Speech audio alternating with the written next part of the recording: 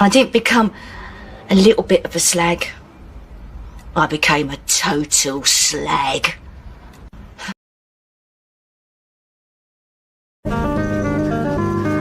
You don't have future here. You don't have future. You can never make it.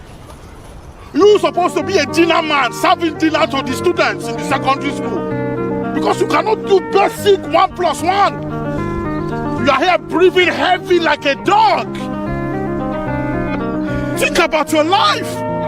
You are a failure. You are a failure. You can never make it. You know you cannot make it. You need to be cutting grass, making this place fresh for the actual footballers that want to use this place. You are tired, you are here. What have you done? Useless. Me with my pregnancy, I'm better than you. Idiot.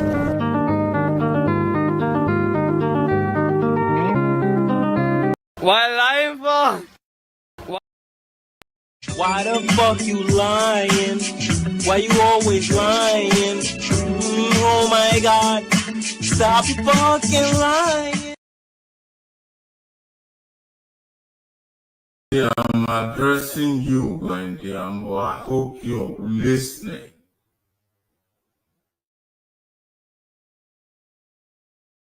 I'm addressing you, Wendy, and I hope you're listening. Considering that you're high and mighty in the British society, I would like you now to do your mates look a favor. Wendy, I would like you now to do your mates Dave Smith a favor. Wendy, I would like you to do your mates Veli a favor.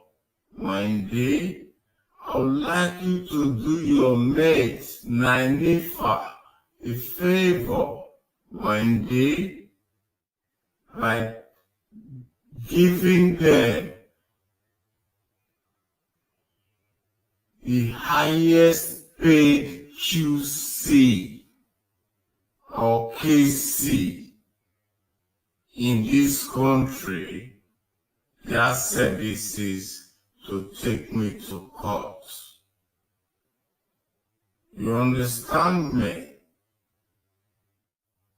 As per usual, what you people do, people like Luke,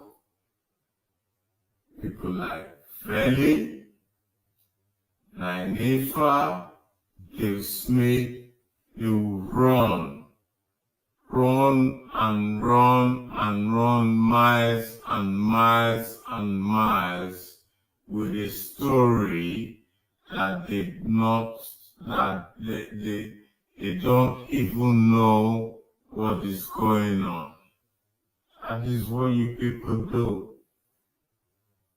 And I'm going to tell you now, you see what's happening to my friend's daughter? I pray to God it happens to those of you that have got grandchildren. It happens to those of you that have got children. It happens to those of you that have got friends and have got children. That's what I'm saying. I'm saying those people. I'm praying to God on a daily basis that it happens to your family. Look around, Wendy Wu, Veli, Nanifa, the bus driver, whatever he calls himself, you lot. I'm praying, that's going to be my prayer from today, that it happens to each and every one of your children. If you haven't got any children, your brother's children. If your brother has not got children, your sister's children. If your sister is not godchildren, your grandchildren, and your great-great-grandchildren, for those of you that have got grandchildren. Yeah.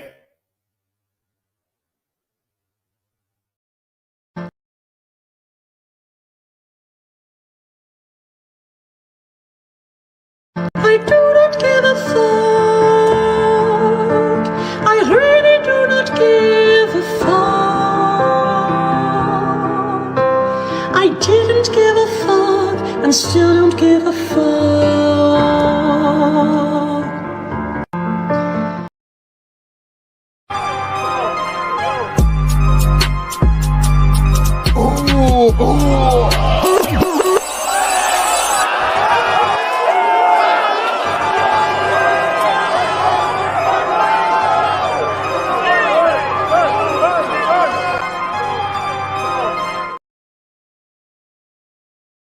Give me wife, give me children, give me this, give me that. Kill my enemy, kill my enemy, kill my enemy. Give me, kill my enemy, give me. Anyone that doesn't want me to succeed, die by fire, die by fire, die by fire, die by fire, die by fire. Give me this, give me that. Kill my enemy, give me that. Give me this, give me die by fire, die by fire, die by fire, die by fire. Give me.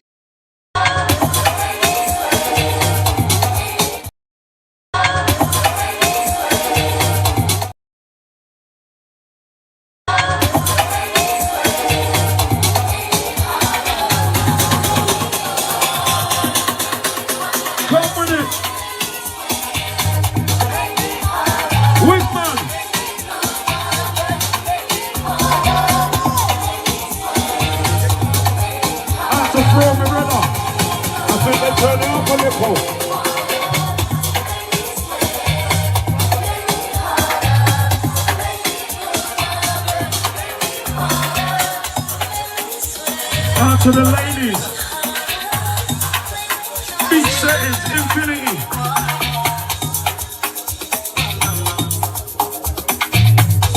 Outside the birthday gang, outside Shannon, outside Amber.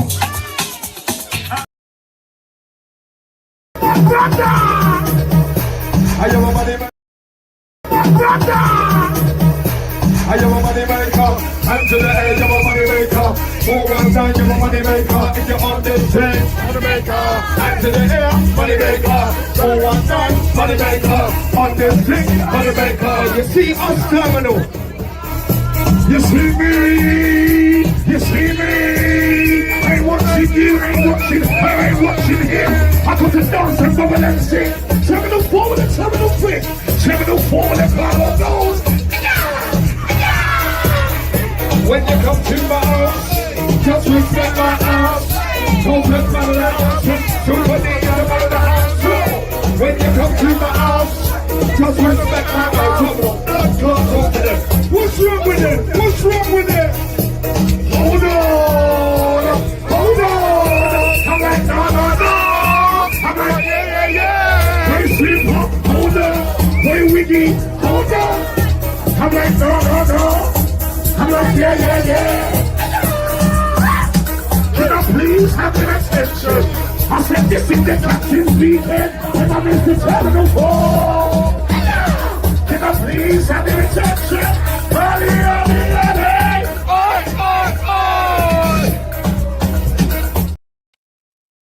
Y'all got Dana. Oh, go on, what you telling me? I'm on this up in this biatch. BDH. Yeah, man, so walk on. What you saying? Lord, you say y'all got nine of the bands like Spragger, one bag of weed and bomber clock grabber, one bag of girl like Shabba, Lord, one bag of girl like a dagger, Lord, lick the girl lip with the hammer, Lord, make the girl bar for the mama, Lord, make a rascal baller, judge. Come on, what you telling me, man? Yeah, man, it's ch-ch-ch. You hear me up in this bitch? Yo, so, let me quickly do shout outs, and then we can, slap some videos really quick, you hear me? Alright, so number one, no, hold tight. Man like Simon, Harrison, they are. Old type Peekaboo, they are. Or Guan, AI Robot, they are. Man like Sad Case, mad. That's a funny name still. That's a funny name still. Yeah. Yep. They still definitely are there. Hell yeah. So, alright. So,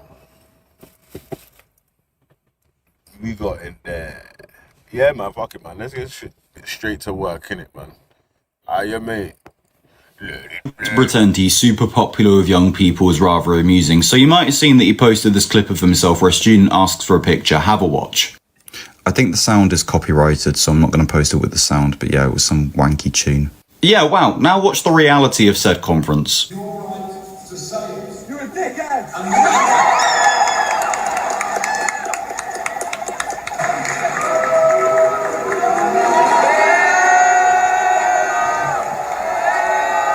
Now, this isn't a fluke. I went to the same conference 6 years ago in my A-level politics class, and Farage spoke there as well. Clearly, he had nothing better to do. Maybe it pays well. I don't know. I've never done it. He was booed coming on, he was heckled throughout his speech, and he was booed coming off, much like what we saw in that previous clip. And I don't know whether it's just because I was quite far away when I took this photo, but he is really little. The reality is that young people cannot stand the guy. This spin that we're seeing in the media that Reform UK is winning the so-called bro vote is rather amusing, considering based on the results of the last election, only 9% of 18 to 24-year-olds voted for Reform UK, which is Farage's party. And when you look at age demographics as a whole, that is where Reform UK polled the lowest, because young people by and large see through his facade. Farage is a con man. Don't fall for it.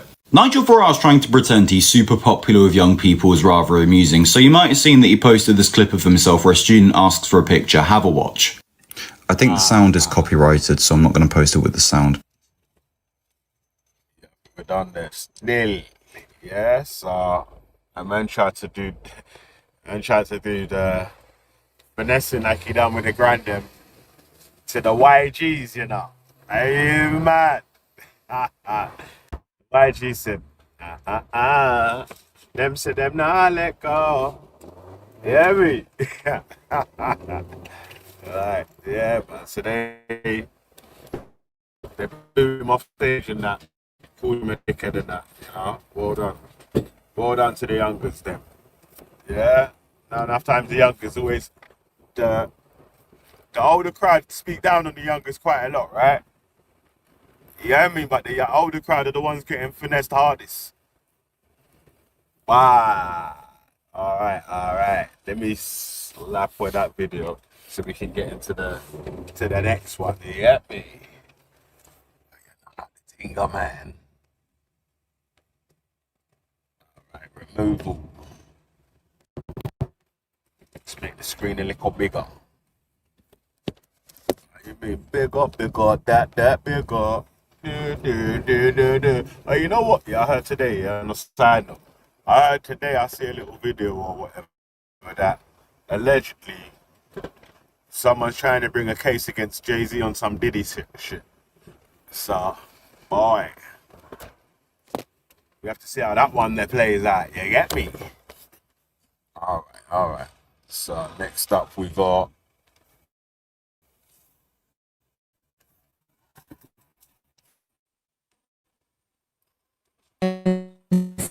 that keep the US from being.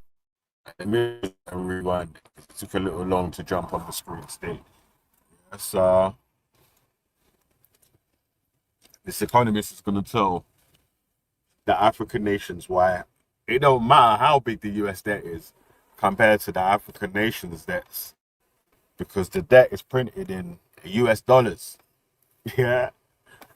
Anyway.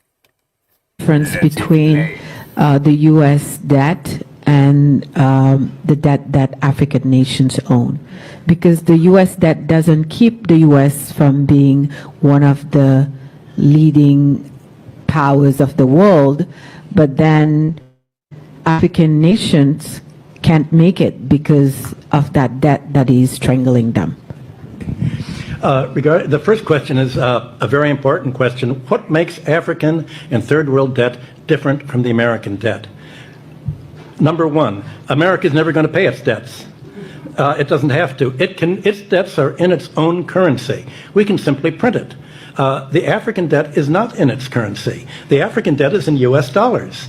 Africa has to earn the US dollars, and the only way it can earn the US dollars is not to be assassinated for growing its own food and becoming independent and doing something that the United States does not like.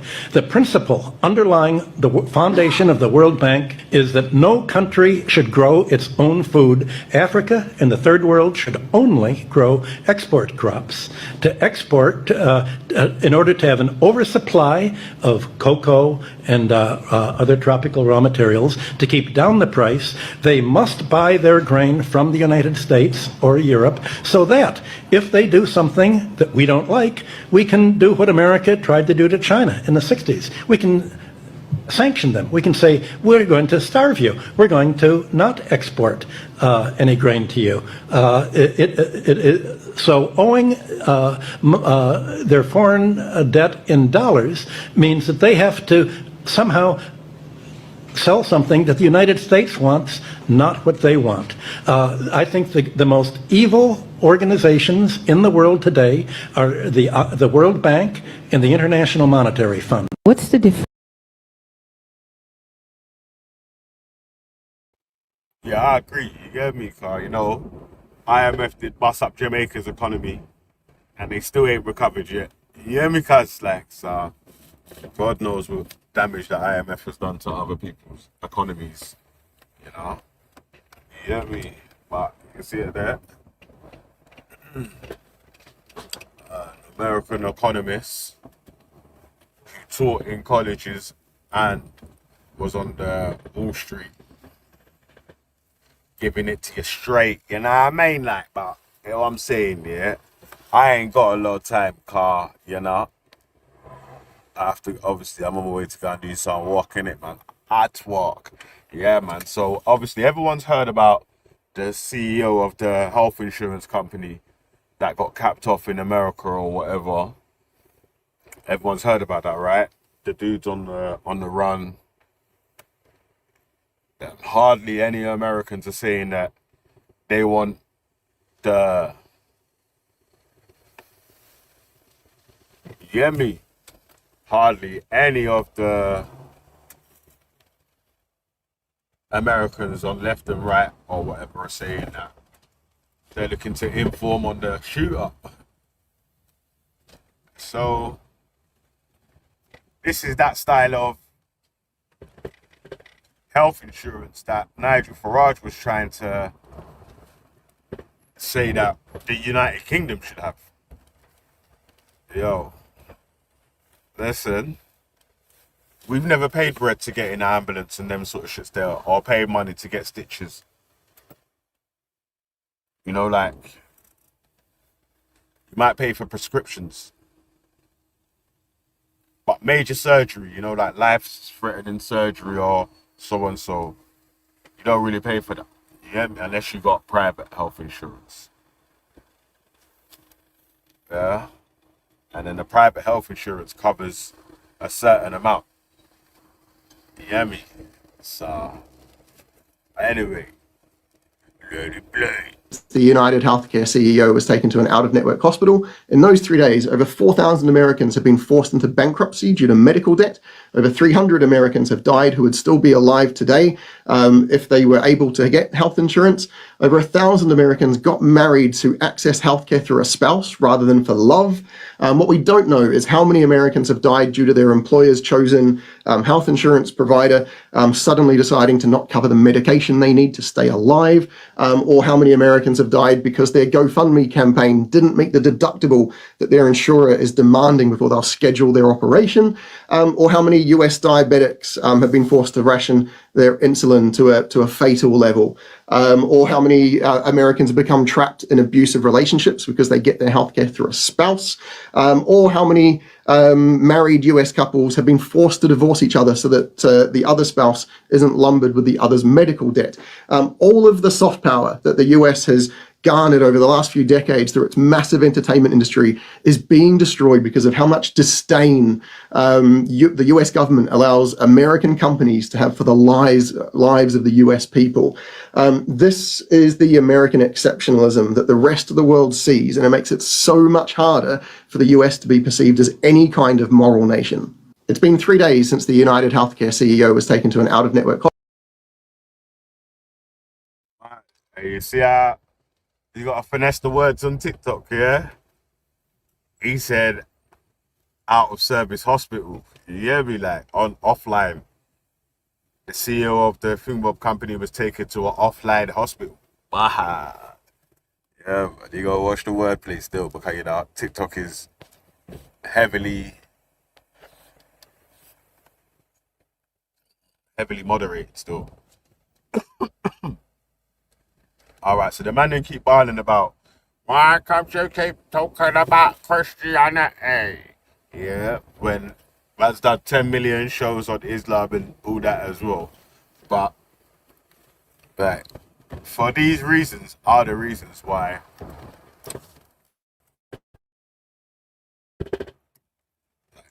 I'm not actually a Christian and decided to not be a Christian no more. Like, these are some of the reasons why. Let me show you. Yeah. He played a major part in giving. Oh, my bar's up. Alright, hold on. Let me run that track again. Hold on. Nah. I'm like, yeah.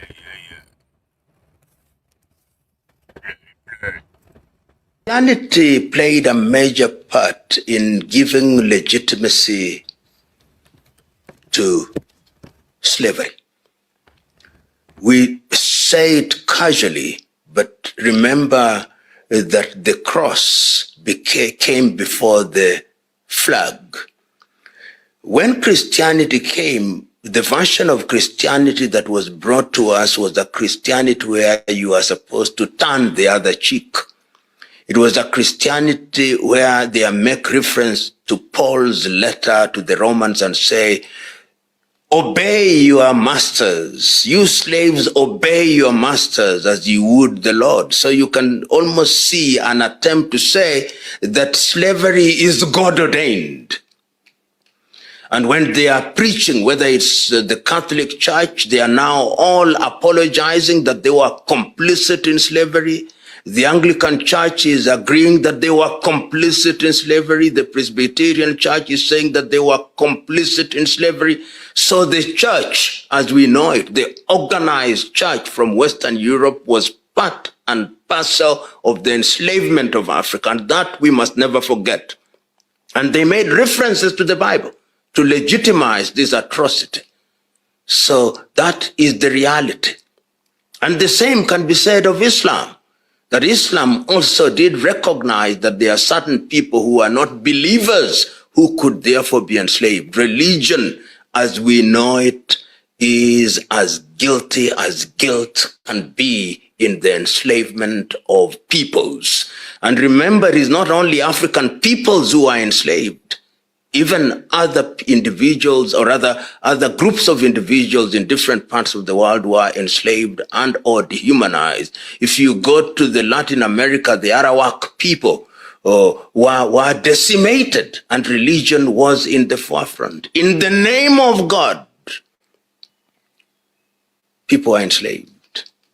In the name of God, people were dehumanized. In the name of God, Africans were turned into things. In the name of God, Africans were turned into commodities.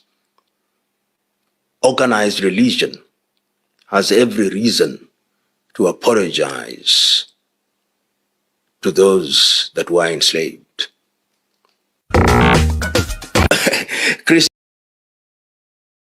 Yeah. See him there. Patrice Lumumba. How you made?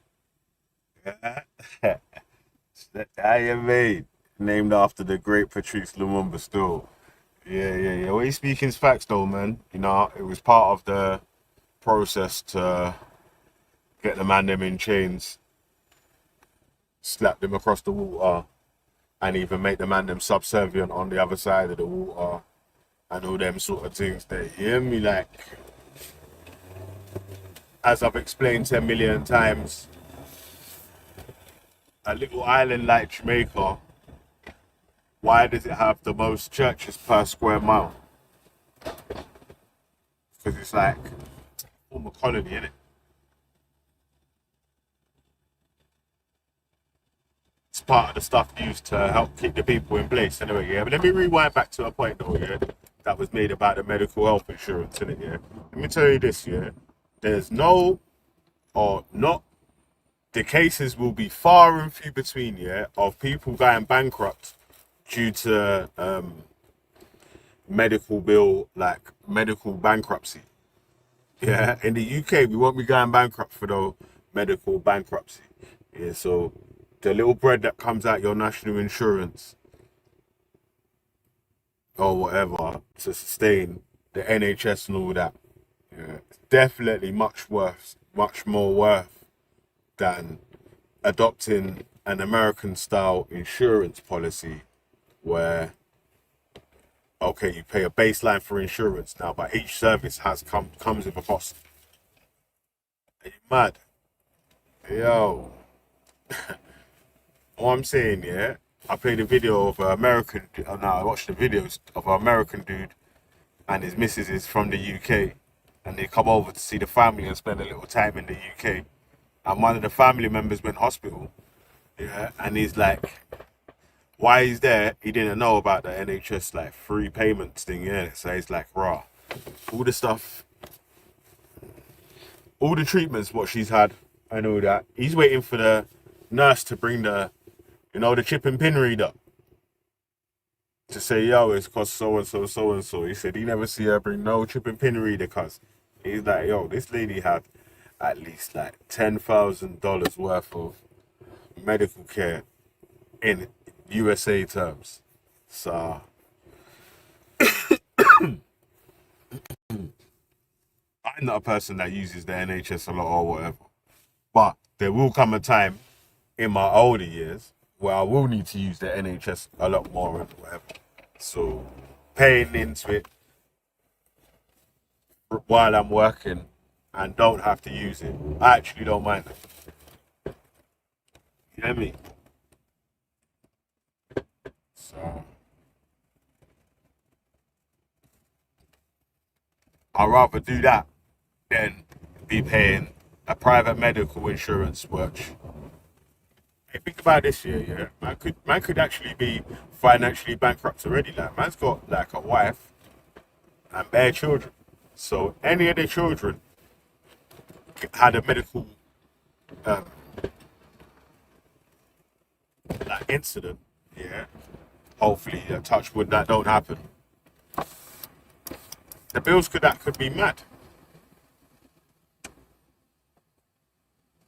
And when you're used to little babies, yeah, you can bring them up to the A&E, flipping like once or whatever, you know.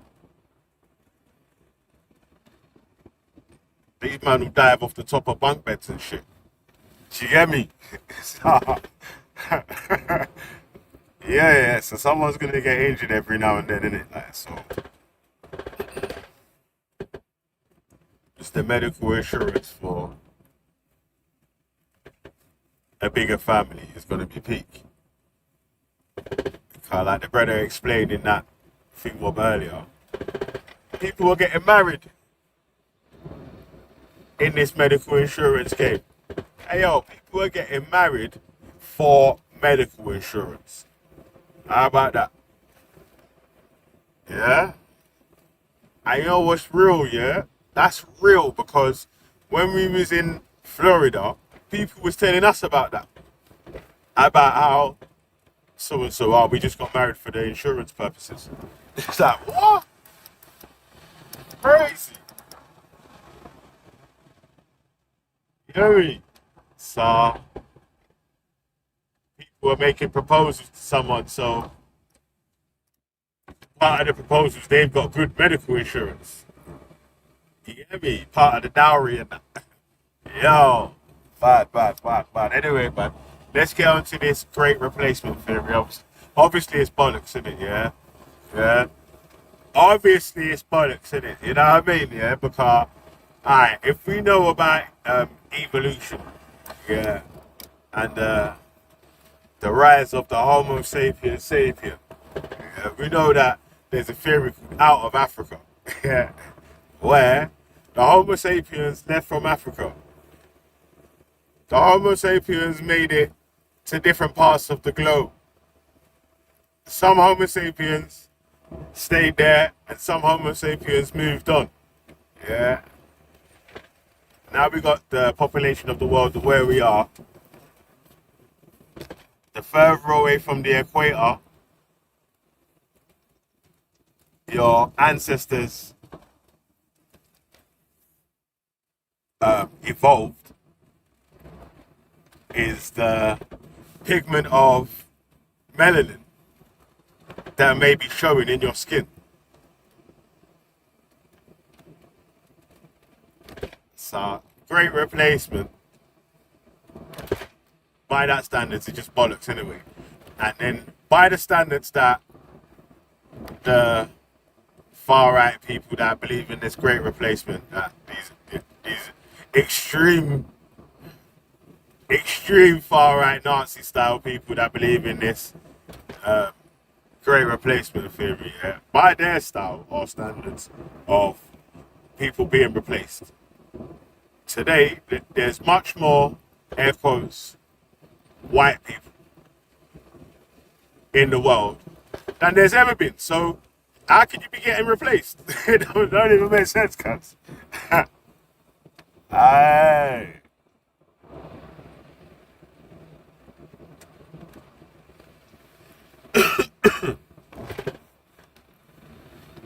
All right. Anyway, man, let's get into the video still because, you know, we don't have a lot of time left, you know.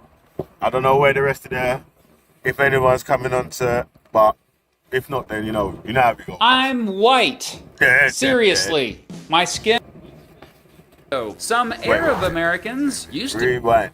Mr. Beat here. I'm white. Seriously. My skin color is white. Well, technically like peach.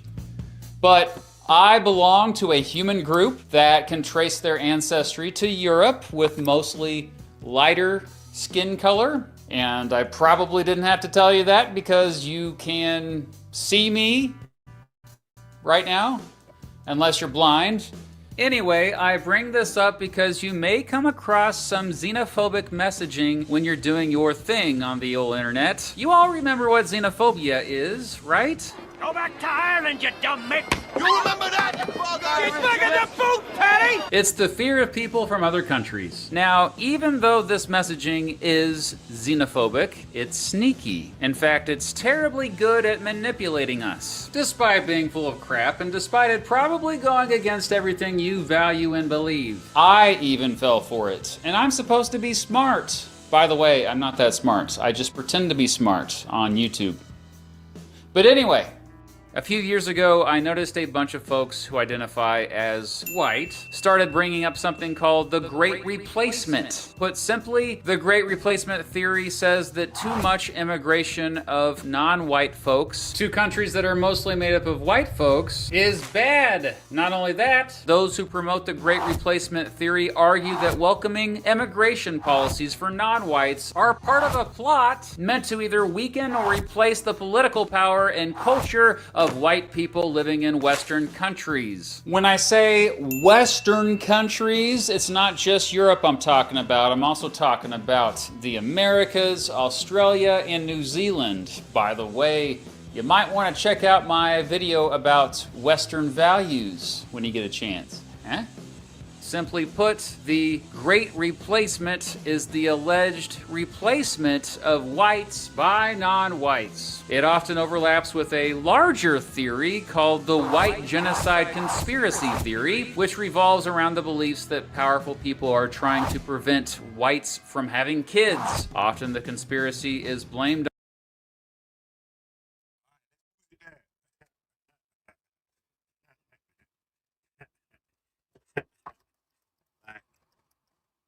You alright, cuz? It's like you gave a dismissal of some evidence that Lady D gave you because the person's Jewish. Now, that's not enough to dismiss the evidence that you was given. Just because the person's Jewish. Huh? Hey, that's borderline racist, cuz. Like, you gotta calm down. You got mad still. You know what I mean? Like, right, man saying, right, the person's Jewish, so I'm not accepting what he said. Like, right, what? Whoa. Yeah, nah, that's not how I do my fact checking anyway, still. Like, I'm saying that. Yeah. If you're saying this great replacement is real and people are being replaced, how can the numbers of people that class themselves as white people, with my air quote fingers in the air, how can that number be the highest number in its history? That's not how replacement goes, bro. The numbers don't go up. It's supposed to go down. Yeah. Yeah. The numbers ain't supposed to go up, they're supposed to go down. Like, get to the chopper. Let it fly. Don, you guessed it, Jewish people.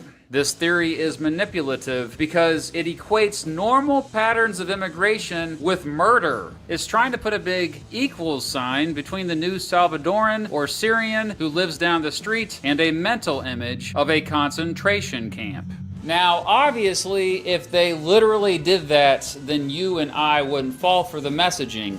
Therefore, the messengers have to be a little bit more subtle about it. And lately, they've gotten pretty good at manipulating us. Here's the thing though, not only are those who preach about the Great Replacement theory manipulating us, but as it turns out, the entire theory is bullcrap. It's literally not backed by evidence at all.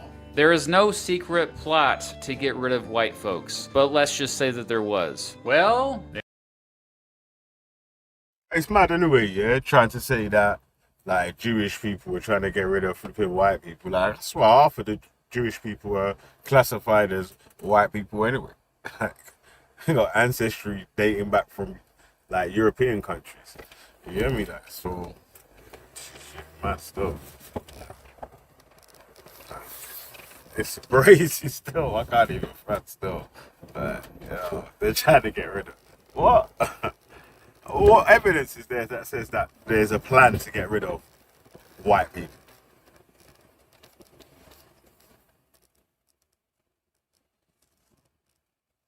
Man, that don't even make sense, cuz. Yeah. Yeah, I can't believe you think that is true, that is real. It's that, brother. You really believe this is real? You really believe this is real? This is true, this great replacement theory? It's mad, that. This is crazy stuff.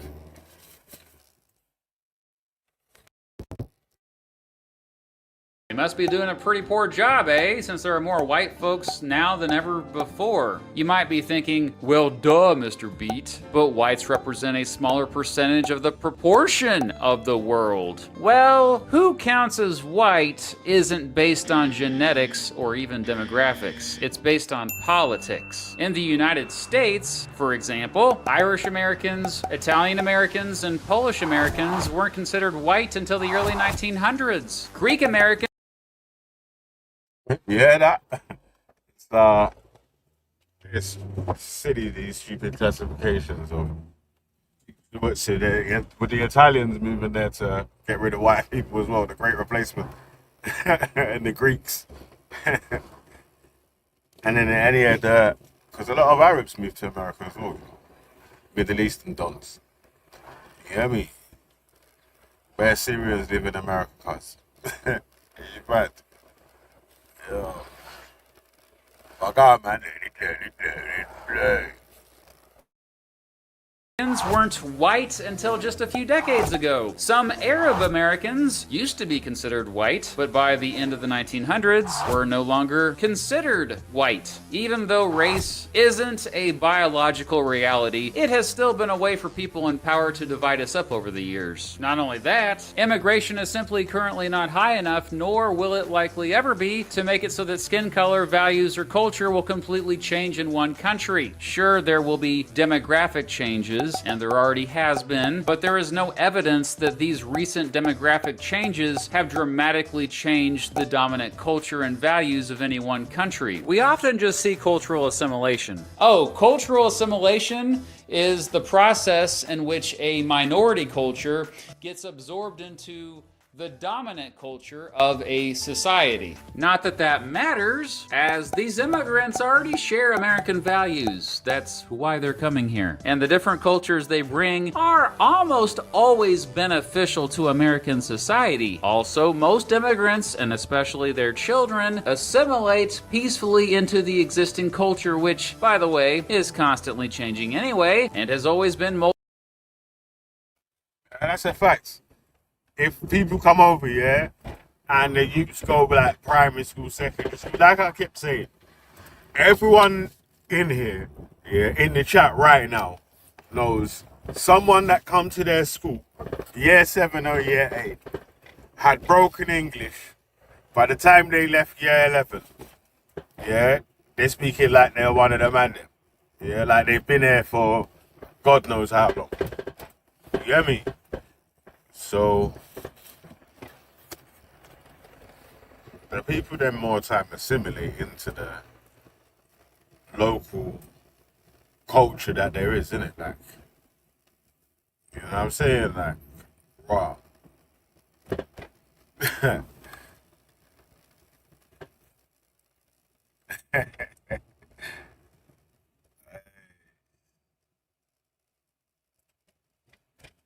Yeah, man, you gotta take time with your great replacement theory, man.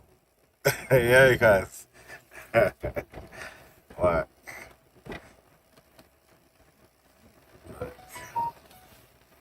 it's mad still. Alright, but what statistics show that there's an actual great replacement? Because you're saying that there was allegedly some government source admitting that the great replacement is real, or that they're bringing people in to replace, or whatever. But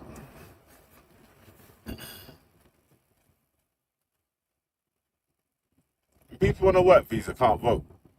You have to be a British citizen to vote, innit? So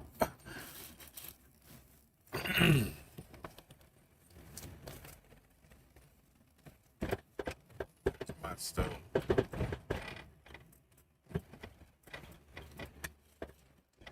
A lot of the migrants here had come over in different waves. There was different things that's happened over the years. That means different migrants have come for different reasons. Like, some people have come back and forth strictly on a work thing. You hear me? Some people have come back and forth because there was issues in their place. Some people have come back and forth on an education thing. Some people's family worked here, had a decent job, and was able to send for them. So it just depends, innit? And that's not part of the repair. I swear down, it's supposed to be alleged people that are telling them to go to these countries, innit? Like, you know, don't claim asylum in the nearest country next door, but go all the way to these countries so you can take over the demographics in them countries. But even statistically, that actually don't work out, because the majority of people that are moving for asylum reasons, the majority do move to the closest country to them. It's a minority that go on to the further routes, go far, and so and so, so and so.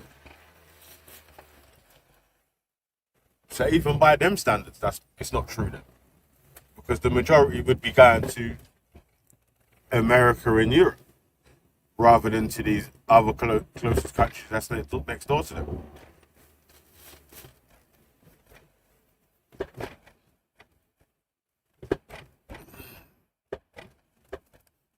Turkey took one bag of Syrian asylum seekers. Oh shit, sorry. My bad, lady. I didn't even see you, dude. You're good, bro. Bless up, bless Rapping. you up, morning. Listen, I only come to tease Nixie. Ha ha ha ha ha. You're talking bollocks. Ha ha ha ha.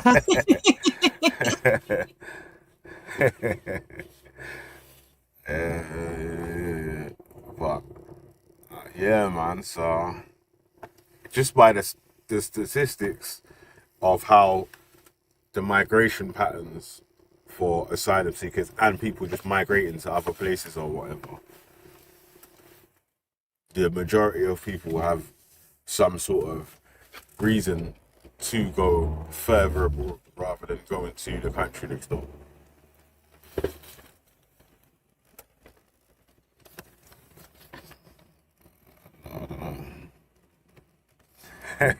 Anyway.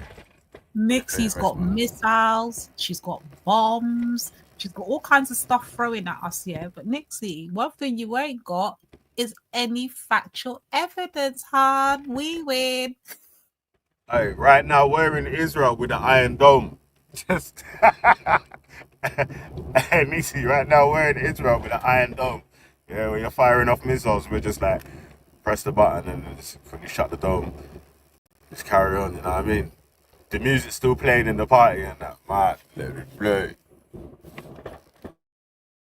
Multicultural. This is no surprise to me, as I've had many students who were the kids of immigrants, but if I didn't know they were the kids of immigrants, I would have assumed that their family had been in this country for many generations. So then it just comes down to skin color, and if you're really concerned that skin colors of all humans in your society might change, have you ever stopped to ask yourself, why? Skin pigmentation is highly correlated with distance from the equator. That's right. The random lottery of how far you are from this line determines what color you get to be. The primary pigment in human skin is melanin, which is used to protect us from the sun. Just because your friend Jessica doesn't get sunburnt as often as you doesn't make her any less human. More than that, this distribution of colors has changed a lot over human history, and Europeans from even just 8,000 years ago looked dramatically different than they do today. Keep in mind that for the vast... Yeah, you hear that? Like we was talking about the evolution. Now remember, we've run a video on the evolution of skin color before as well. Yeah, on G Block season 1. You know, I used to have these arguments with Betty quite a lot. Yeah, about the thing about the different your skin tone not making you less or more powerful than A, B, C, or D, or whatever in it, and even the correlation with how far you are from the equator or the environment that you evolved in to the tone of skin that you developed over time, innit? Because people was a little bit darker when they moved into these colder climates.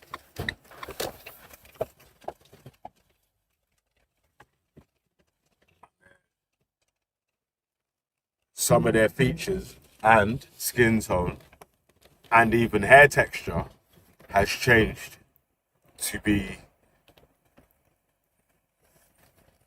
which works with the environment that they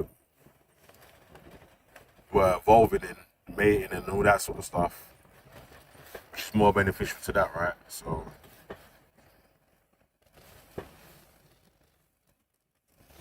but yeah, give me a little bit small, man.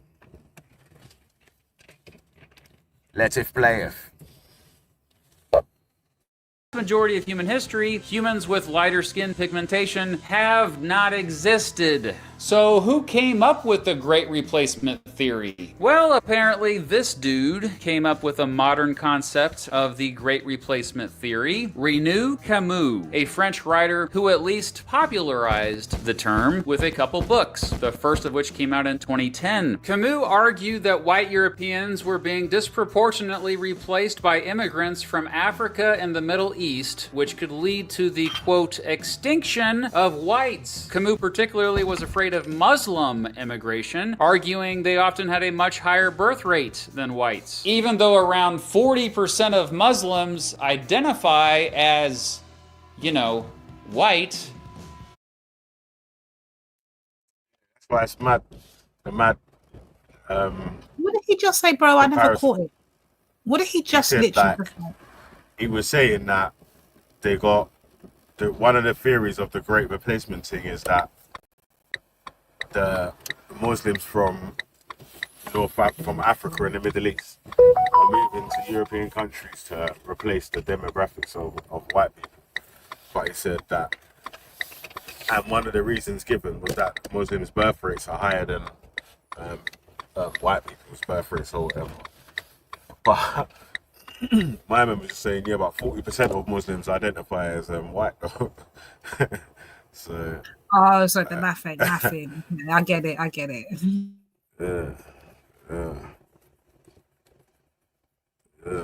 Wow. All right. Let it playeth.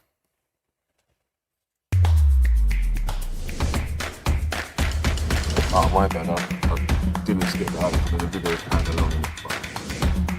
As, you know, white, but I digress. It's not surprising that white supremacists were attracted to Camus' Great Replacement theory, but incredibly it became fairly mainstream by the time I first encountered it in this 2017 video by, what was her name?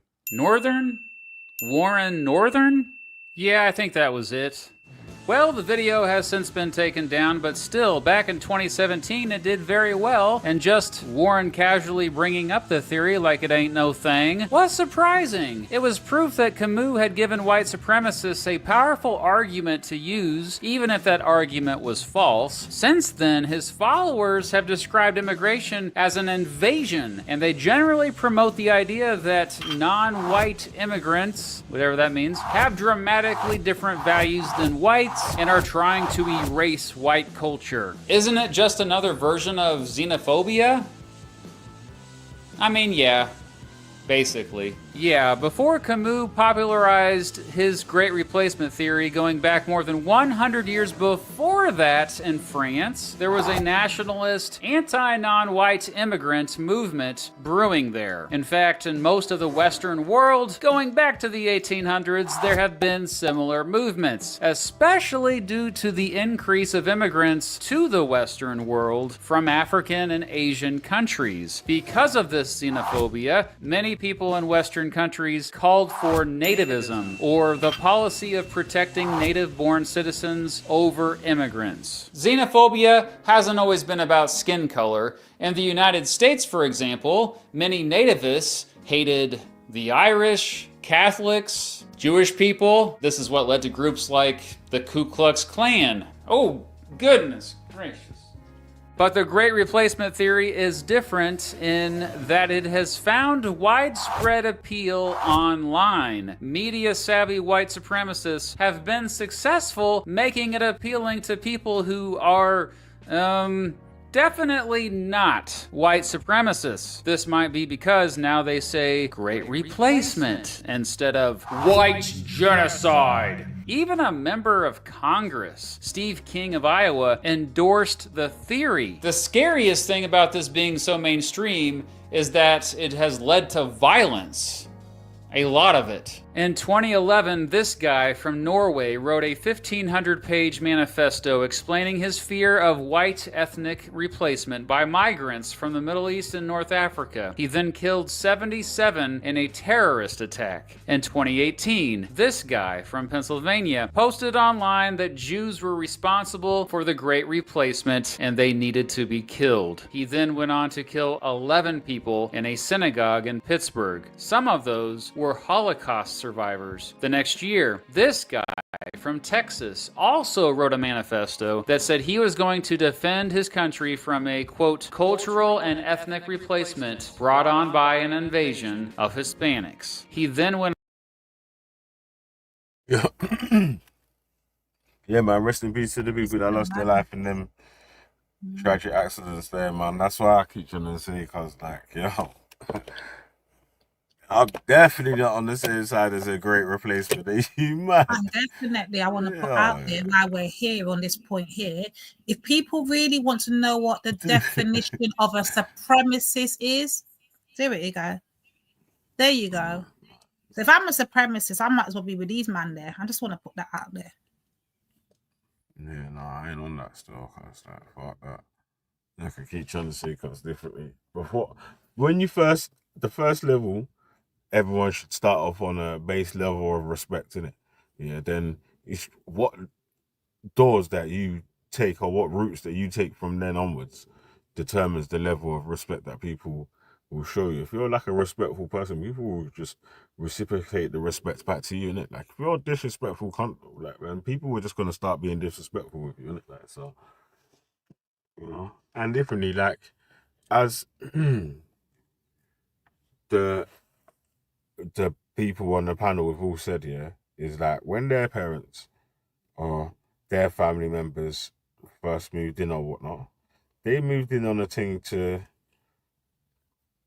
of like, yo, we come here to better our shit, innit? Like we come here to get a little house, job, save up some bread, buy a house, finish building up the house back home, and bounce or whatever. That's what the majority of people was gonna do. The minority of people was like, oh, we come here to just settle and stay. Do you know what I mean? Like, so even on them levels, like that wouldn't be part of a replacement We theory, see innit? the supremacist accusation. I'm a supremacist. Veli's a supremacist. Nanifa's a supremacist. We're all supremacists. But we ain't done none of these actions. We're not in none of these radical groups or nothing. It's a mad thing. It's a mad thing. And Nixie, calm your ass. Yeah, you don't help yourself though, It's man. Because too he's like just calling early. people half breeds and shit, man. Yeah, That's like, you chill out, man. But what I'm saying hear me? is, Nixie, chill out, man. No one ain't talking to you. You take everything so damn personal. Chill out. It's too early. Mad. Yeah, man. Don't worry, Nixie, man. You know, everybody must dead, and your time is no. Unfortunately, for a drunk, racist, decrepit little, I don't know, you disabled little fuck, yeah, both in your head and outside, physically. Ah, shit. Yeah, I can't even respond to you because your racism is ridiculous. Yeah. And Nixie. Chill out. And Nixie. Right, listen, I ain't got time. I ain't got time for this bullshittery, right? This ignorance, yeah. Let me just tell you, you're gonna feel the pain. You're gonna feel the burn. He gonna feel the pain. Trust me on that, right? Because, yeah, you know when they say, oh, I met someone that I really liked, like, you know, like a pop star or something like that. And I was so disappointed. I held you in higher regard. I thought you were smarter than this, Millie. What's going on? What's going on? Nah, man, I'm definitely not in part of no. Listen. I'm definitely. If not believing in the great replacement makes me dance, then yo, okay. I'll right, but telling the truth. So you see what they've done. Now, telling the truth. Telling the truth is. Fine. What's telling the truth? What they've done is they've actually made it so that if you dare to speak about Jews, you're an anti-Semite. If you dare to mention what's going on, you are a far-right extremist. They label you. They put tags on you. But the fact remains. And I can see it with my eyes. So I find it very curious that anyone says that it's not happening. I find it to be very disingenuous. Shut the fuck up, Jordan. Like I said, I told you guys. Why is it that makes you feel like? Honestly, like he makes that little fucking white ass there. I'd love to kick that fucking little sellout. Oh, he came to my radar a few days ago, and then I realised what a little cretin, fucking gutless idiot he is. Yeah, sorry, go on. Hey, Nixie, why is it? Sorry. I I'm ready for it, man. Because I know all the people that are Jewish, like all the people that are pro-Israel, are going to be in the side chat, the ones that I can't see. Because she's an ethnic, she's a white supremacist. No, my truth, I've always had this stance. Like I said, Millie, I said, let's get JJ Yeah, Karen but on here. that's come from white supremacist circles, Nixie. Like, Maybe you have to it admit has, that. but it's starting to be true now, isn't it? It's not true though, man. Yes, It's just it like is. a white supremacist. Why? What's true about it? What's the true part about it? See, Help us it's happening. understand. White Yeah, help us people are understand. becoming they are going to be a minority in this country by 2060, and I think that's a problem. But I went to Japan. You see, you can laugh about it, right? You can laugh about it, but it's true. And if I All right, went so I don't believe that. Nix, calm down. No, calm down. Nix. that's Let me out there, one Billy, thing. and I'm putting them all. No, together don't make all the the time. belly wind you up, Nix. Calm down. Listen to me, yeah? Okay, so you're talking about this particular country here, white people, right? Yeah. And you're saying they're becoming the minority in this country. Yeah. And I just want to know, when you're saying this, yeah, are you taking into factors like deaths, migration, lower birth rate? Was all of that in the thing? Yeah, I am. Of course, I've taken. You have to, but also let's not deny the record number of migrants we've been taking in since 2015, and it's gradually been getting higher. But listen, that is why I didn't go live this weekend, because I hadn't got all my videos uploaded. Because like Veli especially, you're going to feel the pain. I am bringing, and remember, I am bringing stuff that is very difficult to find, because you guys are You better bring it, Nixie. Yeah, Bring it. Don't sing it, Nixie. You better bring it. Can we fight this out in a boxing ring? I'll take you down, bitch. Bring it, mate. No, listen, Kate. Yeah, it's because I got work, man. Like, these guys are forcing me to come on here. You know what I'm saying? We're just teasing you. We said, Nixie, you have been radicalized. Listen. I have not. I've always had this no stance. white replacement. There's no great white replacement. It's not happening. I've always had this stance. Why? That's what I've said to you, and you know. One night I even played it on here. You obviously didn't fucking watch, man. No, right? I did. Literally, but it's easily debunked, because here, remember, it all started off, because the whole threat in the beginning was originally the Jews. That's literally the target, yeah. So you're not really, yeah, they're playing us. Hold on. Yeah. So if the whole theory even started up targeting the Jews, then why would the Jews fund a target that's set up to aim at themselves? Like, hold on, how does this theory even work again? How will you calculate this theory? Because now you're saying that they've been replaced by who? Let me just honestly, guys, because I've got something else coming up. I've got to deal with this now. I've got fucking shit I've got to do. Right, yeah. Can you imagine my boss is wondering why I'm not taking any I'm not answering him because I'm on. Can you imagine if he's actually got this link? I'd be fucking sacked. Right, but yeah, listen, I am putting together shit, man, because, and I don't know what Jordan's talking about, because he obviously won't suffer me. That's one thing I am known for, Jordan, you fucking idiot, fucking gutless fucking idiot. I bring receipts, okay? When people ask for sources, I drop them. But I don't hear you getting up on the panel to say anything. You sit in the side chat, you've got 100k subs because you're the white token fucking useful Muslim idiot. As far as, yeah, you've come on my radar now, I'm sorry. And I look at you and I feel disgust. Absolute disgust. That is what I will say to you.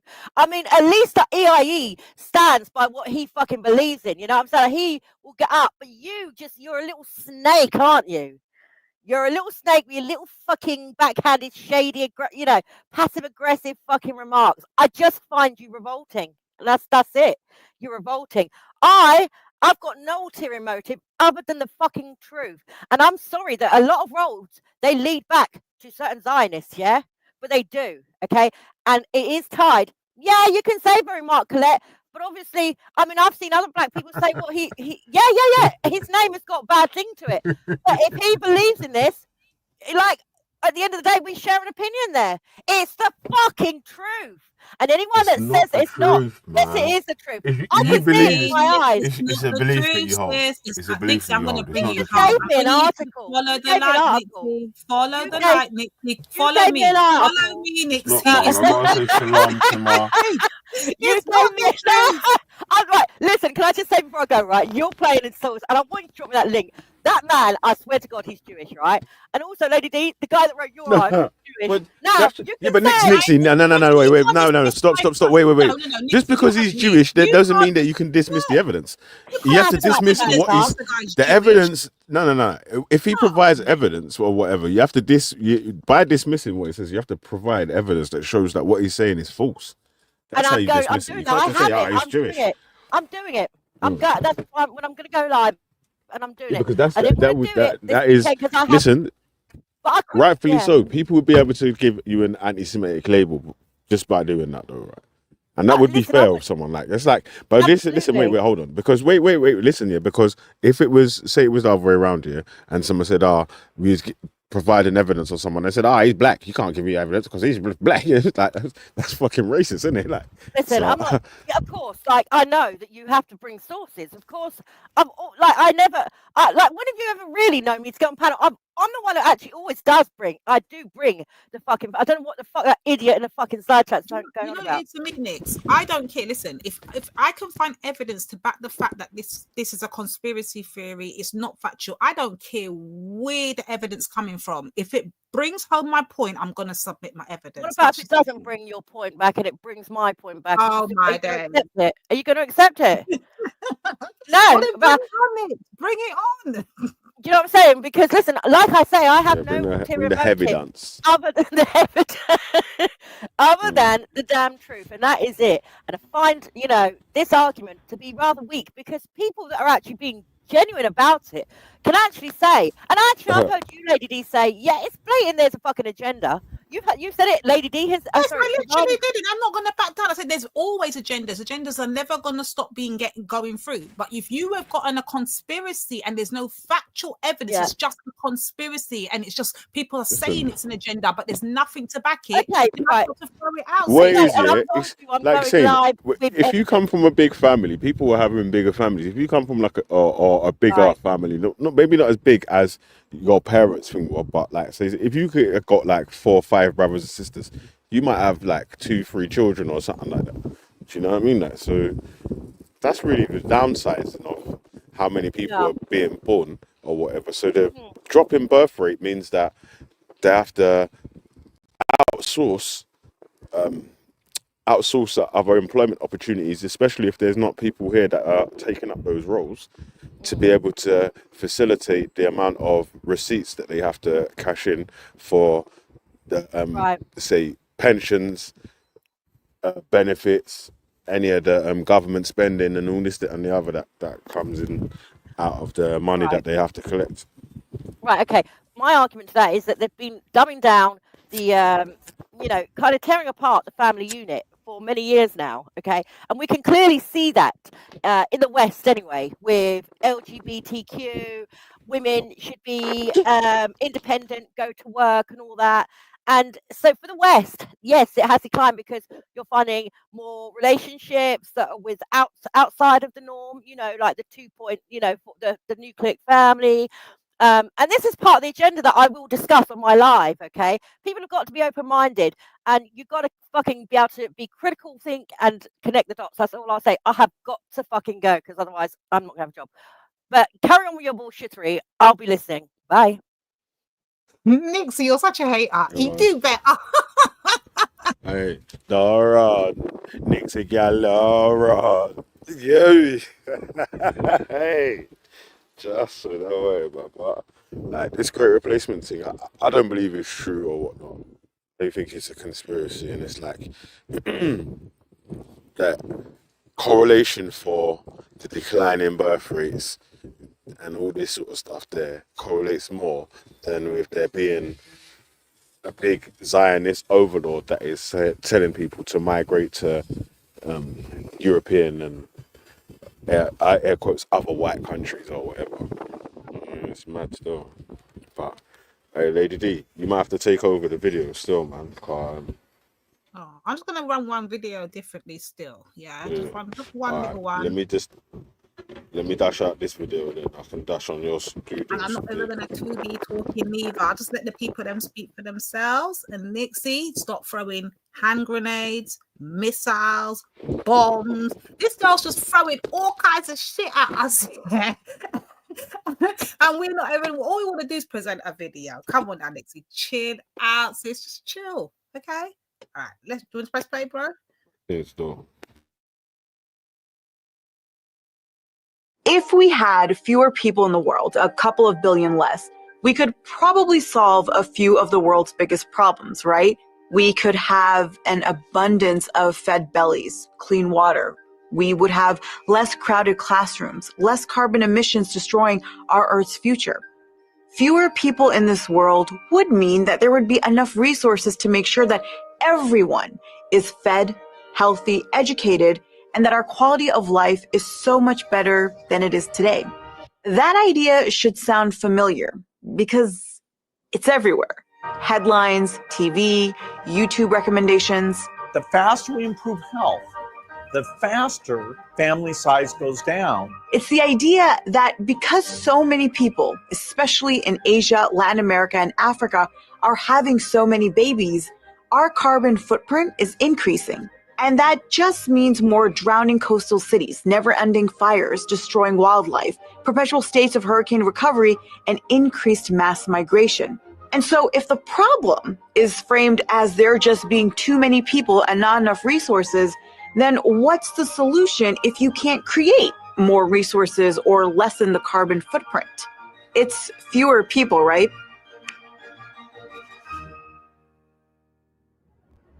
But is that true, that the answer to the climate crisis and a lack of resources is that impoverished families, again, across Latin America, Asia, and Africa, just need to have fewer kids, that women just need education and birth control, and we're on our way to a sustainable planet? Or is the real story here about a monopoly on resources, about the scarcity it created for most of the world's population, about industry practices that are reliant on environmental exploitation? And have we instead been pushing forward a narrative that plays into age-old Euro-American ideas about eugenics, border policing, and which populations are deemed burdensome? Welcome to Backspace, where we tell you how the story is told in the headlines, and then we think about how we can tell it a little differently.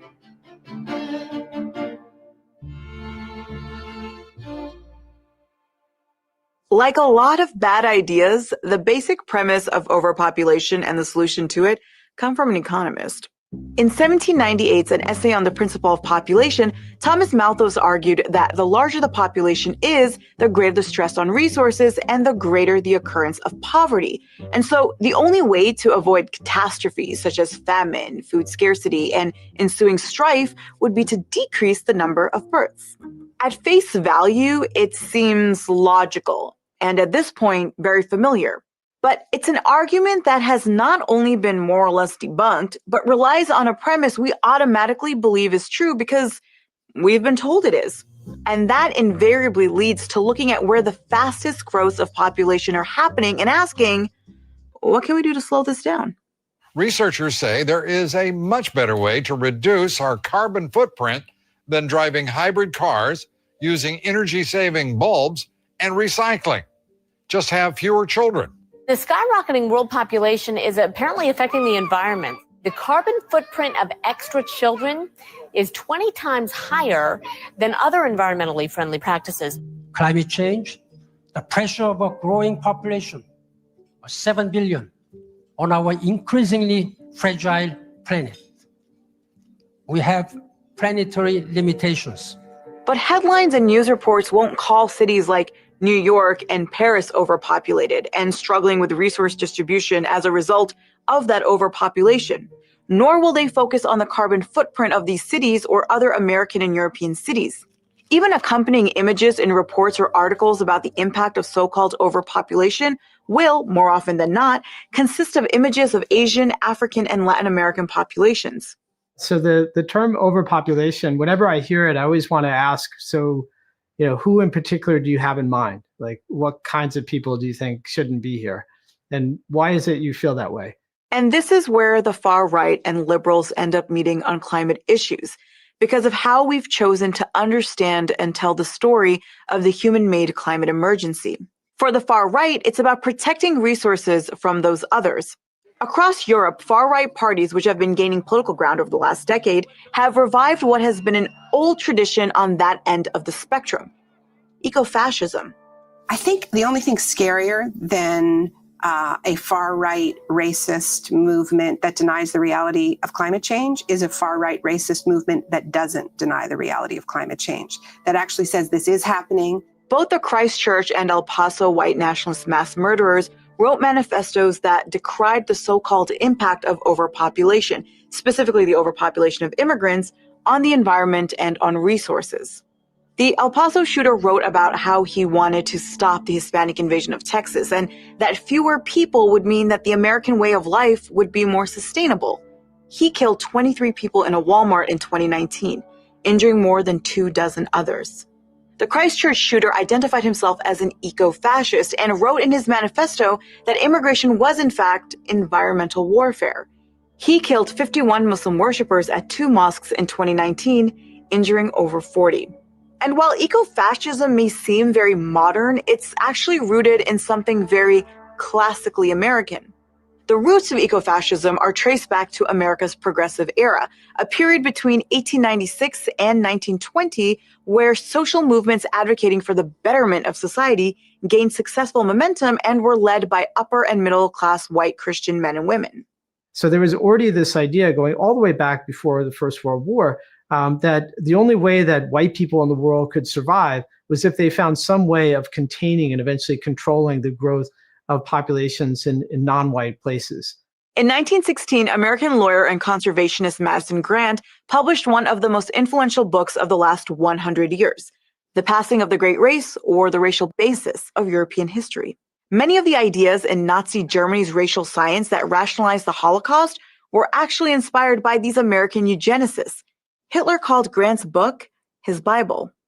And Hitler's Bible informed the foundation of environmentalism in this country itself.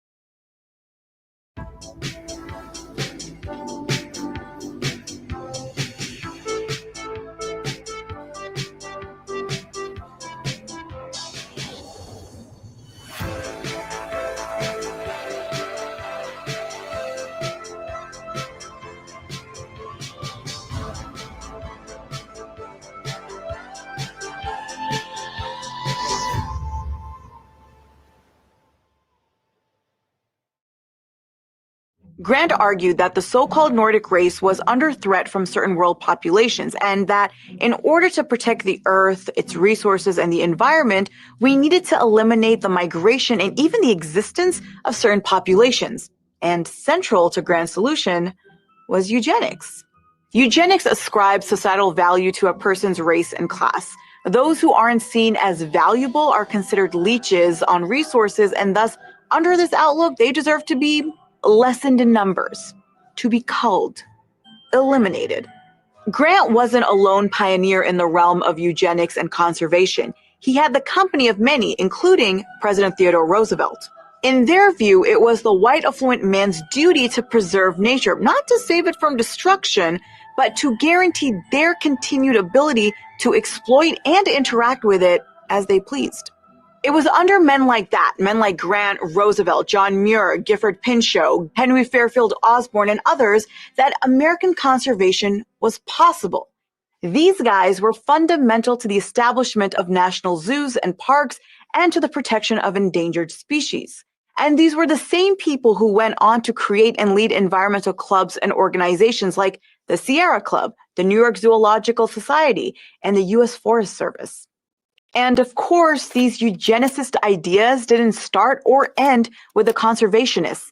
They proliferated across movements led by white Christian Americans in the late 19th and early 20th centuries. From birth control to temperance, both feminist movements, which advocated better breeding to lessen the strain on resources, on poor families, and to help develop better children who would become better citizens. Margaret Sanger, the founder of the American Birth Control League, the precursor to Planned Parenthood, was a believer in eugenics, and her activism on birth control centered on, quote, weeding out the unfit and preventing the birth of defectives. And these ideas, especially as outlined by Madison Grant, had an impact on American governance and the shaping of the future of this country. Theodore Roosevelt's progressive presidency was influenced greatly by Grant's ideas about conservation and the decline of the Nordic race, which Roosevelt blamed on white mothers having fewer babies, threatening a so-called race suicide. Grant's book also informed one of the first, most expansive immigration bills in this country's history, the 1924 Johnson-Reed Act, which included the National Origins Act and the Asian Exclusion Act. It was signed into federal law by President Calvin Coolidge. In the period of the late 19th, early 20th century, the main way in which people in relatively rich and powerful countries wanted to regulate the population of the world was by making it harder for poorer people to migrate and move around the world. By the 1920s and 30s, increasingly, they were trying to shape the way in which people chose to have children. And in some cases, actually prevent people from having children. And so this was a period of the 20s and 30s especially, where you saw this idea of eugenics, where it wasn't just about the numbers. You had to manipulate not just the quantity of people, but also the quality, right? And so that meant, especially targeting people that were deemed to be unfit. Even in the 1930s and increasingly in the period of the 40s and 50s, there was the idea that as contraceptives improved and as it became possible to distribute them around the world, it might be possible to directly intervene in the population growth in poor countries. Because some of the people we're talking about thought that there were whole countries that were relatively unfit. And the only solution was to reduce their growth rates relative to the rest of the world. So the American public was primed by these movements to believe in overpopulation by the time it engulfed imaginations, headlines, and international organizations in 1968, when another book decrying the looming and inevitable apocalyptic catastrophes of overpopulation dropped. The Population Bomb by conservation biologist Paul Ehrlich. What would happen if we had a birth control miracle, a contraceptive, a population control miracle in the next 30 years, and all the people in the underdeveloped countries started reproducing just at replacement level? Virtually everything Ehrlich argues in the book was proven false, from 65 million Americans starving by the year 2000 to massive international famines killing millions more. None of it happened. But the book sold over 2 million copies, and Ehrlich became a media sensation, appearing on The Tonight Show with Johnny Carson over 20 times. How much has the world increased in population in, say, 10 years? Well, in 10 years, we're putting on 1 billion people. And it ostensibly had an impact on President Richard Nixon, who in 1970 introduced a bill creating a commission on population growth, citing predictions found in Ehrlich's book. And it is an impact that still can be seen today in the underbelly of liberal and progressive thinking on issues of the climate crisis, development work, women's empowerment, and resource distribution. Is there anything that can be done to reduce the number of people predicted to be displaced by climate change? Some proponents of the new reproductive health law say an entire nation's dream has been broken by its failure to control population growth. I wonder if over the longer term, we can really be hopeful about African democracy if we see that many more people come into a continent where there probably isn't going to be enough land and enough jobs for most of them. We're going to see mass migrations. We're going to see increasing conflict over water and land because of climate change. We're ill prepared for that. The 1960s and 70s were filled with a lot of movement and work around so-called development. It had been almost 2 decades since World War II had ended, and many countries had achieved independence from the empires that had colonized them. The task ahead for these governments was how to build new countries, new institutions, new economies on new identities, while trying to undo the impact of hundreds of years of colonial rule and violence. And where there is opportunity, there is exploitation. The U.S. in particular had a fear that increased populations would lead to increased poverty in vulnerable nations and thus lead to the spread of communism. And so American foundations like the Ford Foundation and the Rockefeller Foundation led the charge among the UN, World Health Organization, the IMF, and the World Bank in creating and pushing development programs that had family planning at the center. And the Ford and Rockefeller Foundations led one of the biggest and most disastrous population control programs under the guise of family planning and development in India. who exactly elected those people?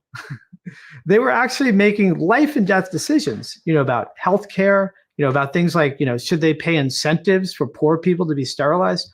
And just picture it, if you will. They're talking about how they're doing all these things, but in fact were really drastic steps, that led to gross human rights abuses.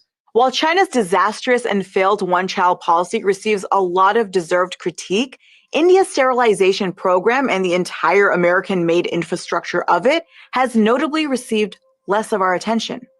India had long been at the center of European and American eugenics conversation for being too populous.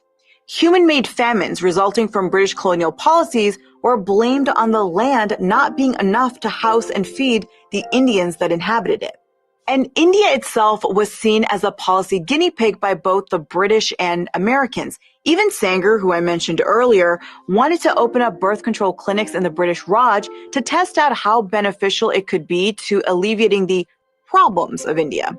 And there were upper caste Hindu Indians, part of the country's elite, many foreign educated, many part of India's Liberal Congress Party, who agreed with the colonial sentiments of too many people, but specifically with regards to the fertility rates of lower caste Hindus and the Muslim community. And so family planning became a part of Indian domestic development policy through the late 50s and 60s, supported, even pushed, by many international American groups and the US government itself. The US often used food aid as a leverage to push for population control practices, while organizations like the Population Council, the Ford Foundation, and the World Bank pushed IUDs for moderating population growth.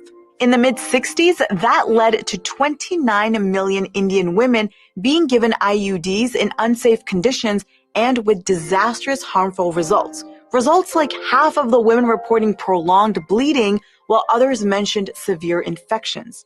And while the majority of sterilization efforts in Indian history have focused on women, in 1975, the family planning policy and infrastructure was used to target poor and rural class men. There is no doubt that if our population continues to grow at the present rate, we are going to have very severe problems by the end of the century. Prime Minister Indira Gandhi, in the midst of scandal and economic crisis and the possible loss of power, enacted what was called the emergency, a period of 21 months during which she had suspended the Indian Constitution. A key feature of the emergency was Gandhi's accelerated population control effort, which included forced sterilizations of men. Her son, Sanjay Gandhi, who was poised to take over the leadership of the Congress Party, led the efforts. In 1976 alone, over 6 million Indian men were sterilized in pursuit of Gandhi's agenda to help the underprivileged. And it was made possible by a mass sterilization infrastructure created by the Ford Foundation's Douglas Ensminger. And none of this is of the past either. Reproductive rights and even women's empowerment development programs are underpinned with the belief that access to contraceptives and education, for women especially, will lead to fewer births in burdened countries. What we do between now and 2050 with education, with economic growth, with health and nutrition, that'll really set the course for moderating the population growth between 2050 and 2100. So practically everybody now working in the field of family planning will tell you that they're doing it not because of overpopulation. They'll say that they're doing it because of reproductive rights. And this is exactly right. I think almost everyone, could agree that people should be able to own and control their own bodies.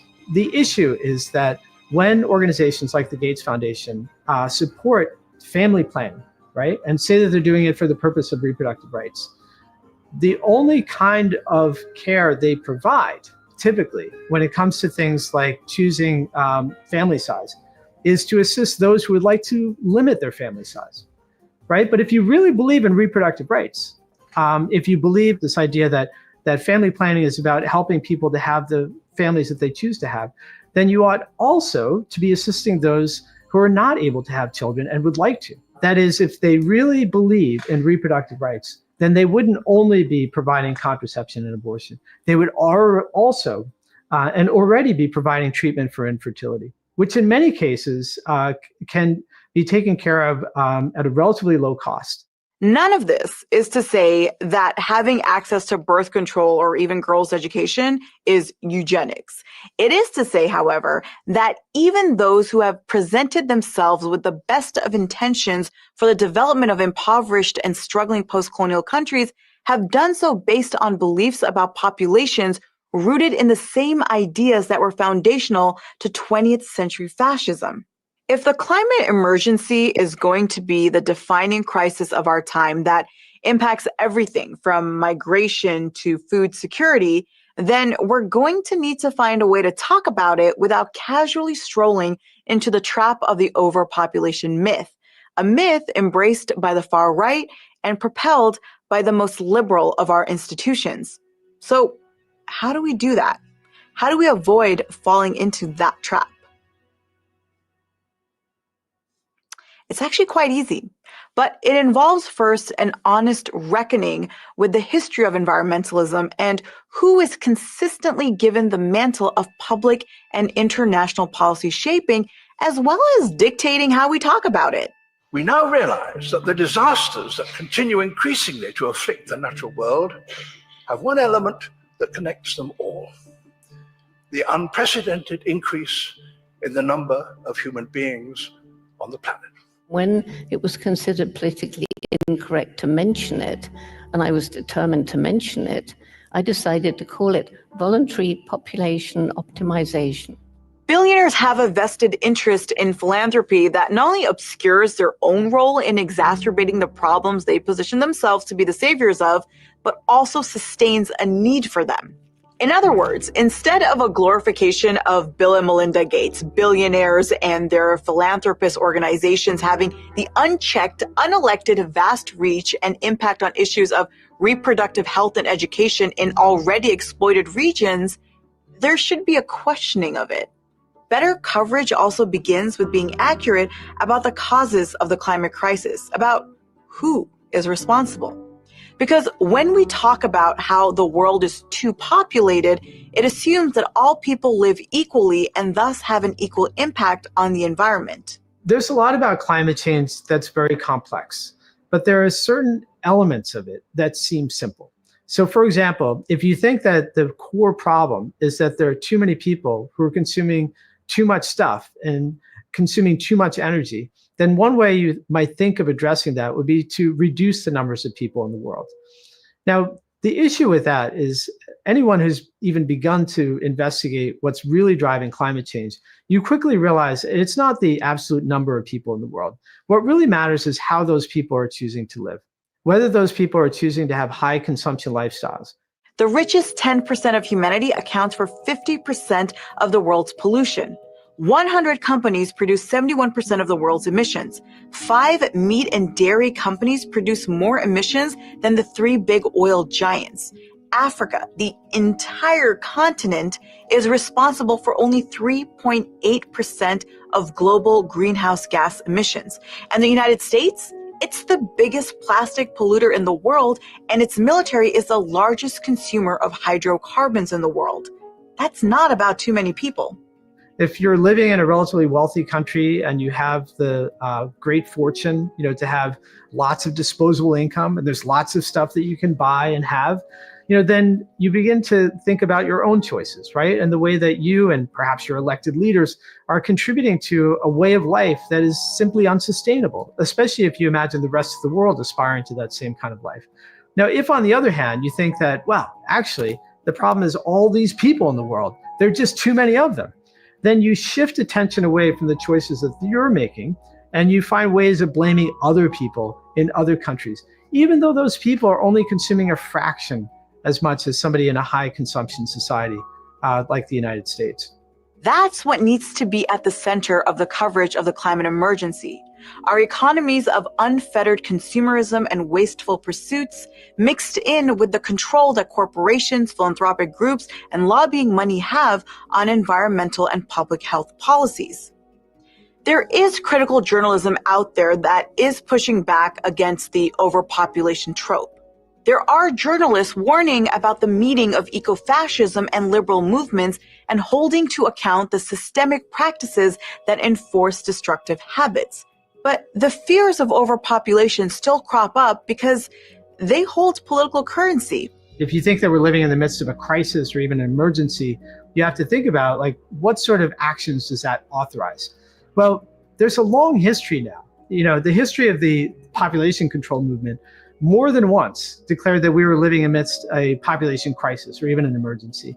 And there are times in which, because of that kind of language, because of that idea, they authorized appalling human rights abuses. When we hold accountable those who repeat the myths of overpopulation and those who create the conditions for the climate crisis, we're able to make it a lot harder for ugly and violent ideologies to find a comfortable home.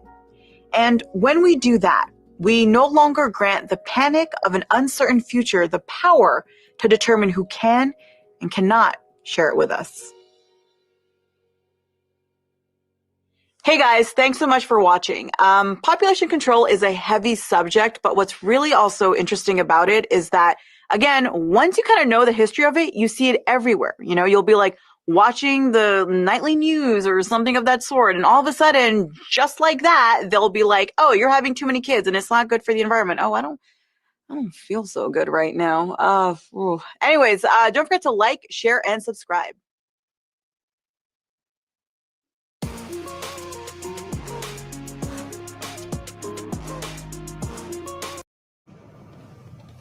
Everything else can wait. It's Christmas after all. Pepsi Max. This is Democracy Now!, democracynow.org, the War and Peace Report. I'm Amy Goodman with Juan Gonzalez. How to Hide an Empire, a history of the greater United States. Oh my God, guys, I don't know why the hell's playing, but give me 2 minutes. I got to visit. Oh shit, I'm not even in the room. Somebody jump on this paddle. Jump on. 1 sec. I don't know what's playing, but I'll let it run. States. That's the title of a stunning new book looking at a part of the U.S. that is often overlooked, the nation's overseas territories, from Puerto Rico to Guam, former territories like the Philippines, and its hundreds of military bases scattered across the globe. Historian Daniel Immerwahr writes in his new book, at various times, the inhabitants of the U.S. empire have been shot, shelled, starved, interned, dispossessed, tortured, and experimented on. What they haven't been, by and large, is seen, he writes. Daniel Immerwahr is Associate Professor of History at Northwestern University in Chicago. He joins us from Chicago. Welcome to Democracy Now! It's great to have you with us. Why don't you start with the title, How to Hide an Empire? How do you do it? And what a history of the greater United States means? Yeah, so when a lot of people think about the United States, people who live in the US mainland, people outside of the United States, they think of the contiguous blob.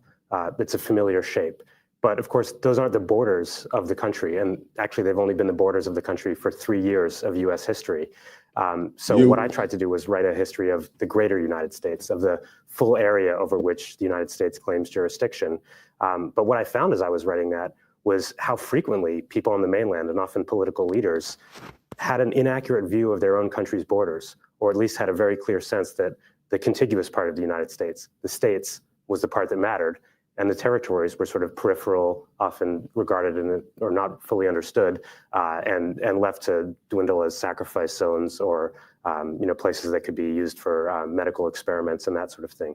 So my goal is to try to tell U.S. history with all the territory as part of the story.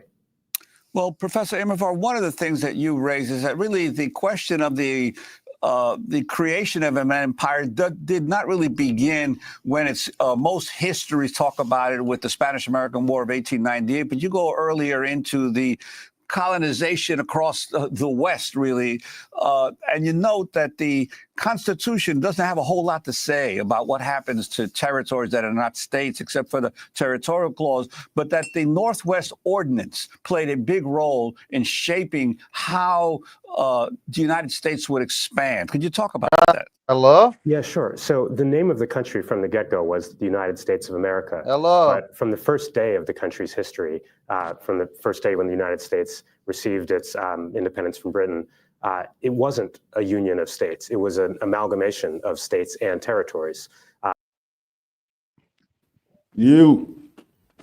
Right. What's going on? Hello, Yes, Mr. sir, Vele. man. Good morning. Lady D's away from the computer. I know, I'm what's only happening, going mate? to do 5 minutes. Vele, I'm slightly concerned Marcus, about a few things. how out now? I'm good, but I'm worried you're accommodating for an online sort of cult with very divisive and dangerous rhetoric and word spiel. Yeah. Yeah, it's not really a Go laughing on. matter.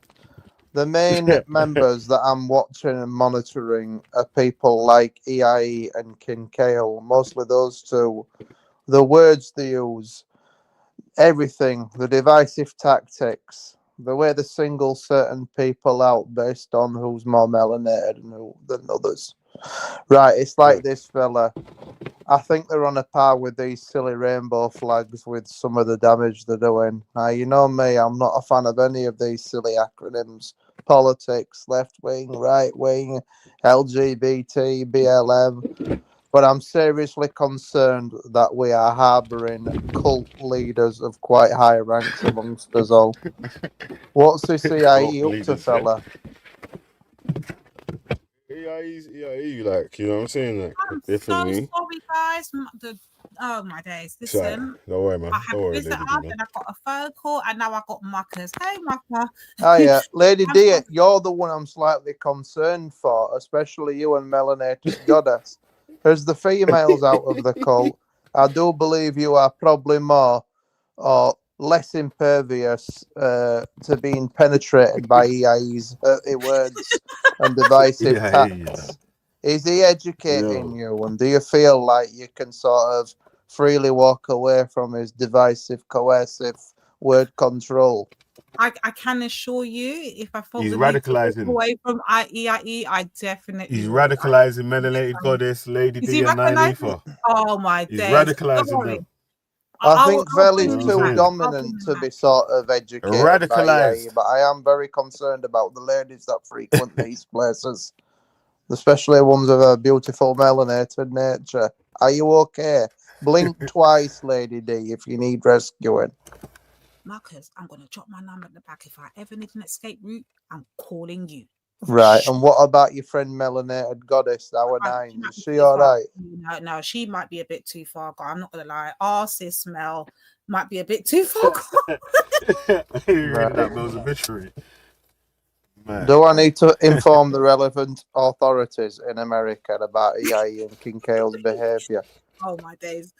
No, you don't need to do none of that. They're actually, I swear right now, yeah, they are actually no, EIE is definitely trolling. When he's ready, he will troll you lot.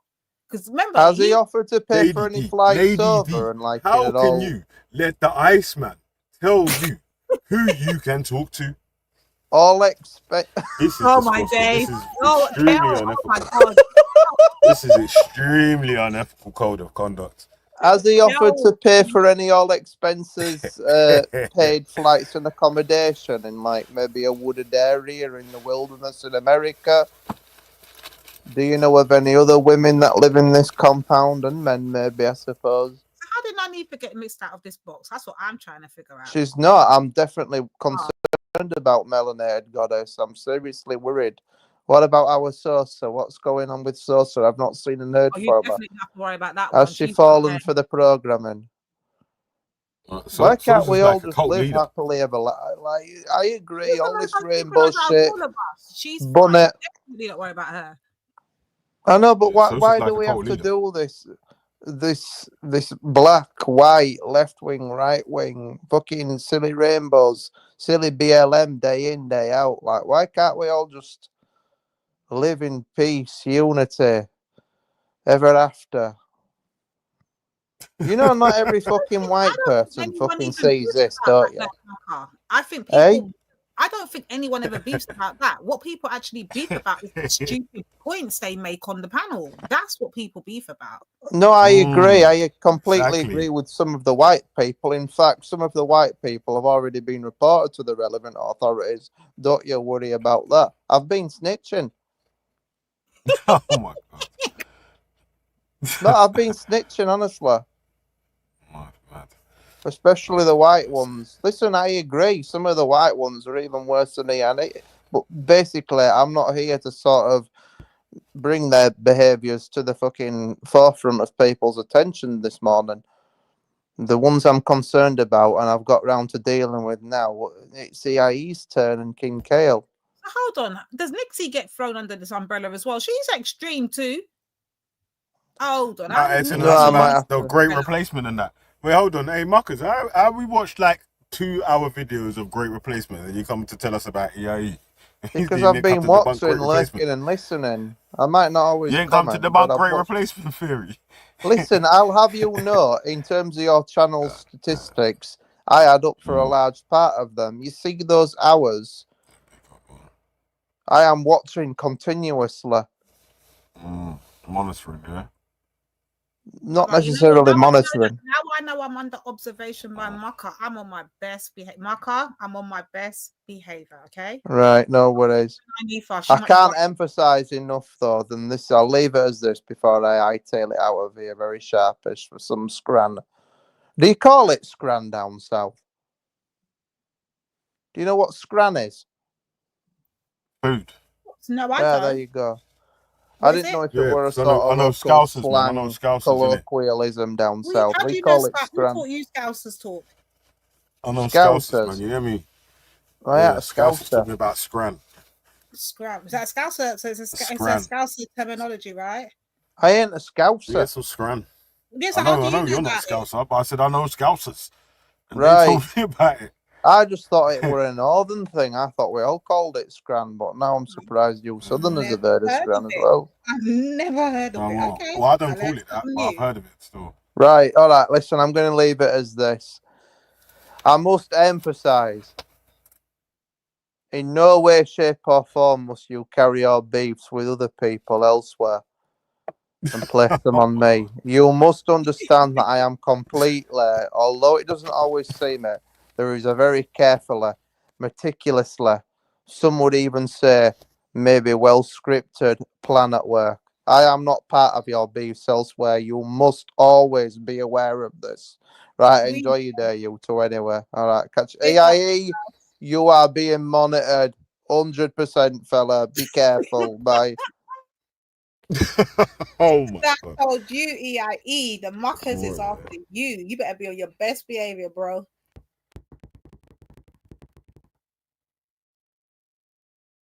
Bro, I don't know what happened there. I think it went on to a whole. I don't know what you were listening to. Where's Jordan M at though, man? Hey, Jordan? Hey, Jordan. Hey, that Lubna Beans was on to you, cuz. Oh my days. Lord have mercy. God damn. You didn't see that?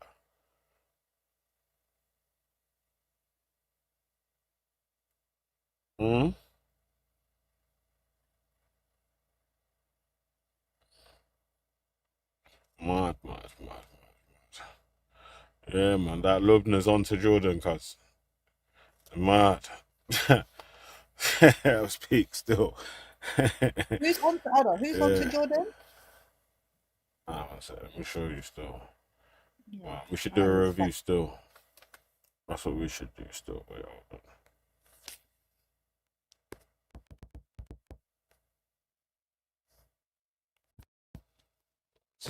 Let me just grab the link.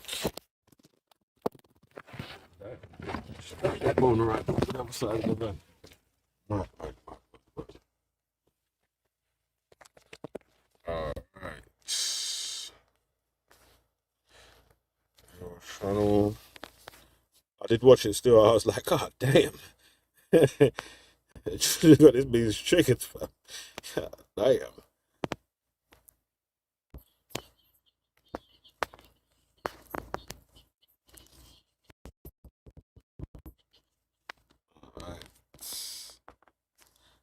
Hey, Lady D, there, yeah?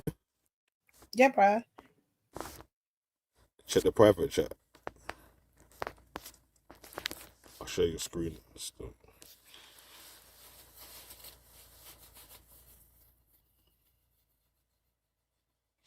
Yeah, she's on to man still, cause Lord have mercy. So, guys, I'm.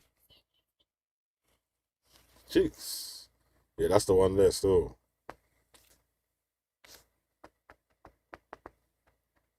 When you're ready, we can let it play. Yeah, man, I'm ready. Yeah. I'm not going to lie, I'm very annoyed, and I wasn't planning to make this video today, and hence why the setting and the camera and everything, mic is all different, because I'm completely unprepared. Someone had basically sent me a link to a channel and a video where someone else has made a video about me. Apparently, I think from what I can see is this gentleman is a white convert to Islam. And I found a lot of what he said about me very, very offensive. And I think this just proves that where people think that they are against the... Hey, I think that's going to be the last time that she's going to call Jordan a gentleman again. Because, God damn. Who's going out Lord with Jordan? mercy. Is it Nixie going out with Damn, Jordan? where's Jordan at, man? Hey, Jordan, you need to do a return review. You hear me? A return review still. All right, God, man. Let it play. Oh, my days. Wait, This hold is going on, to go hold on, mad hold still. on, hold on. This woman we're watching, like I've never seen this. This woman, This lady is talking to Jordan, is, yeah, a former Pakistani, Oh, a okay. former Muslim, but she doesn't call herself an ex-Muslim. It's something with Lubna, is her channel. I think Jordan made a video about her and an ex-dude. They do some reviews about how people need to conform to English culture more and all that sort of stuff. And then he done a review of their video. I've not seen that video to be fair. I've only seen the clips that she puts up of what is on there. So mad, These yeah, are the nah. Hey, places do you know what, that, yeah? I can't lie, yeah. hanging, right? This beans actually sounds like Halima. This is how you know that. Alright, so Halima's definitely from that Pakistani sort of region, because she does sound similar still. And he gets triggered the same way. You fucking so she gonna go bad. But alright, God, man, let it play. Oh boy, big up 6ix9ine. So okay, I'm gonna play. That's what it's called. Candid with Lubna. Babs typed it in the chat. So guys, I'm not going to lie, I'm very annoyed, and I wasn't planning to make this video today, and hence why the setting and the camera and everything, mic is all different, because I'm completely unprepared. Someone had basically sent me a link to a channel and a video where someone else has made a video about me. Apparently, I think from what I can see is this gentleman is a white convert to Islam. And I found a lot of what he said about me very, very offensive. And I think this just proves that where people think that they are against the far right, they've actually turned into the far right themselves. Please watch this. Hi everyone, Mr. Khan is back, and today he is advising people on how to integrate in Britain. Okay, so is this the British Pakistani, or is it the guy that's come on the screen? I think I might have seen the sister before. Definitely uses that extra white light, you know, need to appear to the white crowd because I'm an ex-Muslim. And I need to tell you all how terrible Islam was to me. And, you know, I'm one of you guys. I'm not one of them. I'm now one of you guys, you know? Hey, pause for a sec. Pause before our reaction. I don't wear it, no.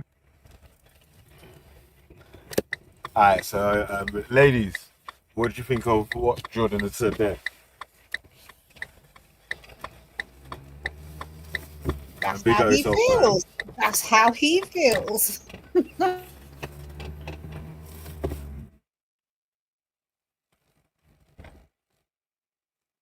Oh, Nancy there?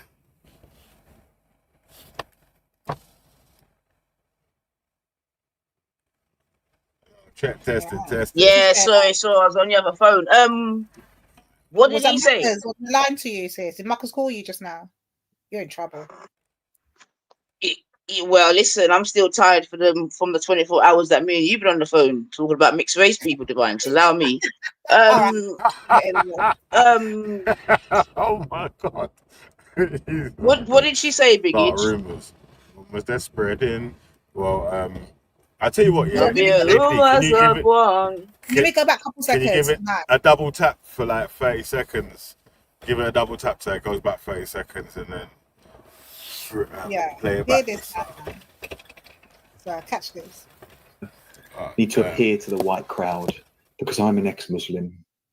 I think I might have seen the sister before. Definitely uses that extra white light, you know, need to appear to the white crowd because I'm an ex-Muslim. And Come I on, need to tell Jordan. you all how terrible Islam was to me. And, you know, I'm one of you guys. I'm not one of them. I'm now one of you guys. You know, I don't wear that ghastly hijab. I don't wear it, no. And I don't... What are we saying? And like I said, that's how he feels. That's how he feels. I'm not gonna ban out Jordan. That's how he feels. We're not gonna ban out Jordan for it. Does anyone have this same problem when we applied this same method to Danny Roscoe? No. What did Does he say? anybody- She's Does anybody have using this? Wait, hold on. You gotta listen to Lubna's reaction to what he said, innit? Let's hear her reaction to what he said. Oh, I wanted you okay, to give your reaction before she gave her what he said, though, bro, you asked us, innit? So we're saying if that's how he feels, that's how he feels. No one says this stuff So you that just- when it with his fancy. Not either or, innit? You're not chastising him, but you're not supporting. Yeah, I'm not chastising him, but I'm not co-signing him either. That's how he feels. That's how he feels. Yeah. I ain't said nothing yet. I've just laughed. You get me? So, because you know, people would interpretate. There's people that there's laugh interpretators out here. You get me? So remember, I said nothing yet, you know, but make it play it. But the thing about the white light. What you saying though? Yeah, go on. What you saying about the white light? White lights. White lights. You see, what you saying about that one? yeah, I mean, some people would take offense to that type of chattings, isn't it? Some people would, but make it play, man. Make me walk on. I just find it funny, innit?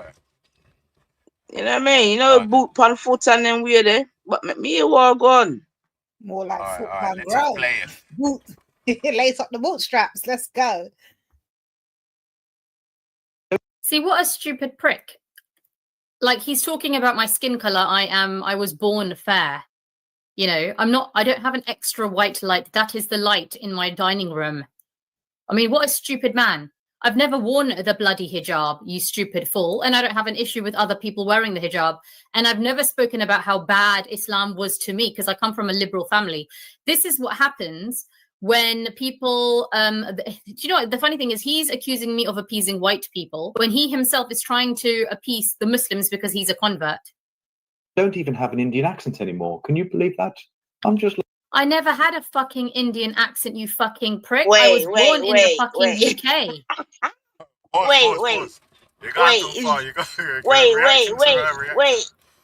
Wait, is Jordan so wait, what's he saying about her accent? What's he saying about her accent? Rewind that little piece there, everybody. She BEX. Man, you fucking prick. You know, hey, listen. When you know when someone's rich, when they, if they hear you say something and then they say, "You fucking prick," yeah, that's, yeah, she's ready to turn up. Who else do you hear though talk about accents and blah blah blah blah blah blah? It's crazy, man. Okay, yeah. Two sides of a different coin, man. It's crazy. Make the thing run still. Woo! He's talking about my skin color. I was born fair. You know, I don't have an extra white light. That is the light in my dining room. I mean, what a stupid man. I've never worn the bloody hijab, you stupid fool. And I don't have an issue with other people wearing the hijab. And I've never spoken about how bad Islam was to me because I come from a liberal family. This is what happens when people, you know, the funny thing is he's accusing me of appeasing white people when he himself is trying to appease the Muslims because he's a convert. Don't even have an Indian accent anymore. Can you believe that? I'm just... I never had a fucking Indian accent, you fucking prick. I was born in the fucking UK. Like you guys. All right, let's have a watch. And the interesting thing is, I don't call myself an ex-Muslim and I don't call myself a Muslim because like I've said a million times, labels don't matter to me. I'm not interested in calling myself a Muslim, ex-Muslim, Hindu, Christian. Like I'm past that mentally. I've evolved past that stage. I think what is more important is what's in your heart and your mind. I do believe in God, but I believe in doing good things and I don't believe in labels. Just calling yourself a Muslim doesn't mean that you're a good person, you stupid fucking prick. Pause for a second, man. We got the man of the moment here. You got the man, the myth, the legend. Jordan. I like Jordan. Hey, Jordan. I had to explain some of the context.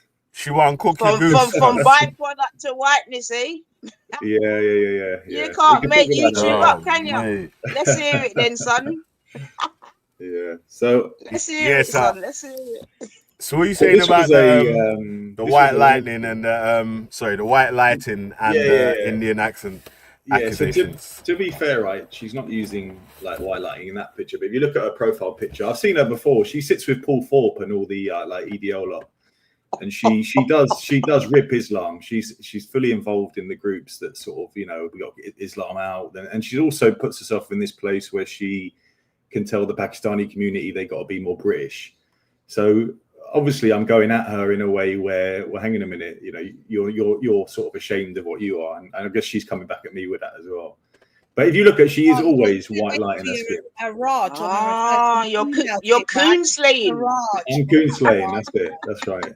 Oh my days, man! And this is a common thing amongst ex-Muslims, right? That I see. It's a common thing that I see generally, especially online ones. They will try and look as white and Western as possible, and completely against their sort of origins. So I like to try and call that out.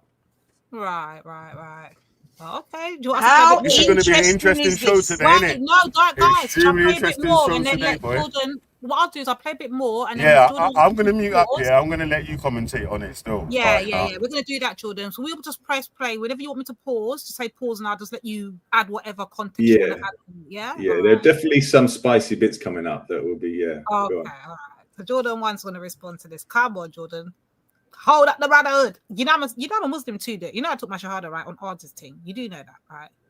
I didn't hear that. I'm sure I would have heard that if it was true. Oh, mate, it's true. I'm trying to what are you doing? Right, come on, let's go. 10. Please watch this. Hi guys, do trust you're all well.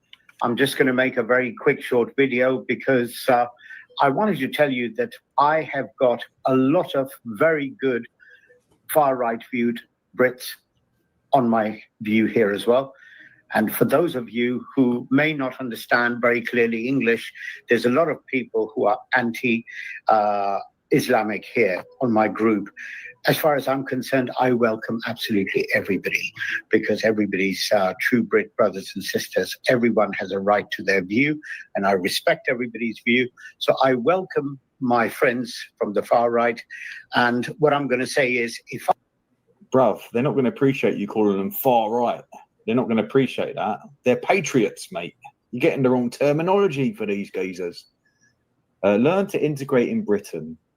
This is a great country which gave you liberty, and any Islamic country would that gave you more liberty than any Islamic country would tolerate.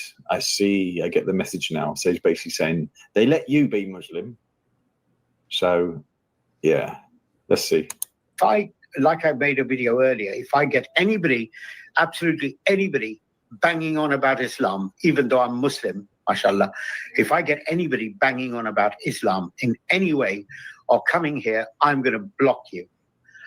I'm going to block you. It's that simple.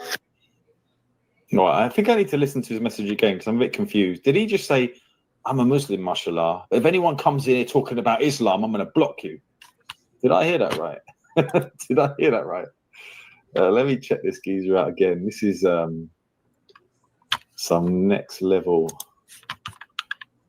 I can't even say the word because people, begins with a C, ends with a nut. Two Brit brothers and sisters. So he referred to his British as brothers and sisters. All these people are leaving hate in his chat, but the Muslims, you come over here talking about Islam, you're blocked. This is one of them. This is our Aki here. Aki, what's his name? His name's probably Roger or Norman. Probably changed it by Depot, didn't you, Norman? Let's have a look. See, another false accusation. This man, Mr. Khan, hasn't changed his name. What he's trying to basically do, Jordan M., he thinks he's superior. Hey, so break down. What did you mean by that, though, when you were saying his name's like Norman and Roger and all that? Like, what? Yeah, so I guess I'm going straight into it, and he's already saying that his far right mate are his mates. They're lovely people on his channel, and the bloody Muslims, whatever, as he refers to later, are kind of like he's going to block them if they come around talking about Islam. So I guess the Norman comment is this guy's clearly a what's the word? It's clearly a C nut, isn't he? Wait, is he a plant? Also, is he like trying So to what are you do saying something? that you feel like he's anti what? But I don't get He's, it. he's trying to appeal. He's trying to be. He's obviously a Pakistani man. To appease, you think? He's trying to appease the far right people and be. I'm like one of you guys, not like this lot.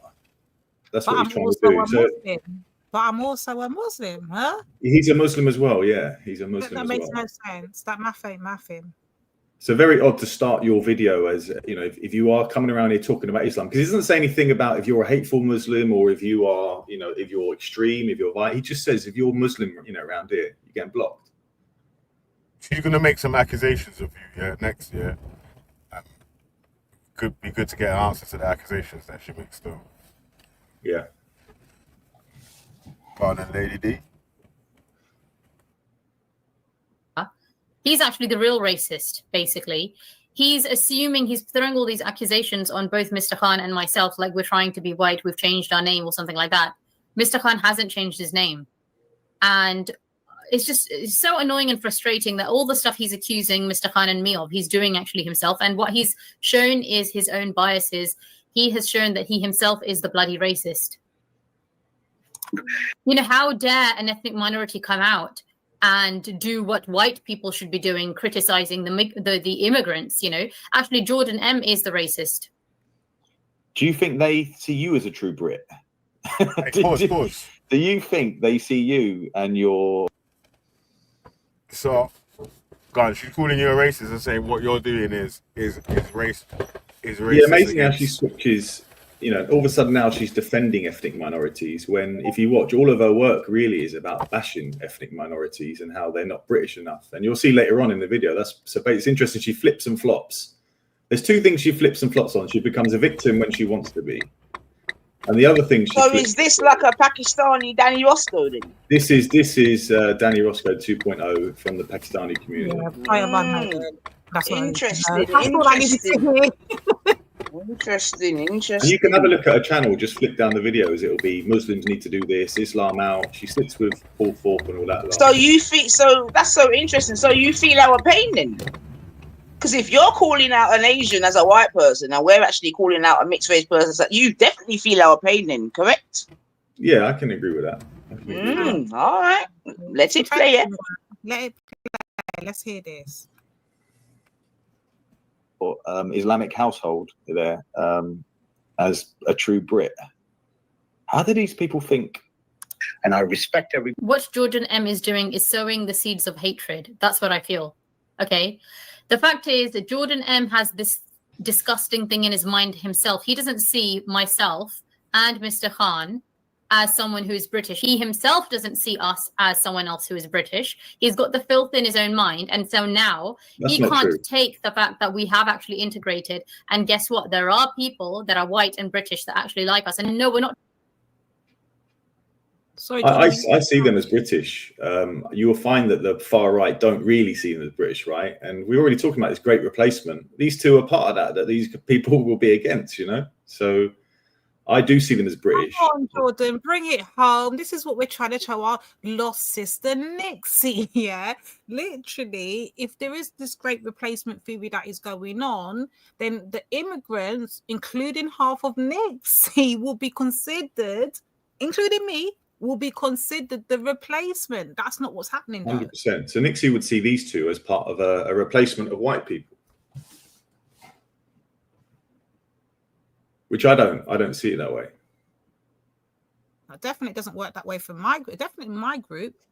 Our numbers are actually dwindling in the UK. Our presence is actually virtually going to zero. Yeah, 3 point. Come on, 3%. There's no great replacement happening, guys. No, come on. I'm trying to suck up to them. The fact is, the majority of people in this country are good people. I genuinely believe that. So why Jordan M. is trying to sow the seeds of hatred, and what he's doing indirectly, and he doesn't even realize it, is he's telling Muslims that they don't belong here. He's rubbing it in Muslims' faces that you don't belong here, and whatever we do, even if we integrate, we're not going to belong. That's what he's actually doing indirectly. He doesn't even realize it. If I get anybody banging on about Islam in any way or coming here, I'm going to block you. I'm going to block you. This is like I don't know if you guys get the sense. He is like, this guy loves white people. This guy absolutely loves. He's desperate to be accepted by white people. So he's going to call them friends and lovely. See how he addresses the Muslims. If you are living in the UK, it is predominantly white. Why would you want white people to hate you, which are making up the majority of the population? But this is what I'm saying. Like, this is the kind of shit that people like Mr. Khan and I have to put up with. When we don't speak up, then there are those people who are. So I didn't say not to make friends. Hold on. I don't think I heard any question asked by Jordan saying that does he want white people to hate? What he's basically saying is you're trying to appeal. You're doing a Banksy, sir. Yeah. You're doing Banksy. That's what he's saying. Mr. Khan just said, he literally just said, if it's a Muslim, you're getting blocked. But he's got friends with white people. So I'm trying to address the difference between the way he's loving white people and hating his own. If he loved everyone, that's fine. Oh boy, it's a madness. Anyway, let's hear what else she says. White, you have an issue. Why are Muslims not speaking up? Why are Pakistanis not speaking up? When we do speak up, then it's white people like Jordan M who think that, again, how dare migrants speak up? You know, we are the saviors. We are white people. Okay, only white people can be saviors. Only white people can be anti-racist or anti-whatever. Jordan, do you care to respond to that? She's trying to say you're trying to shut them down and let them know that only white people can talk and white. But I think you're more talking her down about shitting on Islam and siding with the far right. Yeah, right? I'm almost saying to these guys, like, you don't need to be submissive and guests in this country. Like, you can be proud of who you are. That's kind of what it is. And yeah, obviously a lot of this is because I know full well who this lady is. Okay, it's the first time I've ever heard her. Knives, you want to say anything? Who is this girl? I gotta go sub to her. Sorry, I missed the last bit. Go on, say it again. No, I don't know. You never heard what she said then? No. No, but Jordan's trying to shut down their voices and have basically Jordan's doing a hierarchy is what she's saying. Yeah, Jordan's doing a hierarchy, trying to silence them, and he's out here just trying to make sure only white voices are heard. So he's the one saying he's going to block all the Muslims in this chat, right? And he's only keeping the white ones, and they're accusing me of shutting down people, shutting down them.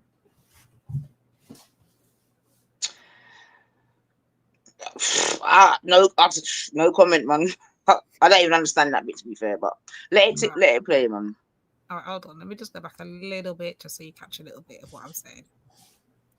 So he's going to call them friends and lovely. See how he addresses the Muslims. If you are living in the UK, it is predominantly white. Why would you want white people to hate you, which are making up the majority of the population? But this is what I'm saying. Like, this is the kind of shit that people like Mr. Khan and I have to put up with. When we don't speak up, then there are those people who are white who have an issue. Why are Muslims not speaking up? Why are Pakistanis not speaking up? When we do speak up, then it's white people like Jordan M who think that, again, how dare migrants speak up? You know, we are the saviors. We are white people. Okay, only white people can be saviors. Only white people can be anti-racist or anti-whatever. He himself feels only white people can be saviors in his filthy little, disgusting, stupid little mind. Yeah, that's triggered. How she's pointing out that she's empowering minorities, right, or empowering Pakistanis to speak up. So we'll see if that's their message as this goes on. Okay. We'll see if that's their message. Oh my days, this is about to get juicy. Muslims, you know, bloody Muslims. But my white friends, this country's a great place. Jordan M, if you don't think this country is a great place, why the fuck don't you go? Why don't you leave? Just because you're white doesn't mean that you can stay here. If you do not have British values, my friend Jordan M, the white convert, then actually it's you who don't belong here anymore, and people like Mr. Khan and I do.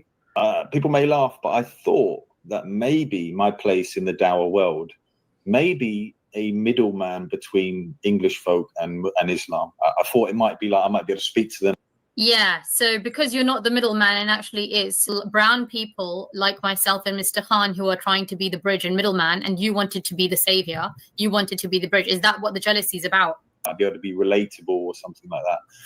And in a sense, that has happened. That has happened, but certainly. Sorry, because you know, like part of the British values, acceptance, tolerance, value of freedom of British religion. laws, and you know what I'm saying that. So Yeah, you don't have those, Jordan. You don't It's have a bit of a slip, wasn't it? A bit of a slip there. She's basically saying, Get out. You don't have no British values. Get out. Your skin don't Yeah. cut it. That's what she said. And you can see that a comment there would be appeasing the audience, wouldn't it? Her far right audience, to say that I don't have British values and I should basically clear off. So is Dubner a supporter of the far right and all that sort of stuff there, or is she like just like conservative, right leaning? No, she just does panels, and from what I've seen of our channel, she just does panels of far right sort of, she's pro all of this anti-immigration stuff.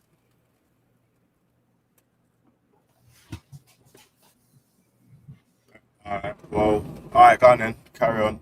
But I'm gonna be on mute, man, and then I'm gonna jump off in 2 sets because I'm about to go into a job, so I'm listening in though still. Okay.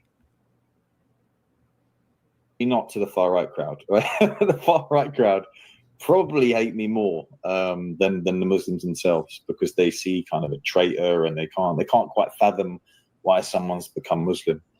But Again, it's funny because what he's accusing the white people of, i.e., doing to him, Muslims do that to Mr. Khan and myself as well. So actually, we're kind of the same. need to get better at communicating with them, because if you just Yes, your communication skills are extremely poor. call them far right this and don't listen to them, some of them are goons.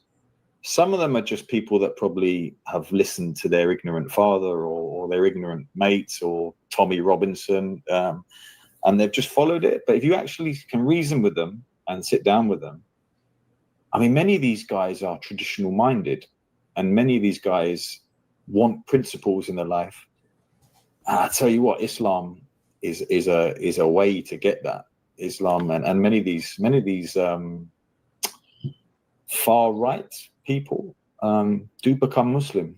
They do become Muslim if the message is given correctly to them.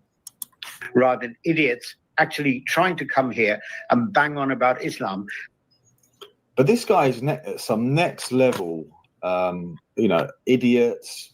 So anyone that talks about Islam, he's basically the Muslim community are idiots, and the far right are his wonderful friends. This would not be a way to. This isn't even a way to gain respect from that crowd. They may jive and cheer at this video, but they're just going to see this geezer as some pick-me, aren't they? Some geezer that's got no respect for himself, and no one respects anyone like that. No one respects anyone like this guy. And the thing I would say I completely disagree. I respect Mr. Khan, and it takes a lot of guts to come out and criticize the bad apples within your own community. He's not talking about all Muslims and all migrants and all Pakistanis. He's made that clear in other videos that he's said, and I've made that clear in other videos that I've said. The fact is, this stupid fool, Jordan, whatever the fuck his name is, I'm surprised he hasn't turned it into a Muslim name, right? He's accusing Mr. Khan and I of changing our names. He's hilarious, this silly fool. Thing is, by banging on about Islam, if you think you're doing a service to Islam, let me tell you what you're doing. When you push something down somebody's throat that Islam, what you do is the other person lashes back in anger. Do you think your Allah, my Allah, is going to be happy with that? Do you really think so? Is that what you've been taught by your parents? So what's he saying? Don't do dawah. We're not all embarrassed to be Muslim like you are, sir. We're not all embarrassed about it. Well, you're clearly embarrassed to be white, Jordan M. You are clearly embarrassed to be white, and that's actually very, very sad. Oh, pause. You know I had to pause. I didn't need you to tell me to pause. Yeah. I know you How does that add up, though? How does that add up? How am I a far-right racist who's embarrassed to be white? So hold on. Jordan saying, hold on, if you're actively a Muslim or an ex-Muslim, whatever, and you're over there just like basically shitting on Islam, and I'm here calling you out for doing what you're doing with the far right, that's what makes him a hater, a self-hating. Remember, people forget this, you know. as much as I don't even agree with this myself, but people do forget this. When you ask a Muslim what comes first and foremost for them, they tell you it's Islam. Right? They say it's Islam. Islam's their first and foremost priority. That's what they do. That's their thing. For us, we probably say Ahmada, whatever. They say no, Islam, Islam, Islam. Straight. That's their thing. Cool. So if we know this already, how has she now spun it to you that makes you an enemy, like a race traitor? How has that got to do with your race? Can you not be white and be a Muslim? Yeah, Where's Becca to the back? Just dropping a little dime there, Becca. Are you a self-hater too? Just dropping that little penny. Or is it only applying to Jordan? Well, in the video we played earlier, it said 40% of the Muslim world identify as white still. So, yeah, I didn't know that stat. That's an interesting one.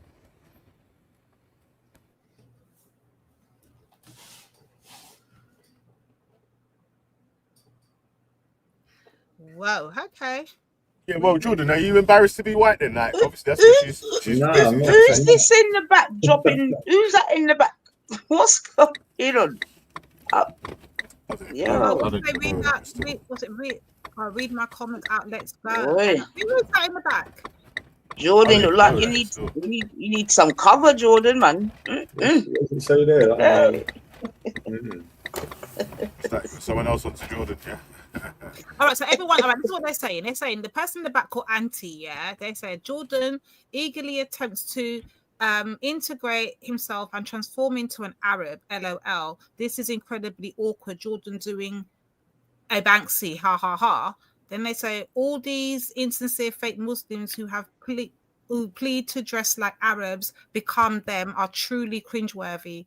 These converts we have in this space are instructing genuine Muslims on who decides what makes a genuine Muslim and who doesn't. First question, Auntie, yeah, from me. Yeah, who decides what makes a true Muslim and what makes a full Muslim? Because I was under the assumption that once you take your Shahada, you're a Muslim. Now you've got to carry out, you got to do your work, you got to put in it, you got to study, you got to pray, you got to adhere to the Islamic faith rules and things. So that's what I thought. I didn't know there was a difference between fake Muslims and real Muslims. So what are you doing, Jordan? Are you calling her out for one, being an ex-Muslim, and two, appeasing the indigenous population? Is that basically your claim, Bab? Yeah, I mean, so this was taken off a live stream. I didn't actually put out a video of it, but yeah, basically, it's this is a fad at the moment, and Banksy's no different to this, right? You get these ex-Muslims that come out and try their best to become patriot. They'll have the Union Jack. You know, if you look at her videos, half of them got Union Jacks on the front, and I'm not saying there's anything wrong with that, but she is using it to sort of bash her original community, the Pakistanis, and okay. So in your mind, you could, well, obviously, can you be a Muslim and a patriot at the same time in your mind? Depends how you define patriot, isn't it? If you are a patriot is now the modern day Tommy Goon turning up, you know, two-tier police and all well, that. yeah, that's it. That is a shame that he's taken that on, because me, I would just see a patriot or someone that was proud of their country, this, that, and the other, would die for their country. Many Muslims are proud of their countries all around the world. Sis, that is actually a bit of a shady question. You know why? Because if we were to reverse it and say, can you be a Muslim and be a Pan-Africanist? Think about it. Do you know what I mean? And plus, the patriots that are real patriots, they made themselves known. Yeah, they stood up and they let Britain know we're not standing for this racist scum off our streets. I don't know what them far right motherfuckers are doing, but they're not patriots. I'm telling you, they're far right. Agreed. No, well, like I said, it's a shame that the word patriot has obviously taken on a new meaning, isn't it? You know what I mean? So I hear that. But like I said, traditionally, when I thought of patriot to how I grew up, it was just someone that would die for the country, fight for the country, God save the Queen, and all that sort of malarkey, but not necessarily extreme in what we're seeing today. But I hear you. Yeah, it's been hijacked, the word patriot, hasn't it? Yeah, I appreciate that.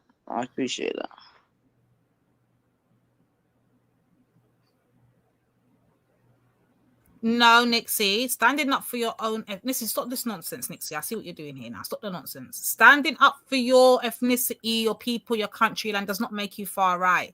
Targeting and victimizing other communities and calling it under the guise of you're standing up for your community. Now that's far right. Let's not do this, Nixie. Let's not. Okay, let's press play. That is so sad. That you are embarrassed to be a white person and you have to feel like you need to pander to the Muslim extremists, basically, who don't give a fuck about your heritage. They don't give a fuck about your country. They don't give a fuck about people of your race, okay? And it's funny that you feel like you need to pander to these extremists. So who are the Muslims? It's not about not giving dawah, it's about shoving it down people's throats. Is she not branding all Muslims, or is she saying I'm part of some extreme group? I was going to say that. What is there? Have you ever been accused of pandering to sort of the extremist guys? No, never. Them sort of never. But you can see she's kind of slipping because she's presenting herself as sort of this, minority who's defending herself. But she slips every now and then with comments like that, sort of suggesting that I am appeasing extremists when all she knows about me is that I'm Muslim.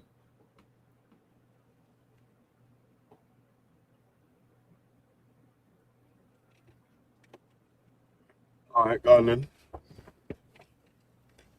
Okay. 50s and 60s with zero education. Do you really think so? You idiots. You're a bunch of plonkers, as Del Trotter would call you. You need to stop this behavior because you're creating a lot of problems. And, the thing is... See, this is why guys like this, right? And I mean, I know he's not saying he's an ex-Muslim. I'm not going to question his Islam, but this is very much how ex-Muslims behave. They think that because they came from the community, they have the right to bash them and say the Muslim community is this, the Muslim community is that. I don't know where they get on their high horse like that. It's like, See, this is what I mean. He's so jealous of the fact that Mr. Khan and we were born Muslims, okay? I'm sorry that you had to convert to Islam, but we were born as a Muslim. And this is so funny. Like, he's dying to be a Muslim. And look, if you want to be a Muslim, Christian, atheist, I don't give a shit. I'm living in the UK. I will do what I want. I don't care if Jordan M wanted to convert to Islam and now he's become a Muslim. Like, whatever, right? If that's your thing, then fine. But the funny thing is, for him to try to tell Mr. Khan and I about the community that we've grown up with, we know more than you because we are grown up in that community, okay? Yes, lots of Muslims have sucked up to you, Jordan M, because they wanted you to convert to Islam. They've given you special treatment. They've sold you. Not the sloppy toppy bar. You think she triggered a bit? Do you think I've touched a nerve somewhere? I'm sorry, man. This is hilarious, man. I'm so sorry. Play the thing, man. But yo, nah, she's on to you still, man. She's on to you still about the man never give you special treats and that. She said I'm jealous of her, right, for being a born Muslim. Yeah, you got extra. What's it called? Extra canteen and that, yeah. Protection and all that on the wing. Yeah, big up, man. All right then. Come on, let it play. Do the brotherhood concept, okay? And you love the fact that you can have 4 wives now and you can have concubines and everything else. We get it, okay? No one's stopping you from doing all of that kind of stuff. If it's legal in the UK, that is, if you still want to live here, that is. Yeah, she's not against Islam enough. To say that, we are on a high horse and we think we can condemn the Muslims. I never said that I was a really good Muslim. I've never, ever said that I was a really good Muslim or I was a very religious Muslim. Never. And I don't think I've ever bashed Islam. I've only spoken about bad Muslims who are bad people. Get your facts right, you stupid prick. It's like I'm now mixed with the white crowd and I'm going to bash you Muslims. And I don't know where they get on the high horse. Again, you stupid prick. I've got lots of Muslims and lots of people from an ethnic minority background supporting me. I don't think they would be supporting me if I would. Yeah, but she's on to you still. Again, you stupid prick. Hey, yeah, you can tell every time she's triggered, I get brilliant. I don't know if you know what she said in the last 5 minutes. Do you know what I love, guys? Is when I hear women like her voices like her and voices like Danny Roscoe, and they say, I have all these migrants and black people supporting me and all of that. Where? Who are these people? How come we don't hear them? Where are they? Where? Somebody put me in the direction of these people, yeah? Anyway, let's see what else she's got to say. Where are these herds of black people and mixed race people and Asian people and all these minorities that are supporting these people? Where are they? I know of Raj. Big up Raj. I know of Banksy. I know of Danny Roscoe. That's it. That's all. That's it. That's all. I can't tell you nobody else. Anyway, let's go. Don't forget that Nigerian you. Oh, mate. Yeah. Is it Randy Ray or something, William? But yeah. Shady. Bobo Shady, the Clown. that's it. Bobo Shady. the Clown. Anyway, let's press play. Would be bashing Islam. And I don't think they would be supporting me if I would be bashing all migrants and ethnic minorities when I am one myself, you stupid fool. Who cares what this guy She just says? said she You know what I wouldn't be mean? bashing Islam, right? She just said I can have a sex slave or a concubine or something, didn't she?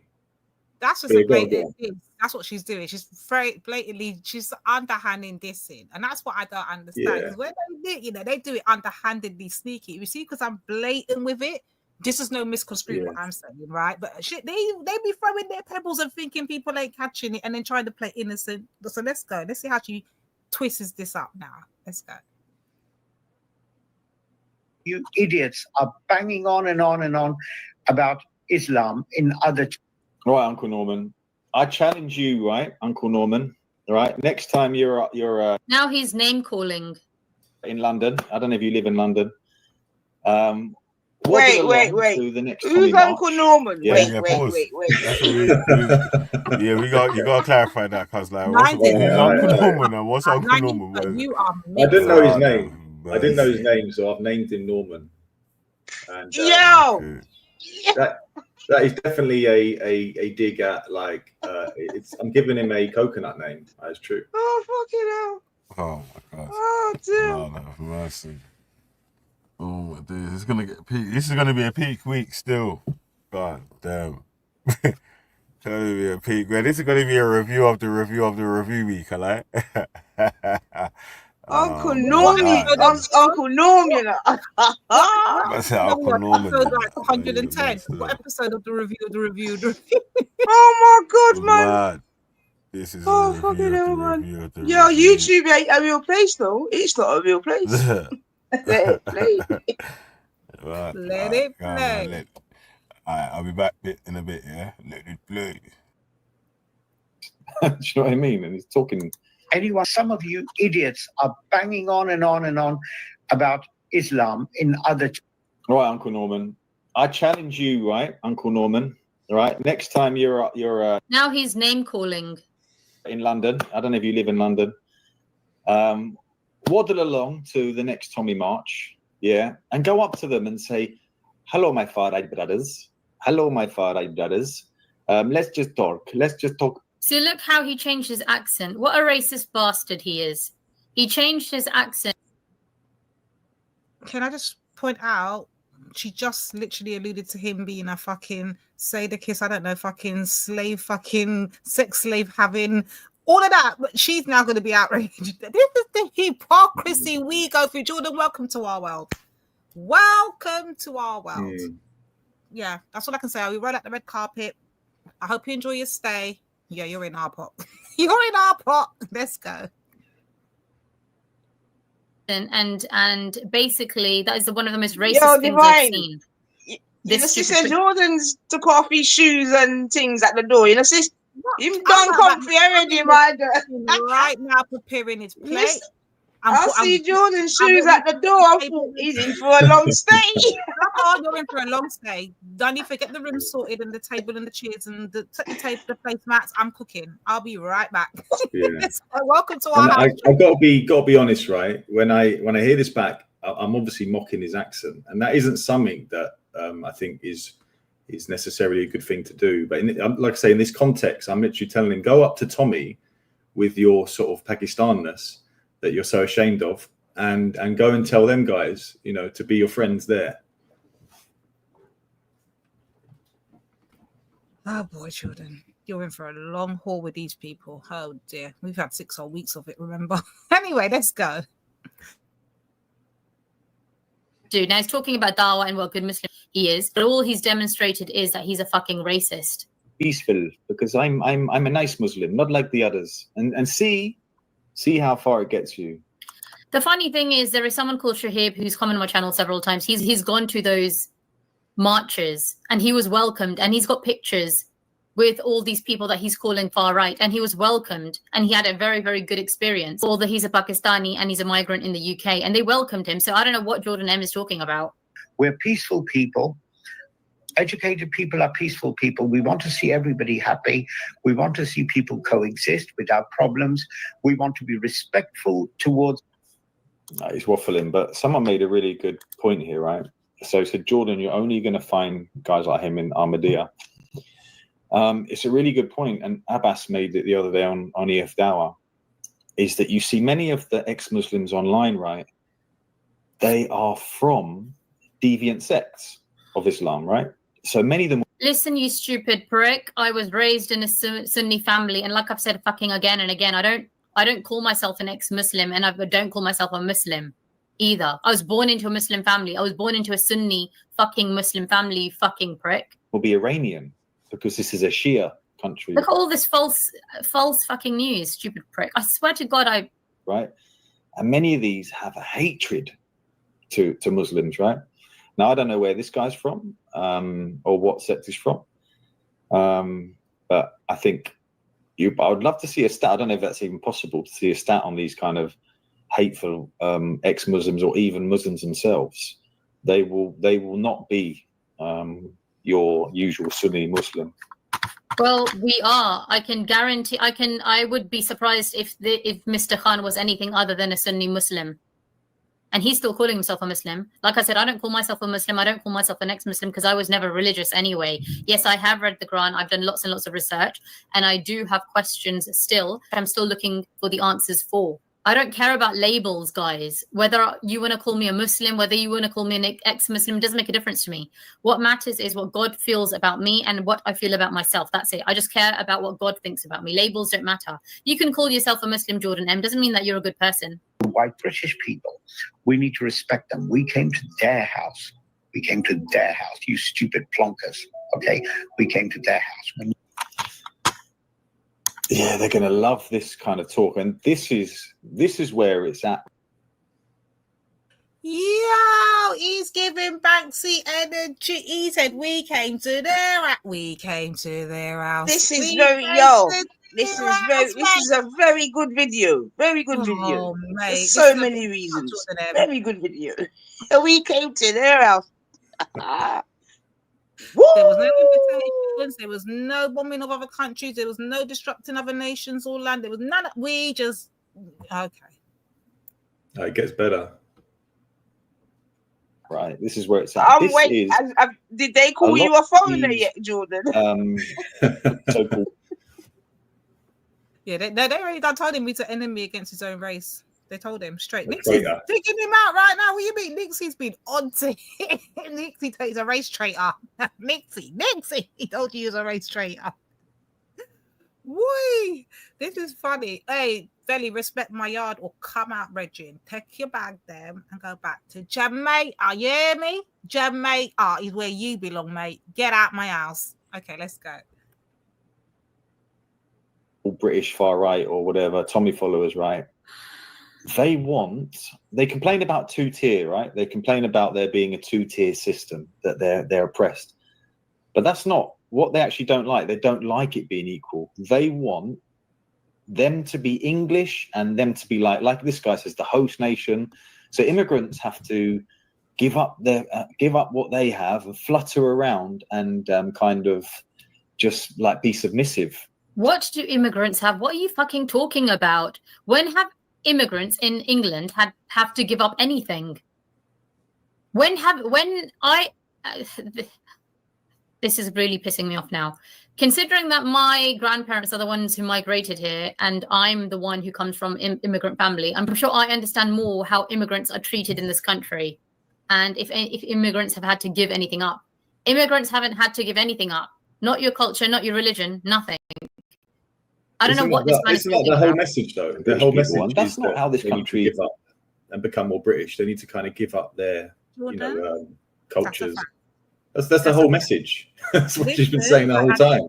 I had a whole conversation right here on the G block on the panel. If I remember correctly, I think it was with Luke.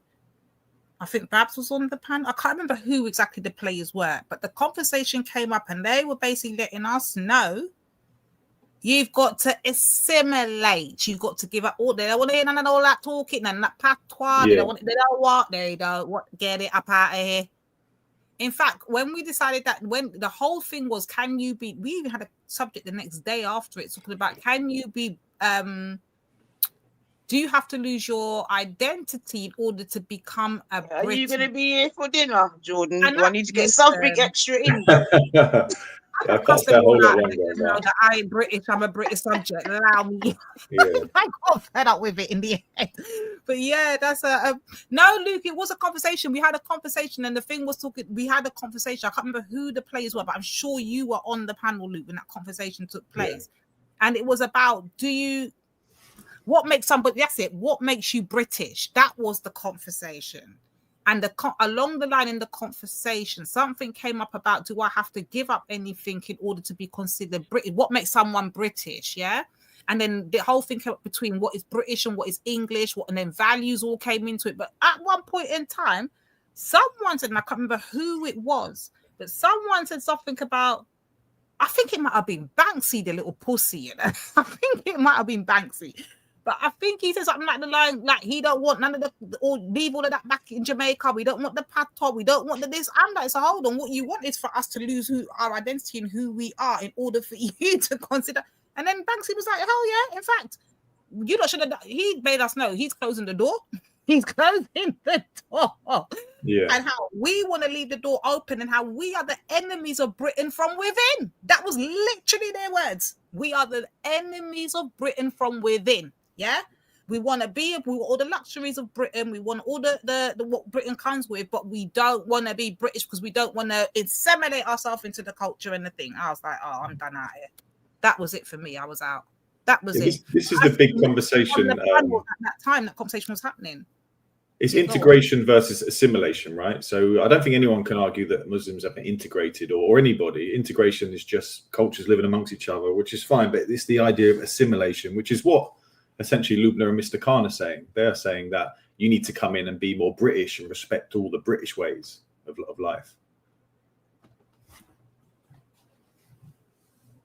It's just a mad thing. So I think I wanted clarification. I wish we could had the old G block shows because we could have pulled it up. You could have heard it yourself. And I just can't remember who was on the panel and who was saying what. But I'm sure Banksy was up here doing the absolute most.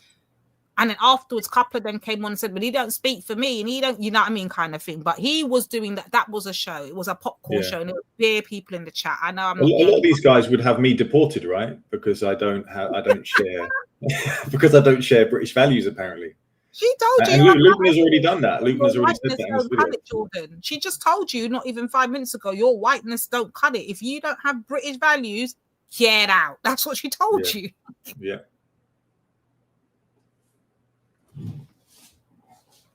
Yeah, you might have, Luke. Like I said, I can't remember exactly what you were saying, but I remember you being on the panel. You're the only character I remember being on the panel at the time. I don't remember who was saying what or whatever, but I remember that coming up in the conversation somewhere. Was he even here?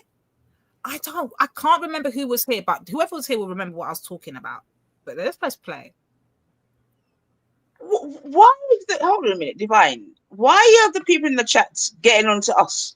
What's going on? Because the black woman always gets the blame. Hold on a minute, Mel. What do you mean you can't believe I'm not getting on to Jordan? What do you mean? What do you mean?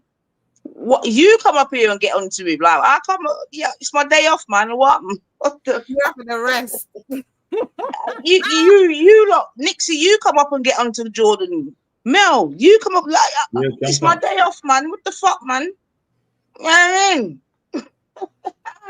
What double standards? Fuck off. What double standards? Anyway, what are you not talking about, man?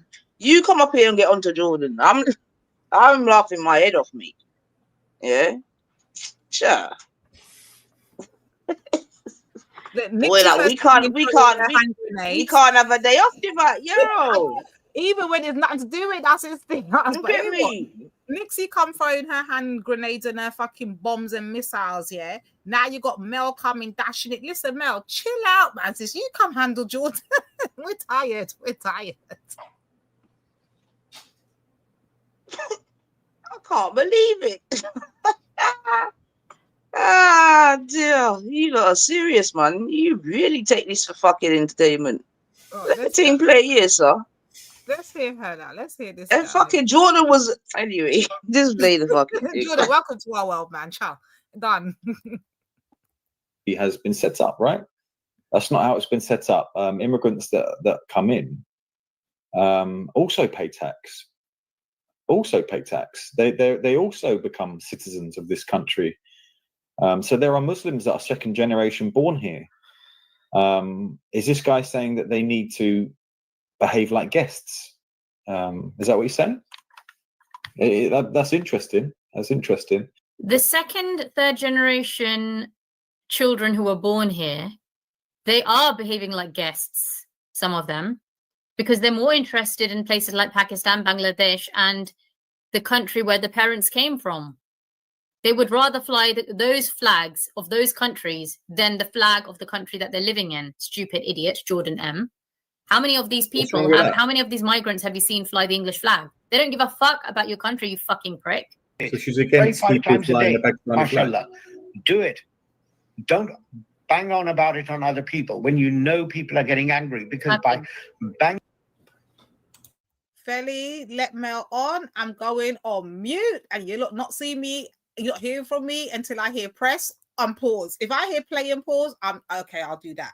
I ain't talking. Mel's in the back. 9G1. I'm out.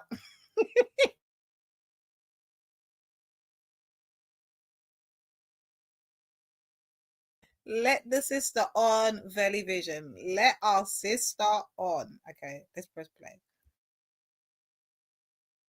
Hanging on, you're getting more anger from Allah onto yourself, because if Allah was here, he would say, you idiots. If they're not listening, that's fine. Basically, his message is, those immigrant Muslims, don't bang about it to people here, right? This is England, right? Don't bang about your religion here. Is he going to say it to me? I'm English, mate. I'm English. See, and this is where he's again shown his supremacist mindset. I'm English, mate. I'm English. I'm English, mate. I'm English. Fuck you. It's so hypocritical what this man is doing.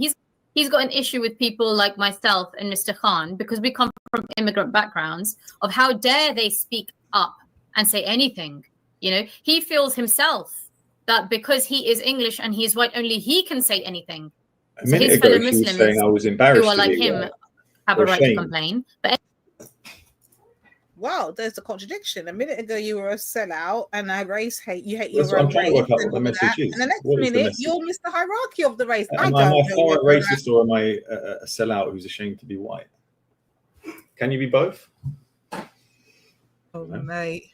I don't know. Let me shush, because Mel's in the back and I'm not here for no smoke. Let's go. anyone like Mr. Khan and I, who have a different view, we are not allowed to complain. And then he'll remind us that we come from the immigrant background. I have the freedom of religion in this country, and I can bang on about Islam all day long if I want. Because I'm English and this is my country, so if I want to give dava, I will. See, there you go. This person himself is a fucking racist. Deal with that, Mr. Norman Patel. Now he just called him Norman Patel. Patel is a Hindu name. He's calling a Muslim guy Patel. Look how fucking racist this man is. That is the. How many times did she use the words racist in the same breath as using the words as self-hate, as in anti, you're against your own race? So how many races are, let me just ask Jordan. He's here. Jordan, how many races are you actually against at this point? Yeah, none I'm aware of. None I'm aware of. Maybe that they seem to think white, maybe. Yo, this is a bad thing. Anyway, let's keep going. The problem with you, because your parents never gave you any formal education, you walk around with long beards and your clothes half up your knee, and you. Oh, he hates long beards, and he hates the thobe, right? Or the is it the kameez? He hates that. This geezer hates that clothing. You think just praying 5 times makes you a good person. It does not make you a good person. It does not make you a good person. I can make a video in your language, in your Punjabi or any language that you understand, if that is what you need. If you can't speak English, some of you were born. I speak English all right, mate. Yeah, if you can't speak. No one's talking about you, Jordan M. He's talking about people from an ethnic minority background. Thanks for reminding us again and again that you're English and you're white. English.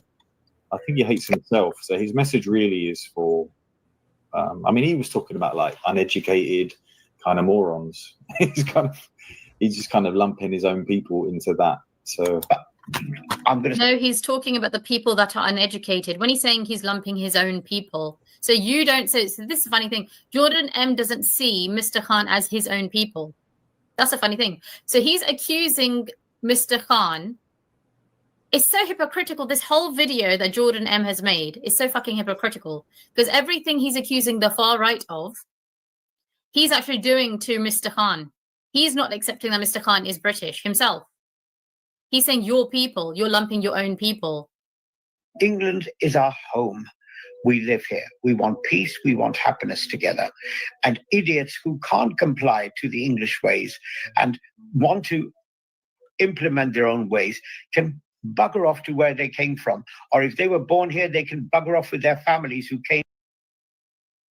This is now it's called coming home now. As I'm hearing more from what he's saying, it's coming home, because this is the same argument, the same show I was talking about, that when Banksy was up here in Luke and all that, this was one of the arguments that came up. Banksy literally said on that show, if you don't want to bring all your patois, and that's where I got the patois and all that from, because he said if you want to bring your patois and your carnival, I think it's around carnival times as well, and all of that here, then you can keep it in your own country, get out. That's the conversation I'm talking about, Luke. Try to remember.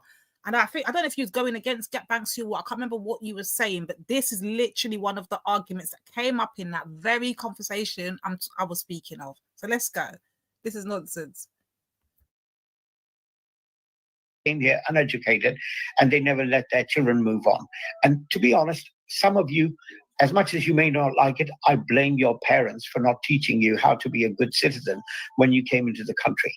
Because when I was a child, I was taught how to behave, how to respect. One of the fundamental things I was told is every time you step out of your fucking front door, remember, you're a brown person. You have to act in a very reasonable way so that people see you as a good human being. But unfortunately, not many of you. You hear that, guys? Every time you walk out the front door, you've got to remember, you're a brown person.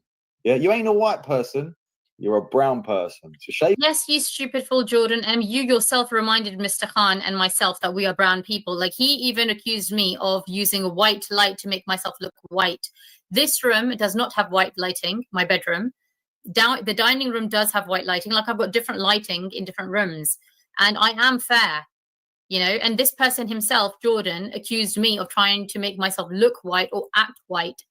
The fact what I understood Mr. Khan saying is you are representing the people of your race and religion. This is a fact. You're representing people of your race and religion, rightly or wrongly so. That's what I felt Mr. Khan means. Leave off that beard. Wear a... Sorry, Veli, people in the back, if you can hear me, bro, there's people in the back. Let them on. They've been waiting a minute now. Let them on. Let's go. A turquoise polo shirt and treat the British with some respect, innit? You know what I mean? Like, this guy's classic. I could make about 8 Dave and Jeffs just on this guy's one video. I could use this guy. I could actually, this could be brilliant. This could be Dave's new mate. What do you reckon? Dave's new mate, Norman.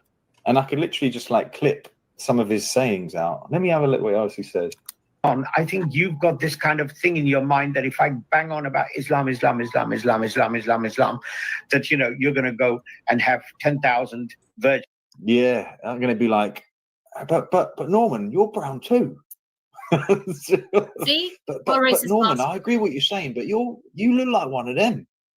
See, what a racist bastard. Or whatever it is that is told. So he's mocking the virgins in Jannah now as well. This mashallah Mayaki here. It's not going to happen. He's not mocking the virgins in Jannah. There's no mention of that in the Quran, you stupid prick. Because banging on other people who are calm and content and trying to be polite to you, if you bang on... Calm? Bruv, did you not see the UK riots? Mate, this guy should have stood out his garden when the UK riots were on and see how much love he gets then. The only one... Yes, and he's trying to avoid a situation like the UK riots by speaking up, you stupid prick. He's trying to avoid that situation because people are scared and annoyed and frustrated. Most of these idiots who bang on about Islam in this country try to bang on about Islam in a Pakistani country, in Pakistan, in a Muslim country, in a way they did. You know what? They'll get shot by the police. They'll get shot on the road. And nobody would even, out of fear, touch their bodies, that in case they get shot for picking up their bodies. That's the way they're doing in Pakistan at the moment. That's what they're doing in other countries at the moment. Sounds like that's what you want here, though, mate. So, doesn't it? He's not exactly flying the flag for freedoms, is he? What is, again, a false accusation? He's not saying that at all. Does anyone know this guy's name? Behavior of yours is so stupid. You're so frustrated because you guys can't get a job because, you never qualified. What are these stereotypes? Is he talking to his Pakistani community? Like, the Pakistanis I know are doctors and, like, business owners. Here we go again. No one's talking about the doctors and business owners, you stupid prick. Like, what's he talking about? What does he do for a living? like he's some like high flyer or something. Do you know what I mean? All the other Pakistanis, and he's outgrown his community. Is he some rich geezer living in a white street? Lots of people have outgrown the communities, and there's nothing wrong with that. Or something. You clearly yourself have digressed. How do you outgrow a community? I think he's Pakistani. It says. Would you agree with that? You outgrow your community, so no matter how rich you become, you might move away from it. You might go and live in another community, but I don't think you outgrow it. I think you always have that thing of going back home to your community or remembering where you came from. At least even if you leave the country, there's always that part of the community that you grew up in kind of formulates who you become later on in life. Like helps shape your view of how you see things. So I don't know about outgrowing a community. It's kind of inside of you. It's hard to explain what I'm saying, but I think I get the drift, right? I've got about 3 minutes before I've got to go to work, but I'll down to then. British Pakistani advises others to integrate or migrate, which is basically, either become more British or get out. And it's upsetting me because I'm talking to some very reasonable far-right people who have got good reason to be upset. But then I get idiots from Pakistani background coming in here, my own background, Pakistani background. No, it's his background, so he can say what he wants. He's the ruler of Pakistani culture. And remember, he's outgrown you lot. This geezer, he ain't on benefits or he ain't on PIP. This geezer is balling, mate. Again, Jordan M is accusing Mr. Khan of exactly what he's doing himself. I'm English, so only I can criticize white people. Only I can do whatever I want, basically. What nonsense. Forget the fact that. Yo, the gymnastics is real. What did you say there, Jordan, that you came up with that? This is serious. Welcome to our world, man. Shit, let's go. He's missing a tooth and his eyes look messed up. This geezer is balling, mate. Born here. So now he has remarked on the way Mr. Khan looks on his face and his features. What a disgusting man. And this person is a convert to Islam. This is the quality of the converts, guys. Okay? This is what I talk about, that sadly, Muslims are not focusing on the quality of the converts, and Muslims are focused on the quantity of converts. This disgusting racist person who talks about people's skin color and the way they look, this person is a Muslim giving dawah to others. To pay, and I've got a mum to look after. So I haven't got time for like some of you idiots who are banging on about shit that doesn't matter other than cause problems. Mashallah, looking after his mum. So there is still part of his Pakistani culture that he is keeping. So basically you're saying English people don't look after the parents. Wow, how disgusting. What a stupid man. Problems. So learn to be a good citizen. And if you still can't understand, get a ticket. Tickets are cheap.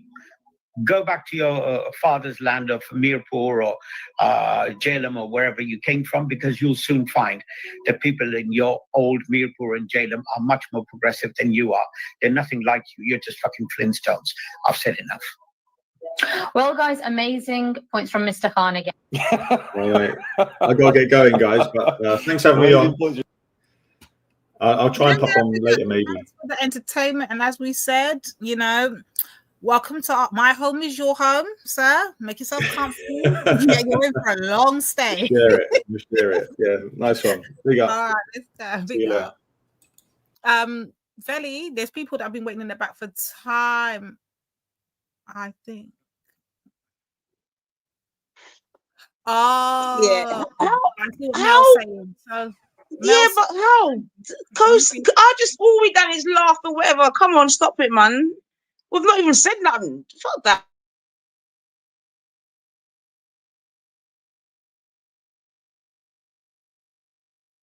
Is that the end of the video, Divine? sorry, sis, I'm just bagging up my food. Bagging up your. Anyway, I've actually got to go back to work. So, where's Biggage? Let me see if I can get him, man.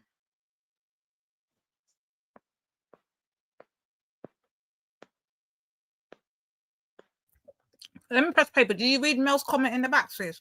Yeah. But do you agree with that? Because I don't even agree. Like, fuck that, man. About cosign. How? People always on out. Fuck that, man. Anyway, let's see if we I don't agree with that, sis Mel. get We'll them on, talk about it next time. and the people then can do their thing in it. But cosign what? Like what? Fucking hell, all I've done is laughed and said this is interesting. Like, what are you talking about, man? Anyway. I don't press spaces because look, she's still going. Yeah, because I've got something anyway. Yeah. Mr. Khan. All right, it's Mr. Khan. Again, and yes, I was taking notes just so I don't forget, because this is the kind of stuff that I've been talking about on my channel. And I'm so happy that there are other people who are also talking about this kind of stuff because they feel what I'm feeling. And I do feel it is an injustice on the indigenous population in this country, in the UK. And the way that they've been treated, I think, is absolutely poor. Dismissing and not acknowledging their concerns when they have valid concerns is the reason why there is so much animosity right now. So the great thing about Mr. Khan is that he is listening to the other side. It's easy to just shut off and play the victim card and say, oh, everyone's out to get us. Well, so sorry, love, there is no smoke without fire. So maybe reflect on what the people of your community is doing to rub people up the wrong way. I completely agree with him that a lot of these people are giving Islam, the religion that they say is the last religion, is the true religion. They're giving the religion a bad name themselves. Giving the religion a bad name. Who cares what you think? Can anyone tell me, is this lady also a Pakistani? Is this two Pakistanis bashing the Pakistani community? Saying, yes, my parents were born in Pakistan, you prick. they're like, she's basically agreeing with everything you just said about them being uneducated morons, Flintstones. Do you know what I mean? What are these two? The Pakistani kind of? These are the answer to, I don't know, the royal family of Pakistan. He makes no sense. I have no clue what he's talking about. This is brilliant. Yeah, go blonde, innit? You know what I mean? You've already got the light whitening for your face. I don't have white lighting for my face. I am fair, you stupid plonker. This is how racist this man is. This man probably thinks all Pakistani people are dark. You know, if you're an ethnic minority and you come from the Indian subcontinent, you must be dark. I'm fair. I'm already fair-skinned. I don't need to lighten my skin or try to look white when I'm quite fair. And why should I become blonde? This is the mindset of these thick people. They just can't handle that. Yes, you can get educated Muslims from a Pakistani background who have integrated, who are educated, and they can be outspoken like Mr. Khan and myself. They just can't take it. Why should I become blonde? I'm not trying to be white. I know what I am. Go blonde. Jealous. She's Pakistani as well. Wow. Interesting, isn't it? Interesting. But it probably, I mean, even though these two are talking absolute crap, right? They're, because of who they are, the right wing might be taking these guys and going, you know what? See, look, even the Pakistanis are saying it. Even the Pakistanis are saying it. You're doing the same thing, Jordan. And just because you're a Muslim, just because you're English and you converted to Islam, you are doing the same thing where the Muslim extremists are like, yeah, look, even the English guy here who's converted to Islam is saying that our religion is the best religion and we don't need to integrate. All right. To be fair, Jordan, that is a touche still. I mean, that is a touche because you could easily flip it still. Yeah. So that is all right, my girl. You get a 1 point there still, but yeah, I'm still looking at you, my girl. Well, that is a fair point she did bring up, Jordan. I would say that. Anyway, let's go. You're doing the same thing, you stupid fool. And these two are basically just, you know, a couple of pick-me's, aren't they? They're a couple of people that have lost their Pakistani accent. I never had a Pakistan. This is my accent. I was born in the UK. This is how disgusting this man's thinking is.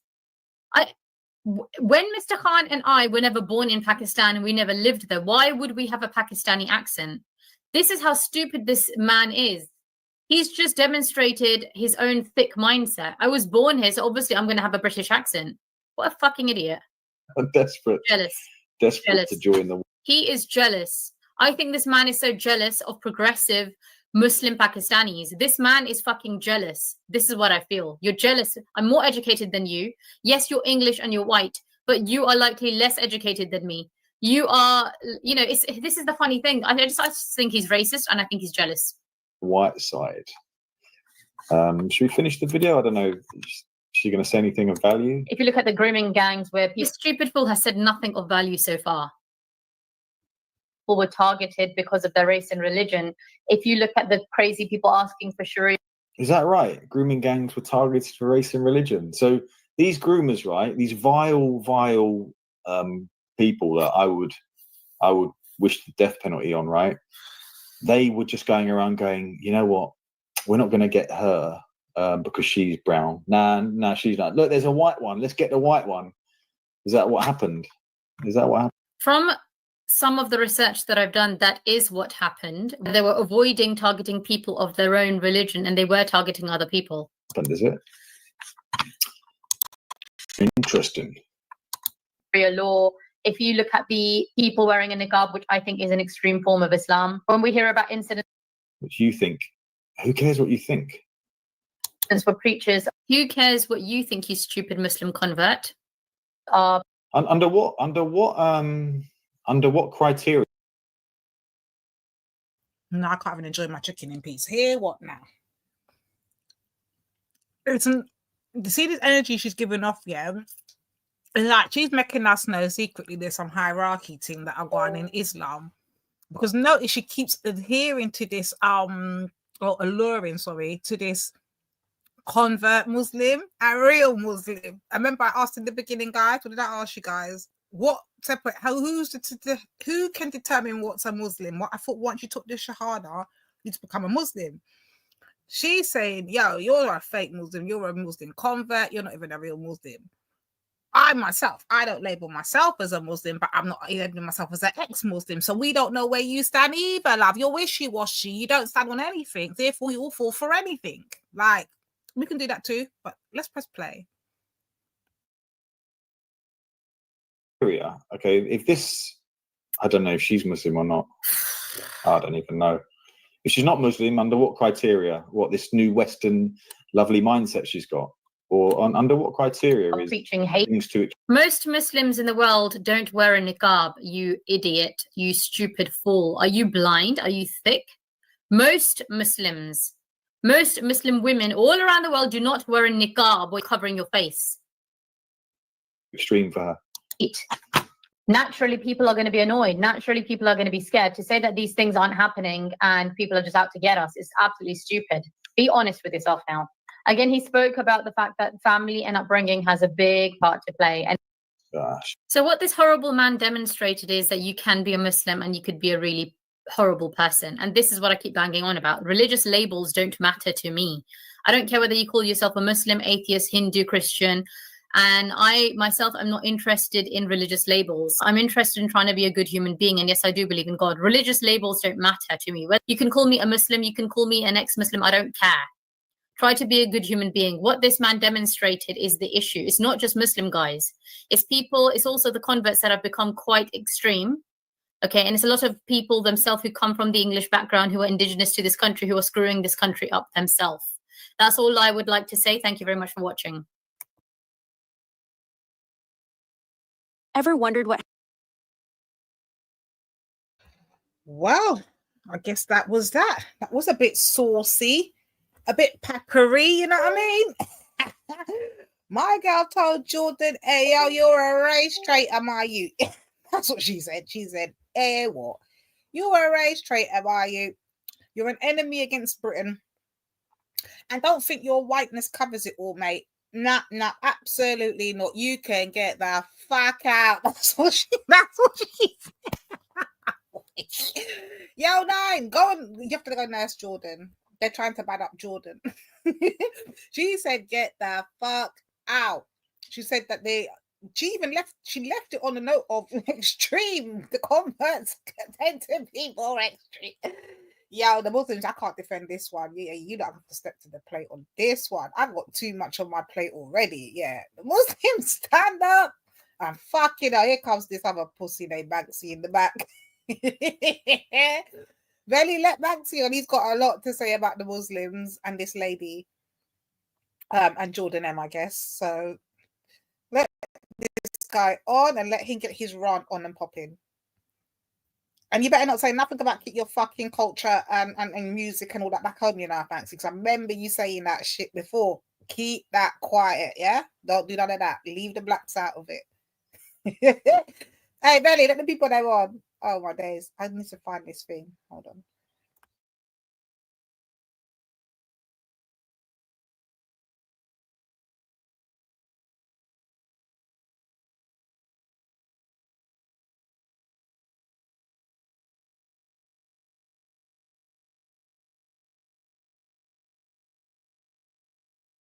Nines, are you there, sis? I'm just quickly looking for I am, but I'm you don't know. But let me. Do you think, yeah, so that the people that are crying out isms and schisms, yeah, do you think they would feel that way if Jordan M was just a normal white person saying that and not a Muslim? I was going to say that it's the Muslim factor, right?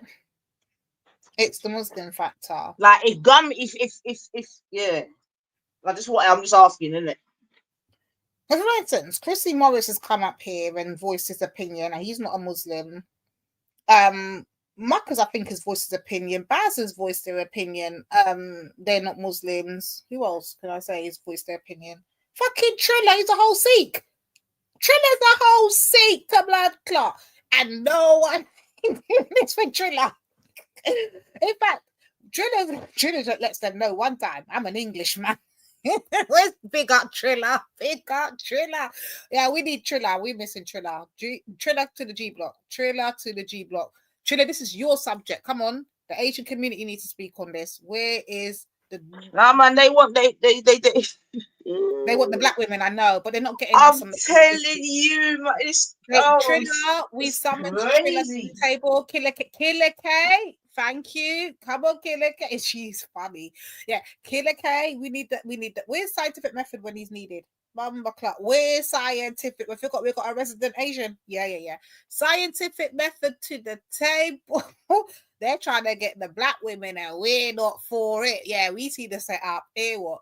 Asians to the table. Thank you.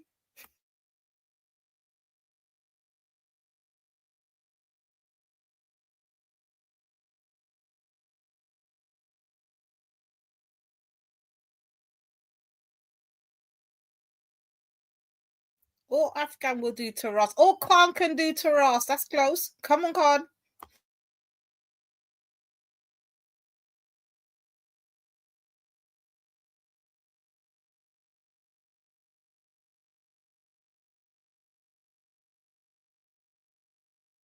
Veli, can you let Banks Young?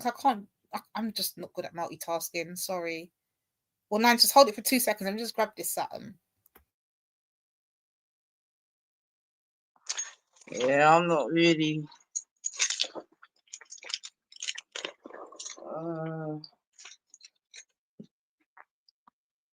Yes, but yep, that was very, very interesting. Well, all right then, Mel. So that man, so what go on, man? You see it there? God, man, make we put the sitting them pam we head top again. Yeah.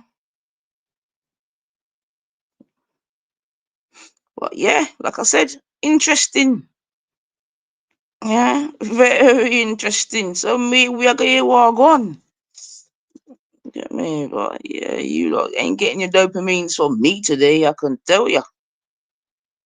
You're not getting your dopamines from me today.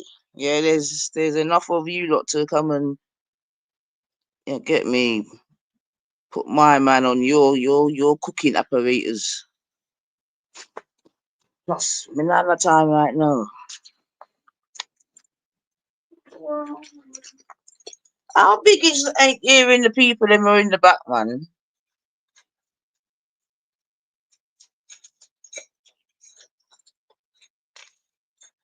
Yeah, you mean? Yeah, you've got enough fucking nothing for me. So yeah.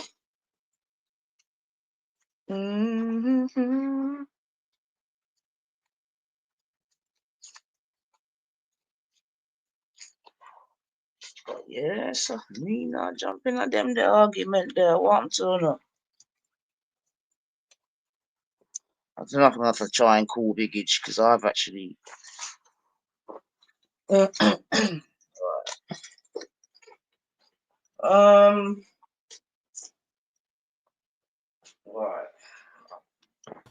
I'm gonna have to take you. Finally. God damn. Right, Hello, my chocolate starfish. How are you, Nanitha? Starfish.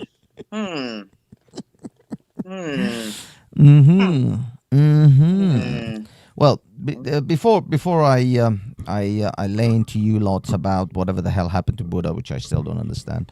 So then, why are you gonna lay into us then? Like that don't even make no sense. What the? I don't know. Some shit You're just apparently gonna be happened like all the other that I was lemmings, supposed to be man. upset about. And if But there's one thing I'm not gonna call you is a lemming.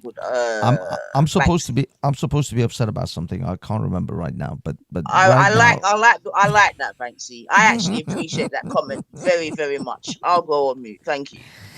But yeah, I just interesting how others are now finding Jordan's video. See, up until recently, I mean, I've always stated Jordan is not the sharpest tool in the box. The man's slow. The man has terrible arguments, and he tries to somehow mimic or clone Hamza's arguments, who he himself has terrible arguments, and he's getting owned on the internet by people like God Logic all the time. So unfortunately, Jordan being a little bit of the slow, he's like that character Tim Nice but Dim from Harry Enfield. For those of you old enough to remember Harry Enfield, that's basically Jordan. He's like this good-looking stupid guy that people just like love. Just shut your mouth and just stand there and look pretty. Stop trying to be intellectual as well. So unfortunately for him, others have discovered him now because he's become a reasonably big YouTuber. So now others on the internet are kicking his ass in, kicking his back door in. And he doesn't, I mean, I know he doesn't like it. His ego is unbelievably large as well. That's the other part of Jordan, is that he has an ego and he loves when people massage it. That's why he created this echo chamber for himself where everybody on his channel kisses his ass and he censors and mutes and deletes and bans anyone who doesn't. But he can't ban other people making videos about his stupid takes on other people. That's something he can't ban. So they're going to be coming for him and they're going to kick his ass in hard. And he doesn't realize, I don't know whether he does or he doesn't realize how brutal the rest of the internet is. But some of that brutality is going to come on knock on his door, sure enough. I mean, as I say, I called it before anyone else. I called out Jordan M before anyone. I just wanted to be known. I was making videos about this guy and how much of a basically naive fool that he is about his whole thing about Islam and all the rest, long before, and his terrible takes. I was taking the piss out of his car was before anyone else. I just wanted to be known on record.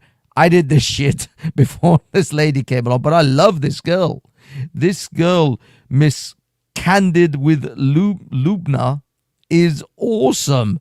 I am so following her. Thank goodness that this video came out so that I can discover this lady, because she seems like she's pretty based. And you see, eventually the based Pakistanis, the based Indians, the based Syrians and Arabs and whatever, they're going to start floating up to the surface because they see what I've seen all along.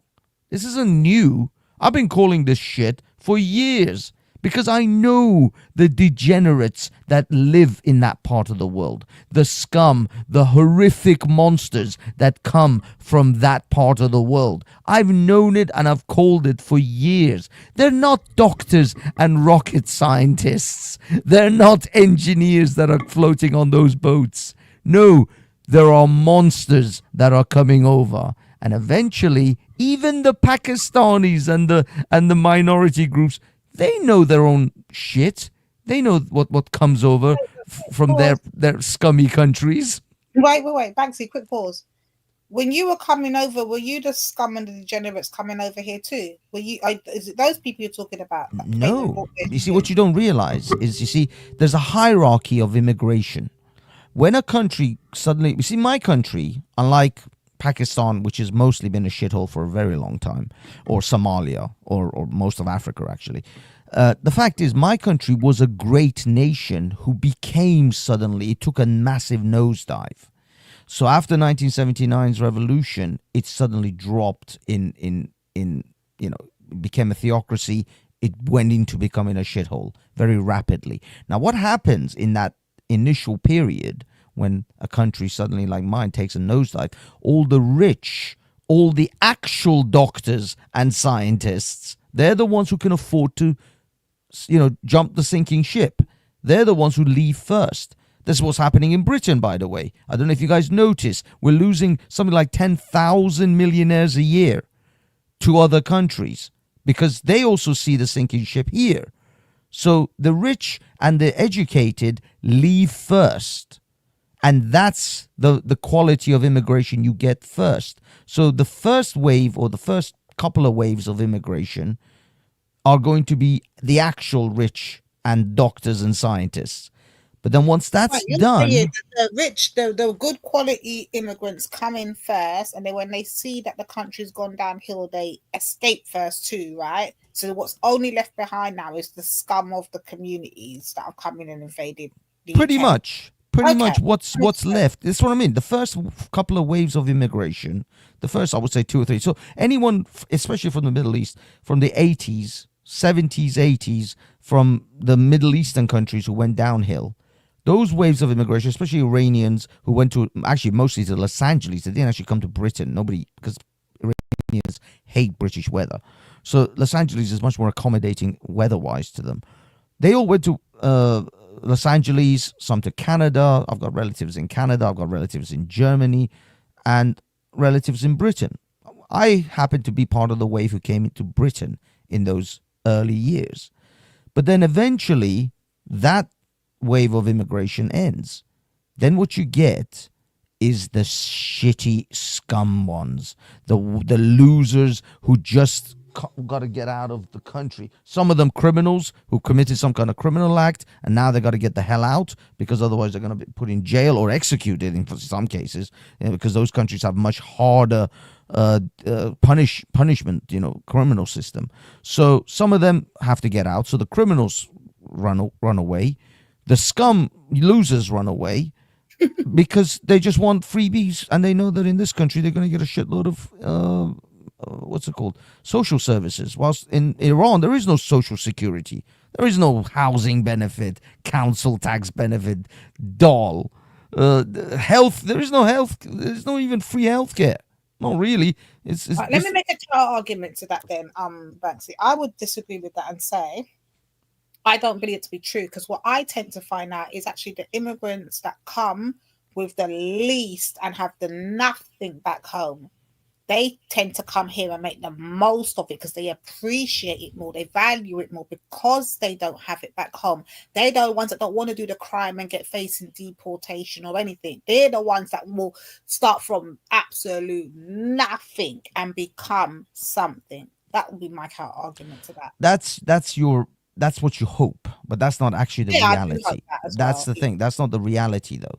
The reality is there are people over there, because I don't know what soup you swim in, what groups you mix with. The groups I mix with and the people I know literally they literally teach English people the benefits they should be claiming and they're not claiming. That's how much they know about the benefit system of this country.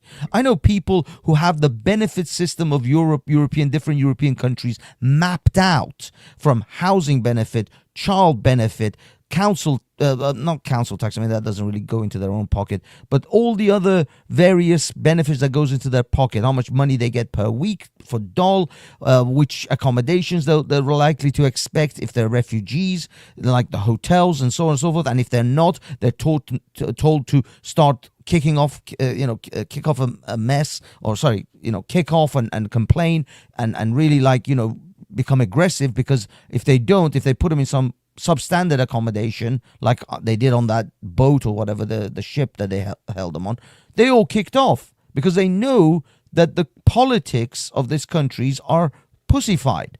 All the politicians are lily-livered pussies who will bend very quickly, and the what's it called, the people who work in the government, what are they called, services, civil servants. They're just absolute liberal pussies in this country. An immigrant kicks off and they'll immediately bow down to their wishes. So they know that these things are happening. You think they don't know? They know it all. They know everything about these nations before they even set one foot out of their own country. They teach English people about I literally have seen it. They teach English people what benefits they should be claiming, when English people are not claiming the benefits. Pensioners and old people in the churches that they attend, pretending to be Christians to get a Christian asylum case. I know these things. You guys, I don't know, as I said, which soup you swim in, which groups you move in. I have seen these things. No, Francis, we're not stupid out here. We're not in denial that there's people that come in the abuse system. We've never, ever heard us deny that. However, we're not going to sit down there and co-sign your bullshit about, this is what all immigrants do and that's the worst set of immigrants. No, we're not co-signing that. Yeah, that's the bit you miss. Just utilizing, you always miss. You and your fucking loopholes that you yourself utilize, Banksy. That's what I don't understand with you. But you see, Nanita, this is the naivete that you guys think that just because I use those things, I am now going to have to co-sign. Everyone else is going to. No, what you don't realize is, no, when I cross that fucking bridge, I will burn that fucking bridge down, because I don't need any more scummy assholes to come and take the shit. I am here to enjoy this country and its facilities, and I don't need other assholes from Iran taking advantage of that shit. Calm down, Banksy. I'm not talking about even co-signing it, innit? I'm just saying that the same rules that applied to you basically apply to the other people, right? Yes, and now we have to stop that. So you want a complete change in the rules, right? Yes, completely. Right. But if they were 360. to do that, Banksy, changing the rules, do they not then break certain agreements that they are actually signed up to, Banksy? Yeah, and they should Right. sign out of those agreements. Okay, Britain but should what are sign the out other? of the human rights treaties, the European Court of Human Rights. They should Okay, sign out of the international human rights treaties and refugee treaties that they signed into. They have to completely sign out of these things. But apart from, what are the other potential ramifications of signing out from those? What are the other ramifications? The ramifications are Apart that from Britain. curing your thingy bobby of the immigrants and the rest of it, fine. What are the other ramifications of it for the rest of the people? Then? What ramifications for which rest of who's? Well, that's what I'm asking you. If we Hello. were Sorry, to Nanisa? leave these agreements that you're talking about. Sorry, am I the only one that's breaking No, up? she's driving, innit? It's connection. Oh, I see.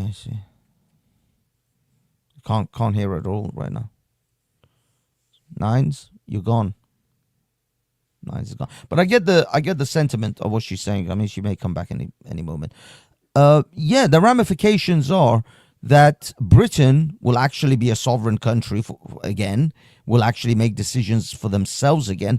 And what you don't realize is this is where a lot of these people, actually, I think some of them are No, dishonest. but 1 second, not to cut she's in though, Banksy, but the things that you're talking about isn't to do with sovereignty, right? Because the mere fact Brexit, England is now supposed to be getting back its sovereignty via Brexit, but the things you're talking about have got nothing to do with sovereignty per se, in terms of the human rights stuff, right?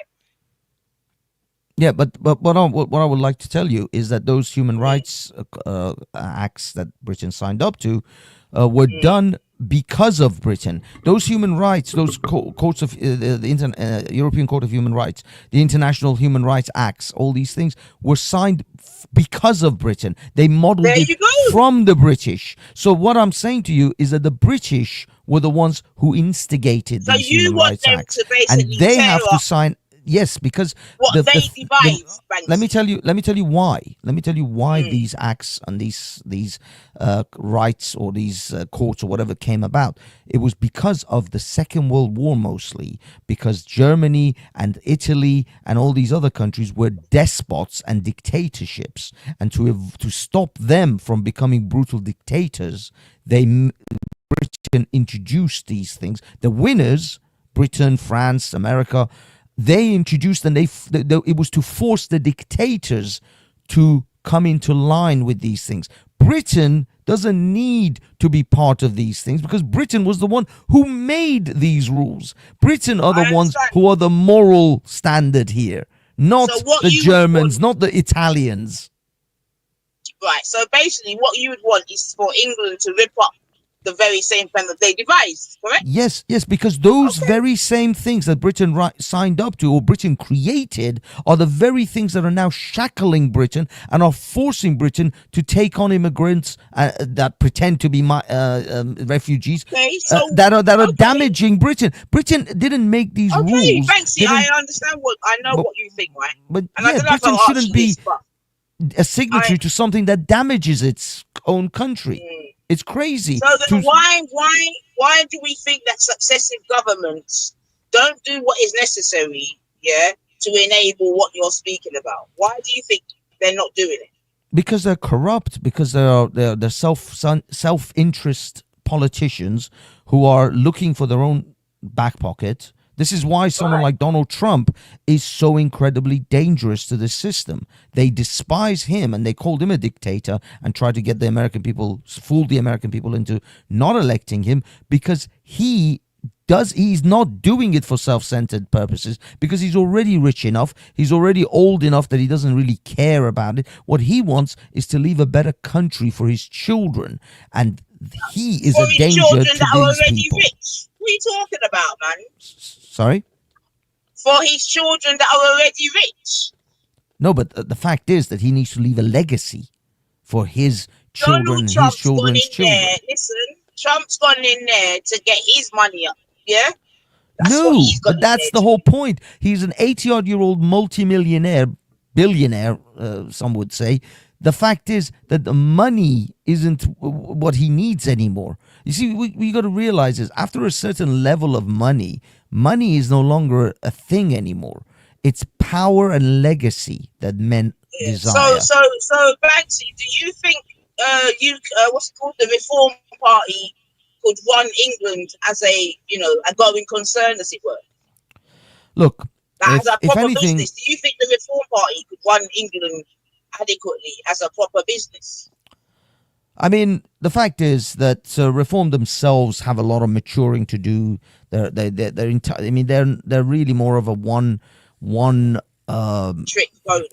Well, not one trick, but it's like a single issue party. You know what I mean? Right. So Immigration. So they need. That. They need to, obviously in the next 4 or 5 years they need to mature a lot. I mean, they've got that. There's a conservative building I saw a few months ago. When was it? When did I There's see a what? Sorry.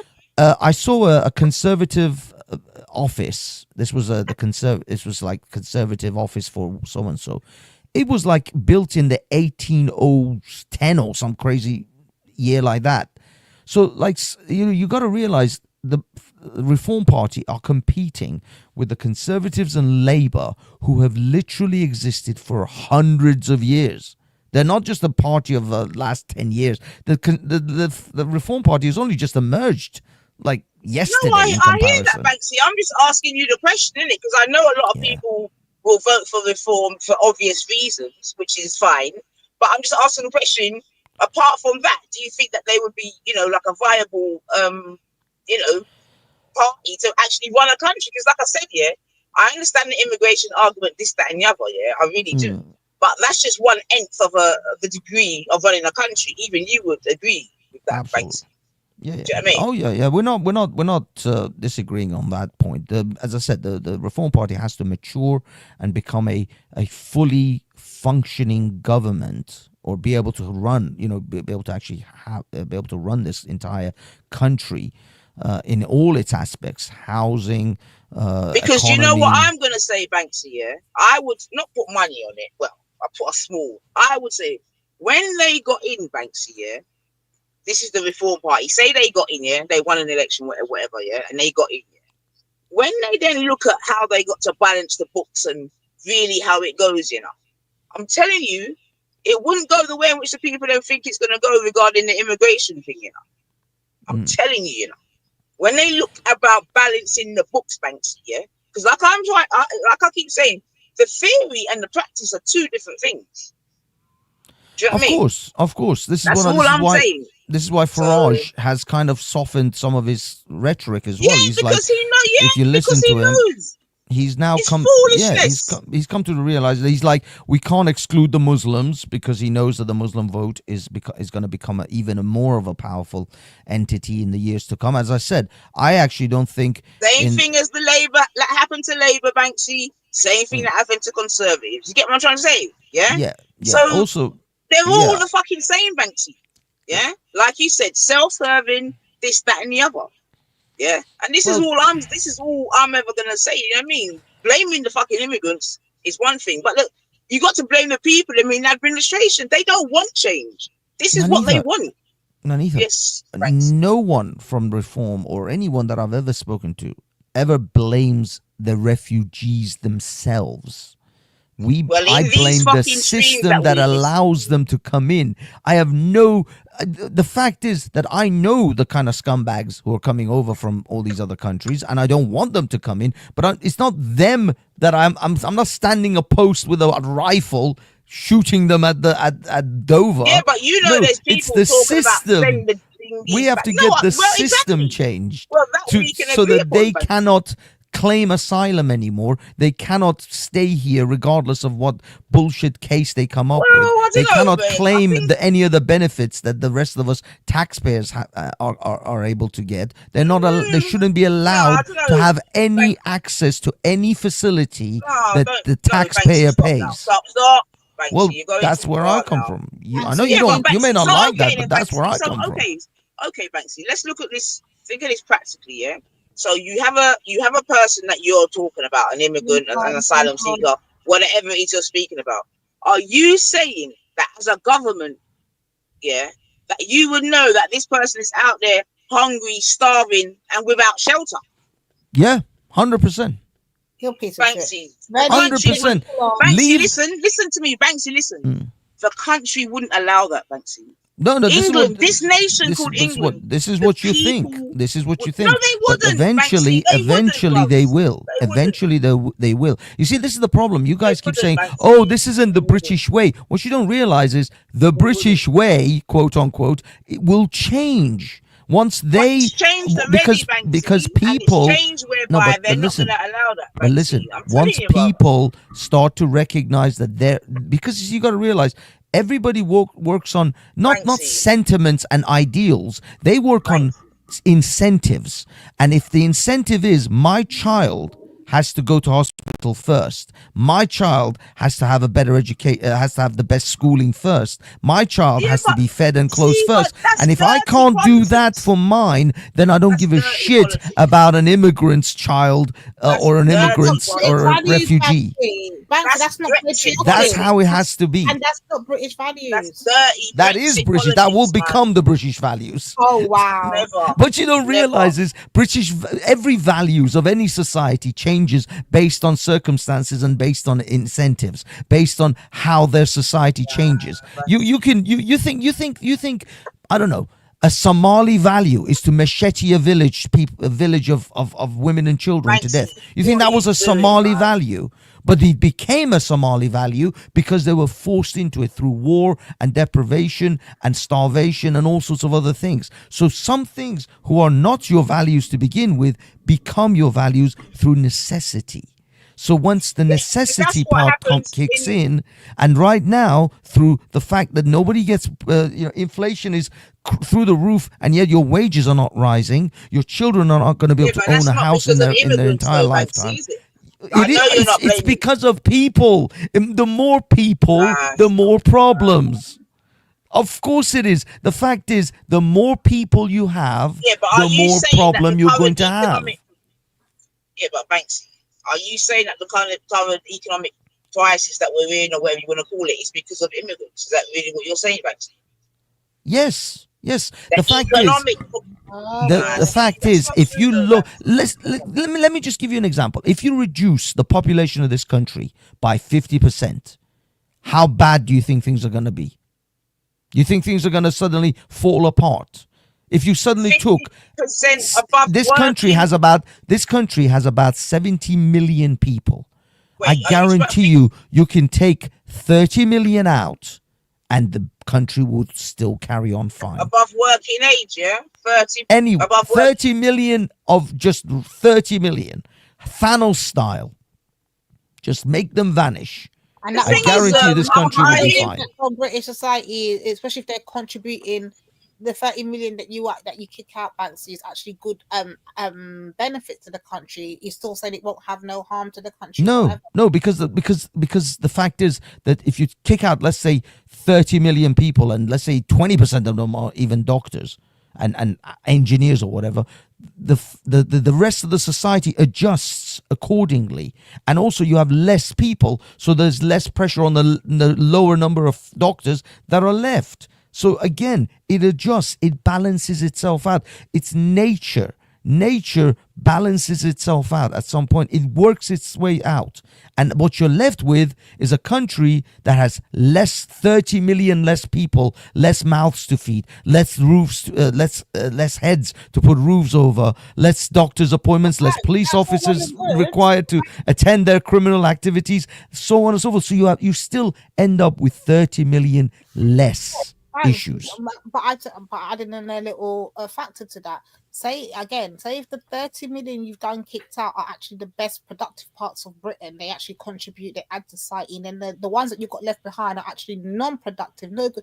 Now your system has still got to deal with the ones that you've got behind that are not actually adding to the country, right? Okay, let's say you have 30 million of the worst, and you kick out 30 million of the best, and you have 40 million people left that are actually it's 30 million. Sorry, you'll have about if you have 70 million people, you'll have about 30 million, give or take, about 35, 40.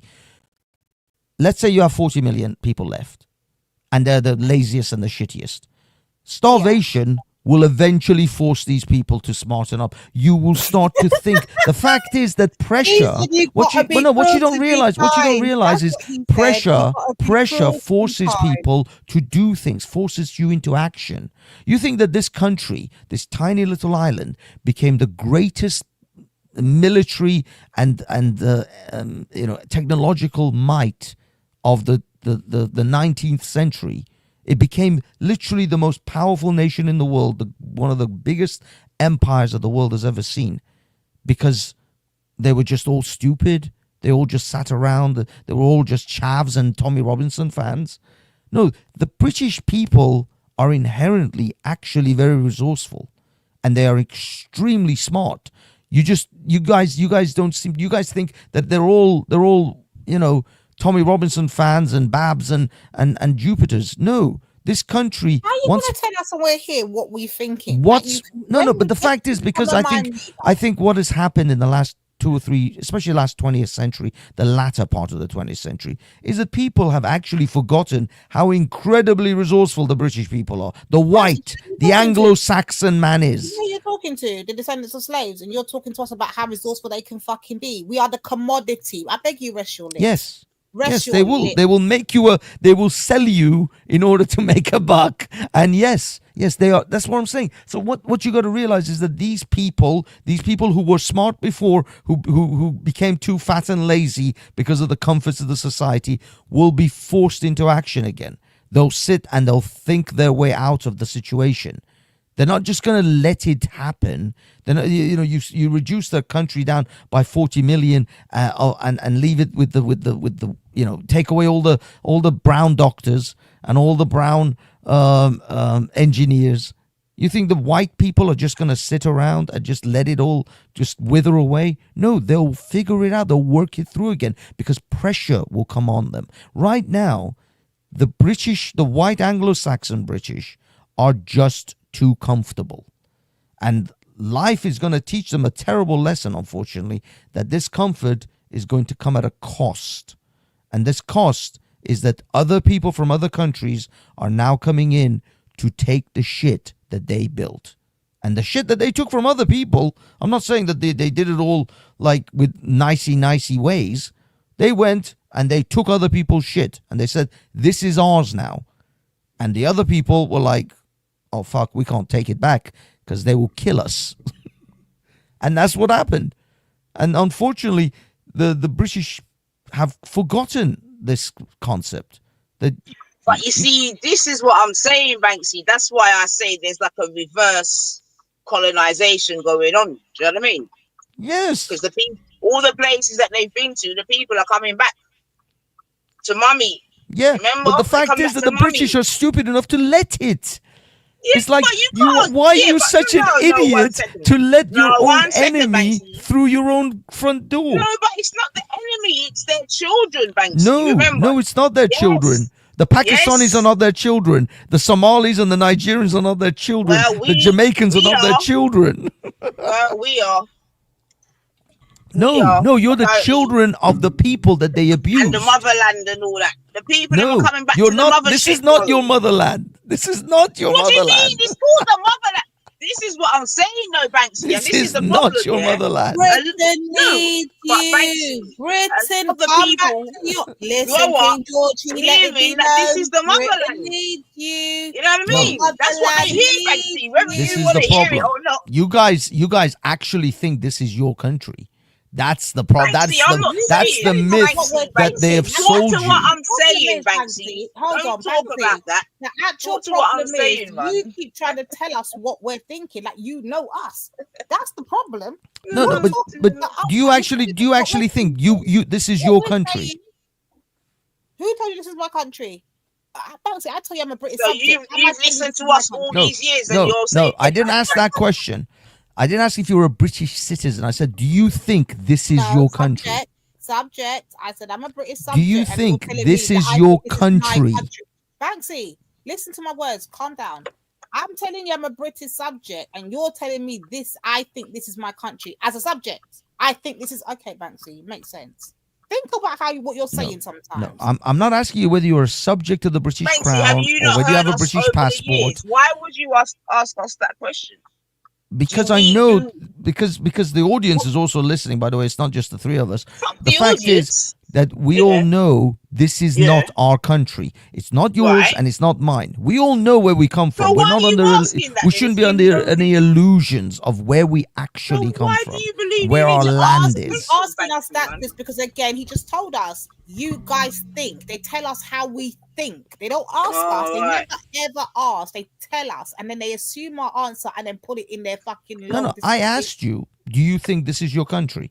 And And then you you gave me haven't some known. bollocks You about haven't known citizenship Why are you and being a dickhead? and British citizen and British subject. So you didn't answer the question when I asked you the question.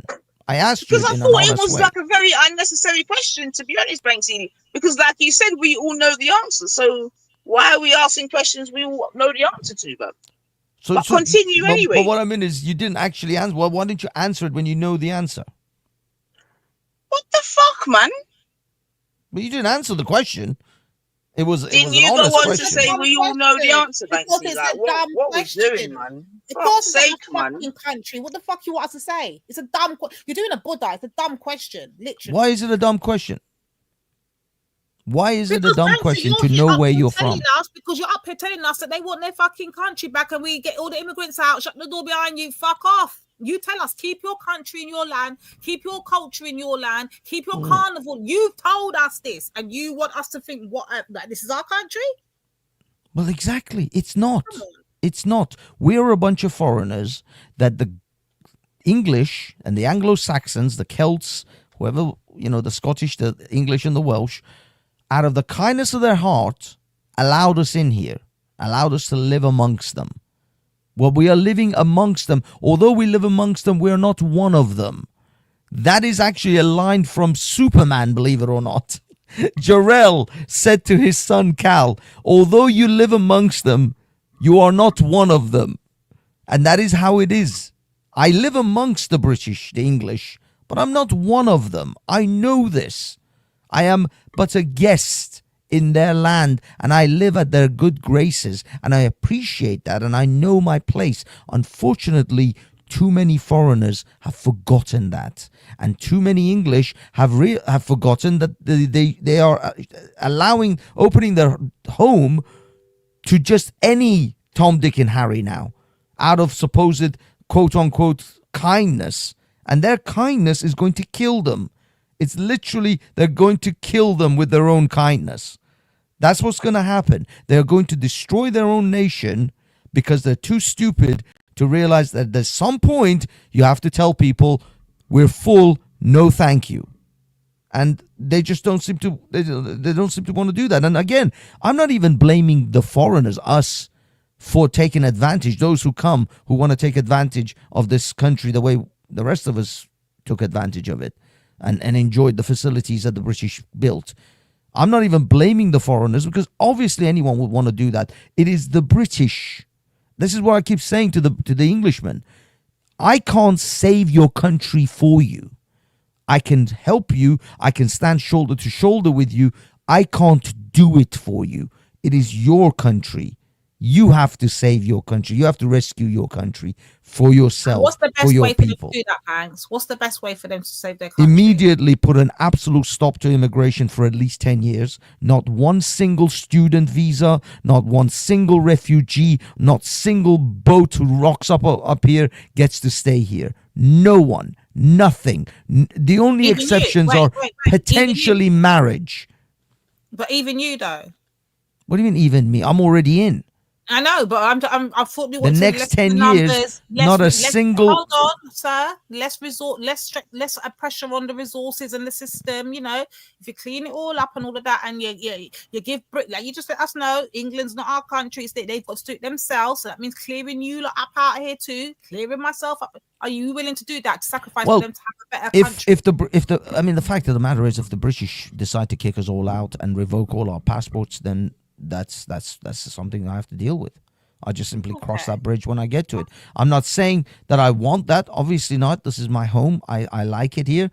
But if I have to go back to Iran, I'll go back to Iran. If I have to go back to some other country, I'll make plans and I do it. The fact is that I, unlike you guys, don't think that this is a permanent residence.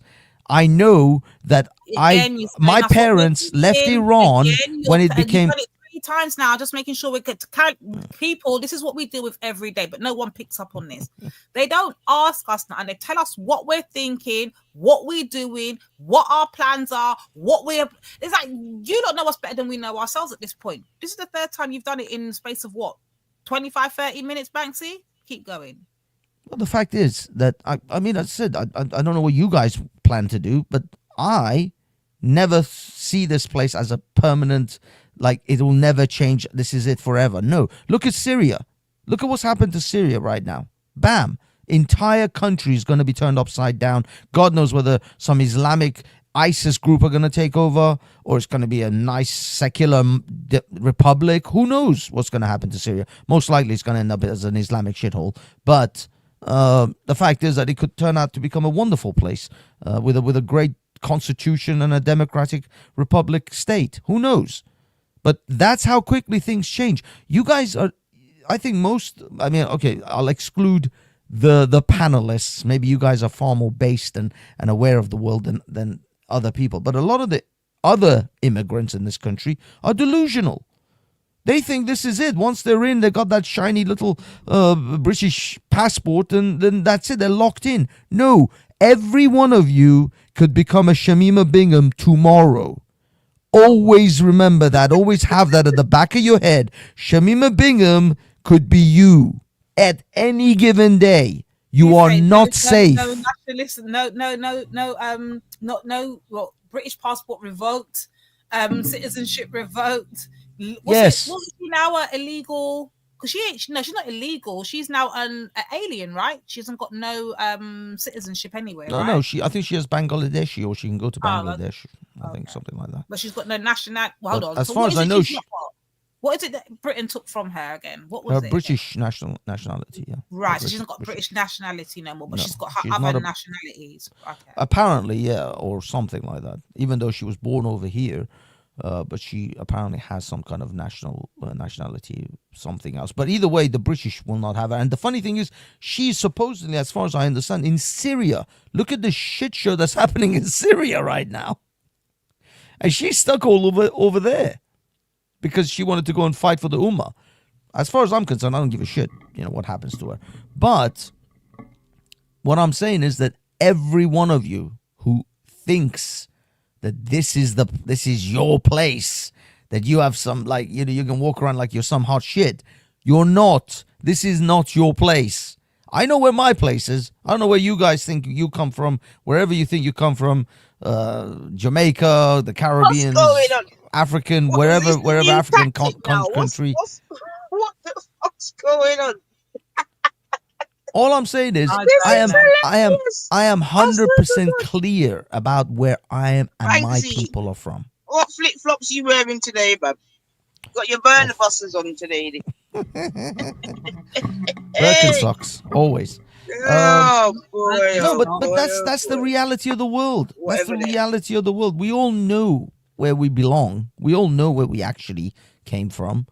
Nobody's under any delusion. It's an interesting thing that you say in a way, yeah, because because you see, if you know the history of the Windrush in particular, you would know the story that many of them didn't come to stay, right? Some of them came with 5, 10, 15, 20, whatever year plan. Telling us what it is. Do not correct him. No, well, I wasn't. Let the narratives run now. Let the narratives run. Child. But it was also to go somewhere else with the conversation still. But I can't even do that now, so I'm doing something. But we can have it another time. But yeah, Banksy, I mean, but there's a two-pronged argument there. Not even argument, but do you know what I mean? Because in that way, you're kind of 1 foot in, 1 foot out. But anyway, Banksy. So where are you going? Back to Iran, Banksy? I mean, you're gonna just what? Be a coon for 40 years and then fuck off back home. Well, if the British decide to deport us all, you ain't going nowhere. That's the thing. No. But the thing is, either I'll go back to Iran if Iran is a viable country that we can actually live in, because right now things are in a very in a period of flux, And there's or more another Syrians country. coming But the fact here, is, surely, isn't there? look, the fact is, right now there's a very good chance Iran's regime and entire system could change in the next few years.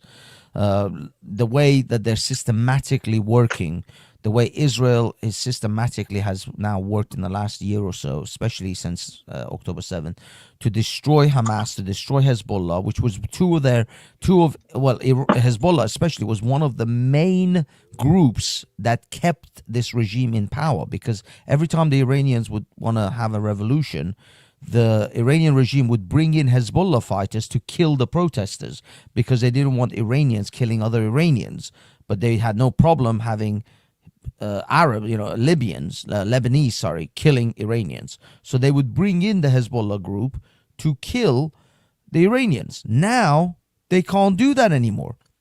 Also, they had Syria backing them.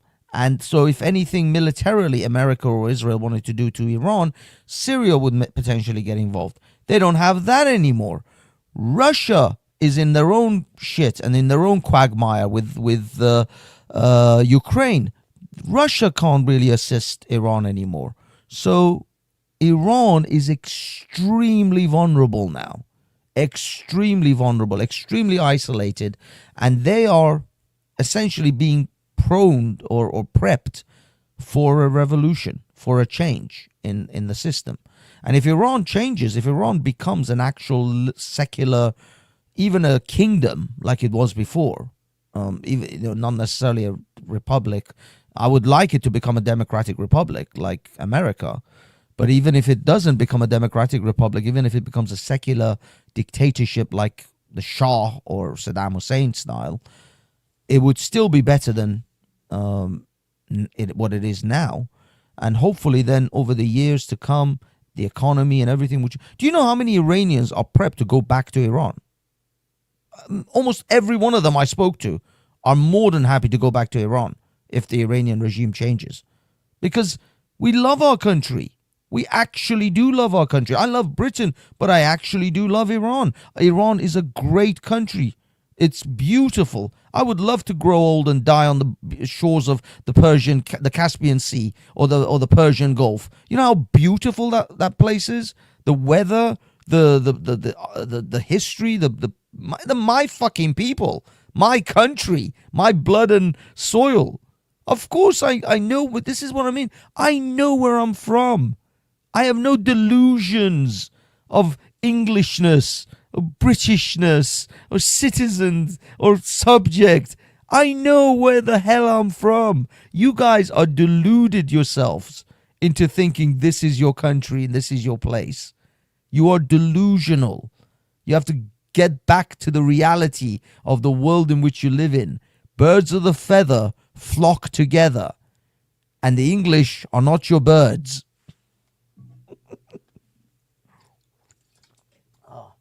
But I do love the English. I love their generosity, and I love the fact that they are truly kind and accepting. I know a lot of people bitch about the English and they're racist this and racist that, but I promise you, they are 1,000 times nicer to the foreigner than so many other places in the world. There are so many places in the world where they will treat you like a piece of crap, like dirt, like you are scum, you are some second-class immigrant piece of shit, and they will remind you of that all day long, every day. Go to Japan. There are places now in Japan because of these asshole IRL streamers who have banned foreigners from their shops now. Go to China and see how you're treated as a black man in China. Go to some Southeast Asian countries and see how you're treated as a Middle Easterner or as a black person.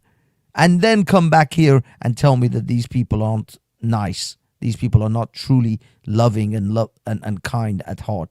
The British have done the English, should I say? When I say British, I don't mean the Pakistanis and the Indians and the Jamaicans and the Caribbeans and the Nigerians. No, I mean the white Anglo-Saxon English have been more welcoming and accepting than so many other people, especially, from my own personal anecdotal experience, if you will. So many of my family members have been helped by the white Anglo-Saxon English. And I mean, I haven't really had a lot of dealings with the Scottish, but the Welsh have been awesome as well. Any Welsh person I've ever met. And I love the Irish, I'll be honest with you. But then, I don't really know that many from Northern Ireland. I just love the mainland Irish because I've got some great friends from there. I also love the South Africans. I've had a lot of great experiences with South Africans.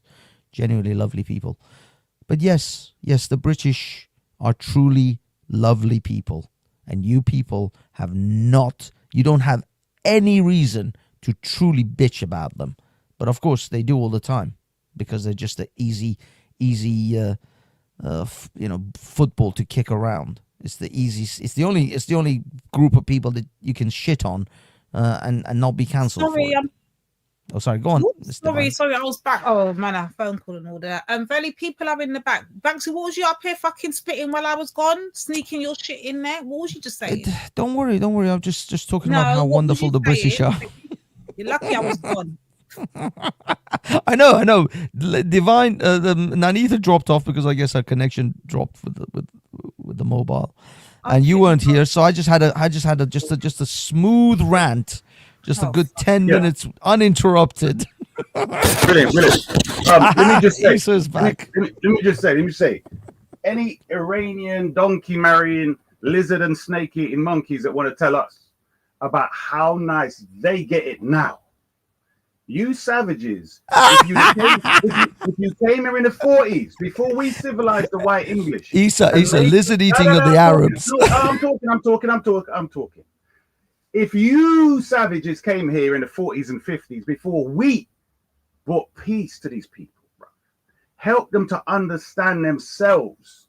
So donkey marriers, snake and lizard eating monkeys cannot tell us. We helped this situation, so bow down and appreciate our efforts that you now can come here and feel comfortable. Was that you civilized the English? No, we civilized you first, you Aryans specifically. If you look in the history of the Aryans, every bloody where they went, havoc, teeth in children, raping, every damn thing you could think of as the most evil thing. You specifically, you're a type of monkey, bro. Every people built mountains and iron gates to keep you sat, and this bloody donkey marrier wants to tell us about civilization. You only got it good because of us. Go back and look how they viewed you, even though you look white, how they would have treated you until we helped everyone else come here and feel comfortable. That's why. Don't forget that part, bro. Don't forget that part. All right, before you want to pretend we're deluded. But anyway, the thing I do agree with you with, the thing I do agree with you with is that a lot of black people, Afro-Caribbeans, etc., have kind of forgot that they generally should be more comfortable in their countries that are hot. I do agree with you. And there should be a lot more effort to go back there and make those places their living places, because like you say, Iran is, for you at least, a tyrannical place, right? So in the Caribbean, although it's not as clear from the governmental level, but it's more manipulation of gangs and all this other stuff. If we did spend more time going back there and, trying to increase, make the economy better, the culture better, rather than, the crazy stuff that we've got there, whether it's through Christianity, whatever it is, bringing back more morals and values and so on, then yeah, we shouldn't be thinking, this is the bit you are correct of. Don't be thinking now, after all that's changed, that, everything's going to be cushy, I'm just as English as the white people, blah, blah, blah. So you are speaking to a delusion there. Yeah, you're speaking to a delusion there. But when you're pretending you are coming in like the British are, bro, that's where you got it deluded. You need to bow down and say, Isa al-Akbar or something, bro. You need to get down and bow on your blood clot knees, bro. I want jizya from you, bro. Pay me jizya, bro. When you see a black person say, here you go, thank you for making this place comfortable for me, for you, the donkey marrier, to have it good. You got snakes, you got lizards, you got everything there stuff here, bro. Come on now. I wanted to correct you. We're not camel marriers. We're goat I said humpers. donkey, bro. I said donkey. I see it, bro. This is the same guy. Oh, here we go. Here we got the chicken tuck now. Chicken tuck. You're just shelling everybody. He's on your side. What are you talking about? All right, go. This is the same guy who said, I came to England to see white faces, not black faces. Bro, hold on. I literally said, I want to be where the white people are. I want to see them frockle and jump. But I came here to ask you a question, brother. Can you give me 1 second, brother, please? Very important question, brother. Current state in Syria, right, Banksy, yeah? You all know what happened with the so-called Daesh, 2014, yeah? And you here advocating and talking, defending, immigration. Banksy, what's going to stop, when the so-called, Israel and America funding these rebels to take out Assad, yeah?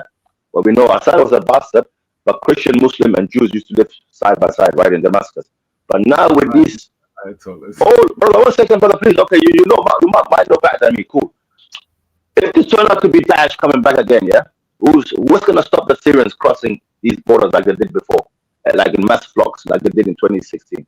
And where are you going to stand then, Banksy? And who's that to blame? Is it that those Syrians that now you again, America funded the so-called oppressor, them bastard with the blacks, claiming they're Sunnis, right? And Banksy, yeah, man, you understand my question, bro. I beg you, please answer that question. I understand. The whole sorry, flocks of you're breaking up quite badly. immigration. Sorry, brother. A whole flock of immigration coming into what happened in Syria. If it turns out to be like that, what are you gonna say? No, you're right. We're gonna get screwed. We're gonna get the pro-Assad Syrian immigrants. Before it was the anti-Assad immigrants coming over begging for asylum. Now we're going to get the pro-Assad immigrants coming over begging for asylum. And then what's going to happen is they're going to have wars in the streets of London and streets of Paris with the Syrians from both sides killing each other in the streets of Paris and London. That's what's going to happen now. We're still going to get screwed out of this situation. Thanks, hold on. You know what? You've just brought up a topic. I don't know much about it. I just literally was watching something of 30 minutes. Do you know much about the Alawite Syrians?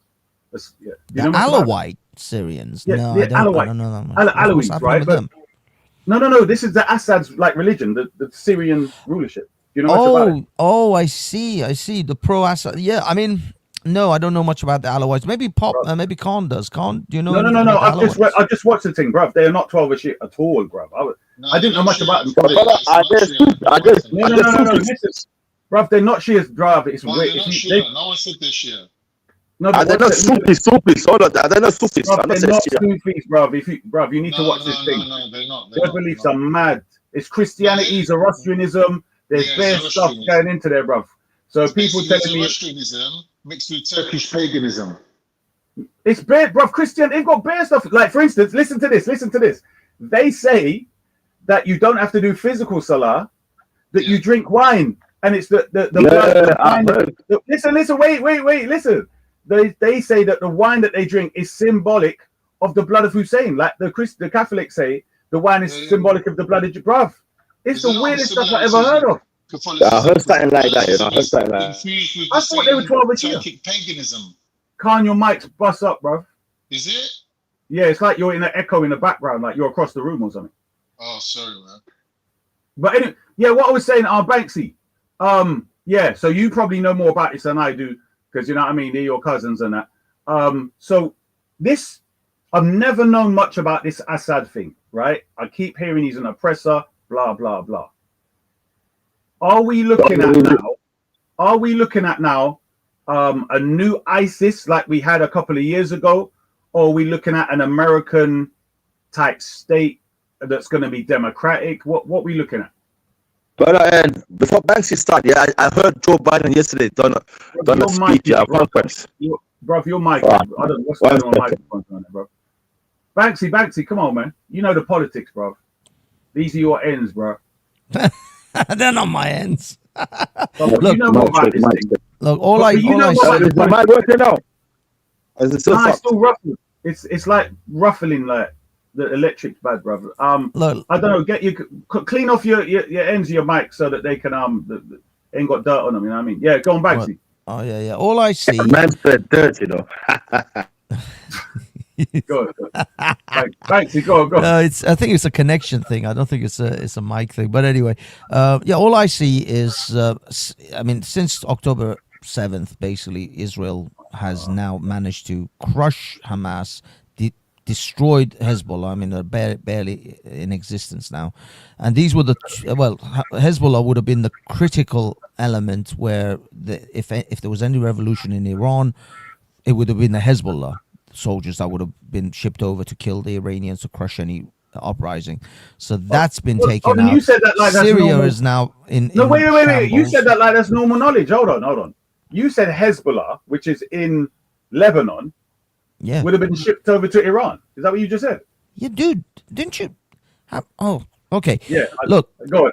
If you remember, if you go back to I think it was 2014, where there was the Green Revolution in Iran, where they wanted one president to be elected, but another one was, I think it was Ahmadinejad actually that got elected instead. If you remember back in Ahmadinejad's election, prior or after the election or after the selection, there was a revolution in Iran. People started to, not a revolution, but, protests, massive protests. It was called the Green Revolution, where they were wearing green headbands and stuff.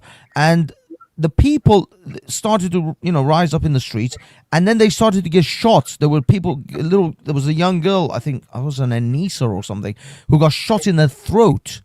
And she literally died on camera on the streets. And then later on, the Iranian regime was saying, no, she was a crisis actor and she was being paid by the CIA. It's like the girl was literally bleeding from her eyes and her nose and died right there in front of us. But anyway, but these people who, the other Iranians who was, reporting, saying, the people who came and were shooting us and were beating us with sticks, they were speaking Arabic. They weren't speaking Farsi. Because they were Libyans, they're the Hezbollah guys. That's who Iran used to bring in, or does bring in regularly, to kill Iranians. Because you see, an Iranian police officer, or even an Iranian IRCG, Revolutionary Guard, still finds it harder to kill another Iranian outright. Whilst Hezbollah doesn't give a shit. Hezbollah groups are just they're the mercenary arm of the mullahs in Iran. And so that's why it's so critical that they were taken out by Israel, because now that mercenary arm is gone. And then there was support for them in Syria by Assad. Now that's gone as well. Essentially, Syria is gone, Hezbollah is gone, and Russia is too busy with their own war in Ukraine to really give a shit about Iran. So now Iran is absolutely ripe for a regime change.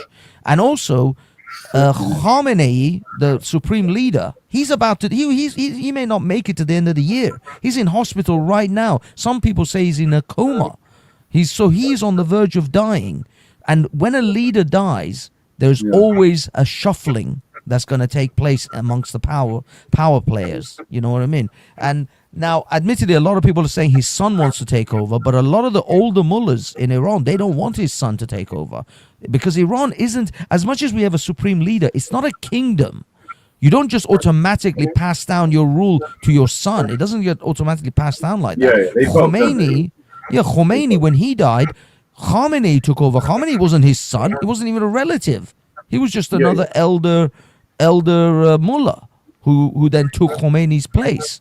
So when Khamenei dies, that doesn't necessarily automatically mean his son's going to take over. No, they vote in the Ayatollah, but it's not just that. What you just this is why I'm so glad I asked you that, because I didn't see. So basically, I now believe firmly they caused October 7th with the intention to do what they did in regards to Hamas, with the intention to do exactly what they've done with Hezbollah, with the intention to do what they did with Assad. Because now that because I've heard it before, but I've never really seen, like on the news, it doesn't say, well, from what I remember, they've killed people from Hezbollah in Syria. I've always heard of in Lebanon, right? So now that you've made that connection for me, that i.e. the backing from another side, which would be Syria, Hezbollah in Syria and in Iran, now you're saying, well, they took out the support networks from outside, it's just us now. You see what I mean? And now that you've said that, I'm like, wow, that to me is clearly a plot and a plan no different than the way they done the Twin Towers and then went and invaded all the other countries. So, well, I mean, if you want to think of it as a conspiracy, then yes, that's how the chips, the dominoes have fallen, if you like, in that way. So yeah, if you were conspiratorial to think that the Israeli government would have plotted such a scenario in which they would have actually created a false flag or an attack meaning upon they allowed themselves. it. What I mean is they were fully aware that the Hamas wanted to do it, and whatever systems they normally have in place, because that's what was said straight away. Yeah. That they turned off their systems of defense. Do you see what I mean? So in other words, they may not have been the ones firing the guns, but they knew these people wanted to come in and they facilitated and allowed it. That's You leave a gate open for the monsters to come through. So when you know there are monsters at the gate. Well, there are monsters on both sides of the gate. That's the problem. So, but what I mean is, you know what I mean? If you see the wolves at the gate, you just sort of leave the latch open, and then you wonder why all the chickens got slaughtered. So hold on. You now were just talking about you want to go home, right? So how does this? I mean, so is it going to be bombing of Iran now, or is it going to be they're going to send a military, you know what I mean, on the ground, and they're going to support Iranian people and take over the government? What's now for Iran? Okay, there's a couple of scenarios which are both terrible for the Iranian people, but these are the two that I can see obviously, and then there are others that potentially could occur. Number one is there's a group called the Mujahideen of Kelp. They are based in Albania right now. They used to be based in Iraq. They are a fully militarized group. Their own encampment is a massive thing. You can actually see it on Channel 4 did a whole expose on them. They have their own hospitals, their own schools, everything. They're a fully enclosed encampment in Albania, fully supported by America. And in fact, John Bolton was at one of their meetings. My mom was actually at one of those meetings, but it's a long story. But these guys, essentially, for me, they're worse than the mullahs right now. They're an Islamist group. They are horrific. And to me, that will be like jumping out of the frying pan into the fire if these guys take over. But these guys are very well funded and are sitting in the wings, effectively, to come in at any if there's an opportunity presents itself. They want to take over. They really do want to take over next. And so if they take over, Iran is screwed again. But then again, there is another plan that I heard, which is the Israelis. What's the agenda of the ones you just said? Mujahideen of Kelp. Well, they're kind of a quasi-Islamic and communist sort of socialist type of a organization. Now, again, there are people in London who actually support them openly. There's a guy who's. Are they Shia? I think so. I think there would be Shia in the religion. I can't be 100% certain. But the thing is, there's a guy literally who's been protesting for about 2 years now outside the Home Office in his tent. If you may or may not have come across him in London. I cover him more or less every time I go there. He is actually a Mujahideen supporter. I didn't even realize this. I had to get this from another Iranian protest that I went to, where I talked about this guy, and the woman said to me, "We don't support him because he's a Mujahideen. He supports the Mujahideen in Albania, so we don't support him. We're more pro-Shah kind of people." So that's the other thing. These are the other factions that are emerging. There's the communist socialists, and the Mujahideen are quasi that as well. But there are actually full-on socialist Iranians who want to make Iran into a communist socialist nation. There are the pro-Shah supporters, the pro-monarchy, who want to bring back the monarchy with the Reza Shah's son, who's in Los Angeles, to become the head of the state. So there's that group. Then there are other, groups as well. And the other scenario, which is the one that I also heard Israel may foment, is to actually encourage all the separatist groups in Iran, all the different ethnic groups, because Iran is not a ethnically homogeneous country. It's broken up into, we've got Kurds, we've got Lurs, we've got Arabs, we've got Turks, Persians, obviously, and a bunch of other sort of ethnic groups, Rashtis and other groups. So it's not an ethnically homogenous place. And the Kurds, the Lurs, and the Turks actually want their own nations. The Azeri Turks, the Iranian Azeris, not the Azerbaijan, but Azeri Turks of Iran, and the Kurds of Iran obviously want their own countries, and possibly even the Lurs and the other ethnic minorities. So Iran could be fragmented into multiple little nations like the end of the Soviet Union. So it could be broken up into tiny little countries if certain groups want their way. And Israel may encourage such a scenario. They may actually arm the various groups in order to break Iran apart in order to get rid of the regime. So Iran could actually fragment into 6, 7 different, or maybe even more different little states, little country states, nation states. So so that's a possibility as well. So there is far from a clean situation here. Iran could actually turn out to be 10 times worse than it is even now. After if this regime goes, as I said, revolutions are a messy things. You don't know what you're going to get at the end of it. No, but what you just no, but bruv. But I think when you said you said worse than it is now, but it will be the worst one of the past probably 100 years in the way that you've just described it. Because breaking it up I guess apart from Russia and certain parts of Europe, but when it comes to the Middle East, it sounds like that will be freaking hellhole, bro. Would you say? Oh no, sorry. Would you say, because this is what came to me before, the people are they more nationalistic than religious? So, for instance, would they bind themselves over nationalism? So the Kurds, the Iranian, the Persians, the Arabs, would they take being 12 a Shia over being their nationalistic? So could that override? Not at all. No, So religion won't even play a part in Iran's future. 40% No, forget that. I'm talking about the masses. Just say the masses first before we get to the politics. I'm saying if they had an option of being under their Persian version or whatever of 12 or whatever, would they pick that over having independent Kurdish, Persian, Arab, whatever states over there? No, I don't think they'd unify under a religious banner like that. I mean, if you know that area and a lot of I talk to a lot of Israelis and stuff. Most of the people in that group, in that region, in all honesty, are very tribalistic, and they're very tribalistic towards their own ethnicity. So they will, a Kurd would pick his own ethnicity over a Persian Shia 12 Imam or whatever. He's not gonna pick a Persian over his own Kurdish tribe, even if his Kurdish tribe are atheists. Let me add something. Depends on what Kurds you're talking about. If you're talking about Sunni Kurds, they put their religion above their ethnicity, because Sunni Kurds have always sided with Turks because they're Sunni.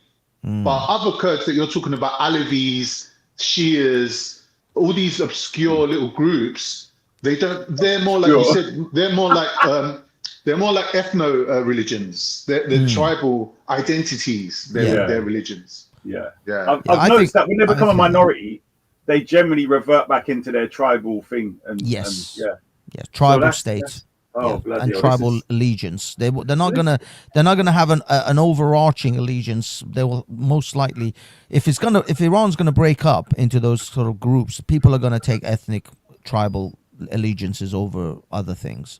If it comes to that. So no, I don't think there is, apart from they're all Iranian. That's the only unifying aspect. It's going to be a tenuous one to keep everyone. If it's going to start breaking up, then just being Iranian isn't going to be enough to keep Iran in one piece. I mean, to be honest, the previous regimes, even the Shah and the current Islamic regime, they've always kept Iran in its current form together under brutal force. It's never been an agreed upon. It's not like Britain with Scotland, Wales, and England and Northern Ireland kind of getting along because people just agreed on it. It's been kept together by force, by actual the stick rather than the carrot. So Iran hasn't been held together by sort of consensus. and that's the problem, and that's why it has it does have a chance of fragmenting and breaking up. Even Turkey. I mean, I think Khan, you can admit, Turkey, the Kurdish ethnics are not being held together by some allegiance to the Turkish unity. They'll break off in 5 minutes if they had the chance. No, it's not true. You think If the you Kurds? if you look in Syria, if you look in Syria at the moment, the majority of the Kurdish population, which is Sunni, is siding with the Turkish and the Muslim agenda there today. Because they have the opportunity to have their own breakaway state, but I don't think they're going to pursue. They won't pursue that, bro. But that's because of politics. Because they'll be weaker. That's common. That's just common sense. They won't want to break up. The Kurds won't want to break up Syria into smaller pieces. They won't. But that's politics. Because really, the problem is Kurds in Syria and Kurds in Turkey and Kurds in Iran are all different groups of Kurds. They don't really either want to join together and like make this fictitious Kurdistan, because they will be at each other's throats. Because there's also Kurds in Iraq. Yeah, you've got the Peshmerga as well. There's too many Kurds. There's too many different groups.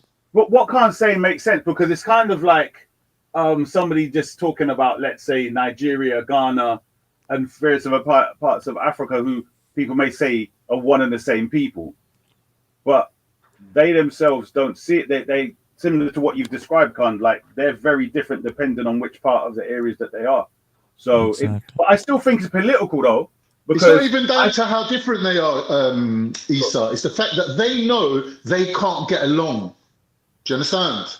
They can't get along. Yeah. If you got all the Kurds together and you said, right, we're going to have a revolving presidency. 1 year you're going to be the leader. The next year he's going to be the leader. Within 6 months, the whole thing will go to pots. It will be just like... Hold on, massive killing. Hold on. You just said sorry guys, quickly, just want to say that I'm away from the thing. So Issa, I beg you just hold down the panel and moderate the thing. Yeah, and there's people in the back. So shout out Velly if you hear people in the back. But give me back about 20-30 minutes. All right. Yeah, Randy's in the back. I see Randy. Oh, that's all we need. Racist Randy. I was actually gonna. I only came on it for 10 minutes. To give Banksy what I think and then get some information out of him, because I know Banksy. You know what? I've got to appreciate Banksy for the politics, bro. Just imagine it. All this time, this has been happening, bro. And Banksy just literally explained why all of this crap has been happening for over a year, bro. But I mean, it's not. I'll be honest. It's not like it was obscure news. It's just no. Most but I'm people don't pay attention. Bro, how many? Not that bit. I'm saying in relation to coming at Iraq. Did you previously, be honest, did you previously see the conspiracy with Hamas, then Hezbollah, to make sure now they're going to take Iran in this way? Did you see that? They were going to take Assad next. Did you know that? Well, I didn't think Assad would go. And I could see, because I heard about Israel fomenting separatist groups in Iran, I think it was last year, actually. So I knew that Israel was going to move towards trying to, encourage separatist groups and arm separatist groups in Iran. But I didn't see the Syria thing, and I did see the Hezbollah thing. That was obvious, because they had to take care of Hezbollah before they could do anything in Iran. Because any group that tries to rise up in Iran would have been crushed by Hezbollah before they had a chance to kind of, develop a momentum. That's what Hezbollah always did, was crush any uprising before it had a chance to develop, to become to gain momentum. Now they don't have that. Iran doesn't have that anymore. So But the Syria thing, no, I didn't really see that coming, because I just thought say one thing, Banksy. Russia. One thing where I didn't agree with what you said, and I think it was a contradiction what you said, is that you said that in Iran that there's no consensus, but at the same time you said the one thing that binds everyone together is that they're Iranian. In fact, that is the consensus. That is what binds them. Right? Now, if we one sec. If we look at Syria, for example, now we have government forces, we have the Muslims in there, al-Nusra and whoever, and then we also have the Kurds in there. Now, these people have an intention to maintain the structural integrity of Syria as a nation, because it will benefit all of them rather than breaking apart and being smaller regions, right, and weaker regions, right? So there is a consensus now that Assad's gone, to create a newer, more inclusive government in Syria, right? Which it will be a better country than it was before. Potentially, you could say that. Yes, Iran and the different groups in Iran may also think the same thing, but I know that the Iranian regime, the Islamic regime, as well as the previous Shah regime, was extremely brutal to the separatist groups, because I know people from Azari myself, and the Azaris, the Turks of that region, they didn't want to be part. They want to separate from Iran, or they wanted certain autonomy that the Iranian central government would never give them. They were forced to, for example, they all speak Turkish mostly in that part, but they were forced to speak Farsi at school and to learn Farsi and all of these things. But they don't necessarily naturally want to be Farsi, you know what I mean? To want to come to Farsi, and they're much more Turkish than they are. This is the superimposed Western model of governance where everybody has to homogenize culturally and become one country. If you look at, for example, the Ottoman way of ruling was by having what we call them vilayets, which is like I forgot the word in English, but basically semi-autonomous regions where people could do their own thing, and all they have to do is kick back some taxes to the federal government. Exactly. Right? Yeah. So that's the kind of thing what people need now. Like the Kurds want to speak Kurdish, you know, the Syrians want to speak Arabic. Like they should be able to do that within their regions, right? Yeah. But that's the thing. That's exactly what Iran does, or currently and previously even did to even the Kurds. They forced them to speak Farsi. The Kurds, you know that Mahsa Amini who died? Her name isn't Mahsa Amini in Kurdish. It's Zahra something else. So you get a lot of Kurds called Zahra. Yeah, she actually had the Kurds have a Kurdish name as well as an Iranian or Farsi name or Persian names, and they are forced to speak Farsi at school because that's like the national language, as well as their own Kurdish sort of languages which they speak at home. So this is how it is. Different parts of Iran even have different. I think the Lors have their own language as well, and then in the south it's like Arabs and stuff, mix and match. So this is what I mean. The Iranian government, the central government, wants to force everyone into Farsi, but people have their own regional languages and cultures and stuff as well. And that's why I'm a bit, as I say, I'm hesitant to say that Iran is held together in a consensus, as in everybody's happy with being part of one nation, rather than they may want to, because they've had animosity from the central government forcing them to learn, you know, Farsi and do this and do that. They may want to break up just as a fuck you essentially to the central government. So that's why I'm saying that they may break apart. But you're right. It could be that if things actually got real, like they have in Syria, people will realize, no, we're better together than apart. We're stronger as one nation, as a bunch of tiny nations. Or even if you thought of them as individual regions that like join together in a federal kind of country, they would still be better than breaking apart. Breaking apart is always the worst case scenario. Yeah.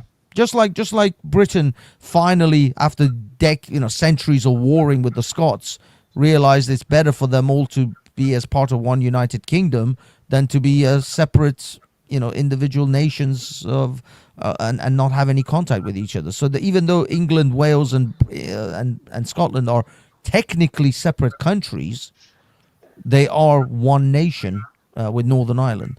So yeah, I mean, I think people eventually will come to that same sort of conclusion in Iran and can I other ask you a places. question? Yeah. Banksy, do you regard yourself as an Anglophile, as I do? Look. Do you love everything about England? Like, because I love England, right? But like, it's not like something that's like one of my core beliefs. It's like a hobby. Like some people love trains. I just love things like scones with cream and jam and an Earl Grey tea. Like all these little quintessential English little things, right? I love it. Yeah, I love it. Like, no, do you know Lady like D loves Scottish, it with. like Scottish that shortbread biscuit? Have you had that? Yeah. Oh, that's gangster. No, that's good. That's good. I'll give you that one. That we used to have that at Christmas, Love bro. that shit. That's so Love expensive. that We only had shit. that at Christmas, bro. That's Yeah.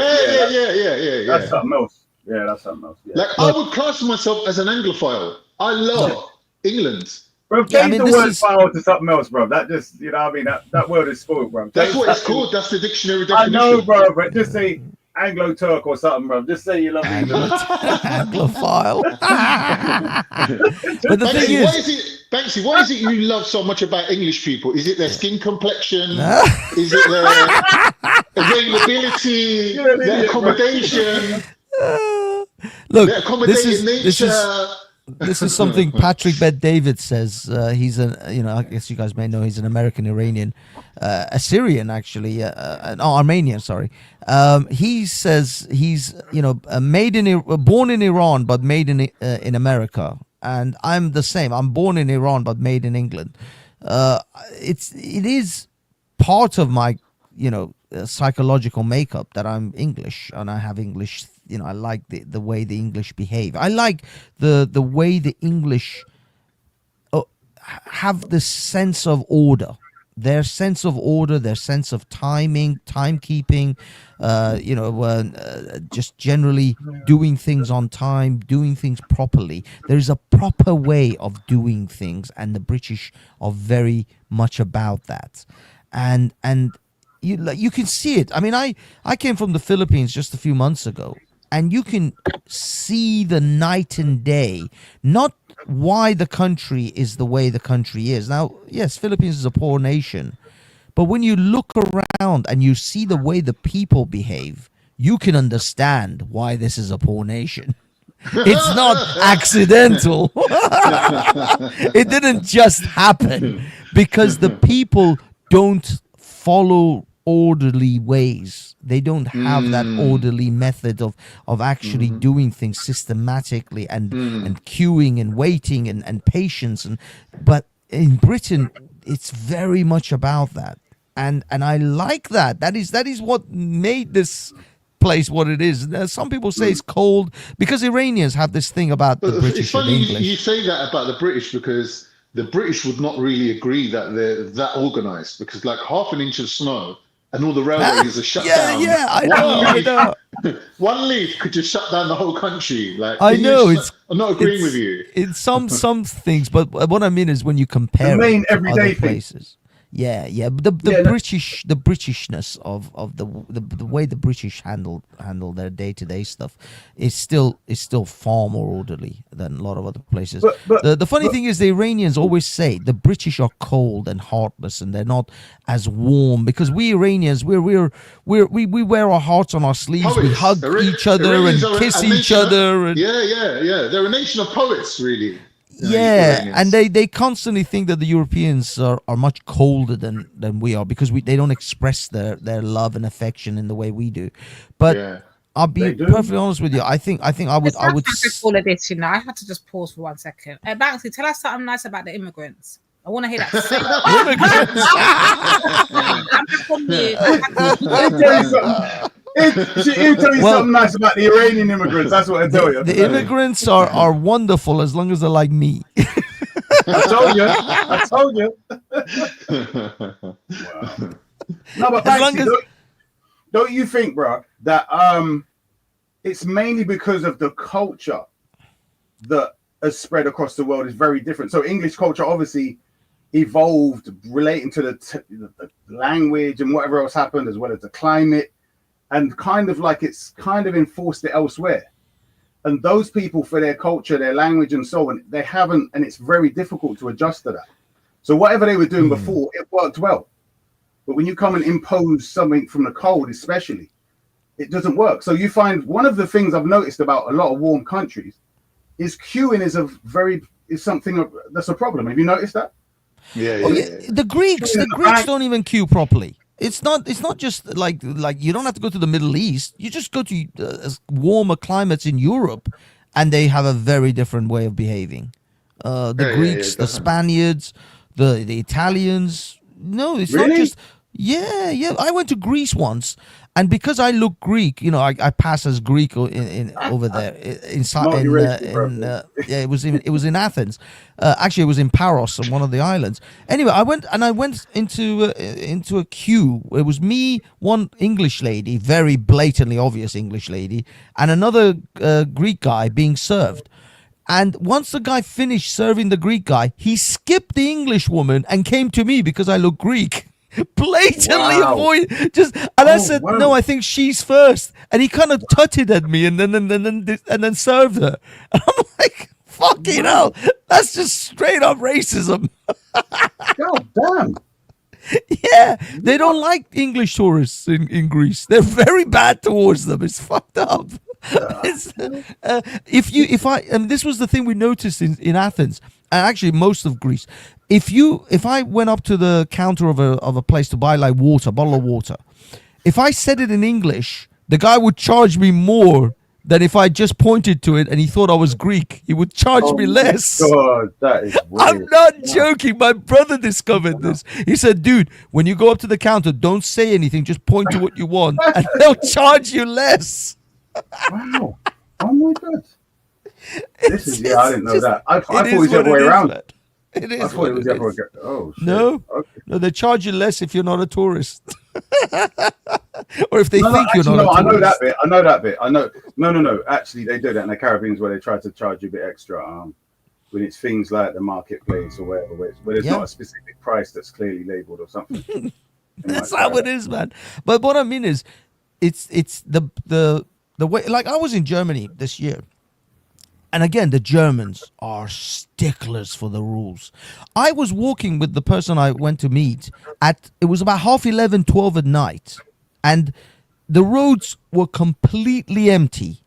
And I wanted to cross the road with her. And she said, no, wait. I said, why? Because the light isn't green for us yet. I said, it's nobody here. There is no cars. How would anyone know? Oh, gosh. She said, no, we have to wait until the light is green. Holy shit. Well, Banksy, my uncle's Kurdish from Turkey, and he went to Germany and he took out a packet of fags, like a brand new packet. This was like in 1980 something, early 80s. He took out a packet of fags, unwrapped it, took out a cigarette, lit it, and started walking. He goes, a little kid ran up behind him, picked up the cellophane wrap from the box of 20 Marlboro and ran behind him going, Mister, you dropped this. Yes. Yeah? And everybody looked round and were looking at him like, you fucking animal. You dirty pig, like that. Wow. And my uncle looks like an Iraqi, like he's that dark. Like they're looking at him like tutting, and you know, like white people do this thing where they roll their eyes. Like, they don't even say anything. Disapproving. He goes, I wish the ground would have opened up and swallowed me. He goes, I was that embarrassed. He goes, but it's something I did without thinking because, like in England, everybody does that, right? Just chucks it on the floor. Yeah, just we go to the bin straight onto the floor, like. We put our rubbish in the bin, bro. Like that's. Oh my God, that's. Oh wow. Imagine getting embarrassed. No, but they do that in England too, bro. But the thing is, the kid was so innocent to littering. When he saw littering in front of his eyes for the first time, he couldn't fathom that the guy just being a pig. He actually thought that the guy... It was a mistake. Yeah, he's like, Mister, you dropped this. Because I was so embarrassed. Wow. Yeah, Germany is crazy. That's Germany for you, man. So stickler for the fucking rules. Like, holy shit. Just cross the damn road. I'll do well in Germany. I like that, bro. I like the rules and everything rolling good. Probably maybe I should go there, man. But this is why not? This is actually the massive contrast. Even in Europe, just take the European continent itself. Compare the Germans with the Greeks, the British with the Italians. These are very different people. They behave very differently. The cultural identity is completely different. Yeah. Greeks are known for being like protesters, that they protest about everything. Greeks. It's like on a personal level, it's not that they're going to all get together and protest about something, but on an individual level, if you sat down and asked a Greek about his position, he would tell you about everything. He'll put the world to rights over a coffee. Do you know what I mean? That's just their way. That's just what. But nothing actually gets done. Nothing ever gets done. Yes. Yes. Got a question. Does anyone know who Safa Says is in the comments? Has she ever been Safa, on? yeah. I don't know. I know Safa. Has she ever been on and talked? No. She's been gunning Banksy for a whole. She's just trolling, man. She's been on my ass. She wants attention. She wants attention. And you just gave it to her. Funny as hell, bro. Like she's got his personal troll, bro. Like what? Killing him. You see, this is the thing, Issa. You acknowledged her existence. Now she's all happy about it. No, I've it's been reading it the whole time. I just don't say a word because to me these people don't count. You think I haven't noticed? She knows I've been reading this shit. No, but I thought she might have been like a Muslim who's been on it. Like, does anyone know she's her? a Muslim. Like, She's Muslim. right. No, but that's what I'm saying. I thought she'd been on there and used to speak or something. Like, do you know her that way? But no, because for instance, Everything is Everything would be talking about me, and it's quite funny. Ayatollah this and whatever else it is. You know what I mean? But I thought you had your personal little, because it's mainly all about you. Do you know what I mean? So, Yeah, I mean, she may do. I don't know. I mean, all I'm saying is that you see how smoothly I ignore the trolls. You even thought I didn't even see this person this whole time. No, I didn't think that. I asked if you lot knew. Like, has she been on here and expressed her view? You know what I mean? And that's all. Like, I don't. She's a troll. She's a troll chat. She's a chat troll. Sorry. Okay. She's a chat troll. Yeah, chat trolls. That's how smooth I operate. She dislikes sheer dogs. Well, you know what? What kind of dogs you got in there? Bulldogs? What huskies? what dogs you got in Iran, bro? You know what I mean? Yeah, got it, bro. I mean, at the end of the day, if your owner is Shia, then the dog is I don't Shia. think Iran is a nation of dog lovers. I think maybe more cats. They probably got more cats than dogs. Yeah, I mean the thing is, it's like the cats come from Turkey, bro. It's like a lot of sort of Middle Eastern countries. We have a lot of stray dogs in Iran. Unfortunately, they haven't had a proper system where, like over here, you got the RSPCA. They immediately pick up any stray dogs and all of that. Over there isn't. I mean, you literally can get attacked by a pack of dogs at night in like the countryside. I'm not joking. They'll roll up on you, bro. Yeah, they will. They'll roll up on you. They'll fucking take you down. It's dangerous shit. Of course. It's not like you gotta be careful. The dogs in Iran, yeah, they're like, oh, my man, yo. Yeah, you're fucking taken out by the stray dogs because. This is the thing over in this country, because they eliminated things like rabies and stuff, so they keep a very tight control over the wild, the dog sort of population. Whilst over there, it's not. There are dogs with fucking rabies. There's packs of wild dogs running around. Because Iran, it still has like wolves and shit. There ain't packs of stray dogs. Dogs have developed their own societies, like towns of stray dogs. It's like a town, bro. It's a town of dogs. Village of dogs. I'm telling you. Nah, bro. This is whole like village of dogs. They got the dog postcode. Town. Postcode wars, bro. They got the postcode war of dogs, bro. Oh my god, bro. But no, there's a lot of stray dogs and even like not so much in the cities as it is in the outs, in the sort of villages and stuff. But yeah, even in the cities you'll find stray dogs, just mangy dogs running around and stuff. It's not good. But they have to. Yeah, they don't take care of it. They don't take care of the system. But no, Iranians, they have dogs. I used to have it. We had a dog. We had a little Dachshund. He's a gorgeous little dog. Yeah, we have dogs, but it's I don't know. It's a bit of a mixed bag. It's not like they love dogs. So how much Chinese do you have there, though? Obviously not Chinese. What takeaways? Yeah, because hold on, listen. You lot didn't even get the lot, right? If you got a stray dog problem and you bring Chinese over there, you haven't got a stray dog problem. What's wrong with you, bro? Come on, man. Shit, man. That's the biggest. That's the biggest money flip for the Chinese over there. They ain't got to pay for that.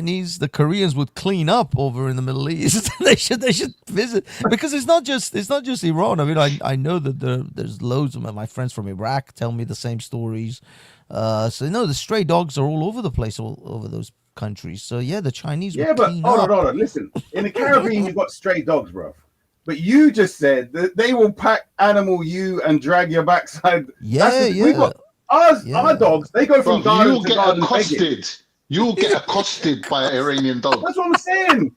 These dogs, our dogs come and beg, right? You know what I mean? And they come and you tell them get out, or you throw them a bone or something. They run in packs. Yeah, that's because Jamaicans walk with sticks, bro. Yeah, exactly. You can't They roll know. up on a Jamaican just randomly.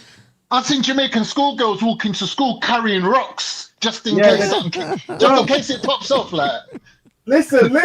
Yeah, the dogs know their place. This brer was about 12 years old, bruv. And the way that they see dogs is so weird. I'm thinking, like, if this dog comes at me, I've got to try and grab it in a headlock or something. This 12-year-old just picks up a big stone and says, let him come. Bruv, and it's like the dog is actually scared. He's holding it. yeah, he knows, isn't it? No, but it's not that. I'm saying you've got one stone. If you miss, that's it. And they're so confident. They must, bruv, their accuracy. They're like the Palestinians with stones, bruv. I think the dog. Listen. I think the dog history is kind of like, bruv. You see, when they pick up that thing and they got something in their hand, do not tempt them, because some dogs must have got liquid rock in their head, and that history has been passed down generations. The dog see the other dog getting licked in the head and thought, I don't want to be that dog. Exactly. That's what I'm saying. It's genetic. What's it called? Genetic trauma. Genetic memory. Ancestral trauma and all that. It's been passed down generation after generation. No, they're like, nah, fam. No, but what I'm saying is, with us, we pick up a whole, bruv, we'd fill our pockets with stones. But I'm saying he has one big rock. And he's so confident he's gonna bust it in his head and go woo, woo, woo, woo, and run off. Do you get me? So I'm like, right, bro, I'm not trusting your one shot. You know what I mean? My mum was telling me, actually, funnily enough, a story about my grandma. She got attacked by one of these stray dogs. He grabbed hold of her chador, you know, the chador that the Muslim women wear. Yeah, he tore up her chador, the fucking dog, in Iran. Wow. She was telling me about a story the other day about the whole thing. So yeah, no, it's bad over there. I mean, I don't know now. Obviously, it was like 40 years ago the last time I was even over there. But yeah, it was pretty bad. Banksy. You were saying, like, if they fixed up, you would love to go back there. How do you feel like you're like a refugee? You know what I mean? Like, what's the word? Do you go and do you have a yearning, like a sad feeling inside you, like, blooming hell, once they sort my country out? Do you know what I mean? Do you carry that with you a lot? For me, because I'm Khan said, I'm Anglified. For me, it's not that yearning. It's the fact that if I could, because I grew up with so many Greek friends, Cypriot Greeks, Greeks from in Iran. No, over here in England. Because the closest cultural people where I grew up, because there were no Iranians where I grew up. There was like 4 Iranians, and 2 of them was my uncles, and one of them was a friend. Those were the only Iranians that I knew where I grew up. So it was just friends and the people. Whoa! Ouch! That was loud. The people that were closest culturally to me were Greeks. So I had a lot of Greek friends. We went to a lot of Greek nights. And my Greek friends used to always summertime go, or wintertime even, go to Athens, go to Paros, go to Cyprus. You know what I mean? They used to have houses in these places. So they used to live a few months over there, live a few months over here. And it was just nice how they could just travel between these two places. And it was all cool. And for me, that's how Iran would be if Iran was a free place. If it was an open, free society like over here. I would have maybe a house over there, and I'd go over there for a few months of the year, come over here, that sort of thing. Because I don't think I could ever really leave England, because it's like, my HQ. But it would at least have the option. You grew up in it? Well, yeah. I mean, yeah, I was a child when I came. Okay. No, I thought you were like 18, 20 or something. Okay. Oh, no. I was. Was that so you're English, bro. It must have been about 4 years old. Talking about Iran like he missed Iran, like he was there in school and university in Iran. Everyone would miss their home. Everyone would miss their, even an imaginary home where you don't have that feeling of being an outsider or a foreigner. Everybody would yearn for that. That's what I'm saying. There's this inner thing. where I no get matter that. how many years I could die, I'll probably end up dying in this country. Let's be honest. There's a very good chance I'll age out over here. But there is still something, that little, like a splinter in your mind, which is, where you are, where home actually is. And I don't blame the English who are pissed about watching their own society, flake away, their world, the world that they recognize, flake away from them and be replaced by something that's clearly foreign and strange to them. But the thing is, though, Banksy, these English can't really have the same connection to their country that we have, because we actually own our own land. They live in council houses. To what extent is it your house? Hold on. Nah, you can't. To what extent? No, but it's true, because it's true, because the English were the first to get. Listen, the English were the first to get slaved. They slaved their own population. They took children away from the people. They put them in workhouses. They don't have their last names. They don't know who they are, right? This is what these people have endured, right? And when we look at the result of this process, right? They're not that attached to England. They can go and live in America. They can go and live in Australia. They can go and, like you've got expat community in Cyprus. Like they don't come back to England once they leave. Oh, they Pokemon's in the back. They don't have that same thing we have. But I think the thing you're missing, Khan, is this. It's more to do with coming out of your house, going into the everyday society and the things that you used to see and everything else. It's not like what you call home is your home. But this is the thing, Banksy. What I was going to say, the problem with your statement in regards to society changing, it changed without the immigrants changing it. White people in England, they decided that they didn't want Christianity anymore. They wanted everything to be modern and scientific, which means everything's going to change. So, you've opened the doors to all kinds of cultures that you yourselves have incorporated. And all that's happening, the real deal is, it's to pick and choose between what they want from outside and what they don't want. Do you see what I'm saying? That's really the deal. It's not like they don't want anything from outside, because England is more or less now a multicultural society in regards to what they say they like, whether it be Chinese food, whether it be Buddhist meditation, whether it be smoking weed, whatever the hell it is. They've welcomed a lot of things from outside, and they have done for hundreds of years. So, in fact, Banksy, simple question. What would you say is English culture that English people by the year 2000 actually wanted to keep?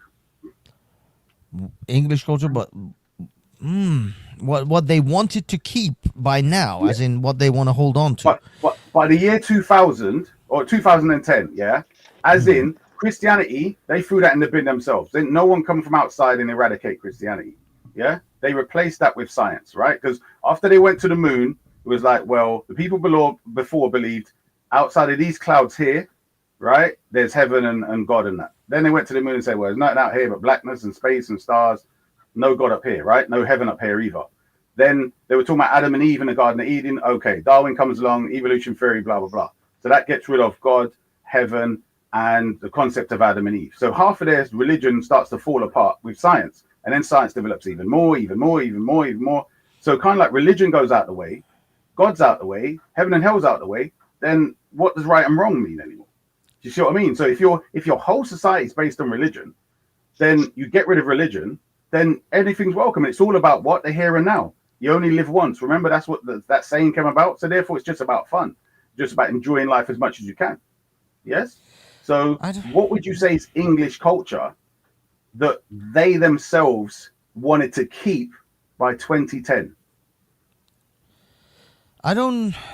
Look, I still think that even if they don't have Christianity, there's still even their Christianity was an English Christianity. I mean, they even got rid of the Roman style of Christianity and kind of developed their own Christian sense. I know. No. Listen. What part? So, for instance, English culture would be the morals and values, for instance, right? And things would be offshoots from there. English culture would have been wearing a certain type of dress code. So the prostitutes used to wear mini skirts and low-cut tops. Now the prostitutes might wear more clothes than the girls going to nightclubs, right? That's part of English culture, right? And that's not imported. No, look, and that's what I'm connected- trying to say is, that if you actually take even Christianity, for example, the English must have had a superimposing culture in order to even create a Christian English, an English Christianity. So they didn't just wholesale even take on board, or they did have the Catholic Roman Christianity given to them or brought over, but they in fact must have had a overarching culture to have created their own English version of Christianity, or a British style of Christianity. So the Christianity wasn't what influenced British culture, it was British culture that influenced their Christianity. So there must be an overarching British culture. No, bro. I agree with you, but it's cyclic, isn't it? Because if you've got a religious spookism, superstition before you get Christianity, it means you're allowed to do things in society previously that you can't do now. So your whole culture changes. So I'm saying it works both ways. You now implement Christianity, that culture now enforces and determines your new English culture. Now your norms, your morals, etc. have changed. What I'm saying is, after they've now tipped that away, what would you call English culture? Give a list of 10 things that are English culture that they used to have. The thing is, this is the problem with it. It can be some of it is so hard. It's not hard, but I mean, if I mention it, they may not appear as an individual item to be that significant. But I think they actually, once you sew them into the tapestry of the society, it becomes more significant. Subtle things like queuing, wearing a suit, a gentleman's suit, or the way that the British gentleman would behave. Bespoke, exactly. Just drinking tea. Suits. Even though we know tea comes from India. I mentioned about holding the door open and saying please and thank you. How important those things were when we were at nursery and primary school. How that affects your psyche, because you're seeing people come from other places and it's like they never heard of these words before, right? Or that culture of, just think of it. You're letting someone go before you, and you're doing a motion of an exercise. Pulling a door. You're literally it's charity. Do you see what I'm saying? From young. So I'm saying that's a big part of any culture if you're taught that from a child, right? And that could be in relation to I give you a cake before I eat. It can translate to many big things. But what my point is, that came generally from the charity of Christianity, which they've thrown away. So I'm saying most of the new culture come from movies and music and bloody House of Dragons and all whatever the hell new rubbish they've got. What I'm saying is, with every time you ask what is the English culture that you're worried about, it's generally something that they've got rid of themselves. So therefore, it's now a thing of they want to pick and choose which parts of foreign culture they want to keep and don't. So therefore, for instance, they would want, for instance, the Bangladeshi Indian restaurants. Well, that means Bangladeshis are here. And Bangladeshis are basically going to be here and live and have a masjid. Do you see what I mean? And it's like, okay, as long as you've got your little masjid there, but don't try and create no Sharia law. And I think it's not even, I personally think it's not even the thing of people coming here with their culture and blah, blah. It's because generally the Sunni Muslims are out there literally, they're making it outward that they want to take over. Do you see what I mean? It's that kind of thing. Who's taking over? I'm saying the Orthodox Sunnis are not only have some shouting it, but their behavior is such that they have more right. They're the right people. Their culture's correct and so on. So it's because it's more out there. So for instance, the Jews, the Jews have a culture. Bro, if you go to Luton and Birmingham, you can't compare a protected group of people like the Sikhs and the Jews to the behavior of people who are the majority within their regions, and they have elected officials to represent them in government. Because they're not different from the average. You're not getting the point. No, you missed it. Let me explain what I was going to say about the Jews. I'm saying generally they're a protected group of people. They don't need to have political representation. This is the bit you're missing. If they've got agendas, bruv, they normally disguise. Ain't about the agendas. It's about representation. Let me finish because you're not responding to my point. What I'm saying is, they generally would take off the black hat and the two dreadlocks, and then they would go into wherever they need to be in Parliament or whatever, and look like the normal white person, and maybe even change their name. so you wouldn't know what their agenda or what they're about. Do you see what I mean? So they wouldn't look like the same black hat, black clothes. You know what I mean? So whenever they're doing their stuff, they generally keep to themselves. Muslims don't. We're trying because to, there's too many. Where are you going to hide all the Muslims? Where are you going to hide them? No. There's too many of them. Bruv, you're not getting the point. I'm saying not just the hidden thing, but it's clear they want to propagate, they integrate, intermarry, and spreading their culture in a different way. The moral argument. Who's intermarrying? Muslims are intermarrying. With loads of what you don't know what Birmingham looks like, bruv. Full of mixed race, Pakistani and white girl, bruv. Where you been, bruv? So you're saying the whole narrative of the right wing that Muslims don't want to integrate and marry white women, you're saying is a lie.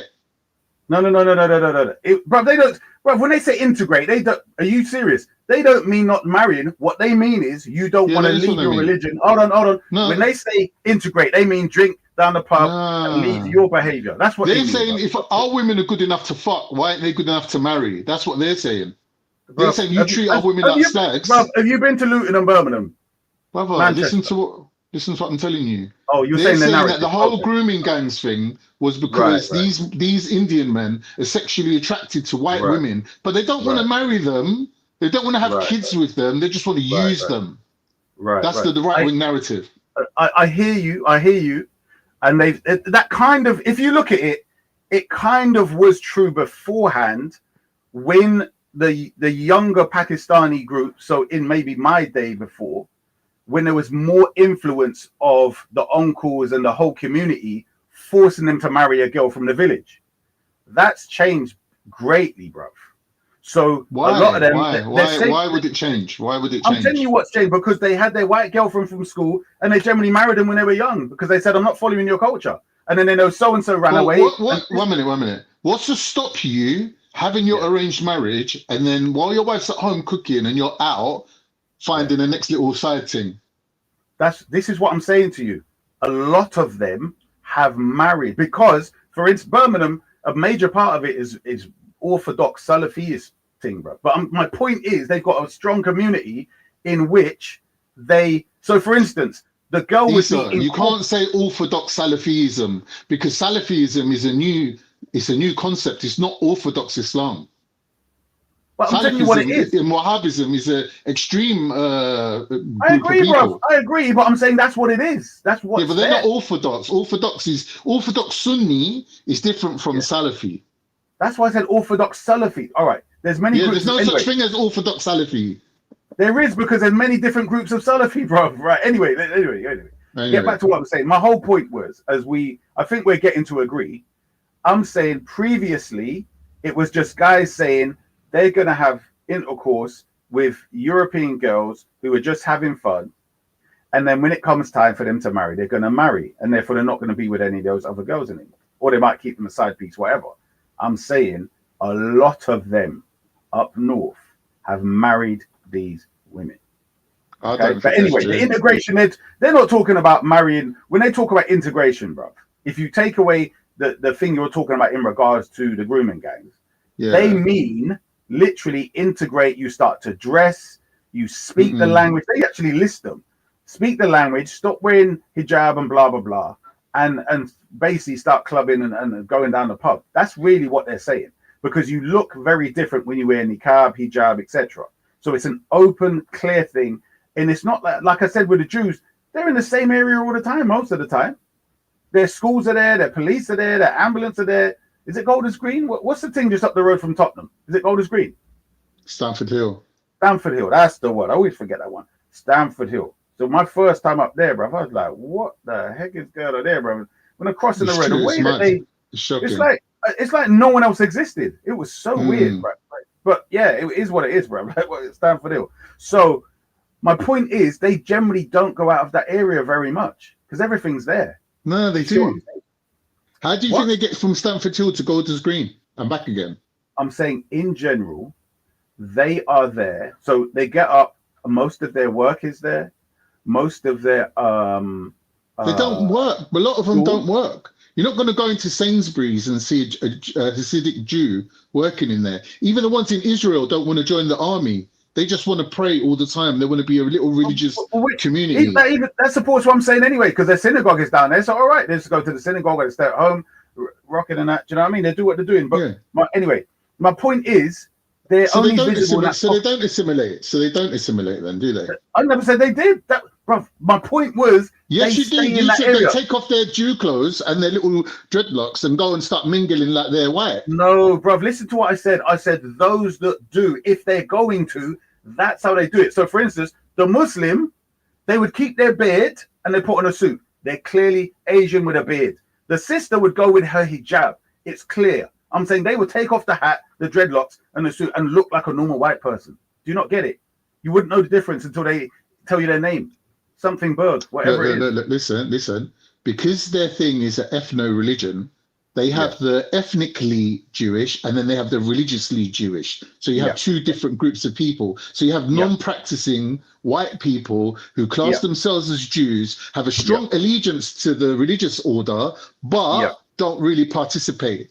Like they call them the reformists because they reformed their religion so they don't have to be orthodox. Right, but they have a very strong relationship with the religious ones, right? They don't takfir each other.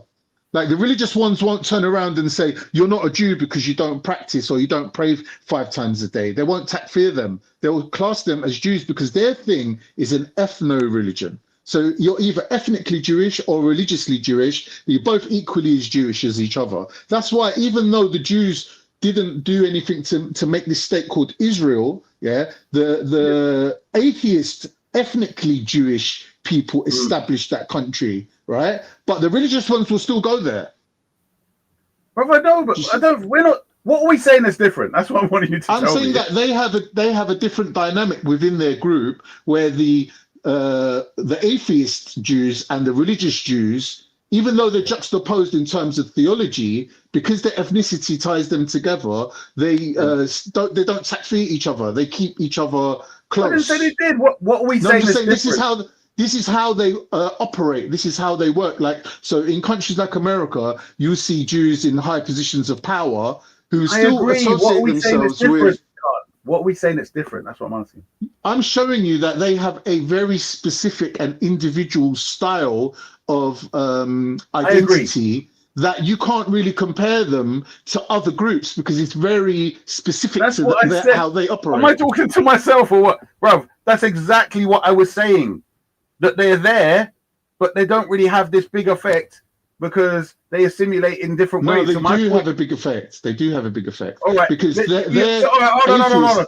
How do you know? No, they do have a big effect, bruv. I'm saying in regards to visibility, I'm saying most of the time they do not go into parliament with the hat. Yeah, they do. Yeah. No, because they have two different sects, right? They have the religious order. Brother, even if I know what you're saying. You're saying, all right. So you're saying the secular atheist Jew. Okay, I get you. I heard a bit of that. I heard a little bit. Can I just jump in what the bit I did hear? I'm back. Yeah. So I think what the question he's asking is how do you identify them, right? Because you're saying with the Muslims, I don't know if I call it all, but you're saying with the Muslims because they wear the hijab and they wear the what's the hat thing that the men wear on their head, the little round the black thing? hat. There we go. Yarmulke, No, not that. The big black hat. The big top. No, hat, I'm talking about the Muslims. You know the men. Yeah. Okay, the white hat. Okay, cool. So I think a lot of the Somali community actually wears it. A lot of the men So you can identify by what the clothing they wear. Yeah, and you're saying if the Jews take off their thing, you can't identify them, right? Because they look white. But I don't believe that to be true.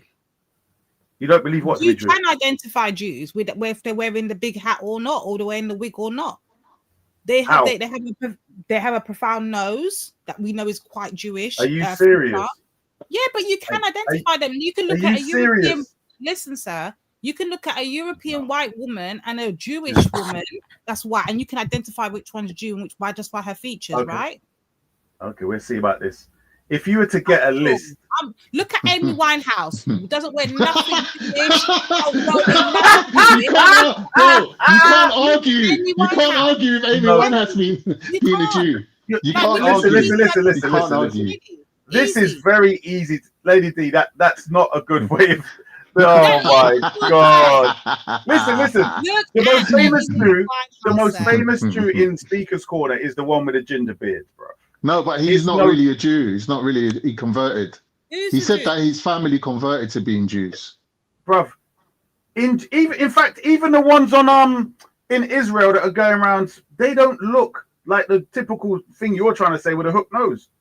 You know So who No, looks they don't, but Jewish? they have very dark. 1 They minute. have a very distinct. Same way if you look like a Romany gypsy, you can identify them. nah. Have you not been to Stamford Hill? Behave You claim yourself, it. brother. You know you haven't. You know what? Who's gonna share screen? Share screen, bruv. You know what I mean? What? No, I can't believe she's seeing this, bro. You know what I mean? You're telling me you Listen, can't look at Lady people D, and identify this is them what with happens Hold on. when, Are you trying when to say, Lady bro, D is bro, hanging around with bro, Wendy Wu, bro, drinking tea and having scones and crumpets. You need to get out, darling. With the clotted cream. Big up the clotted cream. Are you trying to say right here, right Yeah. now, that you can't look Yeah. at certain weird people and just without even speaking to them, without them open, you just can't look at them and think, I bet she's from here or here, or I bet he's from Yes. here and here, and be right. Yes. Yes. Come Hold on, then, what are we doing? What are Oh, we no, doing? no. Wait. Remember who we're talking about, yeah? And I'm saying there's so many people, Spielberg, even Epstein. There's loads of them that I never actors for it. What's that bloody actor that keeps coming out defending Israel and gun it since October? There's loads of them. They do not look what you would call the I'm not stereotypical saying Jewish. that there's none that don't look that they typically look that they would. There's that loads of them. There's loads of them, but I'm saying there is a profound look for most Look. groups that you can identify people. But hold on. Now that you've said that, Let me make a I'm point. saying the ones that integrate and go and have the influence. My Right. point is, once they take off that hat and the two dreadlocks and the rest of the suit, that's it. You can't That's recognize true. them. Right, that's true. That's very much true. And the same That's could be my said point. within our group. And the same could be said with our group.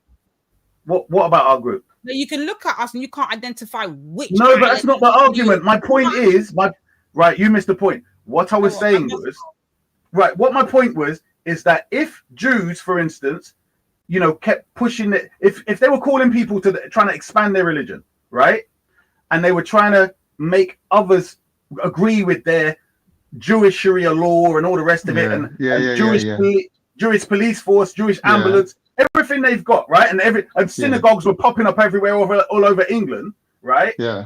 Then it would be a thing with British people. Be what the hell is going on here? You've got your Talmud and your Mishnah, which says you can marry a 3-year-old and all the rest of it. Jewish people, English people going mad. But I'm saying because they keep that in their little pocket corners to themselves, that's where they are. When they're going to integrate, they take the hat off. That's what I'm saying. Issa, they're a protected group of people. They do not need power by the political framework that me and you might need to do. You keep repeating that. Because listen to what I'm saying to you. Protected groups of people are minorities that don't rely on growing their number or getting access to the democratic process. I know. Because their power comes from their inner connection. Right. So when you're saying that they don't do X, Y, and Z, what Muslims do is because there's no necessity for them to do that. Brother, I know, but this is where the thing, your brain's forgotten the first point thing. you two are making? What is the actual Right. So it's originally this, right? About what the British, it sort of evolved from another conversation to the issues that the English whites have with the Muslims, right? So he was trying to say about them not integrating. When I mentioned about up north, a lot of Pakistanis marry white women. He said, no, their point is they use them like in the grooming gangs, right? They see them as good for mating with, but not reproducing and marrying. And I said, you obviously haven't been up north, Birmingham, up Luton, blah, blah, blah, blah, right? So then I gave the example of why when they're looking at Muslims, they're seeing them physically all the time, everywhere, right? Whereas the Jews, if the Jews done the same thing, they would have probably more vehemency, right? Because you could clearly see they not only have the power of just being there, but they have the political influence as well, the wealth and everything else, right? But I'm saying because they stay in their little pockets, it's like, well, that's a little Jewish area there. You catch a bus and you go past and you're done. But everywhere you go, Muslims are clearly visible everywhere. Hijab, beard, and they're out on the streets calling to their thing. and there's groups of them that are saying bring Sharia law and take over. Now, even if, let's say, the Jews secretly wanted to take over, how many Jews are out there with a placard saying Jews are going to take up? Who's saying that amongst them? Do you see my point? But Bro, the Muslims they don't are. need, they don't need to take over. They don't need to take over. Right. The So we're point saying is, he's the comparing opposition. apples and oranges. He's Oh my, comparing two different guy, people who live by two different rules and have two different circumstances that dictate their behavior. You can't compare them. We He's saying, agree why they do. why don't Why do you English not address people what I'm saying? reject? What are you What's saying? the point? What's the point being made? Because you're just You're repeating saying what that. we, yeah. Go on. No, you're saying that for some reason Jews are avoiding the oppression that Muslims are putting their necks on the line to get. Oh my gosh, bro! Listen carefully. Listen carefully. I'm not speaking at it from the Jewish He's actually perspective. calling like his own fellow Muslim brotherhood. He's saying basically the Muslims are out here making some. Not he never said all in that. He said there's a certain group of them that are out here doing all this basically extreme behavior and all of this nonsense. Talking about No, just normal. No. Listen. Yeah, you No, but did you say said a that. group. You did say You that. did. Listen, You stop, said a little stop. group of Because them. I can't. I'm saying from the perspective is from the British people Yes, themselves that's what I'm saying. and That's what I'm they're speaking seeing. on, bro. Right? That's what No, but I'm speaking not on. saying extremist Muslims. I'm just saying the difference. I'm not saying it's good or Yeah, bad. but because but my point was, Yeah. if you let me finish, because the Jews are not doing that as well, they don't Right. really stick out sore as a thumb like that. Is the point I was trying to get to. Well, I've said this 3 times before you came on. Right, But can't just I'm trying to. I'm just trying to make sure Yeah. I've got the thing right. Okay. Yeah, Cool. yeah. That's basically it. And I'm saying because of that is why these people are saying what they're saying, but they would say exactly the same and even worse if Jews done that. Because notice how, because we had conversations yesterday with Christians, and I said, how do you feel about the fact that certain Jews in their Talmud say that Jesus is in hell boiling in excrement? And you know what they said? Yeah, but you Muslims don't believe he's God. I was like, wow. So you're telling me the fact that we don't believe he's God, which even some Christians didn't believe, I said the disciples clearly didn't believe because they were praying to a God in the sky, and you were telling me their physical God was right in front of them. So we praying to the one in the sky when he's right next to you. Do you get me? And then I'm thinking, but this one's literally dissing him. At least you could say with a Muslim, we've got an attachment to him, and therefore you might be able to convert him to your religion. Brother Isa, let me quickly explain something to you.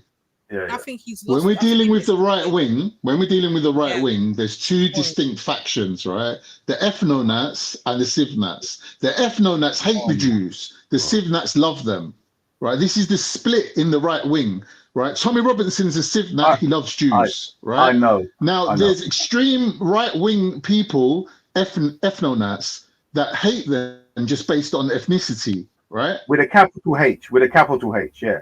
And they see them as infiltrators and people who have control over their political processes that is unwanted, right? So this is the split. This is the split in the right wing camp. They're either with the Jews or they hate the Jews. No, brother. Listen. Remember, I was speaking to these lot's friend on the other channel, right? And one of the things they're all civ-nats. No, listen. She said she wasn't quite sure of what the issue is with the Zionist thing, and then started talking about Israel. And I was like, this isn't centered around Israel.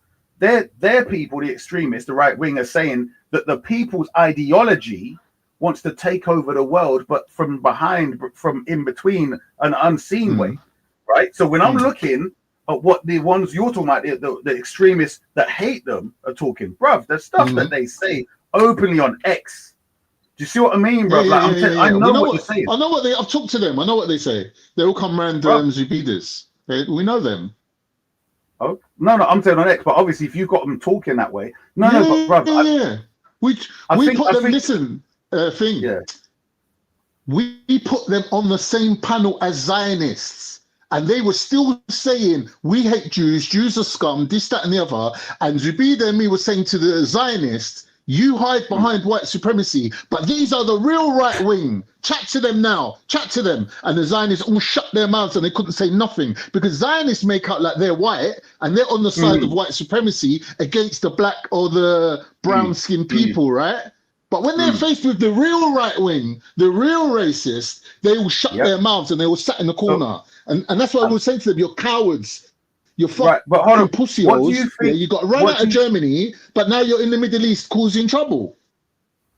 What do you think? So you're cowards. Go The on. higher up rabbis would say to the collective of Jews when you see those types of extreme right wing saying that? What do you think they say to them? They call them goyim. They say No, they're what too the, all right, dumb. Like, I'll they're tell you dumb. what I suggest they're saying. What I'm saying is they will tell them you can't trust the ones that claim they're with you either, right? Because they're all goyim, and they can easily slide with the extreme that hate you. Do you understand? Because generally, if some of them have an agenda it's not true. to own, it's not what do you mean true. it's not true. So you're saying that Jews are praising, even the high-ranking rabbis are praising Joe Biden, Donald Trump. They're like, these people, they're like saviors. They've been sending us so much money. They're the best people on earth. Like, they big them up so what much. agenda, bruv? I'm saying, of course they're gonna say that now, bruv. Come on, man, Takia, bruv. What's wrong with you, bruv? Come on now. It's not whether it's not whether it's tequila or not. I'm just saying to you that these Zionists rely on the Christian Zionists to support them. Yes, we know. But what my point is, when you get the support for what? Because remember, most of their supporters on high are being blackmailed, right? So they're not really supporters. You got them on Epstein Island. You got them in Diddy's cameras, on Diddy videos. So obviously they ain't got no choice. But some of them are though. Some of them are. Like, some of them have dual nationality. Some of them have dual nationality. They have Israeli citizenship and they have American citizenship. And man's in the Senate. Man's in the Senate, bro. He went to Israel and he went, I'm not here as American, I'm here as a Jew. No, I'm not talking about the Jews. I'm talking about the ones who are not. I'm saying the ones who are not, that you were talking about Biden and the rest of it, yeah? I'm saying when they are seen as saviors, Trump and that, it's because they've been these blackmailed. people that you're talking about now, these whites that are in favor of Jews, have had a relationship with them going back to the medieval times. They know that Jews can do certain things. It's about controlling Islam. But money, it's about money, really. They're saying that these lot, they're fucking good earners. Why are we going to cut them loose? This man's in Zanzibar selling diamonds. He's in Congo fucking bringing us resources. He's fucking running slave ships to the fucking Atlantic slave trade. Why are we going to cut these guys loose? They're bringing us money. Hold on. You lot had that too. But not like we devoted ourselves. Not like we devoted ourselves to being a class of people that only deals with like the management of global crime. Do you know what I mean? Like, this is what they've done, right? This is what they've done. This guy's funny. But it's true though. Like, you said it, not me, bro. You said it, not me. But Issa, who, like, we got, like, me and you growing up, like in the school playground, you see like a porno mat getting kicked around, right, on the floor. Like someone brought into school and was like, "Hey, look, this is your mum's pussy" or whatever, right? But nowadays, there's free porn, bro. Free porn, and who's behind it? These lot. Right, they're the porn kings. There's a rabbi that had an interview with fucking Muhammad Hijab, and he said, I had to invent, he goes, I had to invent a Jewish-friendly lubricant because Jews couldn't use the sexual lubricants that were out on the market, right? So we invented a halal lubricant that you can eat it, right? A sexual lubricant that you can eat. But Jews couldn't use it because it wasn't kosher. So he invented a kosher one, and the plastic that was used in the dildos, he come up with a kosher dildo as well. And him and his daughter started off an industry. Him and his daughter I'm even saying it without even realizing. Him and his daughter. It was the devices, wasn't it? It wasn't just the lube. It was the other stuff. Loads of whatever it is that they're doing, whatever it is toys, they're doing. Bro, the toys. It was bro, I saw the thing. What's his name? Isn't that Rabbi Shmuley? No? Shmuley. Yeah. No, bro. No, but the other thing you said would actually be legitimate if he wants to create something that keeps the love flowing between them and whatever is kosher. That's not a problem. But the other stuff that you mentioned first, you know what I mean? That there would be against. Because remember, they've got a lot of things which says, well, we can do it for them, but not for us. Yeah. So exactly, ushery is allowed for them, but not for us. There's a lot of that in there. So, but then a lot of people have taken that on board amongst your own people, bro. And they said, well, you can shot certain class A to Kafirs, but you can't shot it to the athletes. Yeah? So they've got the same stupid mentality, bro. Come on. Right, because once the West brought Islam down and basically abolished the caliphate, there's nowhere in the world where there's Islam right now. So these people have been reduced. They have been reduced from the level of people who owned countries and administered their own law. They've been reduced to being immigrants and basically on the level of being Jews. So they've had to flee all around the world and basically get involved in crime because as poor people, as immigrants, that is one of the avenues that's open to you. Previously, they wouldn't have been involved in that. Left to their own devices, they wouldn't be involved in that. But Jews are different because Jews choose to be an elite. Yeah, even in the time of Jesus, when Jesus was dealing with these people on the streets, he was saying to them that you don't represent the people. You're not doing anything for the people. You're an elite group of people that only deal with yourselves, and you have allegiances with fucking King Herod and the Roman Empire, and you keep yourselves on top of your own people by having links with other people that in Islam we would call you a Tawhud. So you are kuffar, basically. Islamically, yeah? You can't claim to be the representatives of the people if you're being kept in power by foreign entities, right? And this is why England and America are falling prey to that same trap, that they're taking money from other countries, they're taking money from whoever, right? And now in England, the Labour and the Conservative parties are both funded by the same people. So how is that democracy? If I can't vote, yeah, and say, oh, I want England to stop being involved in Palestine, and there's no one saying to you, here, there's a vote, you can vote for that. There's no how long have the Zionists owned England, bro? What year did they? They don't own England. England owns them. Oh my God. England owns them, right? So in the time of the Second World War, Adolf Hitler and these lot made a deal saying, we're going to run all the people out of Europe, but we need somewhere to send them. So, all right, we'll send them all to Palestine. Stop. So you're saying the Zionists don't run the world? Is that what you're saying? No, I'm saying the Zionists are in cahoots with the West, and their agenda is to make the Jews in Europe feel so insecure that they're happy to move to a fucking desert. Yeah, right. Listen. Do the Zionists run the world? That's all I asked you, bro. No, no, they don't. No, really? No, they don't. Who runs the world? Leader. The West, America. America runs the world. Oh, so the Jewish, the J lobby doesn't run America. Do they run America? America's allowed. Look, America's allowed them to do that. They've given them the opportunity. America. No, not America. America's allowed them to do that. Who? America. What, the dust, the trees, people? Who? No, America. You keep them, bro. Listen to what I'm saying. The lobby is full of people.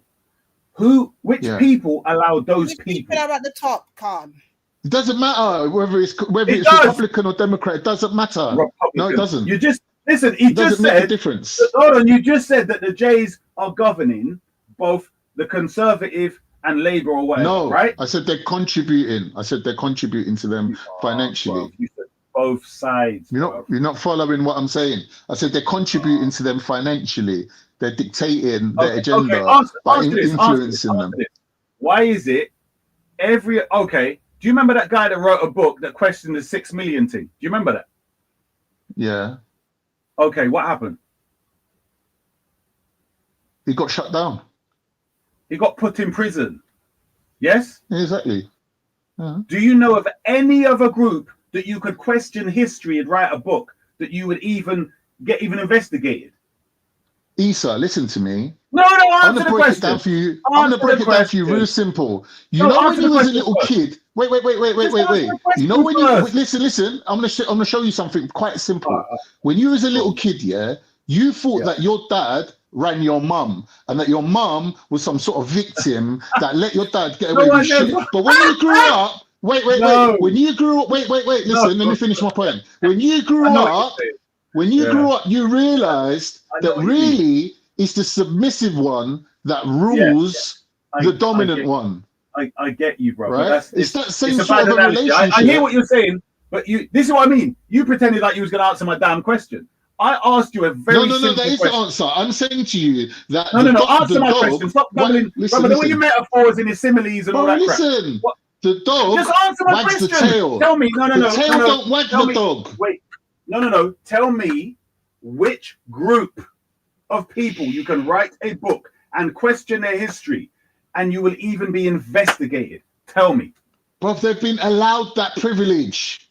So you're not going to answer. They've been allowed. If whites wanted to, they could shut down this whole Jewish Israel whole thing tomorrow. They've done it before in the past. They run them out of Europe before. They've run them out of Europe. The fucking Spanish Inquisition. We know that. We know that before. I'm not talking. They've done it. I'm not talking. Bruv, stop. You keep doing this. Listen to what I'm saying. You're telling me what they've done before, right? Now, the Ottomans had big empire before. Does that mean you can do it again? Not necessarily. So all I'm asking you, hold on, wait. All I'm asking you is this thing so basically what you're telling me is non-Jays run the show and they're using the J thing for their own agenda. Yeah. Yes? Yes. And that's my position. That's my position. I get you, I understand what you're saying. So are you also saying that they're kind of suppressing because to be honest, your thing is a fair alternative, right?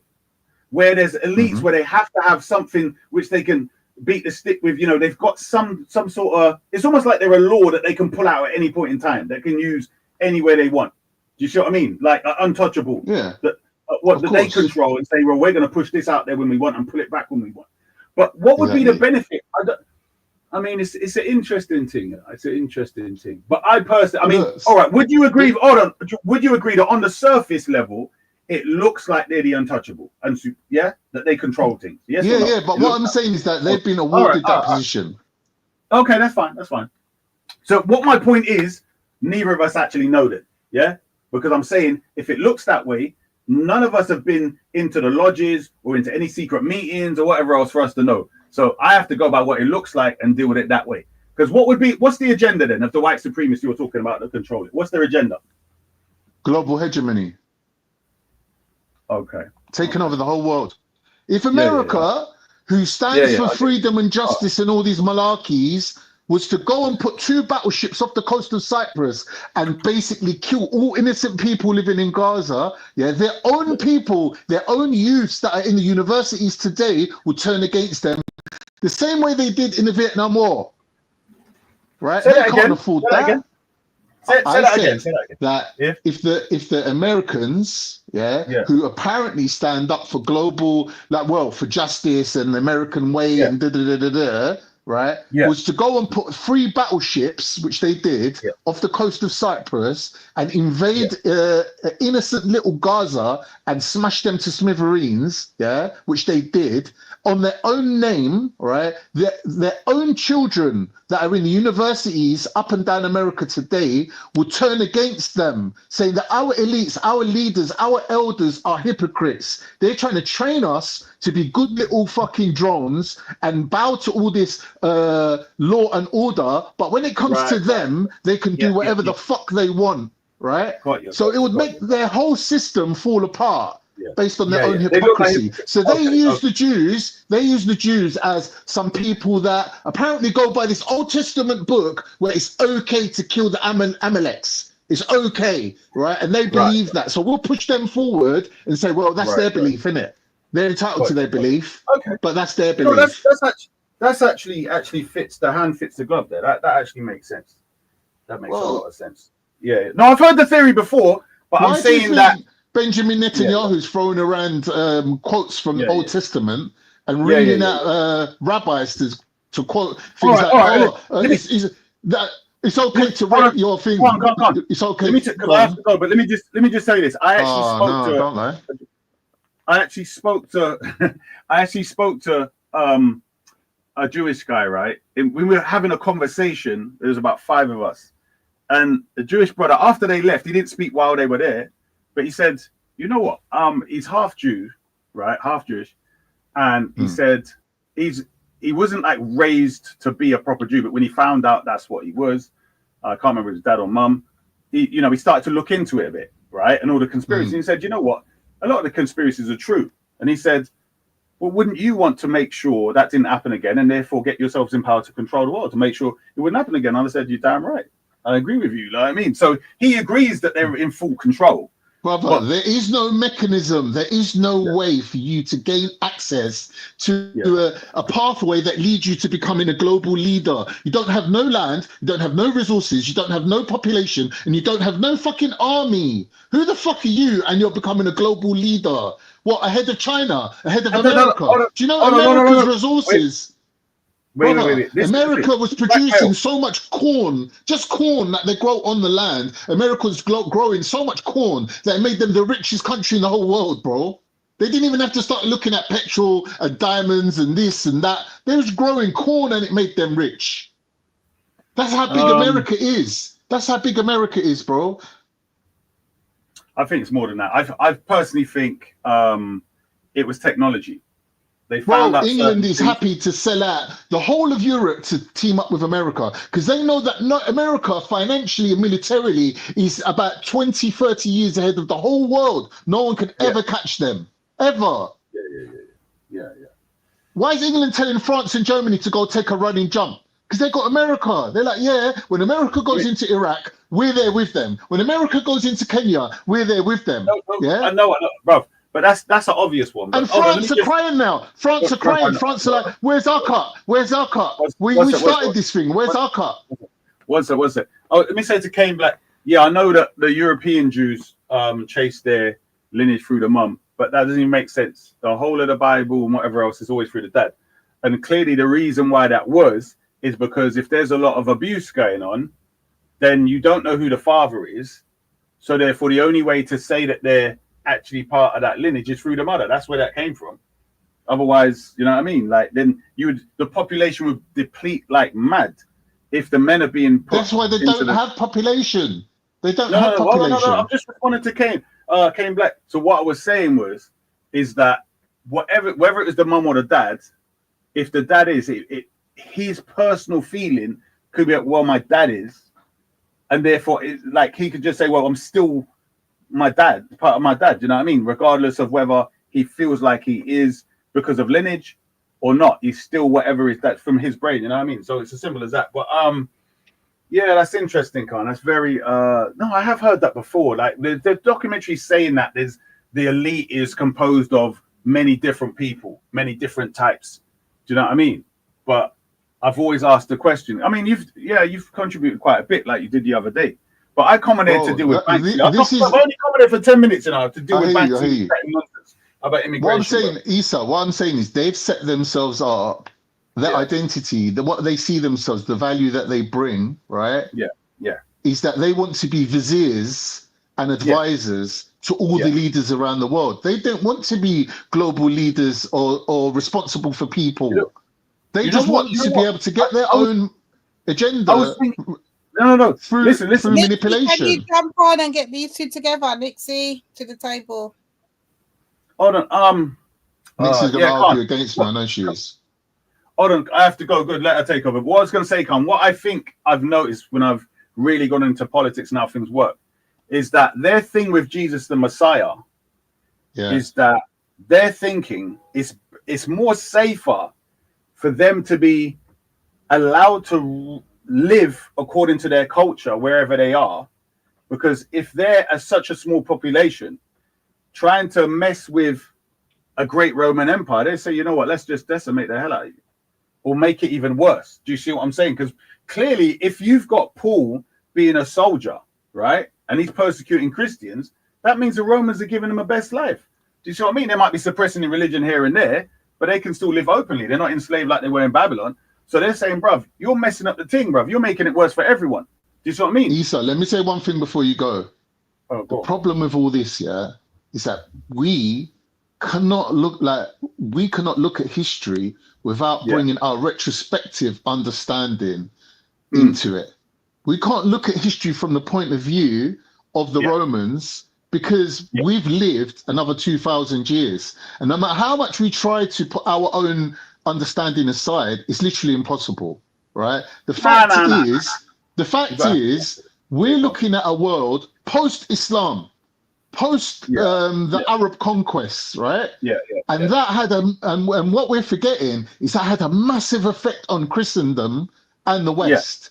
Right, and all this liberalism and all this equality that they've come up with is basically them stealing things from Islam, right, and giving it to their people in a different guise, because people en masse were converting to Islam. People en masse, even the Crusaders that went to live in Muslim countries, weren't coming back because they were like, we've got more rights under Islam than we ever had as serfs and slaves in the West. Right, so they had to balance that. The church had to change its doctrine. They had to change their teachings. They had to change everything to come up to the standard of the Muslim influence. Right, but when we look at history, really, the Christianity was much more of a Roman thing. Right, so there was much more slavery, servitude, and the whole point of it was. What do you mean much more? The whole thing was damn Roman. That's what it got. So if God. They're saying if God can get put on a cross, right? Who the fuck are you? Just shut your mouth and fucking obey. That's what Christianity was about, right? They weren't allowed to own land. They weren't allowed to own land. They weren't allowed to have cross-generational wealth. They weren't allowed to be educated. They went to churches where the churches even took money off the poor people and ran the money back to the government, right? Like, as we know, Sheriff of Nottingham and all that went around enforcing that by force, taking money off poor people. Right, so when we look at Islam, right, it is the main contributor to the culture that we all live in today, which is one of equality and like an imagined sovereignty, as a man being sovereign, a man being the king of his own castle within his own house. That is an Islamic thing that these lot don't have. They have the image of it, the fakeness of it, of like, but you're living in a council flat. Even if you bought your house, right? Even if you bought your council flat, you can never own the land that's underneath it. But bruv, I hear you, and you're always going to be in a state of servitude and slavery and paying taxes. No, but that's I hear you, and I think that's something in which English people probably would want to revolutionize. And I think you know what's interesting. No, they're happy. They're happy with it. They're happy. Listen. They love it. No, bro. No, but you got to understand. There might be something. I mean. Remember, old laws and rules were there for a purpose. It's basically like they're saying the whole land, everything belongs to the king, right? Or the queen. Right. They own it. So you're basically paying your tax. However it is they wanted to get the tax. These are a lot of the things that sound ridiculous in the past. They were there for a reason, bro. And you have to remember something. If the elites had taken a position of what they might do in regards to economics or whatever else, a lot of the time the masses ain't going to know what it is because they don't trust the masses in relation to the hypocrites and how they can whip them up against them. So politics is a very dangerous and what's the word? Difficult. Manipulative. But it's very difficult. Like if someone put you in power of what to do, bro, it's like whatever decision you make, loads of people are gonna die. Imagine that. Yeah, of course. Whatever decision you make, 50. Right, so that's never an easy thing. No matter who it is. Issa, what's that film where Morgan Freeman's God and he says to Steve Carell, like, I'll give you the power to be God and make decisions, right? Wow. And whatever decision you make, somebody's going to get hurt, isn't it? Somebody's like, like the saying goes, you can't make an omelette without breaking eggs, right? It's like they always have Haile Selassie is the second coming, but when he come, his own people turned against him because he was doing things that they didn't approve of. They were like, no, like he's harming his own people, he's harming his own country. But he said, yeah, but this is God's law. This is what we have to do. And they were like, nah. And they got rid of him. And he had to run to England. But it's not that. It was different, bro. Because I'll be honest, Selassie's situation was full of tribal this and bro. Exactly. I found out a lot. That's what I'm saying. So nationalism, tribalism, and ethnicity came above what he's saying, which is I'm bringing God's law. They were like, no, man, fuck that. Do you get me? It goes back to the conversation you're having with Banksy, where certain people put their ethnicity above their religion. Because religion is the unifying factor, ethnicity is the divisive factor. And we're living in a time of divisiveness where ethnicity and nationality is the framework that we're looking at the whole world through. So when we hear stories about this group of Kurds, this group of Kurds wants to separate and have their own country, everyone's behind them. Everyone's like, freedom. Bro, that's within the framework of the global ideology that's upon them. When it comes to, bro, you have to remember something. when you're dealing with the world of capitalism, right? You're dealing with material, and every individual is also part of that material.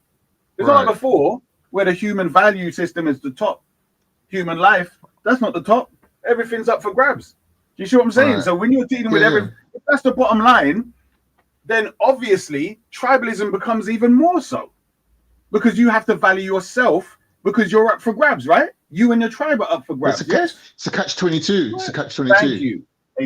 That's it, my whole damn point. And I'm saying a lot of people can't see that. Remember, we're having a discussion on politics where you've got a lot of knowledge about it. The everyday person getting up 9 to 5, you think they've got time? They're coming home, putting their feet up, stroking their dog, and watching the TV, going to bed, getting up, doing the same thing over and over again. And then they're like, why are you online chatting to strangers? Yeah, because the people in my real life are fucking dumb.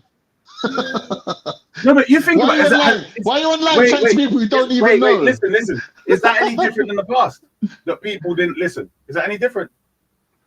No. The masses didn't bloody think, did they either? They didn't want the knowledge. They didn't. Exactly. So this is why the politicians just take advantage of the masses. Because they're zombies. It's like they beat them. It's like sheep, bro. It's as simple as that. That's what I looked at, and I thought, you know what? Is it any different in the past where the masses were told, yeah, we have to go to war because the Muslims are taking over, the Mohammedans are taking over, blah, blah, blah, blah. And they're like, onward Christian soldiers marching off to war, all of that stuff. But that's what it's coming to. That's what it's coming to. They're saying, get your children ready. This war with Russia ain't going to end. Right? That's what they're saying. You know what? So they've come up with this imaginary front line where you can send your children all to get murdered, and for generations, the number of people in Europe, the population of Europe will get reduced. That's as simple as that. I have to really get on, but all right, bro. I do like listening to your political theories. Is there anyone in the back though that wants to jump in? Who in the back? Call up really, man. Get some more people on here. If you're black. Jump on and give the 2 pence before we get back to this. No, we need more than 2 pence, blood. It's them days are gone, bro. That's when you used to put 50p in a meter, bro. It's no 2 pence. 2 pence. 20p. They used to get 4 sweets for 2p, bro. We were talking about that yesterday. That's why I bring it up. We was talking about how they used to put 50p in the TV. Wow. I didn't see that one, but yeah, we used to put 50. Anyway, Issa, it was good having you on today, bro. And I'm glad you're not attacking black women anymore. Big up yourself, bro. Well, yeah, idiot, bro. Yeah, idiot. You know what? You're a turkey chicken.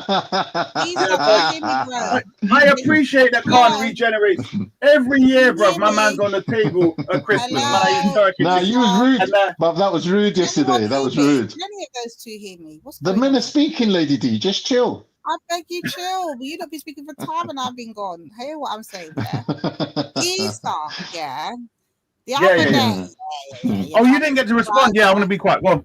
Hold on. You that drive by, sir. And I wanted to hear what you had to say. If you noticed, you could hear me saying, "Ladies, chill." Yeah, before you got into it with Mel, right? What was it you was actually saying? You never quite got to finish off what I wanted to hear it in its the good bit. Okay, yeah. That was deep. The revelation. Yeah, that was. I'll be honest, I had to write that down. And all type of shit. So I never heard nothing. What were you saying? It was deep. Okay, so what I said is that because other women are protected to a degree or a lesser degree, black women are totally, as a collective, unprotected, right? So that insecurity from the black woman is that she constantly has to defend herself, right? As a collective. So there's going to be individuals protected, so for those who don't understand that, right? Therefore, whenever a black man is coming up with a solution in a conversation, if he talks about writing application form or changing words from racism to prejudice and blah, blah, blah, she's like, she wants to see the man talk about kicking in a door, blood. She wants to hear how you're coming with vehemency and forcing that change, because she feels unprotected.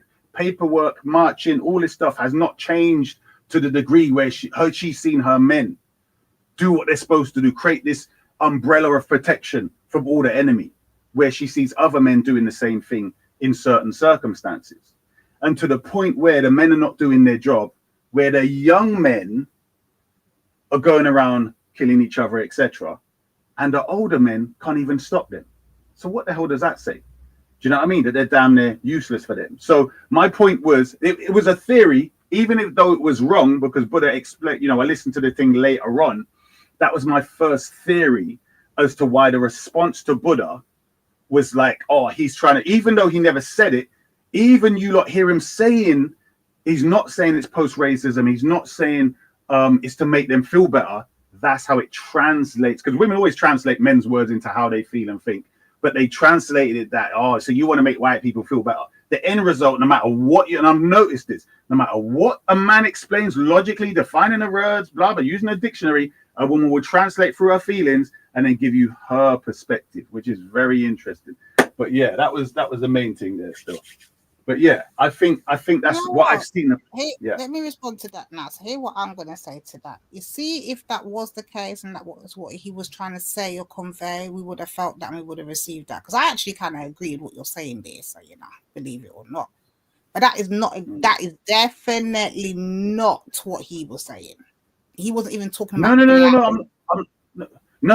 I'm saying the first bit is my theory. I know. So you're saying that's what we're hearing when he's saying it, but I'm telling you that's not what it was. No. What he was saying, what I understood. So you must have missed that then.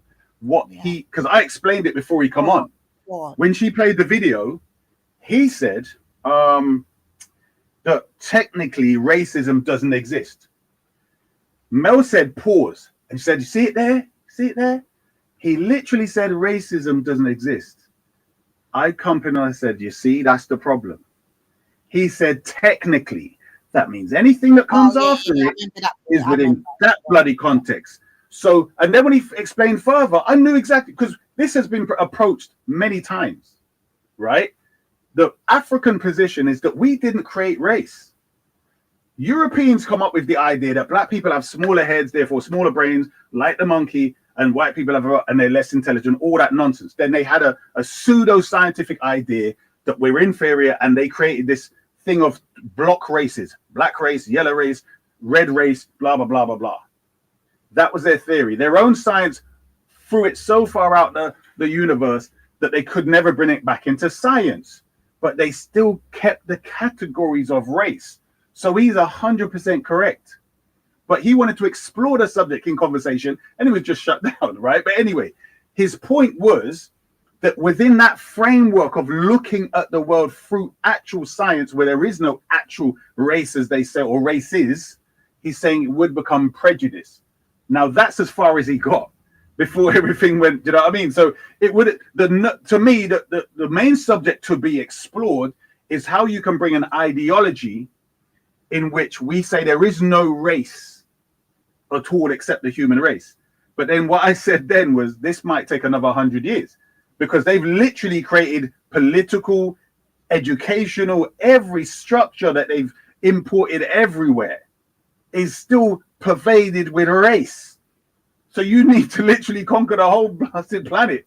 I don't know. I mean, it could change, but you need to, a lot's going to change that. Do you see what I mean? So, and that's why I was going to say to him, racism ain't going nowhere. The race thing ain't going nowhere. That's here to stay. That's right. That's right. That's inseparable. It's inseparable from capitalism and the way it's set up, and that's what I wanted to say. Nowhere. That's number. I remember. You know what I find amazing is that you can say that, and everybody will hear it and receive it how you said it. You know, when EIE said the same thing about the racism and how it come back and all that, nobody can hear it. All they can hear him saying is cracker. You what? Nobody. The Jacob's cracker. That's all they remember, That's all they EIE literally said the same thing, and it's totally gone over to everyone's head. No one's brought it up. No one's mentioned it. All their focus is on, he used the word cracker. Imagine that. I get that. I mean, which bit are you saying that he said? If we wasn't on G Block, right? Someone like EIE saying what he said could be taken as offensive and uncouth and whatnot. But in this arena where we've been talking about these subjects for 5 years, someone like EIE, no matter how hurt he is, should be able to express his feelings, and for us to understand it without any kind of filter or preconceived ideas of what he's saying, and I think that he was misrepresented. I do feel EIE was not being racist. Like they're trying to say that EIE was racist. He was racist. How is a man telling you you're mixed race? I accept you as black. I'm black, and I'm telling you that we had this white gene forced into us through rape. Right. So we're mixed too. So we're mixed and you're mixed, right? Okay. Where's the racism in that? Yeah, I don't know. This is the problem. The whole thing just seemed like a big mishmash of rubbish, and this why.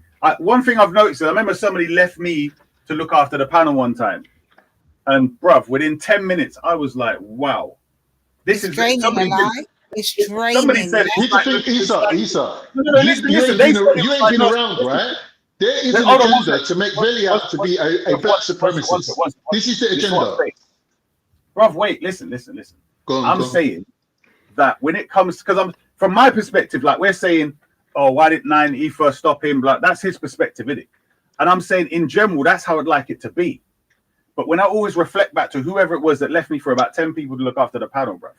After I was like, because somebody said this before, he said it's like dealing with nursery children.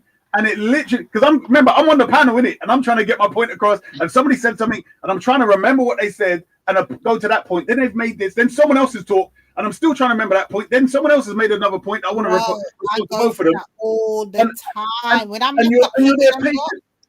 Listen, No, I used to make notes. I'll be like, shut up. All of you just like, go on, man. Go. Yeah, They literally drive you. You cannot have a normal. And then somebody will hear someone literally talking midway through a sentence, and they feel the need to unmute and just take it somewhere else. And I actually do that a lot. I ain't got time. Yeah. I ain't got it. I'm talking from the perspective of the person who's running the panel. I'm saying I could see how you just be like, this one wants you to tell them to stop swearing at them or whatever else. You just be like, you know what, just stop swearing and just mute up and just. You see what I mean? It's like it's draining to have to tell adults. Yeah, because you didn't help me over the weekend, did you, Black Select? Go on, come with it. Yeah, because as a big man, you get triggered very easily, and you're a very disrespectful you, and I don't like it. I ain't no you number one. And I thought your time away, you might have come back a little bit different, man. But as soon as you get upset, you get onto the cussing of and them and this and that. And as a Muslim as well, I think it's ridiculous, bro. Right, and that's fine. I mean, because you're out here calling other people savage, monkey, whatever bollocks you always call, whatever. You're on the panel with a sister, and as soon as you get triggered, you get dotty and nasty. Cook him up, Nifa. Not at all. You say no, as soon I'm as I telling get you, triggered. I re-listened to Lady it D. because No, you don't, because I noticed your ears work one way. Your ears work one way. Listen, man, right? listen. And with you, guys, take note what's happening. It's happening right now. Everyone take note. Lady D has not said a word, nor has she muted. But Lady D is at fault here. Yet again. Lady D, one sec. Listen carefully, yeah? The first thing that was said was that EIE didn't say nothing and that he started on EIE. The woman played a thing. As soon as he comes in, he started. Listen, I am talking about. Listen. Lady I'm D, talking telling you about what the happens exchange. now. I know, but I'm showing the pattern. I'm showing the pattern of how you keep bloody lying. That's my point. That's you not lie lying. all the That's time. not lying. You're a That's not lying. dickhead, man. That's not lying. How am I lying? Shut up, man. Yeah, Egypt, bro. You see what I mean? This is what I mean, man. You go on like you got good manners, this, that, and the other. You just called me a name. I called you it. That's how it you works. haven't, man. Like, seriously, man. You ain't even fucking changed, man. Shut up. Shut up. You're a clown. Shut up. You do not try to disrespect grown men and expect respect back. You're an idiot, man. You're an idiot. You're an idiot, man. How have I disrespected you? Yeah, that. And this is what I mean. I'll tell you one thing about a man like you. You're a clown. No one wants to hear what you got to say. Shut your mouth. To come You're an for idiot. us women that Shut your mouth. I don't give you a man or woman. Man or woman. No one cares about that. But when it comes to other women, them you're silent. You're an alcoholic idiot. Shut up. I don't care what you got to say. You're an idiot. You're an alcoholic idiot. Shut up. This is what you're running your mouth. You think you can talk to people Give me a second. disrespectfully. Both You think you can talk to people disrespectfully. Give me a second. Yeah, why can't we have a discussion and discuss what happened over the weekend? Why can't we have I'll explain to you, Lady D. I'll explain to you. Notice how she came in and said, I didn't do her any favors. If you remember what I said, immediately after I was defending the brother, right? I also said, and what they were saying about 9 ether, that she's talking about byproduct, I made sure I put that in. I'm not talking about that, Tillit. I'm talking about your exchange. She clearly with did not mention. melanated. I know you're not, but I'm goddess. making a point. I know. What I'm saying, I know. And what I'm saying is, with me and Mel, hold on, I'm saying you're getting it wrong. I'm saying me and Mel have had our little tip back before. I'm saying, notice how when you lot take it up a notch, I take it to equivalent. When you take it up, I take it to the equivalent. Remember, I never mentioned the money.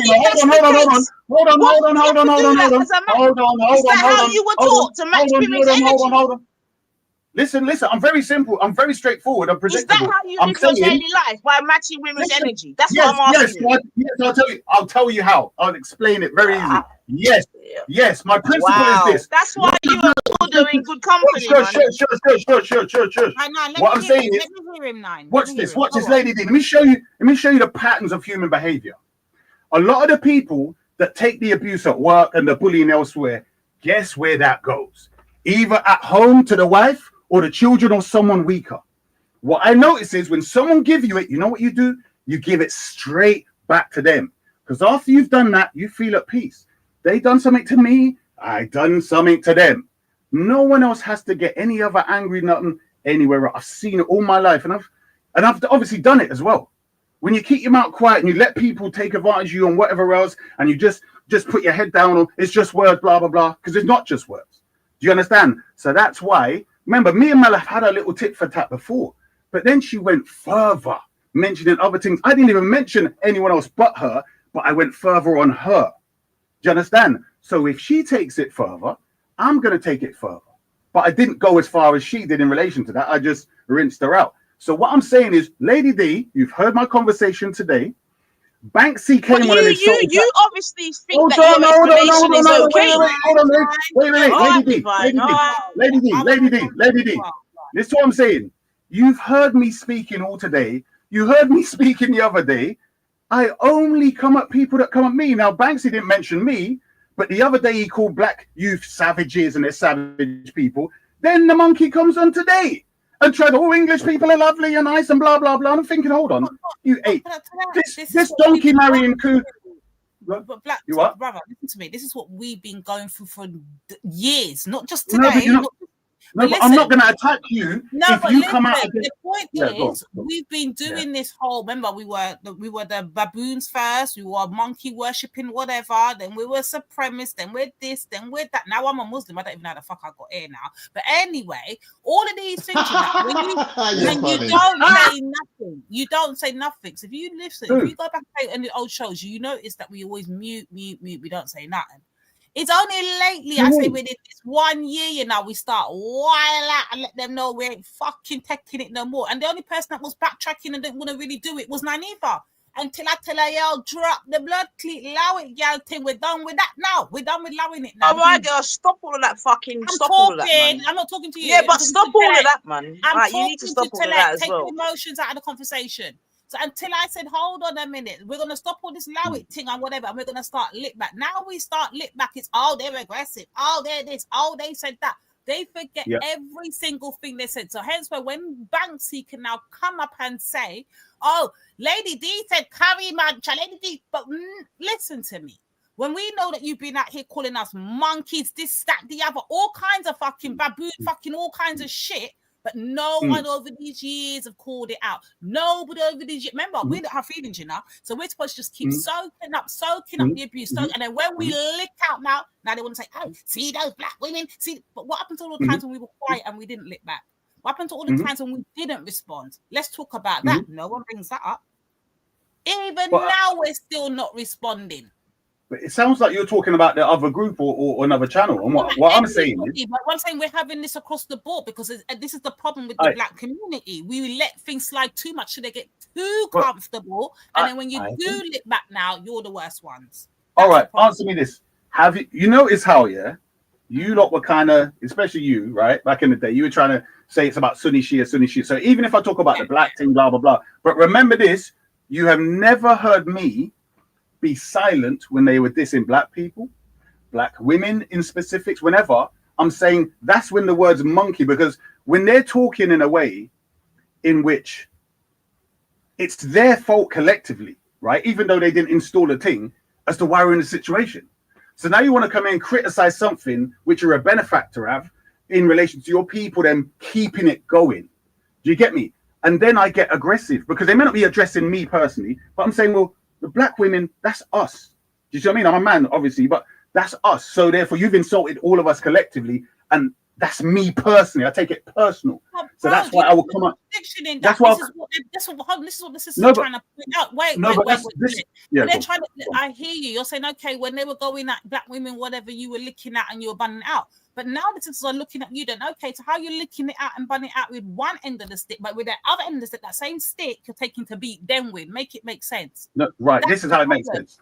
I agree with you. I agree with you. Now watch this. What I'm saying is, if I'm having a civilized, nice conversation, okay, open for everyone to listen to, and people apparently are taking clips. If me and a sister fall out, for instance, I would prefer we go on a private channel and she cussed me out and whatever. Let's say it's just us two and it's not recorded. I'll just be like, you know what? All right, whatever. Or just mute or walk around. You know what I mean?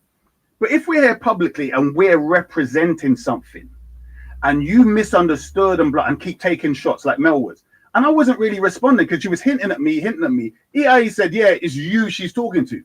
She didn't mention me, and she was responding to what I was saying. He said that. I still left it. Then she made it clear she was talking to me. Then I responded. But I didn't respond with cuss words.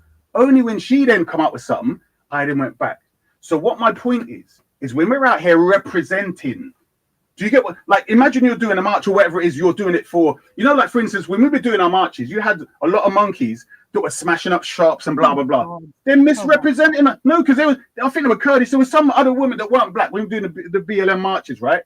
They were spraying all kind of, you know, them eco warriors or whatever. They were spraying shops, but that reflects on us. I know. No, but listen, what my point, thank you. So I'm saying, the black community did this and it wasn't, and I keep reminding them that was white. No, but I'm saying that's exactly my point. But we have to make sure that they are seen as not part of us. So if somebody's misunderstood the goddamn thing and coming against me based upon an misunderstanding, which is fine, but then comes to diss me and blood, that's it. You're now on that side as far as I'm concerned. Because I know 100, my foot is fully on the accelerator. There's no brake for this pro-black thing. There's no brake on my vehicle, blood. Do you understand? Well, how is what you're doing pro-black? The battle lines are drawn, and you're coming on like a fucking doofus, walking through the fucking minefield and getting your own leg. One minute. You're getting your own leg. No. 1 minute. No. Because you're attacking Nanifa. I know. You're an idiot, bro. You're an idiot. Shut up, bro. Look, you just been waffling. You just been waffling for the last 10 minutes. There's no explanation. There's no genuine explanation for why you're attacking Nanifa and Mel. No. I'm not shutting up. You're undermining people that have been putting in effort. You're an idiot, bro. You're an idiot. Okay, I don't care. You can't bring colour into it because you're siding with Buddha. Brother, you can't bring colour into it. You're siding with Buddha over Nanifa. Are you mad? You're siding with an Indian. You're siding with an Indian over Nanifa. There's no response to you, monkey. Shut up. You're an idiot, bro. How you bringing Wait. You're a dirty little rat. Shut your mouth. Lady D, how's it bringing more colour into it? How's it bringing more colour into it, but not Buddha? Shut up. What colour is Buddha then? What colour is Buddha? What colour is Buddha? Explain. How you siding against your own people, and then you're calling it, bro. Man calling it pro-black. How you calling it pro-black? Turkey, shush. How? Now, explain one thing. How is it pro-black? Shut up. How is it pro-black? If you're going against black people, you're a monkey. Shut up. You're a spastic. You're a monkey mouth, blood. Shut up. You spastic. You're a bum. You fat monkey. Shut up. Chill. You're a fat ape. See, but this is case in point to listen to what just happened now. All it simply Oh my told God. Wait. Let me just get my point out, bro. I made you not talk for very long. I beg. Let me just get my point out and I'll let you respond, yeah? So this is the case in point is what I'm going to try and highlight right now. Now, Nathan came up here to approach you. I tried to give you an analogy of what we've been going through, yeah? And all of these things that you were, okay, calm. You don't want to hear that. Now, another man, he's not even from our group. A non-black peckerwood monkey. That's not the point. And this is what I was talking to you about earlier, sis. Catch what's going on. It's literally happening right before our eyes. The same thing we was talking about earlier. Imagine a non-black man can recognize and view and see what's going on, call you out on it. He's never disrespect you. He never call you no name. He's literally holding you to your foot to the fire and saying how you're going to go against your own people. And your first thing to do is turn around and call him all kind of monkey things and insult him, which is what you did to Mel. He didn't call you no name, bro. Wait. Hold on. The thing notice what you just said. He just came in and tried to. No. Remember, I've known this monkey for time. He is a sneaky little shape-shifting dog. He is trying to get praise from you. Blood, don't you understand how he works? He's coming in to lean to one side to get favor. Then he'll lean to the other side to get favor. He does this all the time. He don't care about you. He don't care about us. You're funny. So shut up, monkey. Shut your dog mouth. Shut your dog mouth. You and Buddha over Jupiter's. You and Buddha over Jupiter seeking favor. Not me. I don't care what you think, Not me. I'm not over Jupiter's. You are. You are. I don't care what you think. You're over Jupiter's, bro. Go to Jupiter, innit? Go to your little mummy. Go to your little white mummy. Go on. I don't care what you think. I'll go where I want to go, you dirty little monkey. Shut your mouth. Shut your mouth. Right. There I go. Right. So as I was saying, what I'm saying to you, Lady D, is somebody who hasn't put in the work. Remember I just said my foot is 100% on the accelerator. Another problem that you may have is the difference between men and women in this thing. My thing is that people who are not us, who have never shown that they 100% favor for us and will take the backlash for us and so on, who haven't demonstrated that for years, I don't care what they have to say. Even if it agrees with me, I'll be like, okay, cool. When it comes to the black issue, I don't care. It's like, okay, but I ain't going to trust you. And this shape-shifting little ape clearly doesn't care about us. He likes to come in and now he feels a bit of power. Remember, he's carrying insecurity against the black man on his shoulders all the time. And part of that is fat. He can't get up anyway. So imagine that weight. Do you see what I mean? So at the end of the day, when you're trying to say, imagine him telling me he's not coming in here because he's actually wants to represent something. He knows by saying that, you're going to say, look, Khan's on our side. Khan does not care about you. And I know that. And what I'm saying, my whole point, Lady D, is this. I'm not going to change. So what about other non-black men? So what about other black men that do the same that Khan just done there, which there are others. So what about them? Right. So when they come in, we'll have a discussion. If they come in and they say, Issa, like what's his name? What's Scattered Minds, for instance? No. We're talking about non-black persons that might show some sort may they be Asian, may they be Middle Eastern, may they be Chinese. Yeah. They came in and did the exact same thing. What would be the situation then? As Khan, what, to me or to you? Literally, is what Khan just did. Just replace Khan with another non-blacks. I just said non-blacks. I just said that, and that's been my point. But you've seen that all the time when you've got that. No, but you're not listening. Yo, Mike, listen to the point that's being made to you. So would you say the same thing to if someone else that wasn't Khan, who you have those feelings about, say it was someone that you didn't think was a monkey and this, that, and the other, just a normal, everyday somebody that wasn't black, and they came in on the same vibration that Khan came in on, would you feel the same way? Right. So I'll say it again. If he was a 12er Shia and me and him went to the mosque every day, went to the masjid every day, he would get the same licks. I said, when I say non-black. So, okay, cool. Okay, so now we've established. Hold on. Quick clarification. What are you supposed to be giving Khan licks for again? For standing up for us?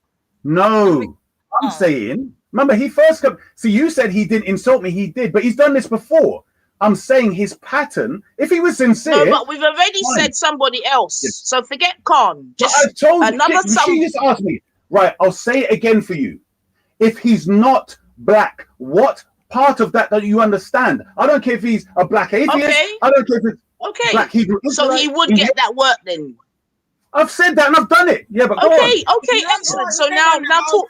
We're going around the houses because this is what he's basically saying. Anybody non-black that interjects and did what Khan did, they're getting that work. And I'm just trying to establish what did he do wrong as to why he needs that work. Is it just the fact that he's non-black? Okay. No. What he actually said. It's first thing, he's non-black. 2, it's me recognizing his agenda. 3 is that he came at me. I'm saying, if there's a non-black that wants to talk and have a conversation and disagrees, let's say he wants to say exactly what Khan's saying. It's just your ego taking you over. Yes, no, it's fully there. It's fully there, monkey. Go back in your cage or in your tree, right? So what I'm saying to you is, I thought they were sincere, because a lot of people think, rather, they don't know stuff. He knows what he's doing, and it's about, they don't care about the situation. So I know he's insincere, and it's just a means of his insecurity against black men that he. So can are use you the saying then that no non-black men care about us? In general, I would say 100%. And not no, but let's say out of a million, two out of a million. Okay. Right. So my point is, because my policy is, if you haven't got a track record of being seen to take the disses and the suffering and put out there, go to your own people and say you're anti-black in your culture and try to change your culture, why the hell am I listening to you? You haven't suffered for our situation. All you've done is talk fat, sitting in your fat chair. That's it. What does that mean? Ain't nothing. I find that a bit weird, you know. I really do find that a bit weird. Because I've noticed whenever the especially me and Nine, so I'll say whenever me and Nines are getting fired up on here, you know what I found very interesting? You know the men who go to bat for us and go and call it out, non-black. Imagine I can call names like, imagine the crazy names I'm gonna name now. Imagine the crazy names I'm about to name: Dave Smith, Ralph. Notwithstanding EIE, of course. Jordan. EIE. What's his name? Vinny? Imagine the crazy names I'm about to Captain. Imagine Bunga. Bunga. Lady D, let me say something. Let's not forget Triller. My point, Lady D, listen to what I'm saying to you. My point is not that we should always agree or my point is that we can discuss our things without other people either getting involved. Let's say they get involved. If they get involved, they have to come humbly and say, well, my 2 pence is this. Don't come attacking me or my opposition. Whichever. So, for instance, if a Turkish woman was here and she loved black men, and then she starts saying, "Oh, your black women are just angry and they scream," she would get the same lick. You wouldn't even have to talk. She'd get the same lick down. That's what I'm saying, because I know they're not sincere. That's my bloody point.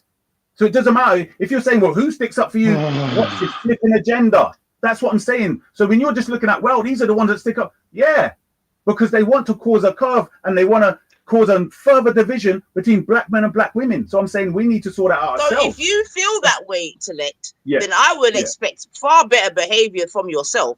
Because the way in which you behave is not what you're saying. But that's my point. They're very let me finish, man.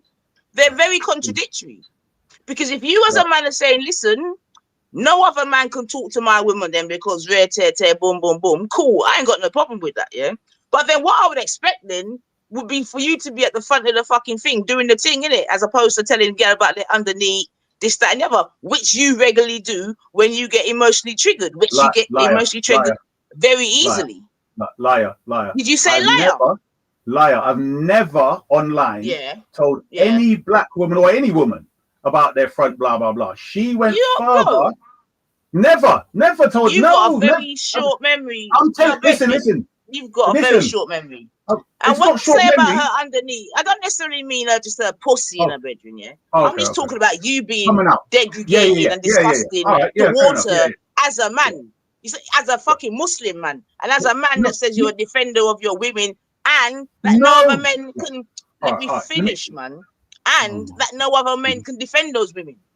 You know what I mean? So you're supposed to be extra fucking clean, extra sparkly. Right. If you're saying, well, listen, no other man can defend you now, so it's all about me.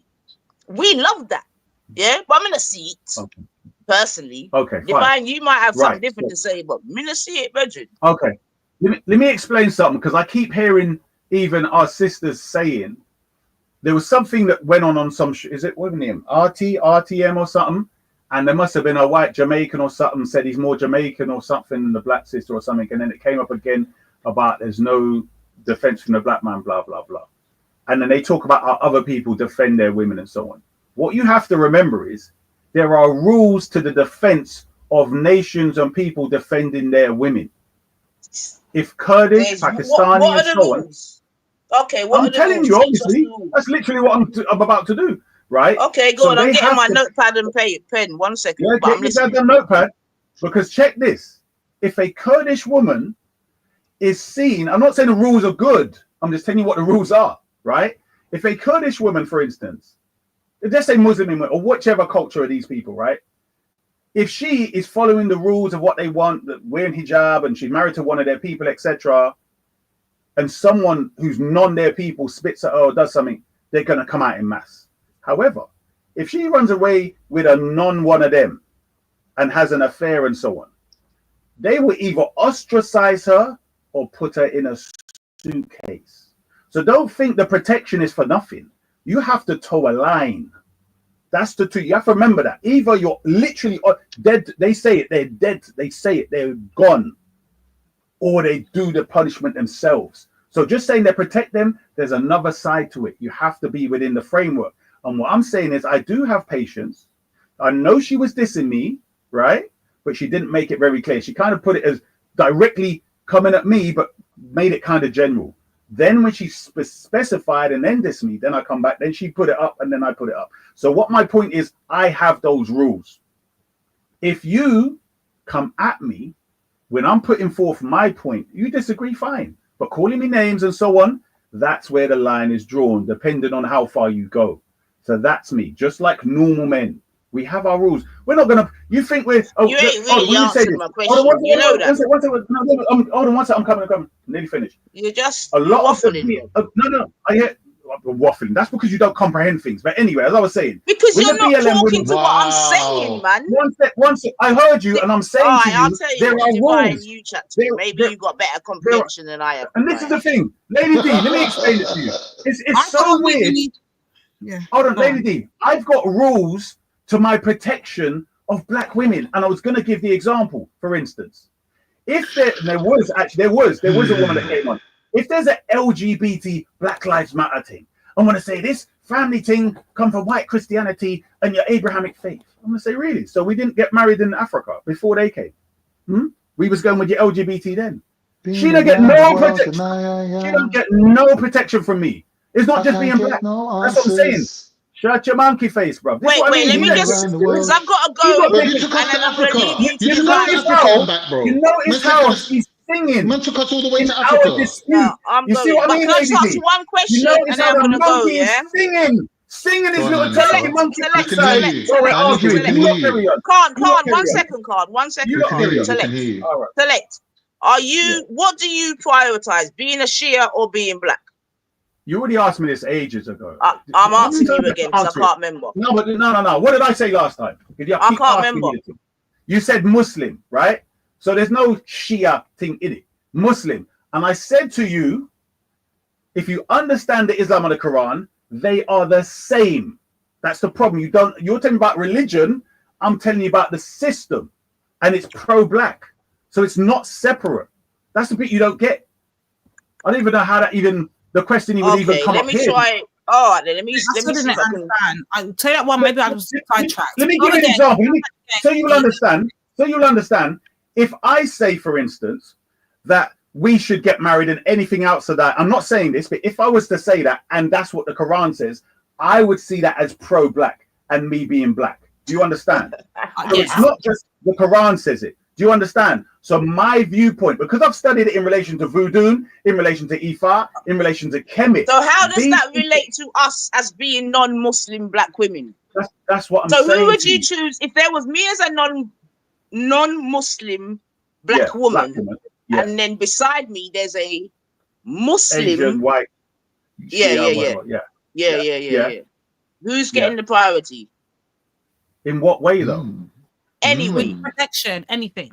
We have So to say if they both needed help in any which way, shape, or form, who would you go to seek to help? Who would you That would seek really- to get help first? Yeah. I mean, I would see to help the black woman first, but if you're telling me, let's get an example. A non-black, because notice I'm not running from any questions. A non-black, clearly Muslim Shia, let's say, I know for some reason I know she's Shia, right? Because she could be Sunni, right?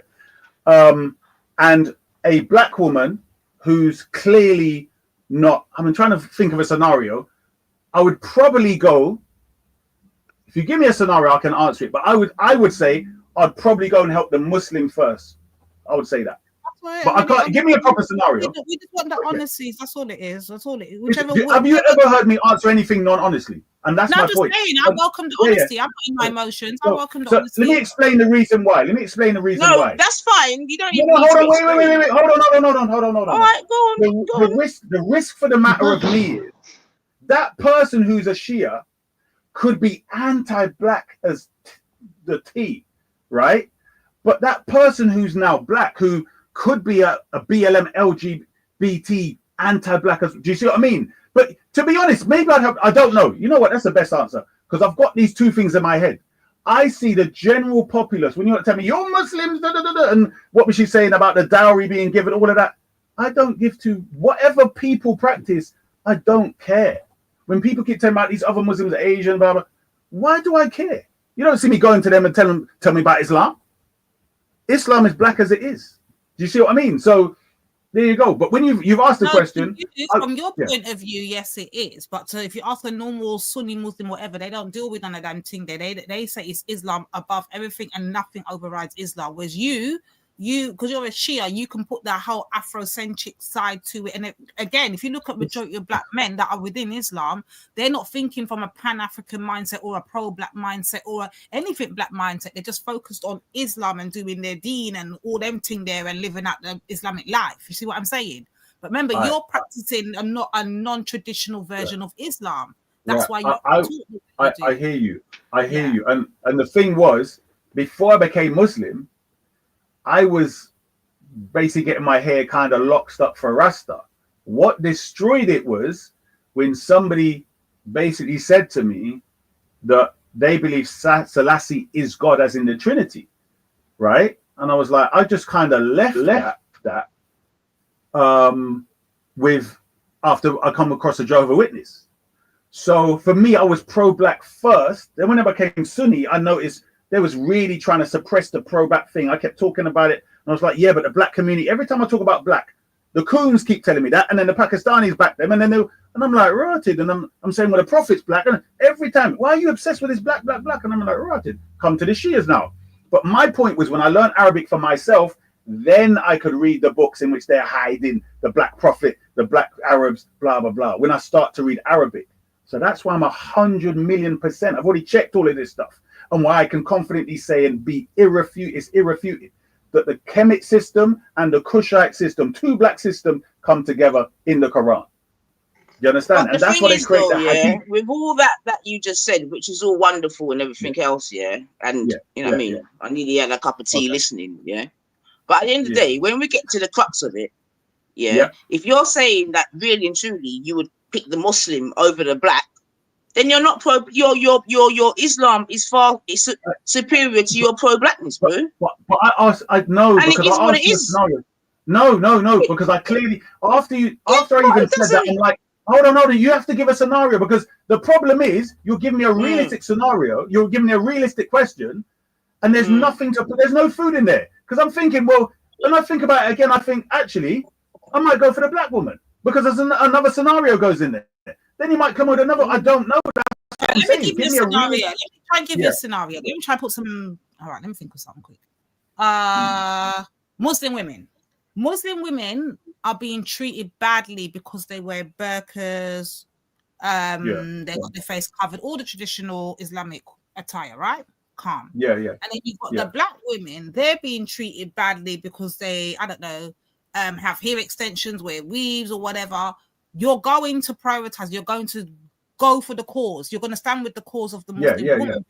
Right, that's the scenario right there. No. I thought you were saying you're going for the cause. I didn't know you was going to end it. No, with yeah, something. you're going to go and help the cause of the Muslim woman over the cause. No, not with that. I won't. No, not with that. Not with that. I'll just give it a scenario. Because no, I'm glad you gave me a scenario. So, for instance, the struggle that black women have, let's say, because for me, I don't the weave and hair thing is not this whole idea that black women never used to have all kind of different styles for thousands of years. Women have always been bloody experimenting with different things and makeup, and this ain't no new thing since we come across white people and coolies.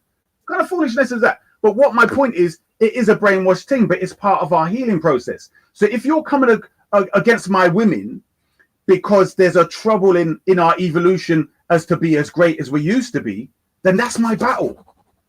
These are over here who've got a religious battle between them and whoever. They're people that have to look after that. Do you understand what I'm saying to you? So if they, because now they're coming against you because you're literally black within culture, whatever it is, that's a damage, isn't it? Because remember, a lot of brothers used to straighten their hair. Even Malcolm X in the movie, I don't know if it's true, but when he's straightening his hair, it look white, don't it? That's because of what they done. And guess what? The non-black so-called Muslims, whether Sunni or Shia, they also contributed. Do you get my point? So that's why your question was a bit thing. But you know what? In regards to your scenario, there's not even a question. It's black. Simple as that. So yeah, that's an easy one. Only because you asked for a scenario, I thought let me just quickly think of something that. Yeah, no, that's a good scenario. You get it. Yeah, right. But it's what you have to understand is the reason why I'm so heavy is because as soon as you do that to me, where as far as I'm concerned, I'm 100%. I'm not mixed and diluted with any European cultural ideas or whatever else. I've literally painstakingly gone through so much stuff in relation, as I said, to voodoo, Ifa, and so on, because obviously I was looking to go into them systems. And Kemet, bruv, I was proper on the hieroglyphs, everything. And then when I look back at the Quran, I was like, wow, when I got the Arabic, this book is saying so much different thing than what these monkeys are telling us it is. So it's like my policy is, because I know where I stand. The pyramids came before the Quran, though. Like the Quran's a baby in this game, respectfully. Let me explain something to you. Everything came. But one second. Is the Quran a baby in this religious game? No. It's not. No. Because it's not the a baby? same science. No, this is what I mean. Listen to what you're saying. I'm telling you it's the same science, and you're telling me it's a baby. You're not. Listen. Hold on, brother. You're being actually very people in the back. But disingenuous. One second, you're being very disingenuous with the conversation that Nanif is having, because she'll ask you a direct question and then you will do something. So she's asking you, is Islam one of the youngest religions? She didn't ask that. She said the Quran. What she's asking you. No. I don't want to hear what she's. Listen. If you're asking me a specific question while it's recorded online, and then no one going to play this back and say, "But you said this," which she asked you that. If you ask me the Quran, I read the Quran in English and Arabic. You understand? All right, let me rearrange it then, bro. Just calm your ass down. Is the Quran one of the youngest religious books in the game? Yes. Thank you. Yes. Simple. Like, there you go. But if I've already explained to you that the science is the same ancient science that was in Kemet and Kush, it's the science that's important. Not how old is, because you got the pyramids 10, 15,000 years BC. Then after that, you got Ramses and you got all of these pharaohs that are coming after Amenhotep III, Thutmose III. They're following the same science, but later on, it's not exactly the same. The Pertem Heru, which is the so-called Egyptian Book of the Dead, that comes way after the pyramids. Is that any less legitimate? No. What kind of foolish talk? We're talking about the science itself. That's what we're talking about. So you tell me it's late, it come late. That's some foolish talk. What's the science? You're my guy. Listen. You're a very emotional you. You know, I'm starting to remember. Forget the youth. All right, listen. Let me get back to the question at hand. The question at hand that I've got and what answers to is brother, talk to me directly, big man to big woman. How are we gonna use the same stick and beat us with, and be the same stick it used to fight the enemy with? I'll explain. Brilliant question. So, as I said to you. Okay. Maybe, you know what? You need to understand men, okay? Women need to understand men in this way. The same aggression that a husband will use to lick down anybody messing with his wife and his children, the same aggressive energy comes out in the wife if she betrays him with the next man. Understand it like that, because we know the thing is full of. I watched something the other day with a man licked down whatever else, following a van, whatever, right? We know that's a fact. So it's the same energy when you betray, when it's viewed as betrayed. You have to remember how the man brain works. Betrayal and disrespect is the highest. Are you priority. understanding what he's saying, Divine? Hold on. I'm saying betrayal and disrespect to a man, just those principles there, are higher than love. Women are about emotion. Do you love me? Blah, blah, blah. A man's like, do you respect me? That's you. Stop putting your principles on men.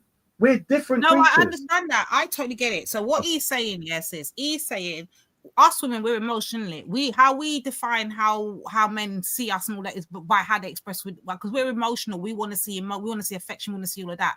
But he's saying men have all of that, but they have a different way of expressing it, right? They more seek respect. They want respect over love. Right. They don't want love over respect. Yeah, we want love. Man wants respect. Yeah, that's what he's saying. Now he's saying the same. Are we now talking about men? I'm talking. How are you gonna understand me if I'm talking? Because I'm trying to get to what he's saying is literally get the door. Sorry. Yeah, what he's saying literally is the same energy he has for the enemies to protect the home. It can very much turn and be the same energy he used in the home if he feels betrayed, disrespected, or whatever. Thank you. Wow. Bloody hell. That's just like the blooming dog. The pit bull terrier can be out there defending, and if he go crazy, if the pitney keep poking, sticking his eye in, and then him backside or something, the same blooming dog going to eat the pitney. But that dog is very much a defender of the home. So I'm saying you have to. The men, remember, we're warrior creatures, you know. We were set down. The reason humans exist. But what is he saying that in answer to, Divine? Right. Okay. This is simple. Answer to when I'm asking him about the bee instinct scenario, right? So I'm saying, how could you use the bee instinct scenario and beat the enemy, but then turn around and use it again to beat us with the same stick? Lady D, you're Muslim now, yeah? You want to get married? What one? You're big. He's saying easily because he's out here beating up the enemy for us, and while he's beating up the enemy for us, and then we come back and argue with him, that's the same energy he's going to take for argue back with you. Wow. And not just that, Lady D. It's wild. I'm out, man. It's wild. Lady D, get it. Good. It's not even that. It's while I'm beating them. Man. That's how bad it is. That's while I'm beating them. They hit me in my back. And then you don't want me to do nothing. What a freak, bro. You get me? Lady D, big up. What's your name? Khadija, right? Khadija, all right. You got your number here? Well, big up, lady. I was gonna call you Wendy, Lady Woo, and all kind of thing. I ain't gonna troll you today either, bro. I ain't gonna troll you. One of my daughters just come in, but what I'm saying, I get what he's saying. I get it, sis. I understand what he's saying, but I'm still, even though I understand, now hear me now, good now. Here's the next part of it now, the next caveat to this. So yes, I very much hear what he's saying, and I get the point he's making. My thing is now, as a woman, brother, now you can't jump into your femininity now. We know that you lot have it. We know you got it somewhere deep in there. Yeah, embrace your femininity, brothers. Let's go. So what I'm saying is, as a woman now, jump into our shoes. We're watching you with one hand. Just look from our perspective. We're watching you with one hand, jump up here and defend us. And in the same time, you turn around and bite us. We're saying, man, fuck these men. They're traitors, man. They're treacherous and they're done. That's what we're feeling. Okay. I'm glad you explained it that way. And this is why I say at certain points we have to so-called sing from the same hymn sheet. One of the things in which they destroyed us with, and which I had a problem when you said you're a feminist, is that both of us don't understand each other's natures. Remember, our traditions were specifically to train the boys when they're going for our rites of passage and the girls through their thing, is that we understand the opposite because we think so differently from different paradigms. So unless we are given a grasp of why why is he behaving weird? Because you and the women behave a certain way, and that's normal for you. So he's weird. When him and the guys are thinking, what do you think that we don't understand about you're telling men? Right. The bit about men is that you're saying the same stick we use to beat the monkey is that we come at you, but that only happens when we feel disrespected, which is to us disrespected with them as betrayal. That's the point. So when I'm saying I'm Isa the great pro-black, blah blah blah, and then you're coming to this. Remember, I came in this thing to create peace with Buddha because I'm thinking all I've ever known of Buddha was a good guy. I came to create peace, and this woman coming firing shots on mother this and I'm like, are you crazy? I come in with such respect. The amount of stuff I put up with when I first come back on you, like, oh, because you've been over there, we're going to have to see. And I thought, that's a talk like I'm some little man, I'm some nobody. But you know what? Because you and Lady D said it, you're pro-black, I'll pass it. If you were some bloody LGBT and said that to me, I mean, who do you think you're talking to, you dirty rat? See, you know what? Yeah, I think that you just seem. I'll be real. Yeah, I just think you've got very heightened energy for the sisters compared to other people, bro. I don't know if you feel like you got us at a higher standard or whatever. Notice how she said compared to other people. Which people have you not seen me talk that way to? Divine. No, you said it. You're the one saying it. I'm gonna side. You know what? Don't jump me now, sisters. I have to side with Esau because if I remember correctly, remember he's not even a person that's on the panels regularly 24/7 where we can hear him all the time. He's a man that will come in and he'll disappear for a whole year and then come right back up again. So he's not gonna be fresh in your mind, right? So what I'm gonna say is this: as long as I remember Esau, he got everybody. He's gone at Zabeda. He's gone at me. He's gone at Mel. He's gone at everybody. There's literally black, white, and everything in between. Literally.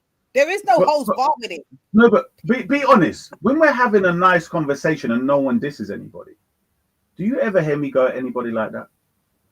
That's what I'm saying. Listen, when I wake up and I'm singing, you know how much, I was going to say how much ladies, but anyway, when I get up, a lot of, let's say female company, whatever, they're why are you always up, as soon as you get out of bed, you're singing, and I'm a happy girl, I bear jokes.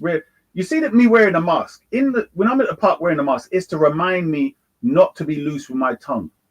Because I've got bare jokes, I'll be singing, I'll be doing bare stuff, and I'm thinking, when you we were in the park together. I remember the park. I still got pictures with you. Listen. I'm saying online, when you feel comfortable with people, you start running your mouth.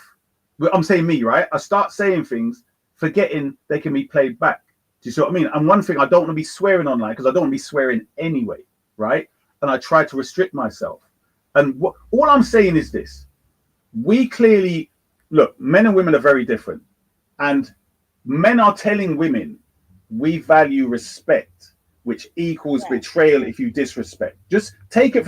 Don't think of it as anything that's similar to your way you see it, right? Because you might think. No, I get it.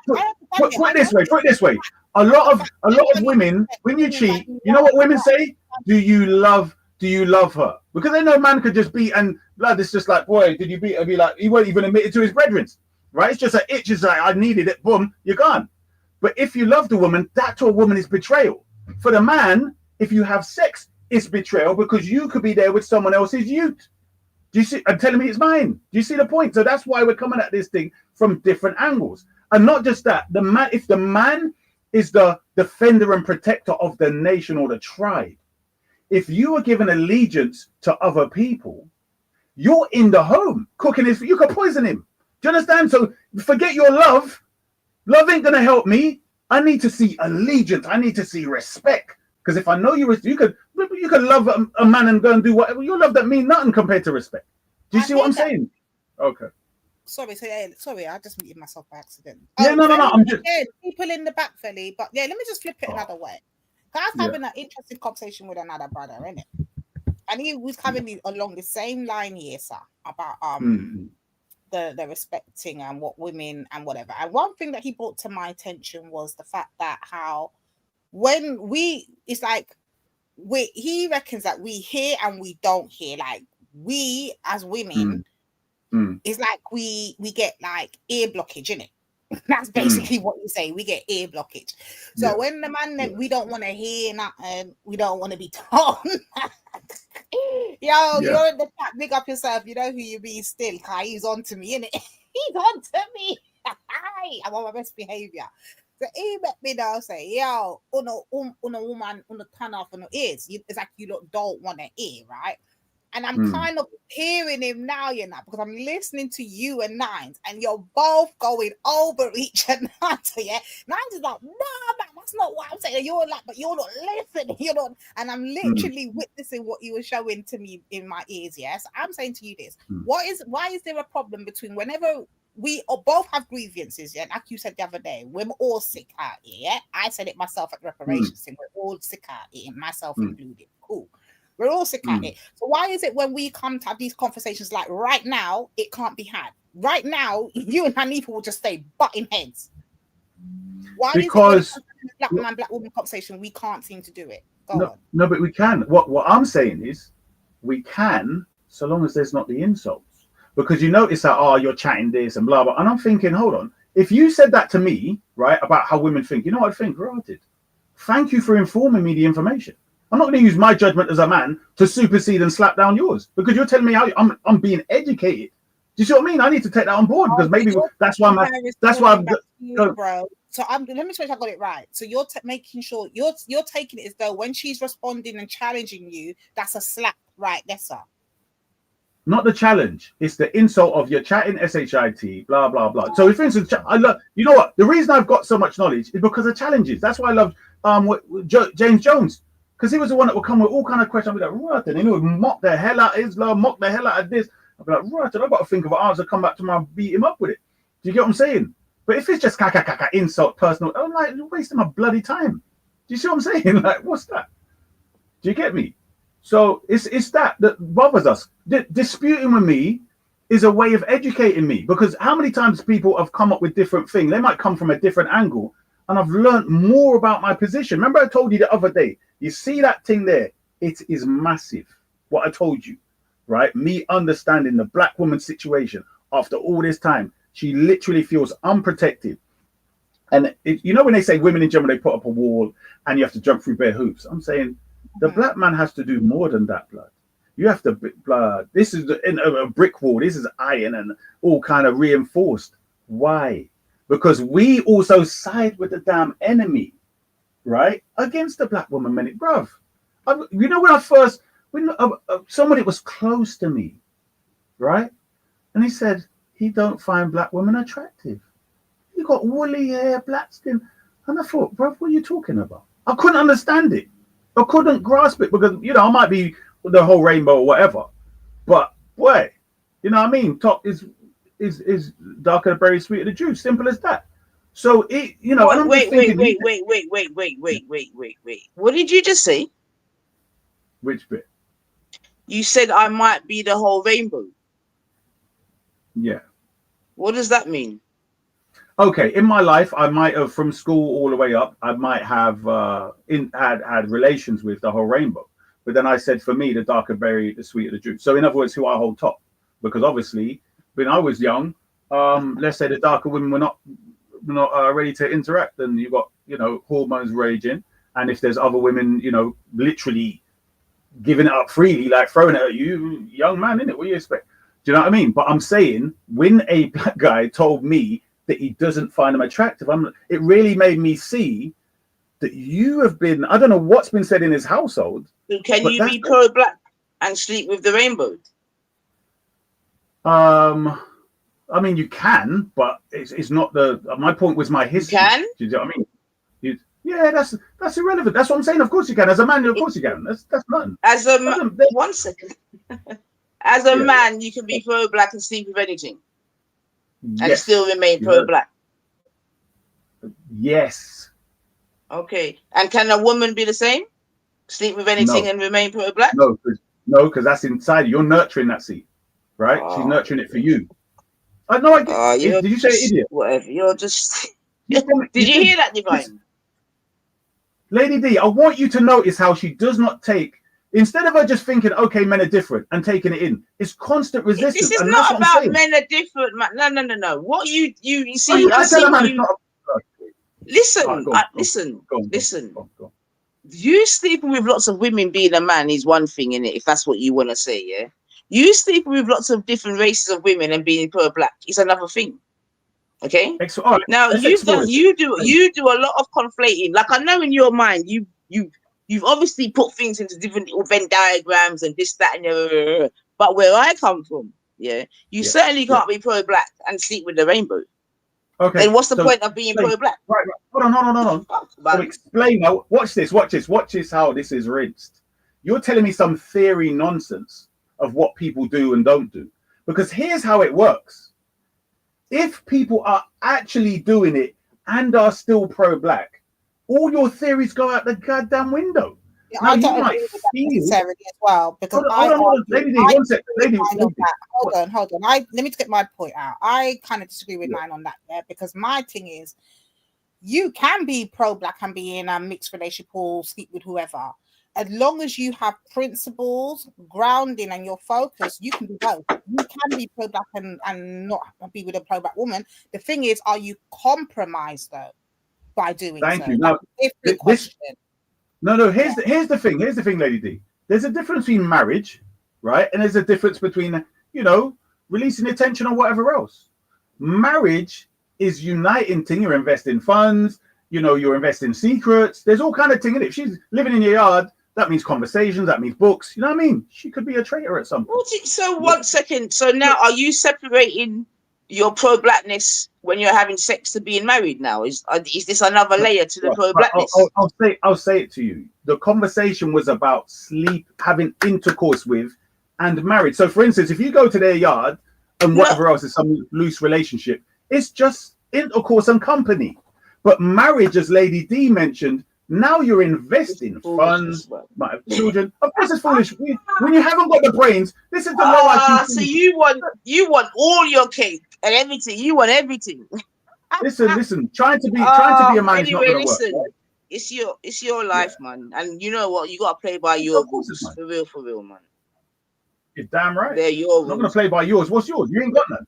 You ain't got no Do you know rules. what I mean? What are you coming with? Well, if your rules is You ain't that I coming can be with pro-black and just do whatever, you know what I mean, just bang anything, then it is what it is, isn't it? Oh yeah, of course. And the caveat being, Imagine this. Remember she asked me a question about men. Marriage. Remember she asked me a question about men and then about women. And I'm saying, I know men, I know myself, and I know men. What question did I ask you about men and women? You said, can a pro-black man sleep with the rainbow and still be pro-black? Right. And when I asked you, then said, can a pro-black woman sleep with her? Did you not ask me that? Right. You said what question? You said what question? So I'm saying now I'm going to finish my talk. Yes, good. So thank you. So as I was and then saying, your answer was the difference being that the man leaves the seed, correct? That was your difference, isn't it? Yeah. Well, I was going to, no, it's further than that, but I'm saying with the woman, go on then. What else? It's further than that. So for instance, in the system, the woman leaves her family and comes into the family of the man. When it comes to that, that's why I said procreation is different, right? With the marriage thing. So now she is part of his family, taking his lineage down. Whereas when it comes to the opposition, she's now leaving the black family, going to that side and taking his lineage down. So it can never be the same. How can it be? You've left the black family. That's it. It's simple. She's coming to his black family because that's how it works. It's his house, his rules, his religion, his system, his morals, his culture that she left to come into his. She can bring some bits and pieces, maybe mix it up in the kitchen or whatever it is. But over the overarching thing is. The thing is, listen. Yeah. As much as this sounds very good and everything, you're not describing our culture. Really? Wow. Okay. Watch this. Wait. Hold on. Are you? Name me. Wait. Let's see. Before the Caucasian came. So let's say. But we're talking about now, Bedrick. We're talking about now. Oh? You said, all right. Well, tell me what you mean by that then, because I thought you meant as in original. Because you said that she has to come in. She's got to change this. She's got to change her religion. She's got to change. I didn't have to change my religion when I got to deal with my people. Them. I'm sure Divine didn't change her religion when she got to get with her people. If they was of a different thingy, Bobby. I'm sure if your mum and dad was of different whatever, they didn't have to do all of that. So what you're bringing in something new here. I got a better question. This is all new. You're bringing in new stuff. I got a better question for Telek. Yeah, I got a better question for Telek. So Telek, say we're pro-black and all of that. Yeah. And you accept us as that. Okay, calm. If I got with Khan tomorrow, can I still be pro-black? Blood. You might as well be Wendy Wu. You would be Wendy Wu times a 10, bro.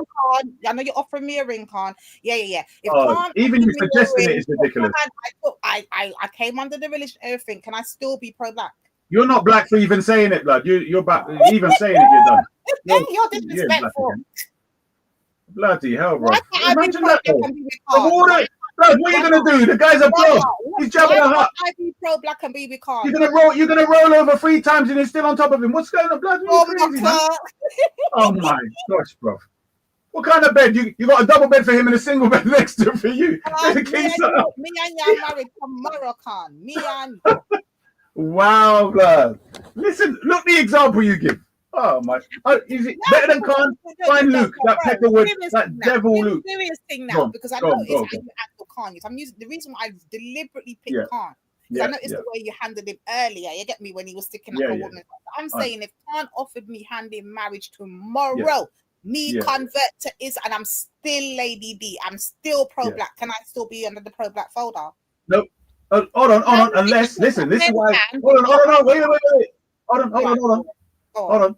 Unless Fatatuk, unless he becomes a millionaire. So that's why I said I agreed with 90 for the other day. Unless he's got millions, listen, and it's signed in your name, because that means that money's going to pro-black team. Unless it's that. If you just get in with him and you can eat hummus and olives and roll around turkeys all day, hell no. That ain't happening. So no, you're definitely gone. You might as well do. You know that. You man are. No, you're not getting. Listen. Well, you know when 9EFA said, but that's culture's not practiced today. There are certain structures. You have to remember this, right? We've left the historical culture of, let's say, in general, the dowry and the father. You know, it's symbolic when the dad gives away the woman and all that, and the white dress supposed to mean virginity. We've left all of that. Have you noticed that what hasn't left is the man's possessiveness and jealousy? You know how many people I know that been together all 10 years, they get married. He changed, not she changed. He changed. Because when you got into the contract, yes, the oaths, the man knows this is something different. If you disrespect me now, it's serious. Do you understand? I'm just telling, get into the, even if you don't agree, just understand. Is this how you know what you're describing? Is this how you grew up? No. Yeah. No. This woman's way. This is what I've researched. This is what I've studied, talked to. I'm researching myself. I'm asking you about how you. No. Bloody no. I just said no. Listen, when I say no, take the goddamn no. Flipping hell, blood. I said no straight away, and you're still waffling. Listen, stop being emotional, man. No. Because you know what it is. Three of us on the panel, and you're the most emotional. How can that be, man? Allow us to bleed, man. Allow us to bleed, bro. I'll tell you why. How can we compete with you for emotion? This is ridiculous. Yeah, no, because it's listen. No, hold on, lady. No, man, bring it down, man. You can't be talking all this masterful. No, man, because you want to talk all this masterful stuff and all the rest of it, but yet you're more emotional than the both of us put together. But then you want to be masterful. That's not true. This can't work, man. No. You notice how when I'm talking to Lady D, this is how I'm in control. Oh, here we go. All right, talk to Lady D then. No, wait. Even when I'm talking to you, actually, when I was talking to you first, it's when you done something. So it's thorough control. So for instance, it can be calm and slow like this, and automatically, bang, you get slapped down. Do you see? That's how it works. So that's still intellect controlling the emotion. I'm not out of control. You don't hear me swearing and blah, blah, blah. So calm down with the foolish talk. But what I'm saying is, it's very simple. Of course, my talk's foolish, isn't it? My talk's foolish and yours is sensible, isn't it? Of course. Well, if it is, it is. No, it's not my fault. Yo, I saw right. Go on, try to divide, man. This is the problem, though. This is a big thing still, because what I said earlier is, why is it whenever it comes to having these conversations, it can't be had? And you lot are proving my point. Is that we cannot have, when it comes to black men and black women, we cannot have this conversation. Lady D, you are literally not telling the truth now. Because I'm going to jump off, and you and my man can have the conversation, and I'm going to take for 2 hours. For 2 hours, Lady D, you've disagreed with me on certain points, questioned certain points, etc.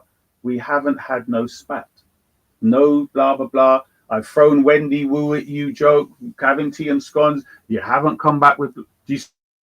That's me normally. So I think what it is. When the disrespect, when a person's not used to that thing, it becomes even more disrespectful.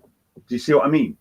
So that's probably why. But I'm saying that's what I kind of hit it down as quick as possible because I don't want to hear it because I'm in the mode of seriousness. you see what I mean? And it's an important topic for me because I'm actually learning. Because we were, I'm not gonna lie, me and I spoke about the situation afterwards, yeah. And one thing we noticed is that the way you was talking and the way you came at to smell, it was not necessary. It was not needed, and it was definitely not the time or the place. Especially when we're trying to deal with Buddha and his shit, and she's trying to just have a conversation with you, and it felt like by her even just questioning you took that as a disrespect. So my thing is, where's the margin of disrespect? Where does respect start and where does respect end? Go on. But this is what I'm saying. You just said even just questioning me. Never ever. If someone questions me, I want the question. It gives me the ability afterwards to, there might be a bit of ego there to express my knowledge and intelligence as far as I'm concerned, right? So I like the question. It's the disrespect when they diss me. She kept. Didn't you notice that she couldn't speak without saying, "Oh yeah, idiot, man. Yeah, this. Yeah." That's what I'm saying. You can disagree and say, "Well." Talks though, that's just the way it is. Right. Okay, that's fine. That's fine. And this is not... and I understand you're gonna say, but they can talk better or whatever. Hold on. No. That's not what I'm saying. That's not what I'm saying. 1 second, bro. Belly, people in the back. Just let the people on. But go ahead. Remember, what it is. The other day, to be honest, I reflected on. I thought and it's similar to today. I haven't eaten, right? Because I look at it and I think, what am I actually thinking, right? I haven't eaten, and remember I was supposed to go like 2 hours ago. You get me? So it's kind of like I'm rushing to get. So for me, I'm stopping myself. I'm making a sacrifice. It's you without anybody on the panel. It's you we would like to. This you we want to talk to. Remember the first time I called you over, we didn't even get to finish our original conversation. No. I agree. But what I'm saying is, notice how me and you and several other people can have a conversation in which we're learning and growing. You've disagreed with me about 5-6 times here. I haven't called you any name. So what my point is, that's normal for me. That's my norm. Normally, remember online, innit? Yeah. So if we were somewhere, I'll just move away. Happened yesterday. I haven't been to the park for ages. I went down there. Some donkey said something. Was shouting, he was shouting over other people. I was just like, you know what, bro? I went to another thing. Do you see what I mean? And it wasn't pro-black either. With some Christian, blah blah blah blah blah, Muslim, whatever. And I was just like, I don't care for it. Do you see what I mean? I don't care whether you become Muslim or whatever else. It was a discussion mainly for the camera. I was partly trolling. But if it's something I care about, and the people who are representatives with me there, remember they're representatives, and I'm a representative. If we have an argument in the back when no one's recorded, I might just sit there and go, all right, whatever you think, man, just run your mouth on whatever. But if we're representing on the front line in this imagery, I'm good. That's subconsciously what makes me vex. It's that bit. And again, we hear you and we receive that. But what also gets us vexed is that you, as you said, we're on the front line, it's in the public view, and then you're attacking a sister like that. A sister. But so notice your words. Your words are attacking. I'm saying the word. Okay, even the word, you're arguing then. You're arguing. No. I am now establishing justice because she's attacked me. This is what I'm saying. I'm saying I notice how you lot think. From our perspective, you've hit me with the same stick you're talking about. I'm saying, hold on, I'm licking down the enemy. You've hit me in my back. How much more? Just think about it. How much? Let me check this. Hold on. You're in a fight with it. Hold on. You're in a fight. Check this. You're in a fight with a racist girl, with you and your black friend, right? Black female friend, right? White girl call you some racist term. You're there licking her up, thumping her up, and your black girl kicked you in your backside to drop down. Who have you got more heat for? The racist white girl or the black girl? That's what's been happening for fucking how many years we've been on this panel.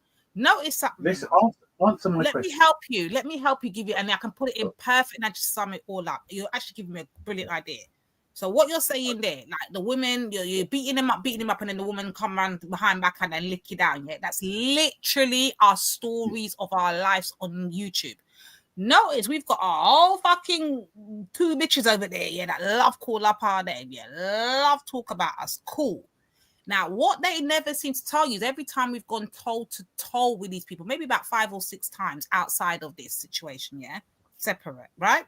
But every other time we've gone toe to toe with them fucking bitches over there, it's been behind a brother. Have you noticed that? Every time we've gone toe to toe with them, we've gone toe to toe with them defending our brother. You know what the brothers turn around and do?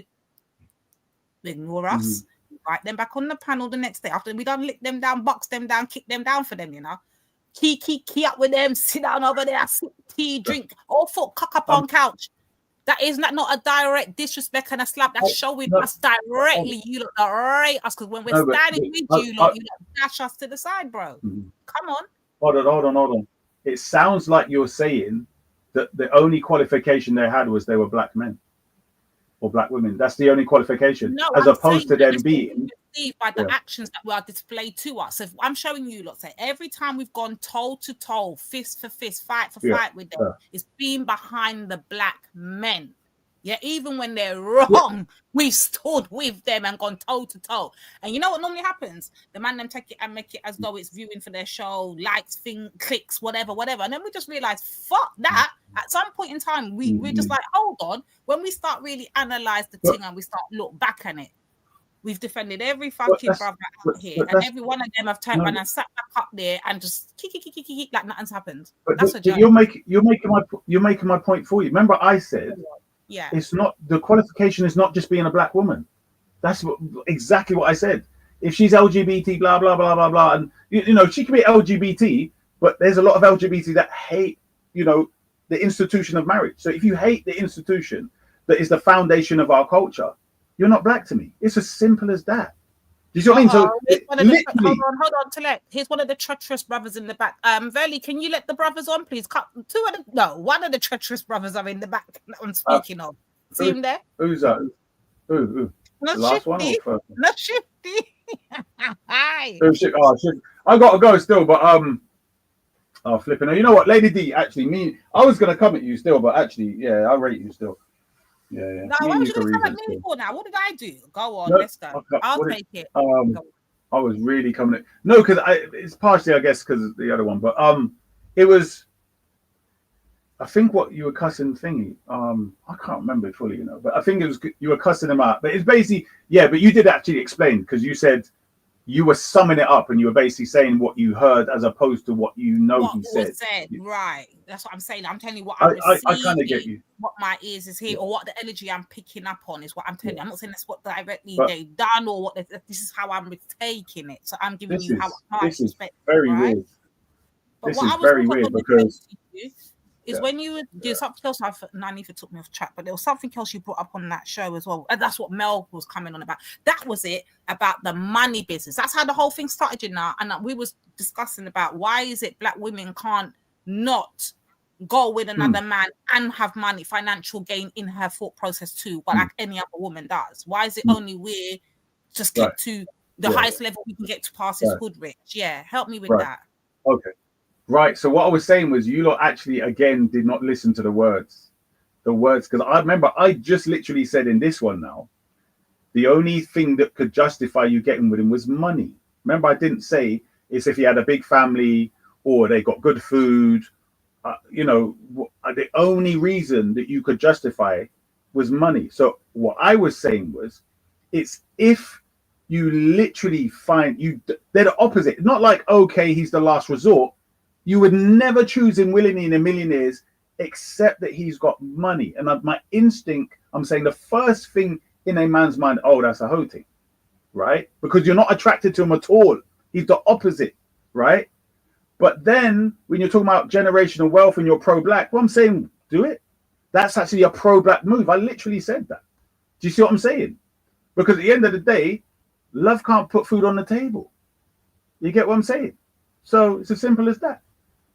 I get, you know, I wasn't against that at all. No, I think we're missing each other. I'm more speaking on the actual situation. Remember, we was having the conversation every day. It kind of never got dealt with because obviously you and Mel caught up in it and it went left in it. But the conversation at hand at that time, was literally we was talking about the situation with the conversation Nine had with Buddha, right? Yep. I remember her conversation part was, remember the lines of question that was asked to her. Yeah.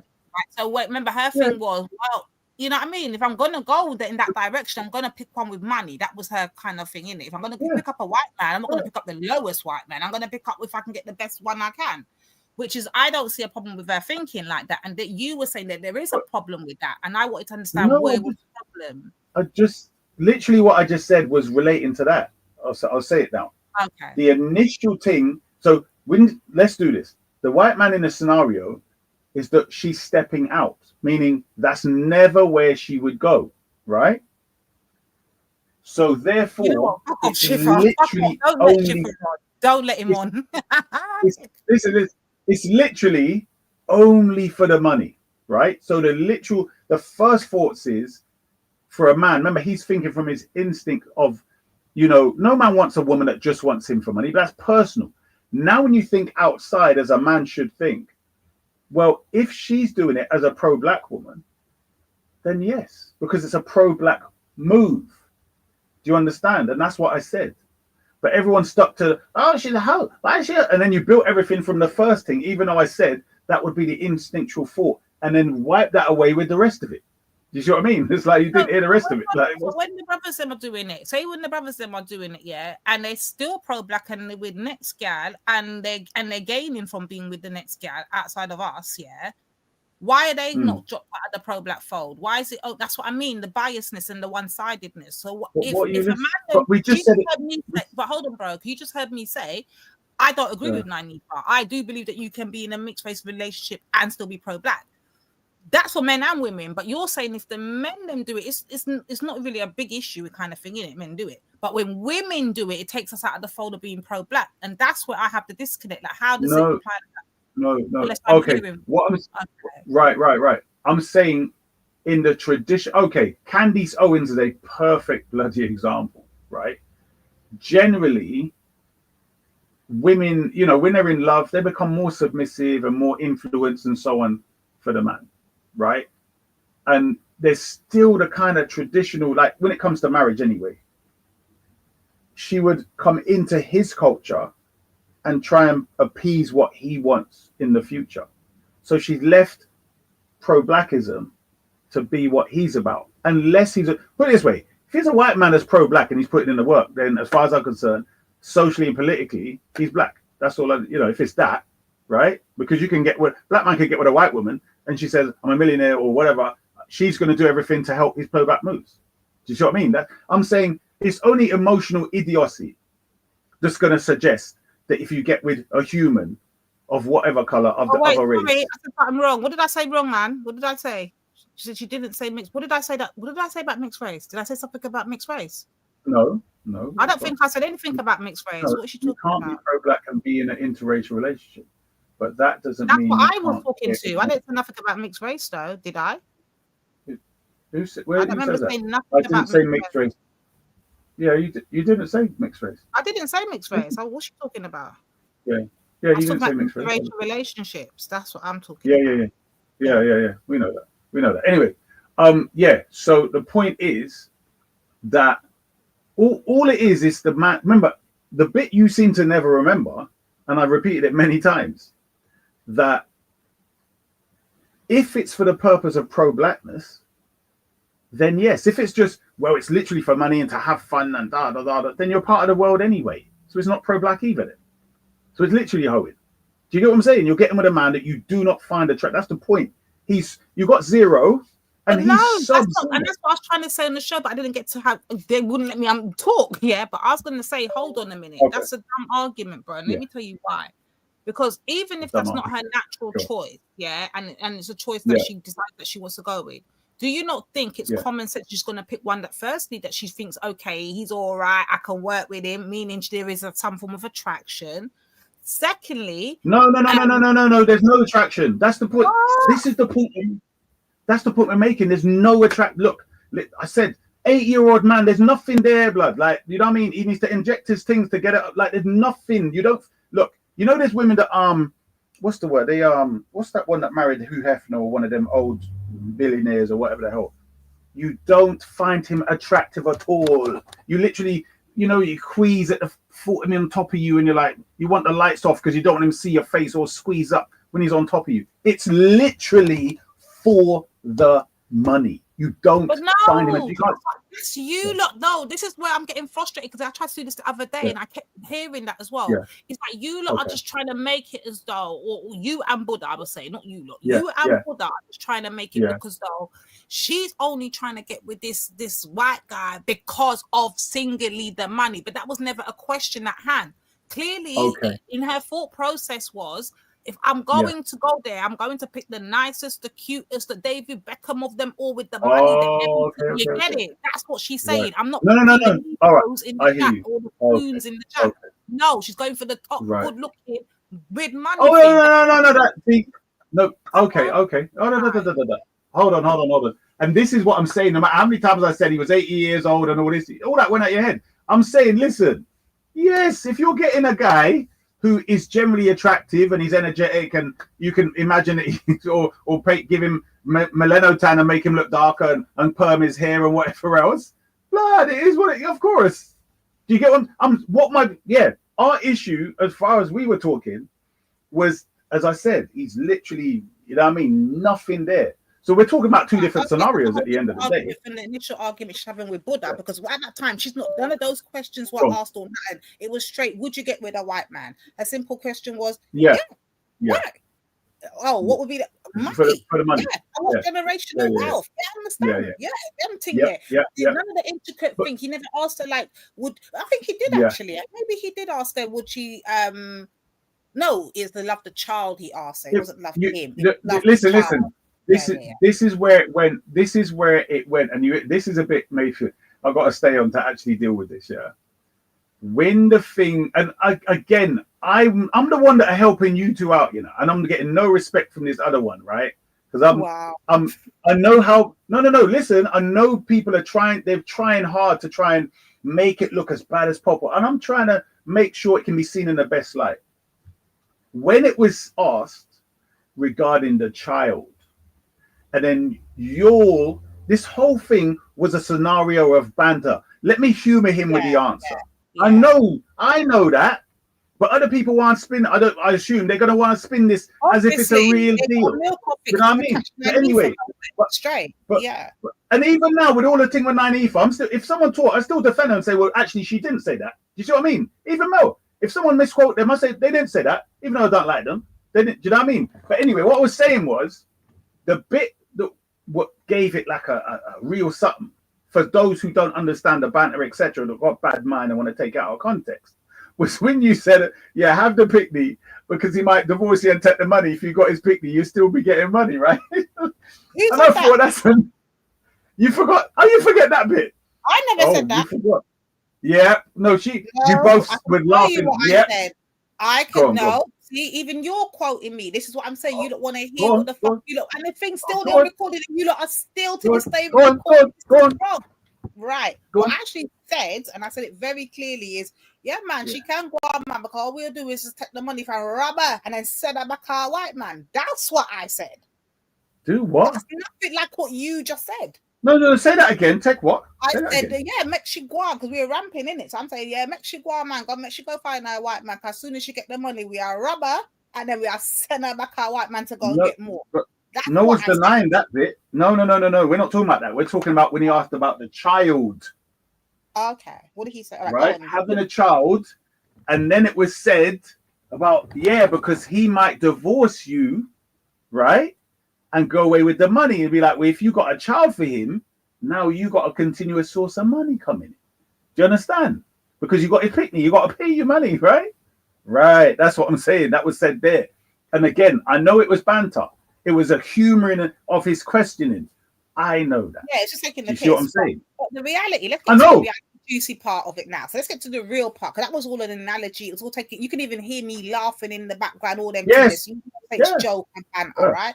But here's the real part of that. Let's bring the argument to the real.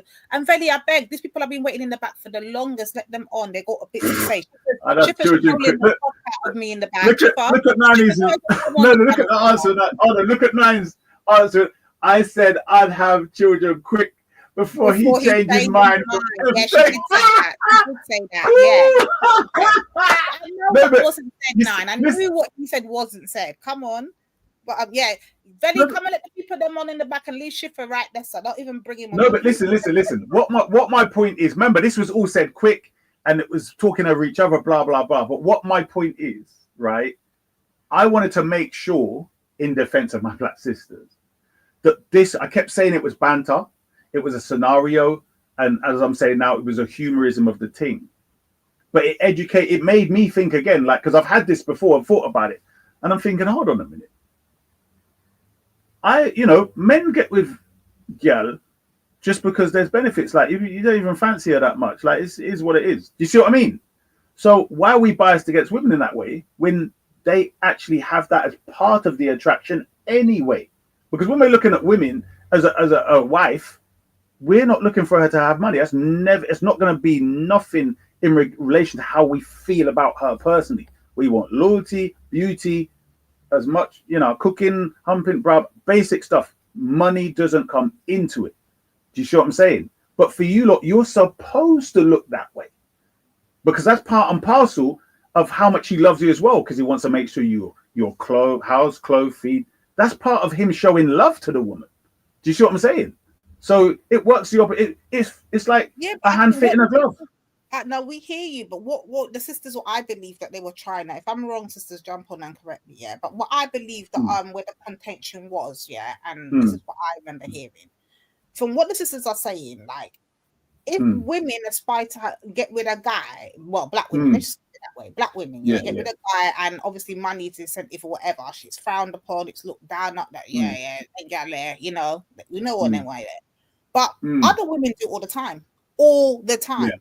Nine argument was this. None of these celebrities that you're seeing out here, whether they're footballers, flipping rappers, whatever they are, when they all got these none of these white guys will get with them if they were broke. Let's be clear. It's because they're rich and they're famous and they can bring some form of social climbing to them as to why. But you see what happens when that marriage goes sour. We've seen it time and time again, bro. They get the picnic, they get their alimony, they get them how much thousands in kids' money. And then you hear them later on in interviews saying, but I wasn't even attracted to him in the beginning. He convinced me or he swayed me. Look how many of them, J-Lo, fucking Cassie, we can name every last one. They all tell you straight off the bat, as soon as they get out of that relationship, I was never attracted to him. He never came across someone I would ever have got with in my wildest dreams. You know what they all do afterwards? Get with their own kind. So how come it's not seen that way for men? Let's talk about it. I'll be honest. For men or for black? Well, I thought you was asking me about the black women. Well, black men as well. Why is it not different? No, I thought you were saying when black women want to do the same thing to get with men for money, as in why they judge harsher. They have the same process when they're getting with that white counterpart or an Asian counterpart. They have seen in the same way. I think so you have to remember, right? I think we've got, because we've been in the poverty state, because when you say black, I don't think this mentality is amongst our Ghanaian, Nigerian, etc. cousins. They seem to be quite, because you see the Nigerian brothers, maybe they're like, can I get you a drink, blah blah blah. Remember, we grew up here with if we got a girlfriend at school, right, it's their mum. If we went to a certain type of school, or they were quite wealthy, their mum, normally the mother, would be giving the daughter money for your bus fare, both of us, our bus fare, our cinema thing, getting popcorn and the drinks and thing, and to come back. So we're used to getting it the other way because we're poor as hell. Do you see what I'm saying? A lot of parents ain't giving us money for all of that just for cinema because you're poor. But they might look, might feel sorry for us and so on. So with us, it was love that was valued more so. So we kind of lost that. And I'm saying we need to let go of that, because that's what I'm saying. We need to be retrained.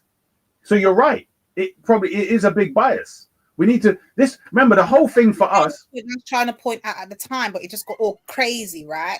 That was the only. No, it wasn't that. It was because we got two different questions. But as you've said, if the point was that this is an attractive guy, who she could even like, and it's even still, as I've just pointed out, in thinking again that money, the reason it's not just he's more attractive, but it's a sign, let's say in the subconscious of woman, of love, because he wants to protect and take care of you with that money. Do you know what I mean? Even though he might see you, you know what I mean? I'm just saying how a woman would interpret that. Just like when a woman cooks for a man and massages his shoulders, etc. Do you know what I mean? It's a sign subconsciously in your genetics. That's what it is. So we, let's say, need to regain our culture of understanding that. Because as I've said, it seems with people that got their history and culture, they don't need to be retrained in that regard. So there probably is definitely a bias in that way, 100%. Because I'm not, I'm evolving myself out of that bias. Do you see what I mean? We've all, as you said, we've all been contaminated with the nonsense. So yeah. We've been made to think, oh, well, no, gold digger. You remember that term? Gold digger. Yeah? Meaning what? She only want you for the money. That was it. She only want you for the money. She only want you for the money. Hey, money. Listen, them gal are on it. They said money walks and bullshit talks. That's what they're on. Yeah? No money, no relationship. So I'm saying if No, but you know what? now living up themselves to that standard too, why is when Nine said it out loud as an analogy, why was everyone so why was he so upset? That's the only thing we're trying to ascertain. Because he sees everybody else doing it. So why is when Nine said it, he gets so upset? I think that see the way up till now, I don't even know if this is actually true, but the way I've taken everything Nine said is that never in a million years would she ever get with anyone outside, especially a white man.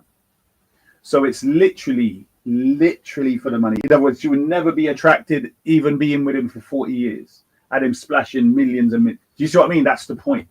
So it literally is for the money, and there would never be attraction, etc. But I'm saying, because I've now looked into economics for the last 10, 15 years, whatever, I understand how that would be a good move.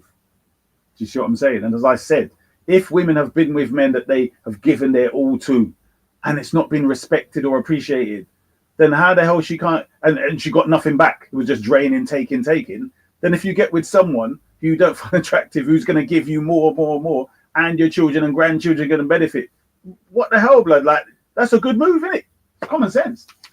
You see what I'm saying? So what's the bloody difference? It's a mad thing.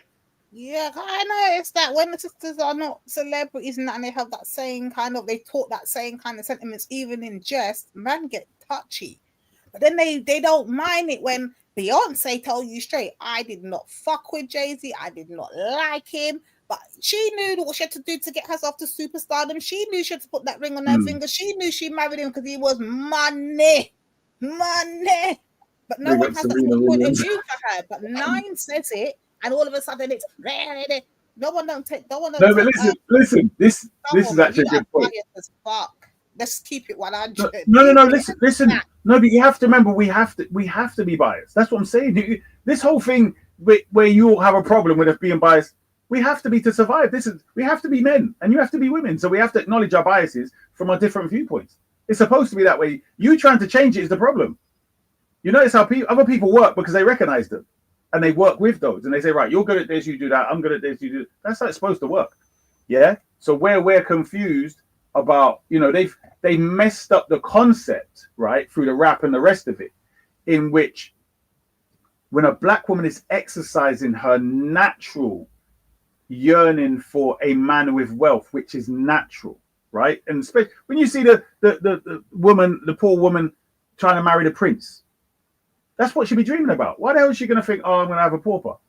Do you know what I mean? If you ain't got nothing and he got nothing, what the hell is that about? Do you see what I mean? So that Portia's going to look for that.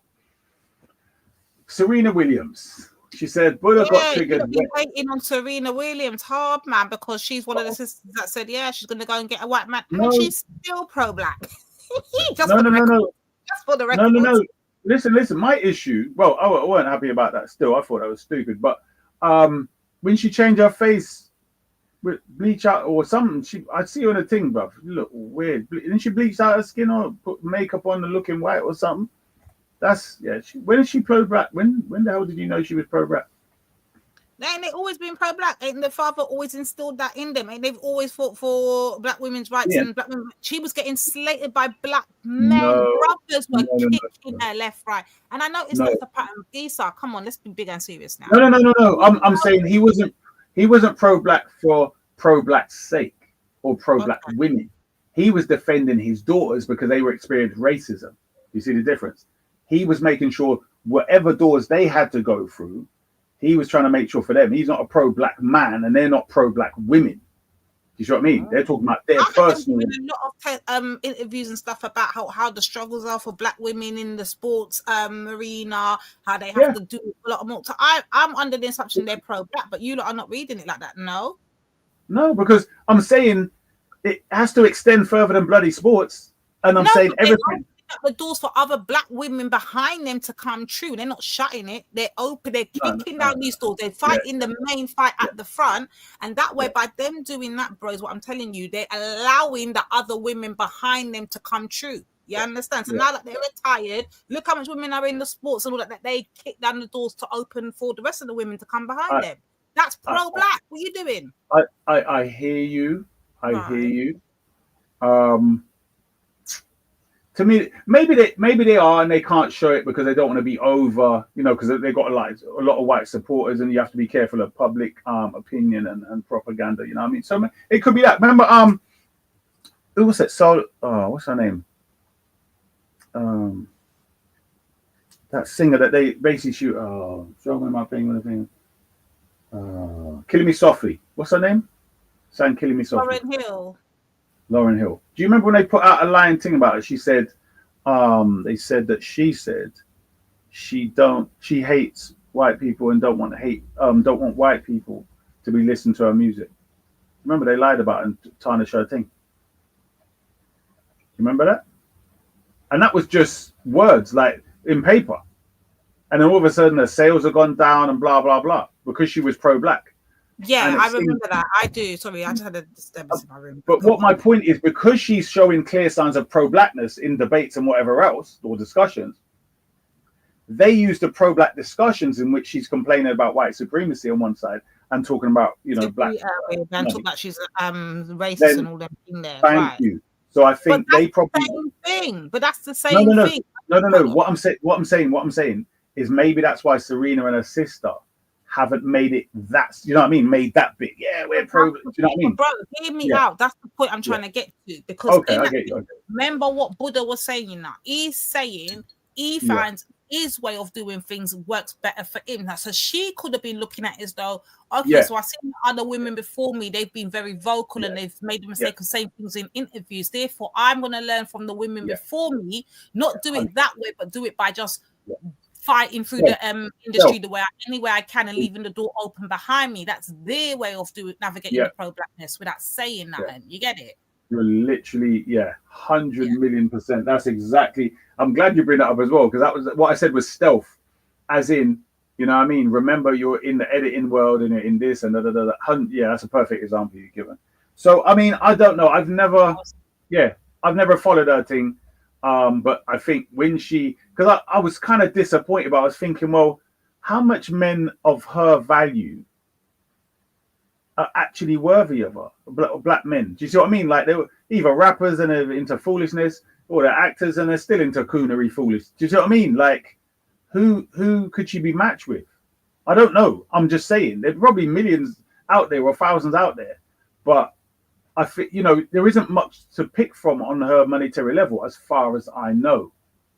So when she got with him, it was kind of like, well, it's partially black men's fault. You know what I mean? We're not making ourselves available. And then how many brothers are on the same level that her, that she had, again, like you just pointed out, that she can pick from, that's on the same level, same attribute, that she's trying to marry on her level, right? Rappers are not on her level. Fucking what's it called? Hosting flipping social media podcasts is not her level. Yeah. Come on, going to fucking red carpets is not her level. Yeah.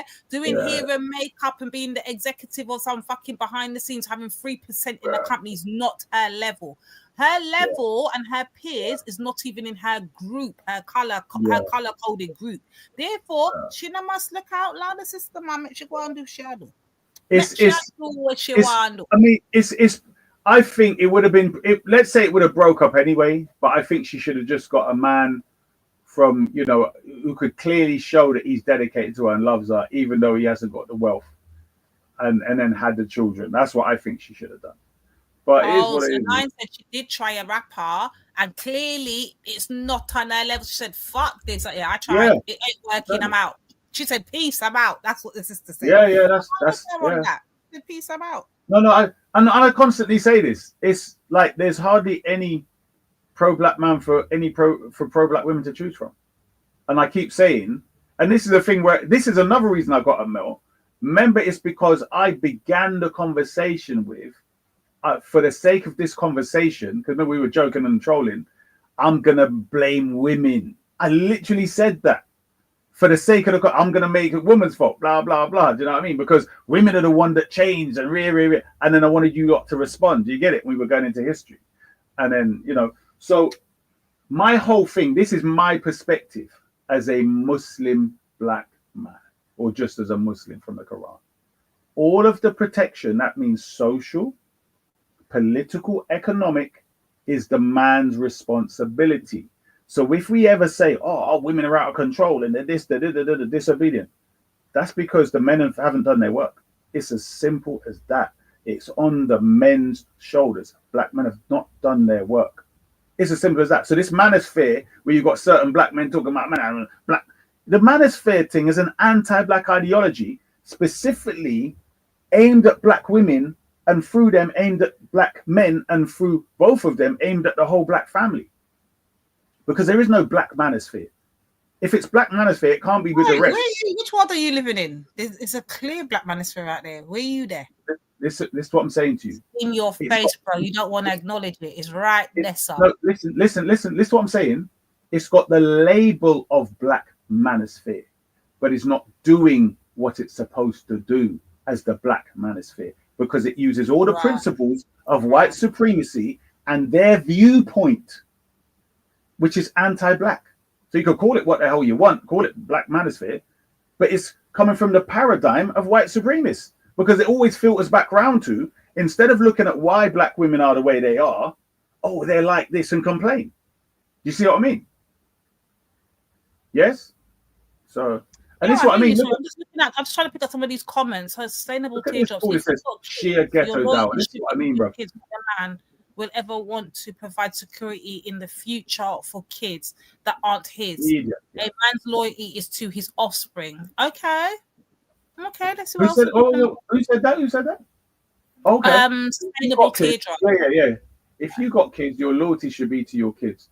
No man will ever want to provide security in the future for kids that aren't his. A man's loyalty is to his offspring. You know what? To be honest, right? Let me put it to you like this, Lady D. Yeah. There's a genetic prodding, right? The reason, just think of it like this. Both the man and the woman, when they get in a relationship, they annoy the hell out of each other. But there's a reason why they will stay together. There's a reason why they love each other and remain. The reason why the man can flare up and do the most damage in protecting his woman is because of his genetic legacy of her providing the children. That's why, and she has to remember that's the point, right? So that's why she can be, if she shows betrayal, the betrayal, check it like this. If his children are the most important thing and she aligns herself with someone else, remember in the lion's thing, what does that new lion do? He comes and destroys the kids for the previous man, innit? Yes? It kills the cubs, yeah. Thank you. So I'm saying that's what used to happen in nature. These tribes used to do that same crap and used to keep the girl picnic and kill the boy picnic. So I'm saying it's still in this thing where the men think you can't override genetics. And that's what's happening. This culture's trying to do that.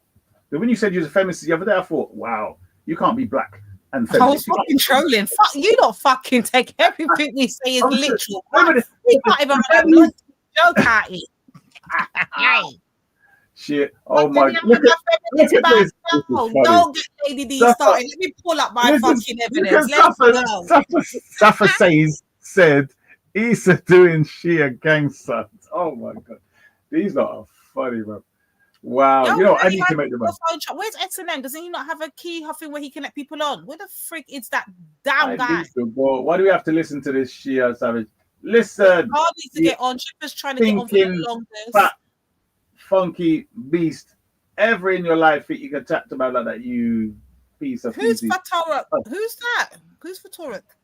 Fatta Turk. I remember I called him Fatta Turk. Oh, Khan. Who the fuck is that? Yeah. Ultra funkies. You watch your skin yet, boy? Come, stop being I'm gonna mute if he comes in. He's gonna send me straight to the fucking kitchen, tell me to get to the sink, mate. I ain't got time for it. You know what, Black? How many years? I've been 3 hours over time. You know, let me go on. Yeah, big up still. No, I actually, I wanted I'm to get glad. you up on here though. I'm glad I got you up on it. It wasn't even a mad thing. 'Cause the other day was just okay. Remember, there's enough other energies going on because there's enough other grievances going on. So it wasn't gonna run that day anyway, to be fair. Wow. But still, today we Yeah, get to talk to you. And the people that want to talk to you too, but they can't get on. But you got Is a few it, people got questions for you and me. Oh, we're fucked now. We're done All right, at let me let me go do what I I would like to leave it on mute and just go, but then if somebody says something, I might anyway. No, it's not even that. You just leave it on mute and then go do what you're doing, and then if it is something, you can just fly back quick. They're right, that's what I mean. And that's when after, and guess what? After the thing and all the hours are gone and I'm supposed to do what I got to do, guess what happens? I'm there regretting it. Listen to it. Don't run Shirafity. I'm gonna kick this guy in his run. Shirafity, you know. Oh my god, that is funny still. Rafferty, this guy. Man's been studying the thing, you know. This is in our own conversation. Now the people that are trying to jump come and done us. We're not having it. I got a question. A very important question. Who the hell? What's his? Who is? People know who Reanimator is. Reanimator. Who is he? Reanimator, listen, but I don't know what happened to Reanimator. Reanimator used to be on the squad, all kind of clippings, videos. No. Hold on. Who is he? Is he black? Is he white? Is he black or white? He's a white guy. He was cool though. Okay. And the next thing you know, Reanimator got radicalized, turned far right, and just switch it up. I was like, rah. Hold on. So hold on. Who is the other one then? Who? Which other guy? There was two. Then his whole channel got shut down. He used to do videos of me. Huh? Hold on. Who? Say that again. Is it cognitive dissonance? Nah. Was it? Cognitive dissonance. Cognitive CD. So it's definitely nah. CD. No. He used to do videos as well. He done one. One of them done one with me as a chicken or something. I think that was Reanimator. Right.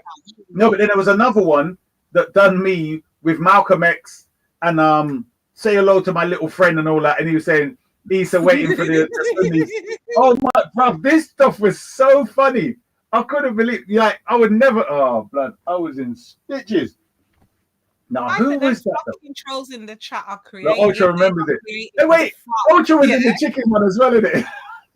Blood, that was so. When I watch it back, bro, it's a lit. Oh blood, whoever, Reanimator is a G still. That's mad. What was it? Gene therapy. They will turn fucking people's speech into fucking rap songs and flipping music fucking songs. Listen, they are creative as fuck out here. Don't play with themselves. Then he come with We're Walking in the Air. He played We're Walking in the Air, right? The other day. And it was some spin tune with the same voice. And I'm like, what the heck is going on here? They turn voice talk and all them things. They got Babs became a fucking superstar out here. What are you talking about? Wow. Are you fucking kidding me? Listen, they went hard with her one. Oh gosh. Come on, Ultra Funky, what's the guy's name? Is it Cognitive Dissonant? I don't think it is, man. They took his channel, whole bloody thing down, bro. Hate when YouTube does that, man. Ultra, come on, what's his name, bro? It can't be Cognitive Dissonant. I'm sure it wasn't that. The stupid me didn't even download the bloody video, man. All videos. It was hilarious. Say hello to my little friend. You what, M8? You what, mate, idiot? I said, what was the channel? I don't think it's Cognitive Dissonant. I can't remember who the other person was. Oh, I do know one. The first one you described is definitely Reanimator. I don't know who the other one. Reanimator is funny still. No, man. Hey, somebody try and get hold of Wellington. Whoops! I let the people on. Yeah. You should text him or something, phone him. There was a video that I was supposed to play, and all now I don't play it. All now. All right, you play your video. I gotta go. Speak soon, sis. I appreciate this still, but I'm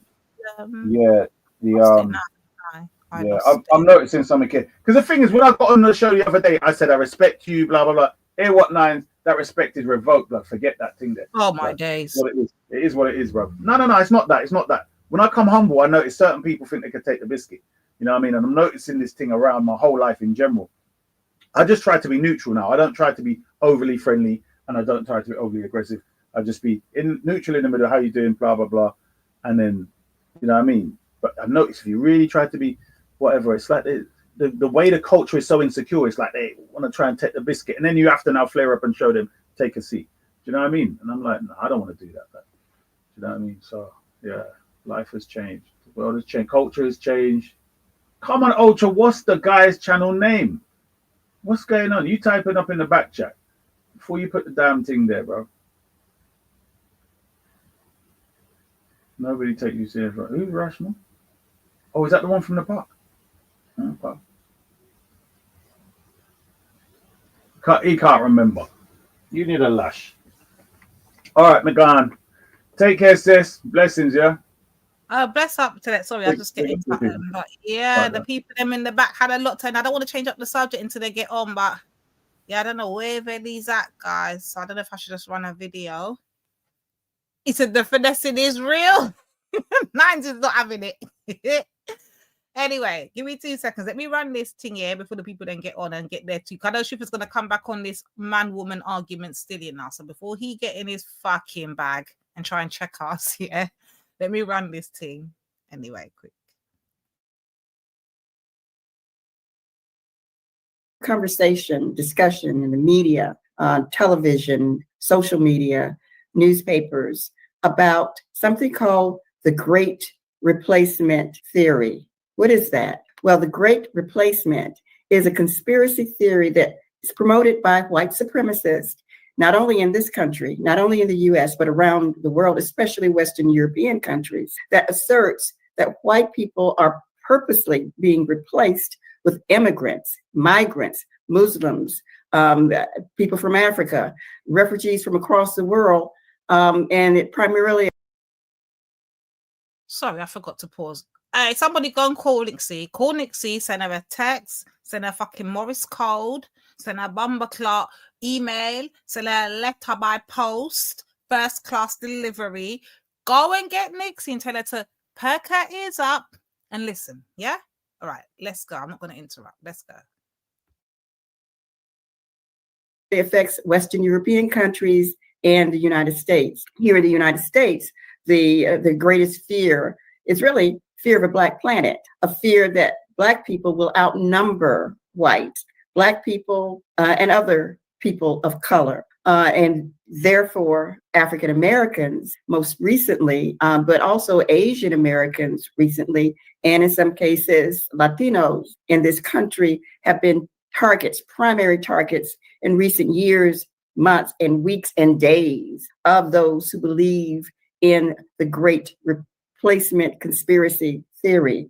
The term was actually coined by a French writer named Renard Camus, and he wrote this theory, the replacement theory, as recently as within the last 10 to 12 years. He's written a couple of books about this belief, but the belief is not new. It goes back decades, it goes back centuries, and there were actually books written to promote this theory in the late 19th century. And then in 1916, there was a particularly significant book written by a lawyer, an anti-Semitic lawyer named Madison Grant in this country, in the United States, who wrote a book that that really that promoted the idea that that white people were in danger of becoming extinct. Genocide was occurring, white genocide, and that's a term that's been used today. But his book in 1916 was called The Passing of the Great Race. That book actually later would inform the creation of Nazism by Adolf Hitler. Hold up. I see Nixie's fucking shelling already from the chat. Nixie, hold on to your missiles, your bombs, your hand grenades. Cease fire, sis. Cease fire, fall back, and to soak in the info, sis. Yeah, step into your black girl magic right now. Yeah, that's what you're gonna do. And so just take it all in. Don't fucking ask for no damn link. Take it all in, sis. Let it penetrate the soul. Yeah? Hear what your fellow sister's telling you, Nixie. Let it get in. To stay right there, chill out in the chat. I will give you the link when it's ready, sis. Just soak it in. Just breathe. Close your eyes. Shut your brain down and just soak it all in. Soak it in, Nixie. I'm bringing you to that. Follow me, Nix. Hold my hand. We're going to the light. Come on, Nixie, walk with me now. Let's go. You are going down. Yo, she's still throwing hand grenades. Okay, Nixie, let's go. Let's go. That book also and others would inform what became the eugenics movement in this country and elsewhere that claimed that Black people were inherently inferior. In fact, any person of color was inherently inferior to white people. That thinking has fueled white supremacists, has fueled racism, has fueled all of the manifestations of racism, structural inequality, social injustice over time. And it is rearing its ugly head again now, here in the here and now, at a greater rate and greater frequency than perhaps ever before. It's something we have to pay attention to. It's something that we have to push against by telling the truth, speaking the truth to the white supremacists and others who carry out these acts of racism and acts of violence, these murders in the name of the defeating this so-called great replacement theory. Welcome back to the Emily.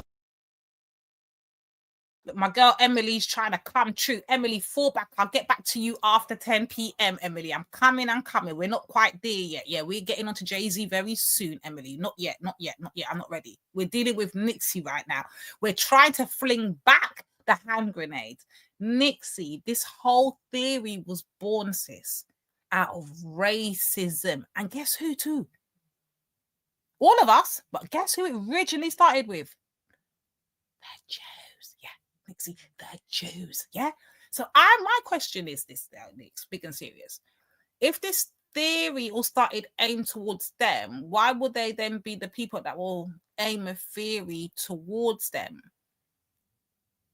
And then obviously that stone hit many others, the blacks, everybody else after all of that. Yeah, and that's like you lick everybody. Yeah, cool. But why would they initially design a whole theory that actually is harmful towards them is what I don't understand. Because you guys are on this as a whole theory. This theory is an agenda. It's the people that thought the Zionists, blah, blah, blah, blah, blah. My only question is, after all of that, why would they design a theory that actually is a negative towards their own? Don't let them use you. I will show you this on my video and live stream. Okay, Nix, that's cool. But that's the only question I have. Like, to me, you see, for me, I like conspiracies, innit? I like conspiracy theories, but I like them for different reasons than everybody else. Everybody likes conspiracy theories because they want to seek a different reason as to why whatever's happening. It gives them a better understanding of why. For me, I like conspiracy theories because I like to see which ones you can debunk and makes no sense and stands up. And this is one of them that, to me, Nix, makes no damn sense. This whole what's it called, race replacement theory and all of that. When I look at the actual evidence, it doesn't hold up. So that theory goes out the window for me. That's how I analyze this thing. She says, okay, think critically. Do you seem harm to you? They are 2% of the world's population, yet hold the highest positions of power, sis. No, and that bit there, cool. That bit there, okay, so we can look into all different what we say, areas of life, whether it's the music genre, the TV, the whatever, and we can say, okay, maybe, yeah. So we can say, maybe, okay, you got a case, but the actual race replacement thing is what I'm more focused on in that particular sense now, yeah? And I'm asking, if it was originally birthed out of this whole theory was birthed out of targeting them, why would they be the people to birth a theory that actually targets their own group? I just need to make common sense of that first step before I can get to the rest. Think about what Kanye tried to tell us. Yeah, well, depending on what personality is coming out of Kanye, yeah, you do know you're dealing with a fucking spastic multi-personality, fucking multi-persona fucking Gemini. You do know this, right? It's not a lie, it's true. What these Zionist devils are orchestrating. Oh my God, see, you've got me reading that bullshit like that. Oh my days, Nixie. It doesn't target them. It doesn't, but it was birthed through targeting them. That's the point I'm making. Okay, it's targeting everybody else now, i.e. the Muslims, the blacks, everybody else. But at the initial point of this theory coming out, being birthed, it was birthed aimed at them. That's the point I'm making. That's what the research tells me. Look at Israel. They hardly take any illegal immigrants, yet are behind pushing them all to the white countries. Yeah, no sign of Veli Khan. He's not around. Yeah, I'd rather just talk with Nixie before I carry on with this anyway. I know what I mean, Ultra. I don't know where Veli's at. Ultra said no way you can get a hold of him because I've been in the back for time and I've just been barling him out to let the people on, but he's nowhere to be seen. Does anyone else have another way? I did. Hold on. Let me try and figure this out. And there was where was I before this? There was another guy that was speaking on it, right? But I think he's speaking more from the American perspective. So let me go back. There's been a lot of conversation.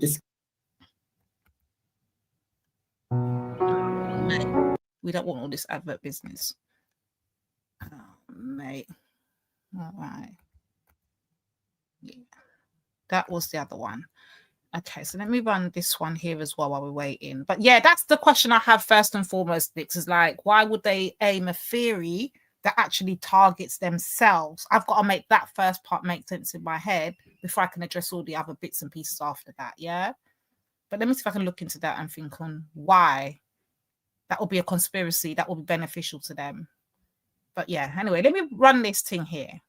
Oh, she said, hold on. Israel deported all black people, yet I think she means yet they plow hundreds of millions into diversity. But as long as it's not in their country, if you're not suspicious, oh shit, it's gone up. If you're not suspicious, oh shit. If you're not suspicious, hold on. If you're not suspicious of this, you should be. Okay. Yeah, I'll have to do a bit more. Anyway, let me see. Let's just press play on this one. This is more from, I guess, the American side of it and how it works out there. But let's see. Hi, I'm Ron Thomas. I'm director of the Journalism in Sports, Culture, and Social Justice program at Morehouse College. In this era of misinformation, particularly regarding race relations in this country, one of the things that I've found most disturbing is hearing people talk about the Great Replacement theory. In general, the theory that's propagated by white supremacists is that if people of color in America make progress, then every time we make a step up, white people make a step down. And it doesn't make any sense to me whatsoever. To me, it's like if everybody has a better income, has a better lifestyle, can afford their own housing, can afford to buy a house, all of that raises the quality of life in America, period, and has a positive effect upon the nation. But that's not the way white racists feel. And one of the ways that was manifested occurred this weekend when 10 people were killed in Buffalo by a young white supremacist who drove several hours from his home outside of Binghamton, New York, to attack the Tops Friendly Market in this area called Cold Spring. And first of all, it's just a vicious attack to have assault weapons and assault armor, etc., and use that to attack and kill people who are just totally innocent people doing their weekend shopping. But the other thing that's so disturbing about it is when you look at the people who were killed, they were exactly what Americans aspire to be. As the news reports have come about what people did, there was one man who was retired, and he was helping people put their groceries in his car because he liked to help people. He would drive people to the supermarket, help them buy their groceries if they didn't have transportation or were elderly and couldn't do those things themselves. There was another man who was about 52, and he stopped at the market to buy a birthday cake for, I think it's his 3-year-old grandson. There was a young woman who was killed. She was in her 30s. And I think the youngest person who was killed. And she had moved to Buffalo to help her brother, who I think is recovering from leukemia or battling leukemia. And so one of the things she did for them was to do their food shopping. And then there are other people who were heavily involved in their church or in education, exactly what we all Americans should be. So to me, it was tragically ironic that a young man would basically assassinate people, because this is in many ways a political matter, who would assassinate Black people, who really, on his best days, he would hope to emulate. So I hope, one of the things I hope this leads to is that one of the women who was killed, I think her name is, they called her Kat Massey, had written an editorial in the newspaper calling for some type of much more stringent measures in terms of allowing people to purchase assault weapons. And I'm hoping that this will somehow generate national motivation to stop the freedom people have to buy powerful weapons like that, and to have some more control and restraints on those types of purchases. But it's really sad, it's really tragic, and in general, this is just another reminder that racially, our country has been going the wrong direction, at least for the last 5 years. And I hope this makes people wake up and understand that how dangerous this is racially, and also that at this point, people like that young man from Binghamton and politicians who are silent about what he's been doing are threatening democracy. And it's really important that we're aware of that and vote against that in the next 2 elections.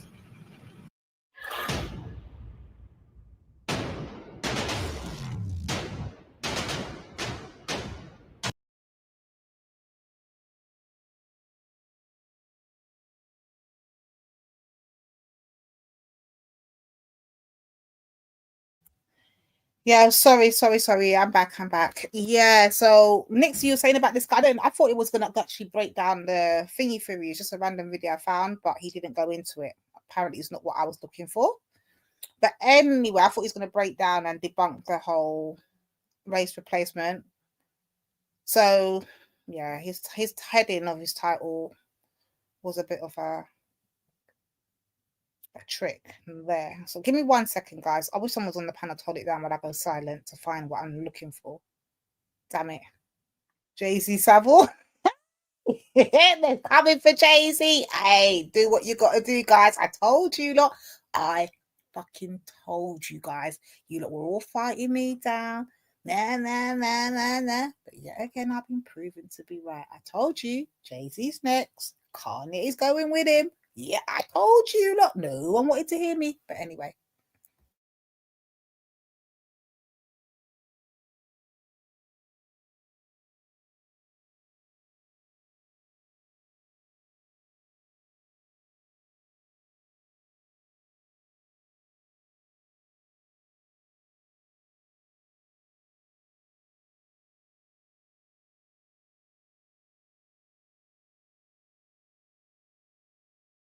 Hold on a minute, guys. Did we do the Lauren? Did Velly already do it? I can't even remember. I just found one, but I think we did it already, right? The Lauren Southern one.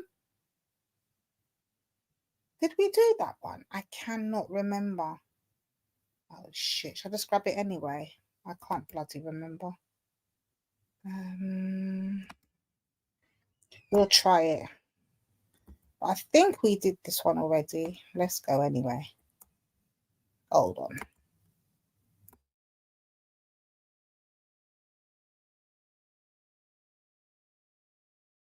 To pay a 4,000 euro running faster marathon times than men. Now, what led them? We did do this already, right? Guys, do you not remember this? Hold on, let me run it anyway. Let me know if we've seen it already in the chat. To make this prediction? Well, it was the data they had. They saw that men's marathon times had hit a plateau and the record time was increasing only very slowly in bite of sound, which is probably participating as men. Women's sports science was For example, will birth rates among poorer immigrant populations remain the same several generations down the line? It's something to think about and keep in mind. So then, what's the actual topic of my video today? Well, it's a recent video uploaded by Lauren Southern called The Great Replacement. And let's watch the introduction to that. Hey everyone, okay, so today we are going to be talking about a very serious subject, something that I think a lot of people are too afraid to talk about because they're worried about being called a bigot by both the people on the left and the right, surprisingly. So in order to avoid people trying to discredit this video with name calling of Nazi or propagandists or other such nonsense, it's going to be a very data-based video for the first bit. Yay, data analysis, that's me. I have a little alarm that goes off when someone says data on YouTube. So that intro there had a few of the regular white nationalist rhetorical tricks you see online. Lots of people agree with us. They're all just too afraid to. Wait, sorry guys. Nix, what are you saying? Are you going to drop a link or something for me in the back or something? If you something else you want me to play, so I run this until if you got something that you want me to play, drop the link in the back if you can. And I'll play it. And in the meantime, I'll run this one, yeah? I don't know. I think I missed something. But if it's a link, just drop it in the back and I'll play it. But anyway, let's go. To talk about it. You see, they don't want to be called racist. They're scared, but we're going to talk about it because we're brave, aren't we? Us talking about it. Yeah, silly. Lauren also tries to avoid accusations of racist and Nazi by saying, this is a data-based video. I'm going to be talking about statistics. Statistics can't be racist, you know, they're just a bunch of numbers. So by the rhetorical framework I just imposed here, I literally can't be a racist. Well, we'll see about that. So anyway, what is the topic of Lauren's video? So bear with me, because the thing I want to talk about today is the Great Replacement.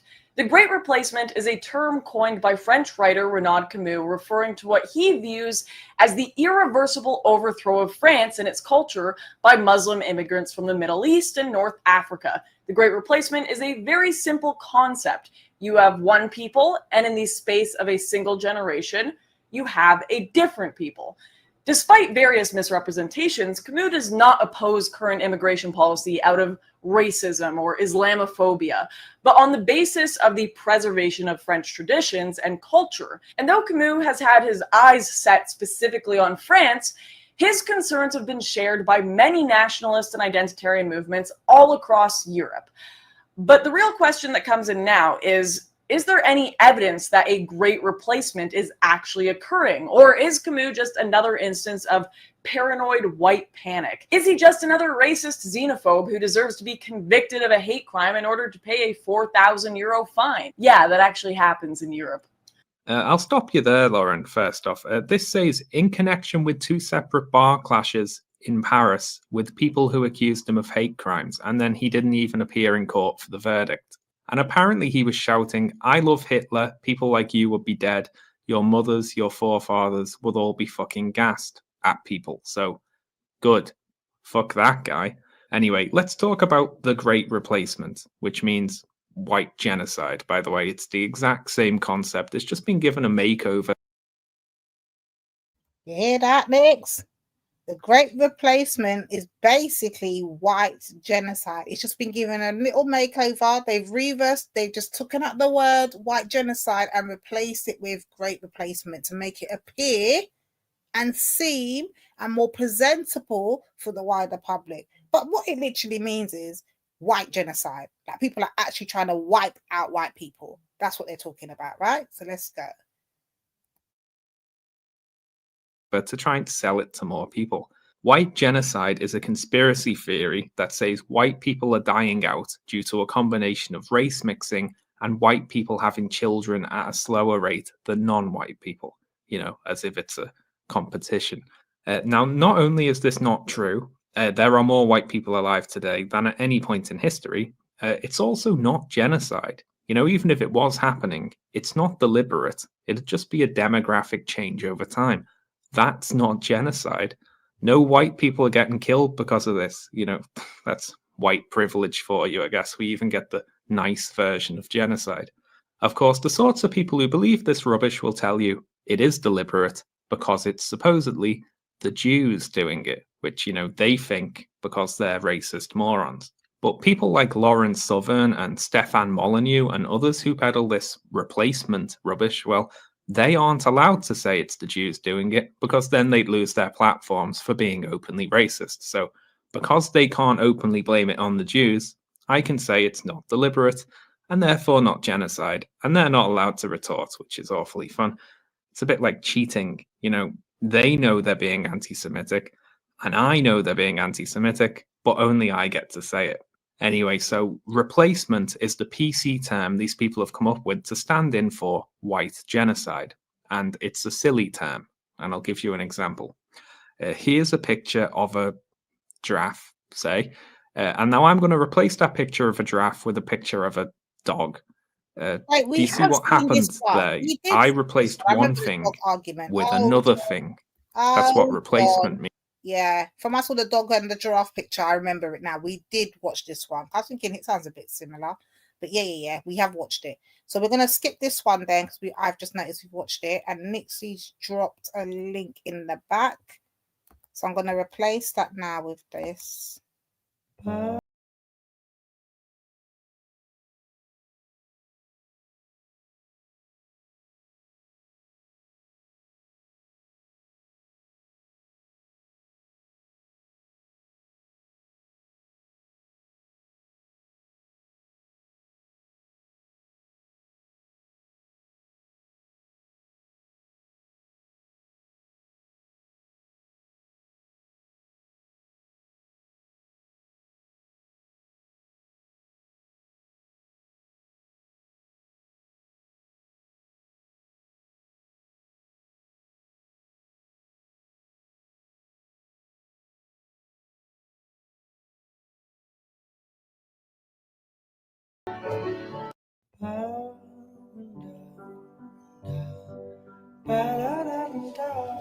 Because a failure on this scale isn't just bad luck, it isn't a global trend or taking your eye off the ball. No, this is a different order of failure.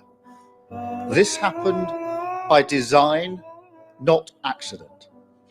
Policies were reformed deliberately to liberalise immigration. Brexit was used for that purpose, to turn Britain into a one-nation experiment in open borders.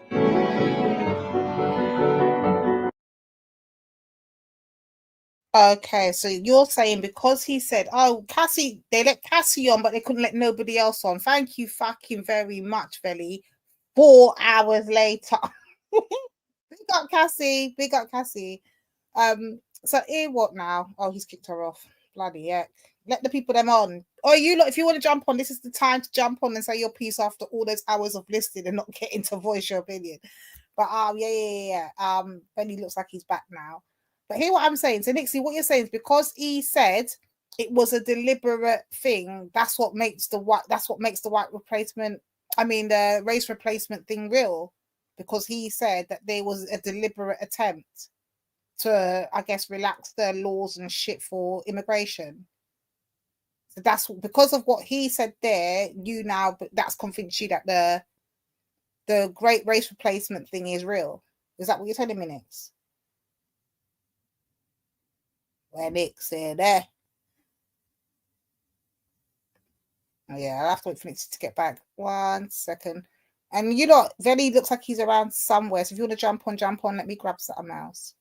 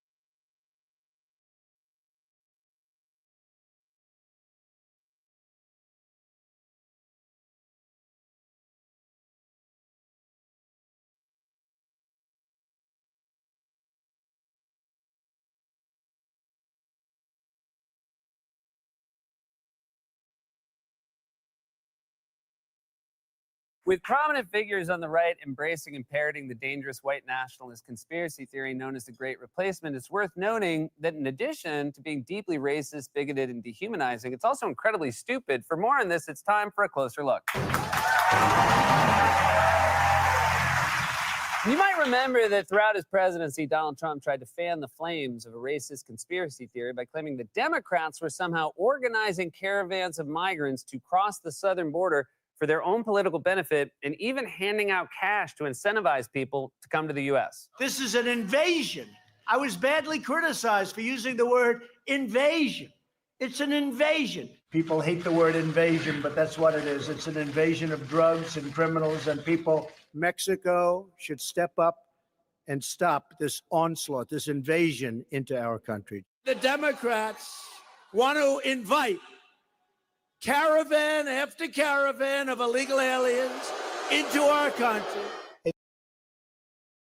Yo, I had to pause right there. Yo, Donald Trump, you're a fucking idiot. You know, this guy is hilarious though, because this guy says the most. For a prime, you see somebody like me, I can say the most reckless shit and it don't mean nothing. He's a whole fucking prime. No, he's a whole, what's it called? What they call, not prime ministers, what they call out there? President. He's a whole president. He was an active president, he was an inactive president, and he's back again an active president, yeah? This guy says the most reckless shit and it goes over everybody's head. Hi, Cass. It goes over everybody's head. He can just say what the fuck he wants, when he wants, no repercussion.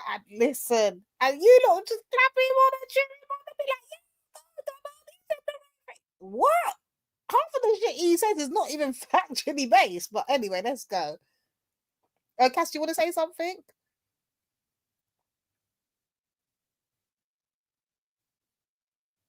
Is she there? Cassie? Oh, yes. Hi. No, I'm just listening. Hi, Lady D. Hey, y'all. Hey, y'all. I thought there was a whole bunch of people waiting in the back. I didn't realize it was just me.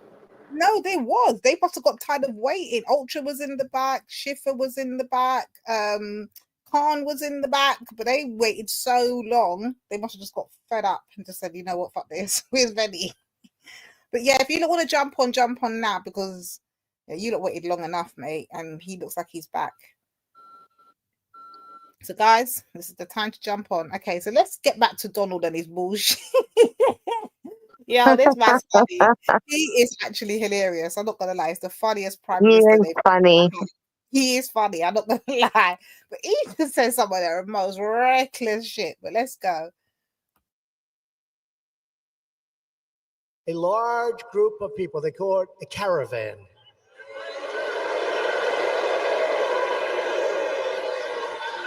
Do you know how the caravan started? Does everybody know what this means? I think the Democrats had something to do with it. What is he doing? Is that like a game of racist charades? Is he dealing invisible cards, which is something I bet he tried as his casinos before they went bankrupt. And that's a 6 for you, a 6 for you. And when you look at that, it's another blackjack for the dealer. To no one's surprise, the racist caravan hysteria had a habit of conveniently popping up during election cycles and then quietly receding when the elections were over, because it was obviously just a cynical tool to scare people and stir up Trump's base. And as the New York Times reported in 2018, it clearly had an effect on Trump's voters. As the Times put it, Trump's dystopian imagery has clearly left an impression with some, including a 75-year-old Republican in northern Minnesota who said she was afraid that migrant gangs could take over people's summer lake houses in the state. What's to stop them? We have a lot of people who live on lakes in the summer and winter someplace else. When they come back in the spring, their house would be occupied. Now, obviously that's insane. If we've learned anything from movies, it's that if you have a lake house, you don't have to be worried about immigrants. You have to be worried about Jason, you guys. The more you focus on immigrants, the easier it gets for Jason. You're pointing your binoculars toward the southern border. Meanwhile, Jason's just licking his lips, strolling into your tool shed, waiting for night to fall. Picking out one of your tools. Now, it should be easy for a healthy political party and a healthy political system to condemn white nationalism, as well as the dangerous and deeply racist replacement theory that comes with it. And yet, of course, there are prominent figures on the right who insist, while spreading it themselves, that it doesn't even exist. Where exactly is all this criminal white supremacy, this right-wing domestic terrorism that poses, quote, the most lethal terrorist threat in the homeland? Or is it? Well, of course, it doesn't exist. If you were to assemble a list, a hierarchy of concerns, of problems this country faces, where would white supremacy be on the list? Right up there with Russia, probably. It's actually not a real problem in America. The combined membership of every white supremacist organization in this country would be able to fit inside a college football stadium? White supremacy, that's the problem. This is a hoax. First of all, you don't have to be a card-carrying member of a white supremacist organization to be a white supremacist. It's not Costco. You can be a white supremacist without being an official member. The same way you can watch movies without having a Blockbuster card. Although, personally, I give anything for Blockbuster to come back. No more sitting in front of the Netflix home screen, scrolling for something to watch. Back home, when we had Blockbuster, I just waited for Mom to get back from work and say, I got fried green tomatoes. And then you'd say, I don't think I'm going to like it, Mom. And then your dad would say, well, then you can go stare at the wall. So you'd watch it. And you know what? I did like it. I liked it a lot. Thanks, Blockbuster. Anyway, can we go back to this part? The combined membership of every white supremacist organization in this country would be able to fit inside a college football stadium? First of all, a college football stadium could fit like 100,000 people, which is a ton of people. If I told you, don't worry, I rounded up all the white supremacists and walked you into here, I don't think your reaction would be, phew. Have you ever watched a college football game, or you just stand outside the glass at the country club watching your rich pals play squash with that look on your face like you just got to Earth and you're trying to understand human behavior? Second, why don't you just do some journalism and find out? It's easy to just ask open-ended questions without answering them. Anyone can do that. This dude's like a search engine that just answers your questions with a series of more questions. He's Don't Ask Jeeves. How many ounces are in a cup?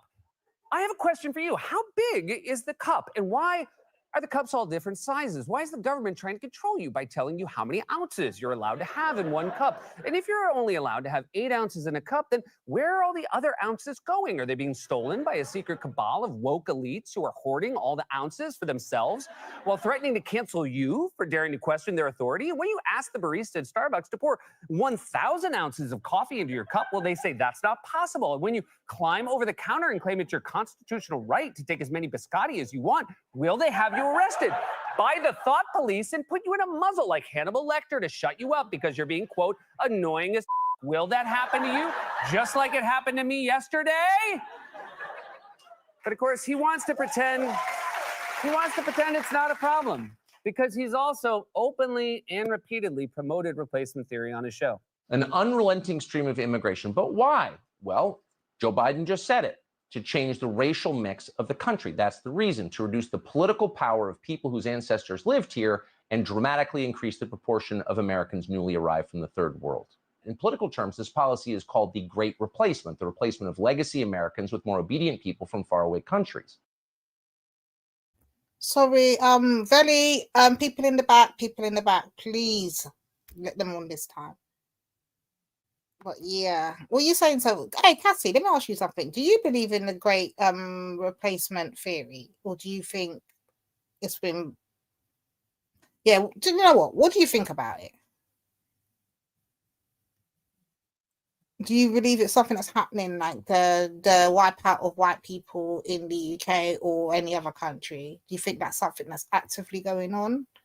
Or they're replacing the indigenous people of those European countries? Or do you think it's just a new influx of immigration that's coming into these countries? Whoops, she's gone. I'm going to ask her. That's changing up the look of the country. I don't know what's the deal. Karen, just go chill out. You have any people in the back? Let them on. Let me run this thing, the rest of this. Now, I know that the left and all the little gatekeepers on Twitter become literally hysterical if you use the term replacement, if you suggest that the Democratic Party is trying to replace the current electorate, the voters now casting ballots, with new people, more obedient voters from the third world. But they become hysterical because that's what's happening, actually. Let's just say it, that's true. In other words, you're being replaced and there's nothing you can do about it. So shut up. Truly a haunting laugh.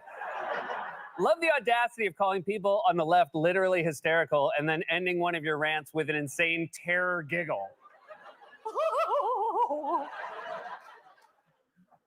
Second, and more important, the so-called replacement theory is obviously racist, dangerous, and dehumanizing. But on top of everything else, it's also incredibly stupid. I mean, just think about it for like half a second. No one's being replaced. There's no capacity limit here. It's not like there's a bouncer who only lets 2 in when 2 leave. And yet that same bouncer somehow keeps letting in girls and cool dudes, even though you and your friend Todd have been to the front of the line for like half an hour.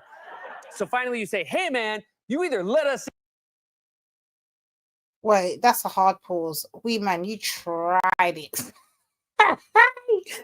Wee man said, you'll never get another me, not even if the whole world was white. Yo, wee man, let me tell you something good, yeah? Let me tell you something good. The whole world's not big enough for another wee man. Done, we just you one, we not. We don't need a wee man number 2. It's okay, wee man. We good. We good. We can just about manage you. Oh, wee man coming there with the one-liners. Come on, wee man. Come on. Hold on. This guy show's been replaced on funny. Dean Stevens, you're just a hater, you know. I don't even know. Listen, Dean, you're a fan, but you're a hater at the same time. I don't know what for you and you. And wee man's coming in there with the uppercuts, yeah. Got Nixie flinging her fucking missiles and shit. Wee man's coming up in here with the uppercuts, letting everyone know, listen, there's only one of me, mate. You couldn't search the whole of the white nations. You'll not find me again. I'm one of a kind. That's what Wee man said. Oh, my days. But yeah, let this guy do his thing. In, or we're going to FGT. And he says, what does FGT mean? And you say, go home and watch Fried Green Tomatoes. And he says, oh, man. And now I'm never letting you in. Again, though, just think about how breathtakingly dumb the logic here is. No one gets replaced when another person enters the country. The government doesn't come knocking on your door and say, hey, someone just crossed the border, so now you have to move to a different country. We're super sorry. Pack your up. You're moving to Sweden. Here's a troll and a pair of clogs. Second, just think about how dumb and dehumanizing it is to call migrants who are fleeing poverty and violence and coming here to seek a better life obedient. They're doing one of the most difficult things a human being can do, uprooting themselves. Wait a minute. That's a pause. Now, Ultra can't take my whole attention all of a sudden. So this is Ultra. Ultra's his bromance with Jordan M continues, part 2055. Yeah, we're on that episode right now. So he says, yo, Lady D, Jordan M's racist ass exposed. Oh my God. Let me go to the chat. Hold on. Oh, fuck it now. Let me go to the chat. Oh, what now? Ultra, brother. I just see what it is. I just clicked on the link. Jordan was up here already, you know. He was actually up here while we were reviewing it, and he gave his own take as well. Nah, lie. Listen, Jordan's at home with us right now. Jordan's been welcomed into the Lady D Nanifa's home. We have a bed ready for him. He's got his own ensuite. He's got 3 square meals a day. He's got heating, hot water. Listen, Jordan M's all right, man. He's doing what he's got to do for his community, innit? Come on. He's out here defending the Islamic community. He's doing what he's got to do. Jordan M, he's doing his thing. Yeah, lady. Yeah, loving Lady Lombard. Of course you will, Stephen. I said you're a fucking hater. Oh, Khan's back. Khan's finally here. Finally. Big up, Khan. Wait, is that Khan? Big up. Oh, it isn't. Yeah. What do you mean black card permanently revoked? What do you mean? Listen, Jordan came up here. He said what he's got to say. Literally, he told the people them say, listen, you're doing too much to co-sign these fucking far rights, yeah, and go against the Islamic Brotherhood and Sisterhood, considering one's an active Muslim and one doesn't know if she's active or non-active. She won't clear her status right now, yeah? So here, what now? I'm curry munching Lady D chilled. Pick up consular code. But yeah. Jordan's letting them know that, listen, you're doing the fucking work for all these people and you're trying to be the best at it, innit? And my girl's come back telling Jordan M that he's racist. She told Jordan M he's racist, he's a self-hater, he hates, what's it called? He's an enemy against his own race. Yeah. Wow. Yeah. Did you hear it, Khan? Did you hear that? No, not fully. You want to hear it? Oh, let me play it. We run that. Let's get back to this race. Yeah, man. Jordan was up here earlier. He did his thing, and you know what? I can't even fight him. Let him do his thing. But he's got a home with us, man. So if you not put him out, he's all good. He's got a nice cushy 4-poster bed waiting for him, right, Yasser? Anyway, they're gonna ban me. It's the ultra revoke my black card. You're asking for it. Ultra revoke my black card. What I said, just permanently gone. Let's go. So guys, I'm not gonna lie, I'm very annoyed, and I wasn't planning to make this video today, and hence why the setting and the camera and everything, mic is all different, because I'm completely unprepared. Someone had basically sent me a link to a channel and a video where someone else has made a video about me. Apparently, I think from what I can see is this gentleman is a white convert to Islam. And I found a lot of what he said about me very, very offensive. And I think this just proves that where people think that they are against the far right, they've actually turned into the far right themselves. Please watch this. Hi everyone, Mr. Khan is back, and today he is advising people on how to integrate in Britain. Okay, so is this the British Pakistani, or is it the guy that's come on the screen? I think I might have seen the sister before. Definitely uses that extra white light, you know, need to appear to the white crowd because I'm an ex-Muslim. And I need to tell you all how terrible Islam was to me. And, you know, I'm one of you guys. I'm not one of them. I'm now one of you guys. You know, I don't wear that ghastly hijab. I don't wear it, no. And I don't. See, what a stupid prick. Like, he's talking about my skin color. I was born fair. You know, I don't have an extra white light. That is the light in my dining room. I mean, what a stupid man. I've never worn the bloody hijab, you stupid fool. And I don't have an issue with other people wearing the hijab. And I've never spoken about how bad Islam was to me because I come from a liberal family. This is what happens when people, do you know what, the funny thing is he's accusing me of appeasing white people when he himself is trying to appease the Muslims because he's a convert. Don't even have an Indian accent anymore. Can you believe that? I'm just. I never had a fucking Indian accent, you fucking prick. I was born in the fucking UK. Fuck you guys. Right, let's have a watch. And the interesting thing is, I don't call myself an ex-Muslim and I don't call myself a Muslim because, like I've said a million times, labels don't matter to me. I'm not interested in calling myself a Muslim, ex-Muslim, Hindu, Christian. Like, I'm past that mentally. I've evolved past that stage. I think what is more important is what's in your heart and your mind. I do believe in God, but I believe in doing good things and I don't believe in labels. Just calling yourself a Muslim doesn't mean that you're a good person, you stupid fucking prick. Yo, why is she so aggressive? How come we're not hearing angry Indian woman? Why are we not hearing them tropes now? Where's all the angry chatting? Yeah? Where's all the angriness? Why is it only applied to us? But when them gals start kick off, we don't hear no angry being applied to them, you know. No, it's tears. But anyway, she's got to remember, Lady T, it's very good fight for the far right. Come on. It's very rare. It's very rare that the people that you idolize and put on a pedestal turn around and shit on you from a great height. So this woman is traumatic now. She's like, I don't know what to do. Because obviously, like Jordan's saying, she's trying to appease white people. But now when a white person's gone in for her, she don't know what to do. It's that some heart-wounding experience of like, oh no, he's white. But wait, she's gonna flip it. You ain't heard that yet. She ain't ready. She's not even in her bag yet. She just put her hand on the handle. She hasn't even gone in the bag yet. Hold on. She's getting ready. Yeah, man. We're not gonna see the angry chattings though. I bet you anybody, you're not gonna hear, oh, she sounds very demure, very cute. Very demure. Very demure. Very demure, very ladylike, yeah. Very all of that. She's not like us. Nah, she ain't going in. Nah, you're not hearing none of that. Let's go. Please watch this. Hi guys, do trust you're all well.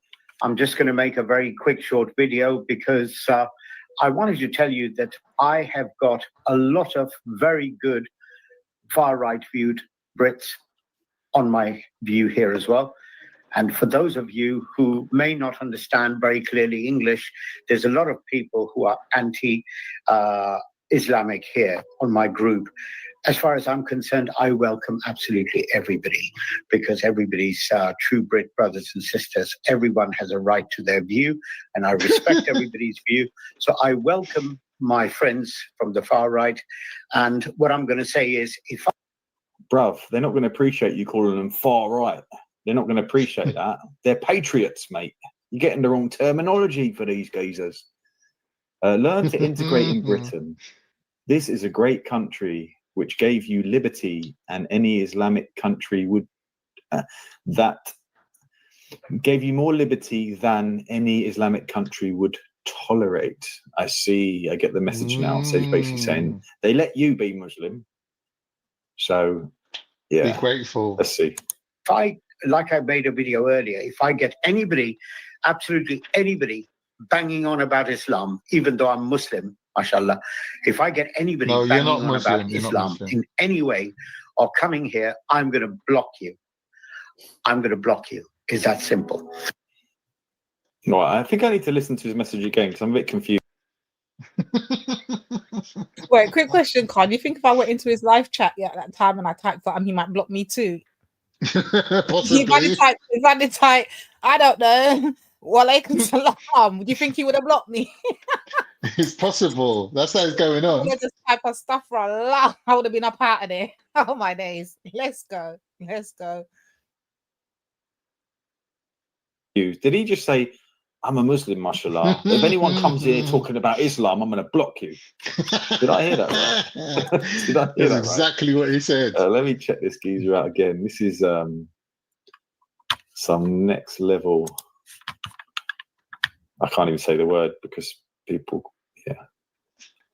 begins with a C, ends with a nut. True Brit brothers and sisters. So he referred to his British as brothers and sisters. You know, all these people are leaving hate in his chat. But the Muslims, you come over here talking about Islam, you're blocked. This is one of them. This is our Aki here. Aki, what's his name? His name's probably Roger or Norman. Probably changed it by default, didn't you, Norman? Let's have a look. See, another false accusation. This man, Mr. Khan, hasn't changed his name. What he's trying to basically do, Jordan M. Sorry, call out. Veli, people in the back. But yeah, she's about to go in, and I don't hear no one chatting about she's angry though, you know. Listen, anyway, let's go. Angry, she's fuming. He thinks he's superior. He's actually the real racist, basically. He's assuming he's throwing accusations on both Mr. Khan and myself, like we're trying to be white, we've changed our name or something like that. Didn't take long, did it? I'm going to give you a suggestion while this. I'm going to watch because you ain't heard it all yet, yeah? So that's strike number one. That's the first strike of racism. Yeah? Put a timestamp on that one. Yeah, that's the first go-to. There's about 50 billion more of them coming. You ain't heard that. You ain't heard that yet. Wait, now it's just getting juicy. Belly people in the back, Let's go. Mr. Khan hasn't changed his name. And it's so annoying and frustrating that all the stuff he's accusing Mr. Khan and me of, he's doing actually himself. And what he's shown is his own biases. He has shown that he himself is the bloody racist. You know, how dare an ethnic minority come out and do what white people should be doing, criticizing the immigrants, you know? Actually, Jordan M. is the racist. Wow. White people should be, yeah? As a true Brit? They should be doing that. Do you think they see you and your... You know, every time she says the word racist, I'm typing one into my phone keypad. Yeah. I can keep the check. So far, we're at number 4. She's called him racist 4 times so far, yeah? Mad. Every time she does it, I type this. I do this. Yeah? So every time I'm keeping a check, yeah, on how much times he's called her racist. Let's go.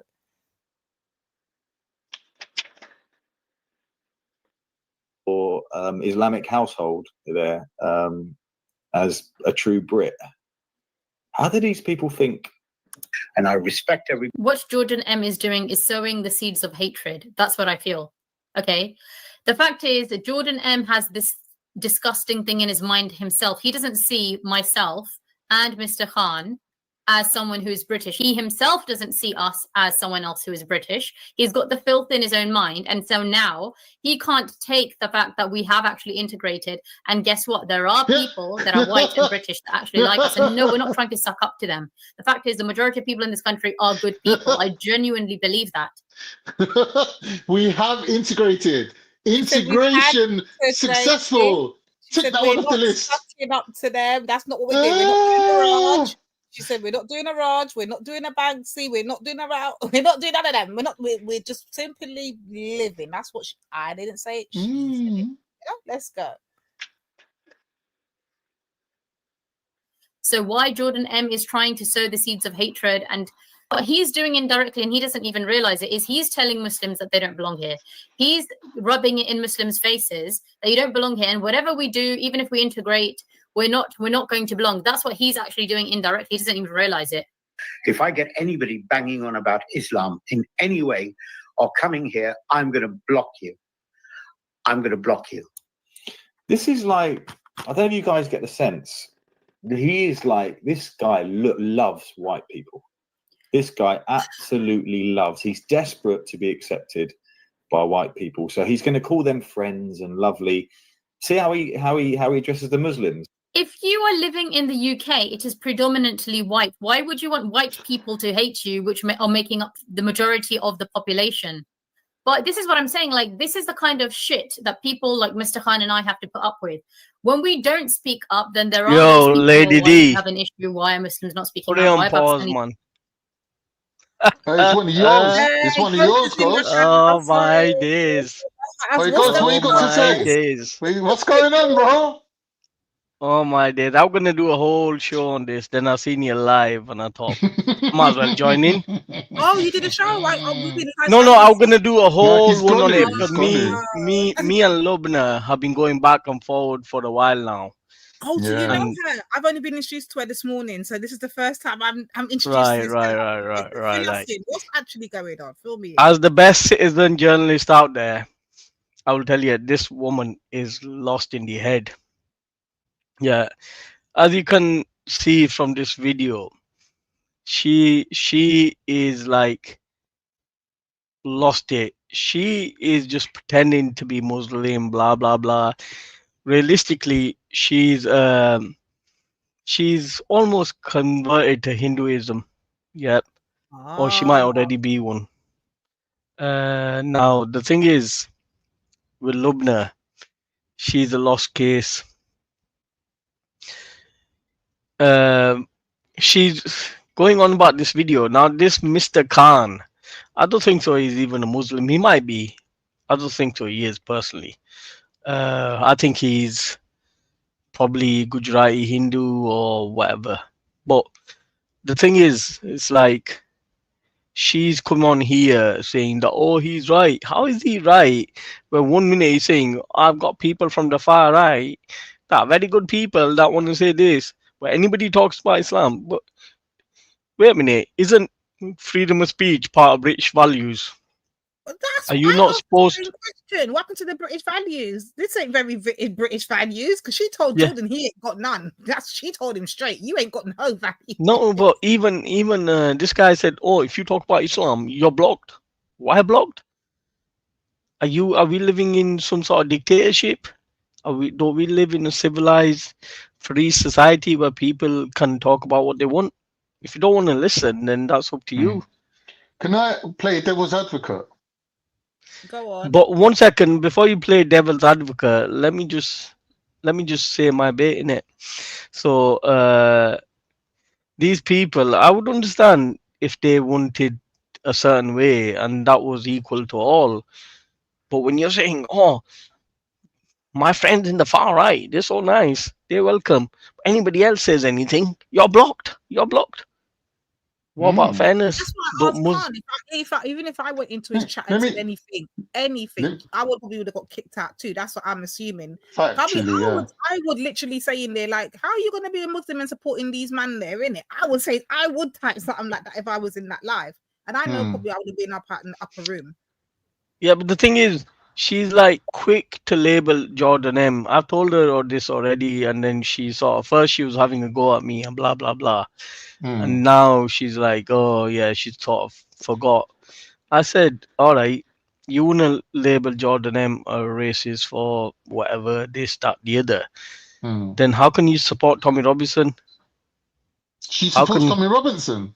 Yeah, she's made stream. Hear it. I can hear it. I Then don't how even can know you support Tommy Robinson if you're gonna say this guy is racist over these things, and when then Tommy Robinson not even he's using the p word and this, that, the other, calling Paki this, Paki that, then that must be extreme to you, then Lubna. And then she sort of disappeared now. First she was like, yeah, Ghost, come on my channel and we'll talk. I said, no, you come on my channel and we'll talk. And But Ghost, think she's about it. This is what I was saying to Jordan earlier, and hence why he's at our house at the moment. On the it looks like he's staying for a couple of good months, maybe even a year.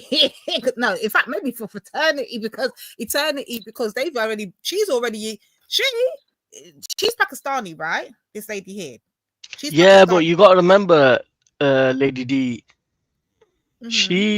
I've like started listening to her. Then I sort of gave up on her because this is going back for a few months ago, because she is a Pakistani, but she is from the city.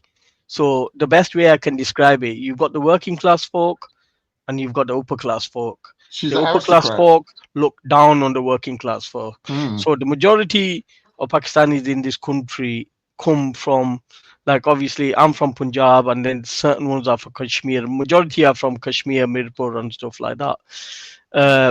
But they're mostly from backgrounds of villages. Yeah.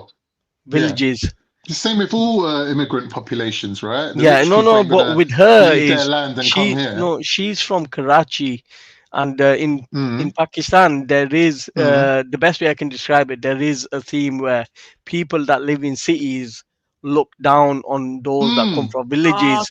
No, of course. They are embarrassed of those that come from villages, and she is quite snotty. She'll be like, oh, once she said, oh, you know, like Pakistanis, they wear the salwar kameez, the traditional dress that can be quite thin, and she's like, oh, I seen one guy, he wearing it and it was 0 temperature.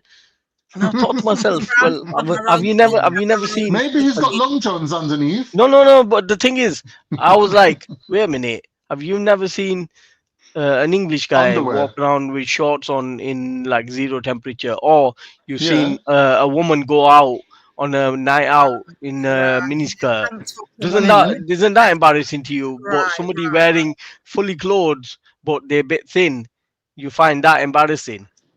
Yeah. This is what I mean. She's a snob.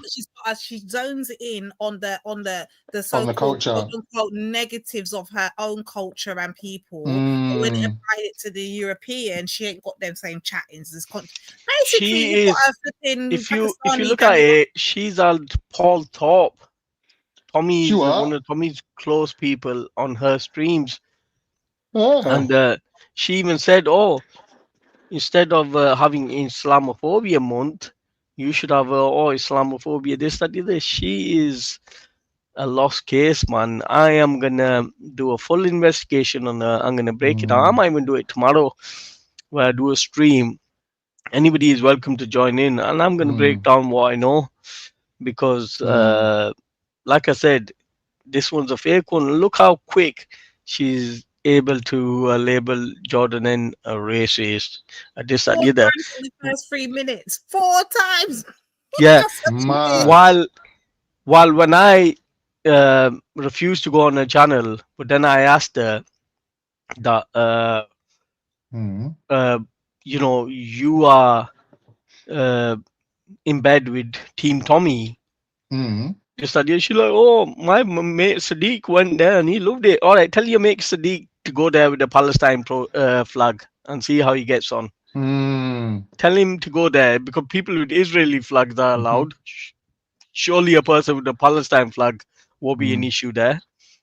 So this woman is like, she's not representing the Pakistani Muslim community. She is like, I don't know what she is at this moment in time. quick But question. what I'm gonna say Oh, that sorry. she is in no space to criticize Jordan M. And this Mr. Khan. Now she said, "Oh, Patel is a Hindu name." No, wait a minute. Patel is a Gujarati name, and there's Gujarati Muslims that carry the surname of Patel, and the Gujarati Hindus I that never carry the knew surname of that. Patel. I never knew that. Yeah. If you look at it, there's people called Imran Patel, and Wow. Gujarat is like a mixed. Gujarat is got a good mix of Muslims and Hindus, and the Patel surname is quite ancient, and both communities carry it. So there's some Muslims that are Patel, and there's some Hindus that are Patel. She doesn't even know this. So when she's coming out with like, yeah, I'm here, she's another grifter that's arrived on the scene. But because of the community she represents, people will be like, yeah, we love this one because she's criticizing her own community. Okay. But if she was white and was criticizing her own community, people like Wendy and others would be saying, self-hating white woman, self-hating white man. Let me pause you guys here, because that's the constriction I've noticed. So it's okay when they want to call. This is what I've noticed. I noticed it this morning, actually.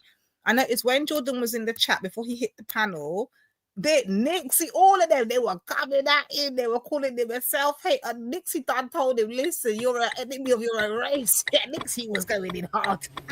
They were all coming at him in the chat, yeah? And then he got onto the panel and all of that, and then I'm listening to this girl. So it's okay when they can do it. Again, they have a problem with we as black women call out our men and call them or call out our own people and call them coons or whatever the words we use for them, yeah, or coconuts, whatever. They do the same thing, which we've been pointing out. They literally do it. They said, oh, well, you don't have it, but we see you, we saw you this morning active live doing it, right? And that's not a problem. But you now, if you call her out, or any of the Muslim people that are in the Muslim faith, yeah, call her out. They're now saying that you lot are just what's it called, being horrible, you lot are being aggressive, you lot are trying to shut. You understand? So no, it's a double standards when they do things, and we're doing the exact same thing, but we're held to different standards and different. It's a madness. It is a madness. Now the thing is, like, consistency from these people. Yeah, Hey, you go on, man, can you hear me, Benny, yeah? One tree. Hey, you know what, yeah? I swear down. Yeah, the maddest shit in the world just happened, brother. Hey, my battery died on that job still, man. So anyone that was trying to jump on in the last they were trying 2 to hours get or on whatever. heavy. Yeah, you wasted. I had to recharge my It's headphones been like going 3 mad. times. Hey, but listen though, yeah. Imagine I went into a. Oh. Nah. I went into a job, yeah, and for fuck's sake, man. You don't carry on. Let me just quickly take this call. No, just dying to all right. 1 second. Yeah, so mid-flow, like I was saying, like the reason why I refused to go on a channel, because I thought, wait a minute, like you want the best journalist on YouTube to go on your channel, my channel, or come on Valley channel. Yeah, if you want to talk to me, then you come to me. I'm not going to you. Second thing is, it's like, you know, who the fuck are you? Yeah, you want to make videos criticizing people. 1 minute you're Muslim, next minute you're Hindu, third minute you're, I don't know, whatever you are. But what you got to remember, I'm the people's champ. Yeah, so you need to behave yourself. Yeah. Now, hey, listen, yeah. Let me tell you about my fucking. Yo, man had the maddest day at work in the world. Hey, big up yourself, Mulatto, and the rest of the people on the panel, yeah. Hey, listen though, yeah. Imagine, black man. I went into this customer's house, yeah, and she's saying that she got the heating's working, but the hot water's not. So I went upstairs to the got upstairs hot water cylinder in it. So I went upstairs to the cylinder turned the knob on the top of this valve. Blood, the top of the valve just went and started blowing out fucking 70 degrees water, yeah? Oh my Well, god. on you. Well, Through on the you. whole fucking yard. Are you No. mad? Yo, through the whole yard. Like, hey, but listen, yeah. The Wait, woman was anyone started going. hospitalized? Anyone end up in hospital? Oh, I swear shit. that she was screaming and bawling, yeah. And I'm like, Fucking "Look, hell. listen, I need to, wait. How'd you turn your water off? Where's the water mains? And she's just going, God damn, please, just tell me where the water mains is. I need to turn off the water, yeah? And she's just screaming at the fucking top of her lungs, yeah? Yeah? The water's coming through the ceiling and all sorts. I'm like, please, No. just tell me where the fucking, yo. Oh my days. So, yeah, man. That's mad. Boy, I hope you got insurance for that Yeah, shit. I've never had a job like that before. I literally touched the valve. The top of the valve just come blowing off, yeah? Hey, Yeah. nearly give me a black eye as well, you know? God Yeah, damn. yeah. The pressure's Force mad. pressure, yeah, the pressure, yeah. Really, that happened to me on my car. That happened to me on my own car. It burnt my whole arm, had 3rd-degree burns. It happened to me on my BM. It gets an airlock. It gets an airlock inside the water system. And when you undo the cap, it just blows and it flies about 1,000 miles in the air. It's mad. It's dangerous shit, bro. Yeah. Once it's locked up, you just Listen, release yeah, I it. couldn't believe it. The woman was screaming for their Yeah, life. I'd be screaming too, and mate. bawling at the same time. Yeah, of Imagine, course. yeah, as soon as the valve went off, yeah, it weren't even like 2 seconds. Yeah, the valve went off, the water's in the air, yeah, the water ain't even touched the floor yet, and she started screaming and crying already. Yeah, but the I noise was like, though, it goes Lord have- boom. Lord have mercy. She probably thought it exploded. Straight away, because I was like, God damn.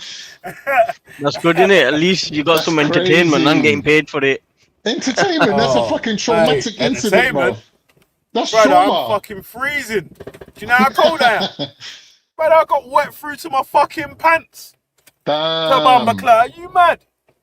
Well, think about Mad. the good thing, bro. You got That's something that we mad. ain't got. Hold on. Think about the good part of it. You got something we ain't got because we don't have no bumper clock log fire, yeah, to go and warm ourselves up in front of.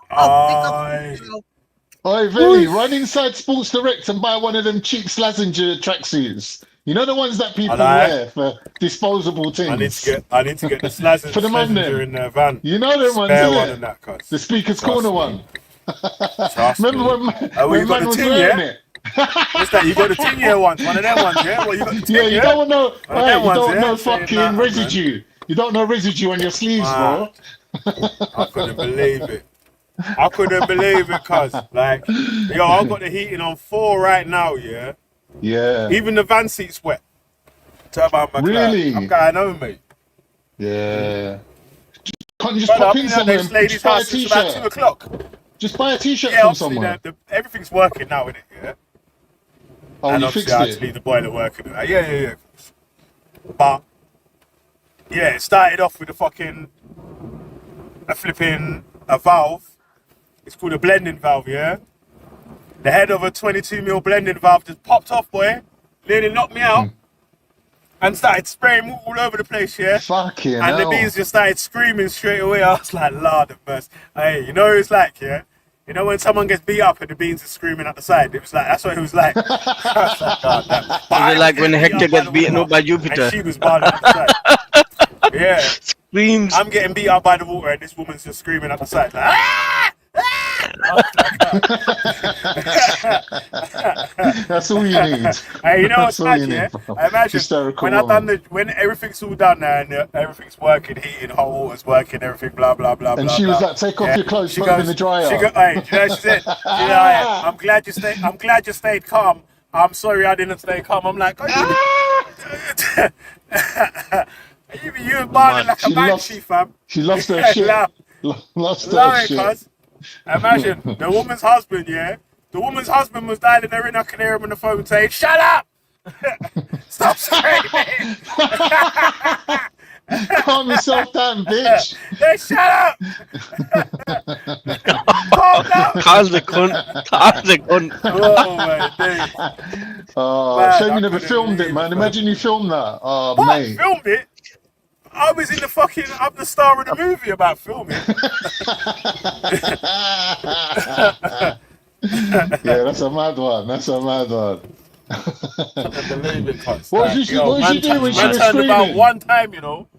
Hey, Turned what was you about doing one when she was turn and it just screaming, went Billy? Was she screaming in Huh? your face? Was you shaking her from the shoulders, Brother, Dan? Calm she's standing yourself behind down. me just screaming. Just kind of, yeah? And it's like, yo, imagine how much, I'm under pressure, you know, trying to stop this water leaking while you're screaming and not making mad it even pressure. easier, innit? Like, you're making it even harder. It's like Krypton Factor. Imagine, Yeah, it's like I Krypton know. Factor, yeah? Man's out here trying to fucking solve the puzzle while you're screaming. Or, Yeah, you know what it is? Crystal Maze, Crystal What was Maze. that? Crystal Maze. It was like Crystal Maze, cuz. Man nearly got stuck in the maze with the screamer. 40 seconds. You got 40 Hey, seconds. I to fell over find the outside, valve. running about, all that, cuz. I was like, God damn. Mad. Yo. Veli got called. Poor Veli, man. So I'll try to continue where we are. Yeah. So with Lubna, the thing is, like, yeah, you're an idiot. So, like, I'm gonna make sure that you're gonna get all the information on Tommy Robinson's racism, and you can hide as much as you want. That won't help. And I'm never coming on your channel. You can beg all you want, because I told you first to come on mine. Then you're like, no, you come on mine. No, that's not gonna work like that. Secondly, is like this guy. He's saying, oh, I've got friends with the far right. So you know they're far right. And you think they're good people. If they're far right, then generally they're not good people. And then you like, oh, if anybody talks about Islam, I'm going to block them. Ghost, can I ask you a question? Ghost, as a Muslim, all right, what is the ruling on taking these type of people as your friends? I don't know, It's man. not- I'm not that clued in. No, but people, for example, who commit what do you call it? Ghusl. Kusur. Yeah, they're basically people who cuss Islam. Yeah. There's I a don't word know. for it. I don't know about that, bro. I don't think so. It's that. Ghusl, it's called ghusl, I think. Yeah. There's a word for it.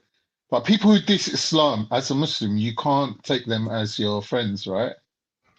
Do you understand? So if this guy is saying he's a Muslim, but he's No, got he's not. He's not. far-right Because friends. first thing is, Khan. He says, I'm a Muslim, mashallah. Which Muslim would say that? You would say, I'm a Muslim, alhamdulillah. Yeah. Yeah. That's So you're straight saying away. He's a actor. He's acting as a Muslim. Yeah, no. Well, let me ask this. It'll be brief. Now, if it's haram for a Muslim to befriend a non-Muslim, then when Muslims go to non-Muslim countries, is it your goal to conquer the non-Muslims because you're not there to be friends with them? No, I didn't say non-Muslim. No, that's not true at I all. didn't say non-Muslim. Yeah, I mean, let's say get to the non-Muslim. bottom of it. I'm asking a question. Is it Yeah, haram? your question is not really what we're talking about, though. Yeah, but you cannot run from it. I'm asking a simple question. Is Yeah, it but haram? when you say non-Muslim hold on, countries, let me articulate the question for the listeners. Let's have a dialogue. Is it haram for a Muslim to befriend a non-Muslim? No. But people who actively are look, let's say, for example, you're a Pan-African, and I come on and I show you that I'm your op, I'm your enemy, I'm opposed to your position, right? You cannot then at that point consort with me and laugh and giggle with me and take me and your kids bowling with you and be like close friends and inner with each other, right? Because could come a time where this could get serious and come to blows, right? Bro. Khan, no, 1 second. You're diverting from the topic. Can we? No, 1 second, bro. Can we stick to the topic? Haram in the comments. So You're diverting. You're diverting from the video. But let's not run from the reality. I'm asking There's because the comments no running are from saying the that reality. it is haram. No, it's not the haram. way It's not I haram. see it. No, the way I see it. All right, can we pull is- in the Quran verses or anything? Bob, you're No, distracting us. I'm Bob, not. you're I'm not. distracting us, You bro. can't do that. No, All right. Not no, no. I'm not Only, Actually, only just religious. add to Solana. my point. Let me say a sentence We and I'll answered mute your up. question. Go on. All right. I'll So make a first statement. thing is I'll that make a statement and then I'll mute up. It'll be all brief. right, gone. All right. Literally, Mhm. this is literally what the white British are concerned about. They are literally, there is literally a multitude of people within their country that have been religiously forbidden from befriending them. Okay. So I'm Yeah, I just think that's a asking, lie. why would you allow that Wait. element in your country? Listen. Why would you want I that? think that's a lie. When you Let's get to that no, part. one You don't second, have Khan. to. You Khan, don't have to one reply, second, Bob. Khan. You don't All right, have go to ahead, Khan. reply. Let Khan respond. Go ahead. Khan, No, no, I'll respond. Khan, let me respond. First thing is you need to But hold on, respond Khan is why. more articulate. Khan's a All little more right. articulate. So Go ahead, Khan. why have they abandoned their own families? Why I have just they wanted to say one abandoned their thing. elders? Second thing That's is they ran away from that. You're asking why did the Muslims Mulatto. run away from their Muslim countries? I Look, would have to no. ask you as Muslims, why did you abandon your Muslim countries No, instead of there staying is and no fixing Muslim them? country. Every country is a Muslim country. Actually, no, that's not true. Most countries do not have a Muslim majority. Checkmate. So I'm asking a simple question. You as Muslims, why did you abandon your Muslim nations instead of staying to fix them, instead of going to pay taxes to the kuffars and the kafirs? Let's talk about it. Which kuffars? The white Anglo-Saxon British. They are kuffars. They are kafirs. Why are you paying taxes to them? I don't For know why them you're to so in turn, let's animated talk about over. it. For them to in turn bomb Muslim countries such as the foreign aid that the UK and the US gives to Israel to literally kill Muslims in Palestine. He's Let's right. talk about He's got a Okay. point. So does that make you happy? Let's have the You dialogue. can't say that he's Does not that make you right. He's happy? right. He's right. All right, go ahead, Khan. You know I'm right. Does that make him happy? I agree with Does you. that make him but happy that little innocent that's not men, women, and children are that's not dying? the point. That is a deflection, actually. I'm asking you, does it make you happy that your taxes are being used to kill your No. The Muslim thing is, comrades? That's all I'm asking, if respectfully. it was up to me, my tax is humanity, but it's not easy. Exactly. So why didn't you stay in your Muslim country to build a What do you mean? defensive I was born mechanism here. to protect I'm like Muslims? third generation here. So that means Third 3 generation generations of here. your family were traitors, respectfully. That You means want 3 me to choose generations of the your country I family was born were in? traitors. I'm having a You dialogue want with you, me? respectfully. You You're want saying me you're the to third. choose? Let's have the dialogue. Hold on, let's have the dialogue. You're saying you're No, the there's no third dialogue with generation of your idiot. family There's no to dialogue pay with kafirs? idiot. That means you're the third generation of your There's no family dialogue to with abandon your idiot. Muslim country. What do you mean That means you're Muslim the third countries? generation of your family to abandon your Muslim country. Are you not a man? Why can't you What do you return to mean your Muslim Muslim country country? to help develop Every it? country is a Muslim country. That's not true. Let's talk about it. Let's get directly to it. What's your country of origin? Checkmate. Britain. You come with this checkmate business again. No, I'm cooking. Hold on, sis, stay out the way. Let me cook the Muslims right quick. All right, What is your country of origin? No, you're not cooking the Muslims. Now to the Muslim, what is your country of origin? You see, he muted up. You see, I got him right there. He don't like this headlock. Hold on, he don't like this I'm not headlock. muted up at all. All right, so go ahead and make your point. What is your country of origin? What you're Let's talk saying, about it. what you're saying is in But hold line on, with his Khan, speech. you cannot save him. He's drowning. But you asked me to What speak, is your though. country of origin? What's your country of origin? He said Checkmate. Britain. He said Britain. We asking you, idiot. What is your country of origin? You say you're the third generation What is your in the country UK. of origin? What is your country of origin? Checkmate. What is your country of origin?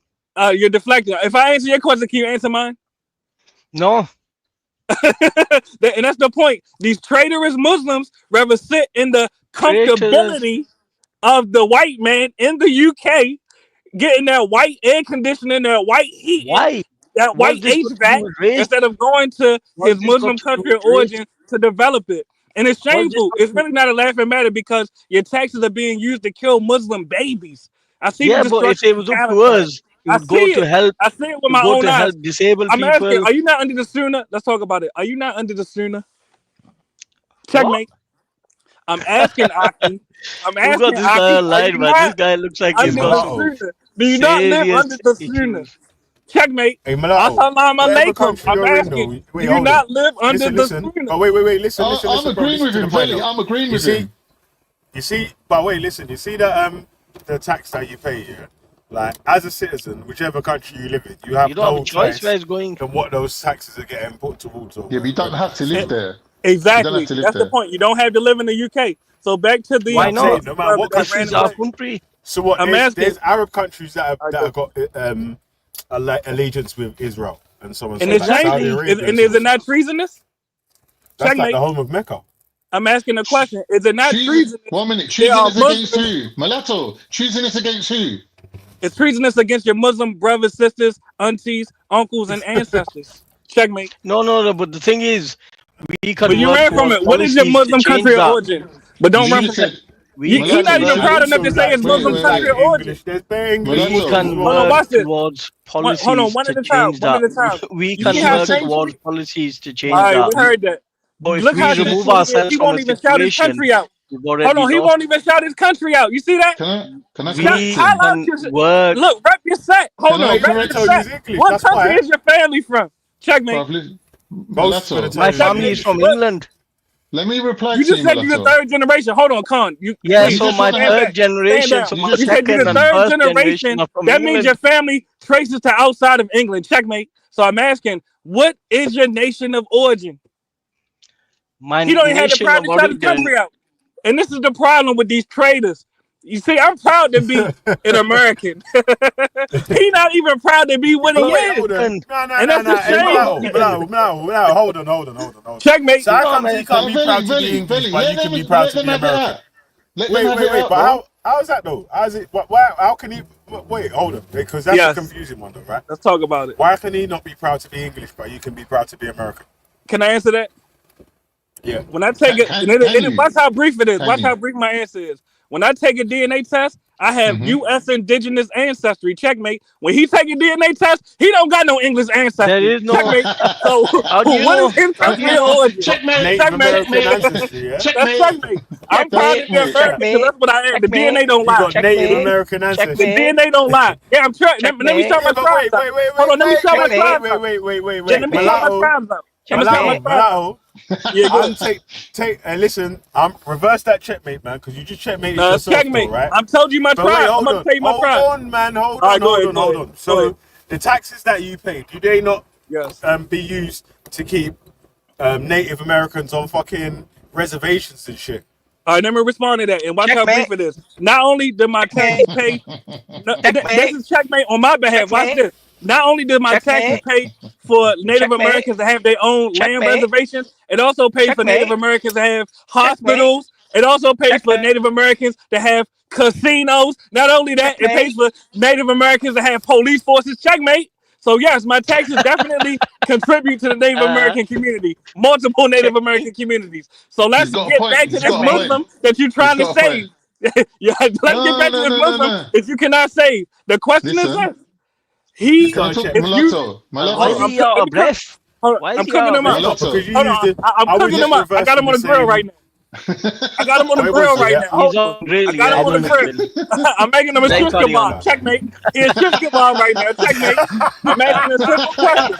He won't shout out He's his on the grill, Muslim man. Let him origin. Let him go. Let him go.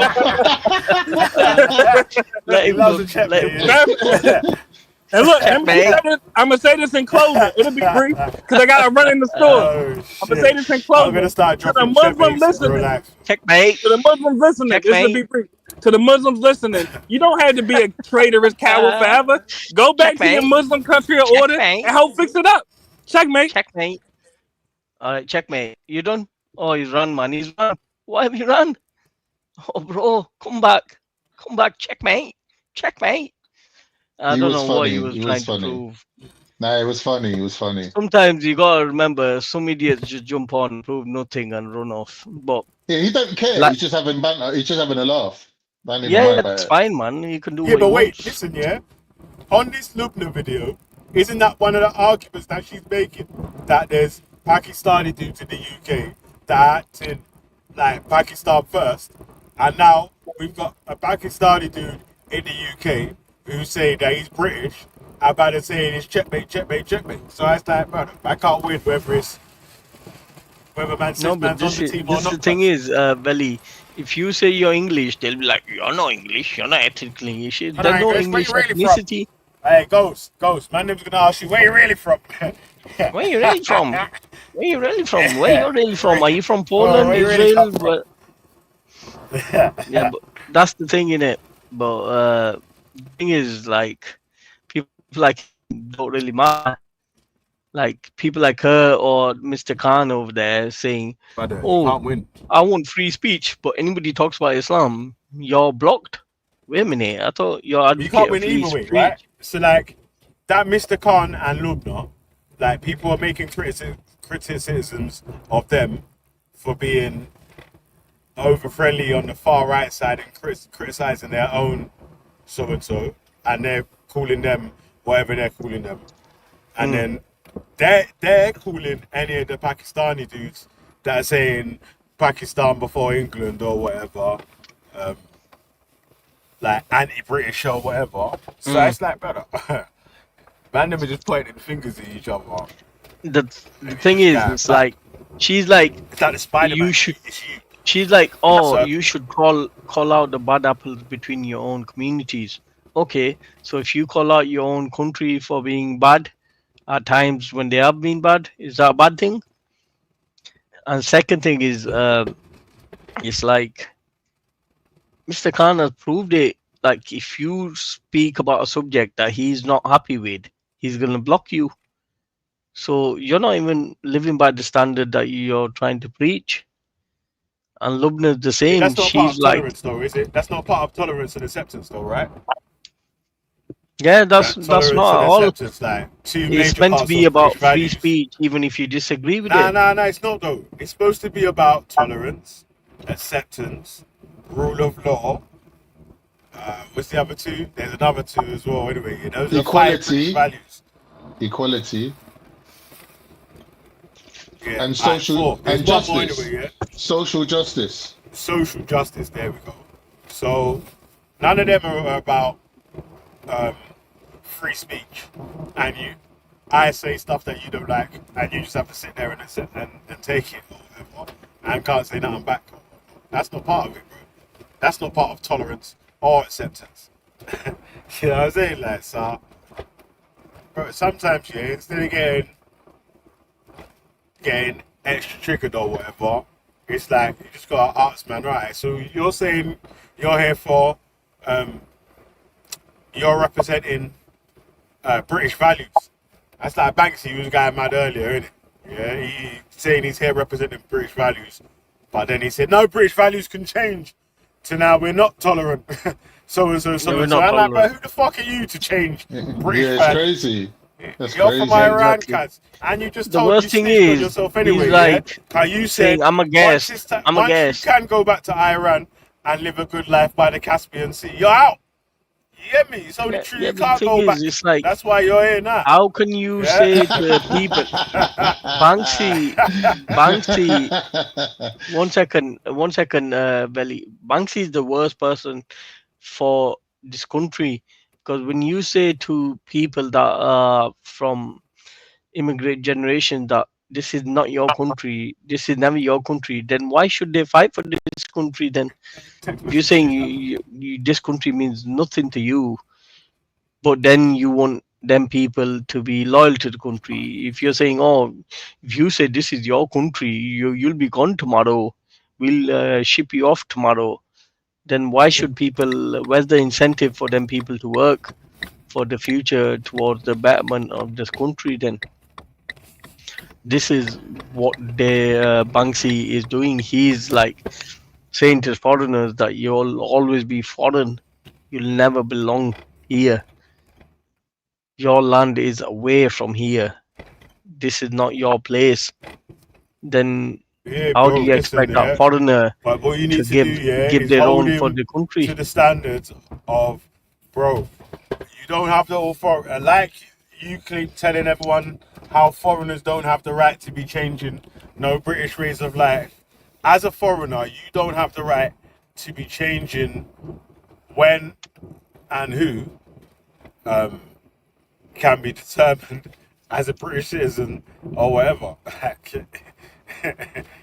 Exactly. You just came here the other day, fam. You just moved there yesterday, brother. What are you talking about? Yeah, because Now you want to tell this one that they're not Banksy English is mad. and that He's one like, that I'll they're do not English. everything for this land, but That's you're not telling part of people that British. Listen, that's not part of the British values, cuz. Yeah, that's not part of tolerance, acceptance, rule of law, and blah blah blah. blah, blah. You hear me, cuz? So yeah, I think something like Banksy scored own goal. I think he's working against those that want people to come together. If you're telling them straight away that because you've got a different color of skin, that you're never gonna belong to this land is never a part of who you are, then you've straight away alienated them. You've straight away told them that, yeah, it doesn't matter. But the Banksy, that includes you. You're like, yeah, I want to go here, but you wasn't born here. I'm like third generation. My kids are fourth generation. We are the future of this land. So I don't know what he's on about. I don't know. It's a bit weird. And with this Mr. Khan, I don't think so. His name is even Mr. Khan. I need to do a bit of research on him because Hey, listen, I'm not criticizing him or saying the other side or whatever, innit? Yeah, I'm just pointing out. I don't know Mr. Khan or Lubna's politics, right? I So don't think I so. was It's just Mr. pointing Khan. out to say that obviously Lubna was saying that Jordan's not doing British this, that, and the other, and blah blah blah. Like, No, but the thing is, this is the same Lubna. If I started telling British white folk what to do, she'd be like saying, "Oh, shut up! You're a foreigner. You're telling indigenous people what to do." But she is doing the same to Jordan M. And this is why I find it a bit of a joke. You know, you could be Hector and pray for child abuse, and that would be all right, I guess. I guess that would be like, yeah, he's stressed out. So when people get stressed Ghost, out, I'm telling you, Wendy. when people get stressed out, they pray for child abuse. Apparently, that's I'm telling you, that's a British way. Wendy. That's a British way that people, when they get stressed out, they pray for little children to be abused. So Jupiter, I know you're in the chat. Is that normal behavior of a man? Values, bro. That's not tolerance and acceptance. Anyway. But like I said, this Mr. Khan does not make no sense at all. In 1 minute he's saying allow them free speech, but then he's saying you lot over there, you're not allowed free speech because you're Muslim. Like what? Do you even understand? But what is it? What did he mean by that? Where he's saying that he don't want any of the Muslims coming in to the chat to talk about. Well, basically he's saying that I don't want no religious talk in the chat. If you talk about religion or Quran or whatever, I'm gonna block you. But then he's saying that I want free speech and I want respect to British values. So you know, British what values, he's saying, free speech. what he's saying really is, don't hold me to the standards of being a Muslim. It's the freedom of religion, isn't it? That's what your argument is there. The way I see it, as long as you don't break the law, you can do what you want. Freedom of religion. Well, basically, yeah, because like you just use my man as the example, right? You're here as a Muslim trying to assimilate and not cause no trouble and make pathways in whatever else it is. Why do you think that there's not no one else here that's trying to do that without just brown nosing people or whatever? Like, yeah. I know The way I see it, Muslims want to do dawah, they can do dawah as long as they don't break the law. I don't see an issue with it. But these people saying like, "Oh, we need to cozy up," she's like, "Oh, we don't upset the indigenous population in case they might rob Greg's again. They might, rob a few bacon butties or whatever." Come on, man. Why the hell are we second? Listen, yeah. This is a little sly mistake here. What people make here, and it might even turn people against what man's trying to. The point that man's trying to make, right, is that because I've noticed that when some of the people that dislike, like say Naive or me or Lady D or whatever, they'll try to do say if Lady D said something, they'll say it like Veli said something. You get me? Like if Veli said something, they'll say it like Nine said something. You get me? Like, so everyone's just all in the lump together, innit? Like, so, like I said, Listen, if I would real, say, bro. yeah, It's real. when we're trying to, Right now, I'm when fine we're, as swine. The person I've never spoke to, been on a panel with or anything, but apparently I'm fine as swine. You know this. That's how real it gets. mad. Hey, so, what was I gonna say? Yeah, the point was, yeah, that when you're laying out your shots, yeah, obviously you know you don't like it if the man them just say the Muslims do so and so when it's like a Muslim that's done that, and you want to lay it out to the far right dons rather than the indigenous so and so's, because there's some of the man them that's on here or in the UK that are not on what these far right dons are on. They're actually opposing and anti what these men are on. Definitely not on the same side, and will jump on and speak and so and so, so and so. Like, so, yeah. This is what I mean. Aim your shots like a sniper, and then these men can't say, well, how come you don't say it when so and so does it? You hear me? Because that's what these men will try to do still. It's like you've got that gummy Jupiter saying, oh, they bring you up Wendy's past. But you were doing it like a few months ago. You were saying Wendy's racist. I'm going to start putting out the videos probably from tomorrow. When Jupiter will call him Wendy racist. All on the past now she says that she doesn't agree with. So you yourself went back years to try to prove that Wendy is a racist, this, that, the other. But now you're saying that it's wrong for people to go in the past. You said Luke came on your channel and masturbated. I've got the recording of that. I've got the recording of when you said that you tried to look. I don't get on with Luke. I got no issues. I don't get on with him. But I will never mock the fact that she believes that his sister got abused by his uncle. That's disgusting. Why would you say that? How can you say that you're against? You're against. Yeah, you're against. He said it was only once. Yeah, you're against grooming children, but then you're trying to use it as a mock-up. Like, how's that a diss? How, I know she wasn't, but even if she was, how is that a diss? How can you say that's a diss, that somebody's got abused and you think, yeah, I'm going to get one up on them? How is that one up? You're one down. Luke and his family are higher than you if you think that you're going to mock child abuse and you're somehow got a leg up. I don't understand these people. I really don't get it. What are these people about? Because Jupiter's saying now they're going back years ago on Wendy, but you did the same. I've got the recordings and I'm going to put them all out. Listen, guys, you've got time to respond to them. The hypocrisy is real and it's for everyone to see. That's what I'm saying. All I know is when we've been calling out Wendy, whether we chat with Wendy, whether we done Wendy, whatever, our storyline has been consistent. Wendy's racist, and we're not take it back.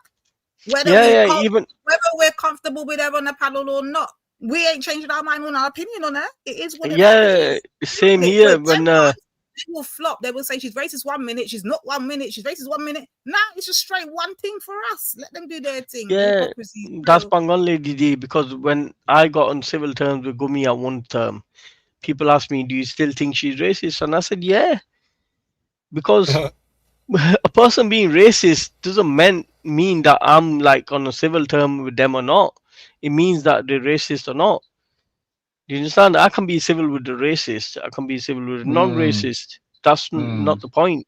The point is, what qualifies someone to be a racist for you? What do they have to do to be racist? I think Call someone the N-words. like sometimes Call if someone they're the ignorant, N-words and put if they're ignorant, but if they're blatantly dirty in front of it as well. All right, Veli. If I like Gumi said and Luke said, content matters, content this, that, the other. But when she blatantly was racially abusing stuff, I'm saying, oh, Paki. She were intent. Her intent wasn't to use it in context. It was like to say, like, oh, I'm not calling anybody here, but I'm just saying the word Paki. So saying the word Paki is not racist because I'm not saying it to anybody. But she kept on repeating it. So that shows that her intent was to like get to me, but all it did was show that she's racist. I don't care. You know, it's not like the first time we've been called Paki in this country. We've like got used to it.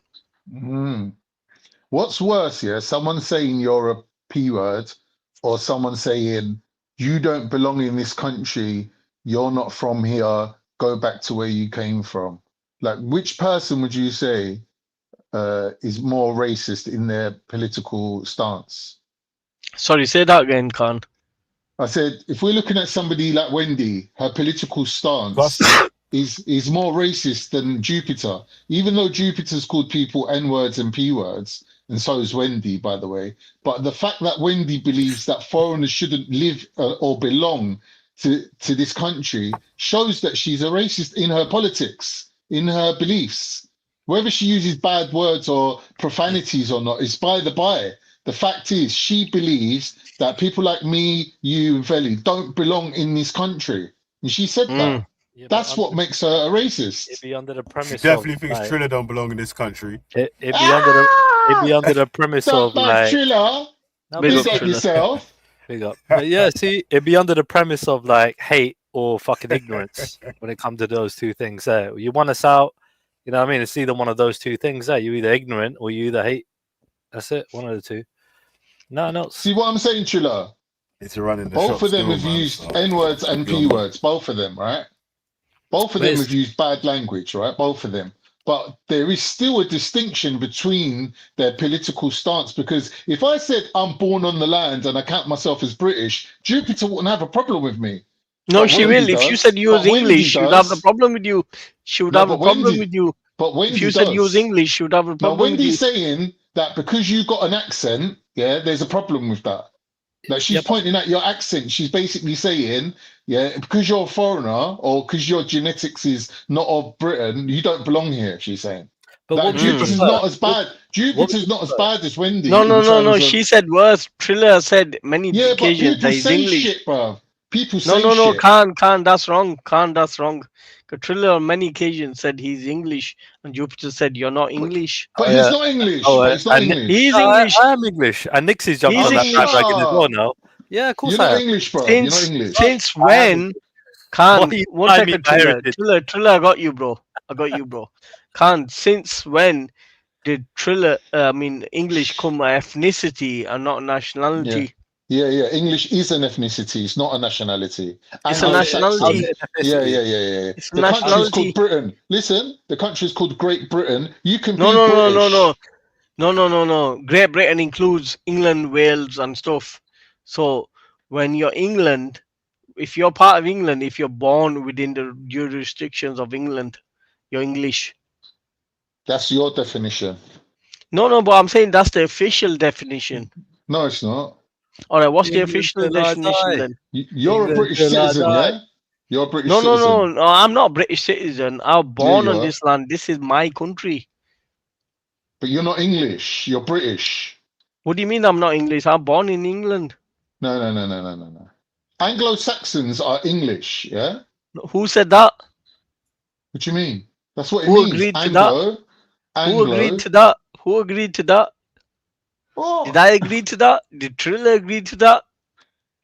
Now you're sounding like Lubna. She's like, we're assimilated. We're British. No, but I'm saying is like, who agreed to that? None of them can prove they're 100% English. Brother, there ain't None no of them country are. called- Hey, man, listen, like Candid with Ghost, you know. there ain't no country called England, bro. There ain't no country called England. Bro, why do I need to assimilate to be fucking from here, bro, or to be a part of this country? Fuck assimilation, bro.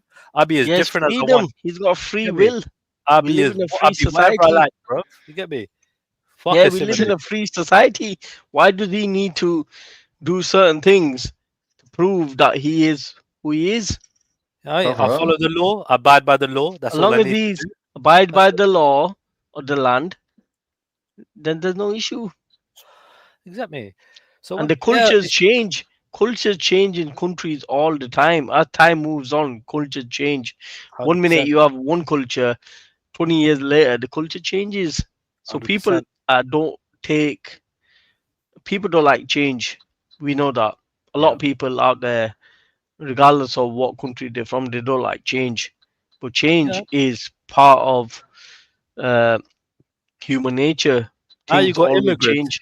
Now you got immigrants saying, "Oh, bloody immigrants! Too many of them here."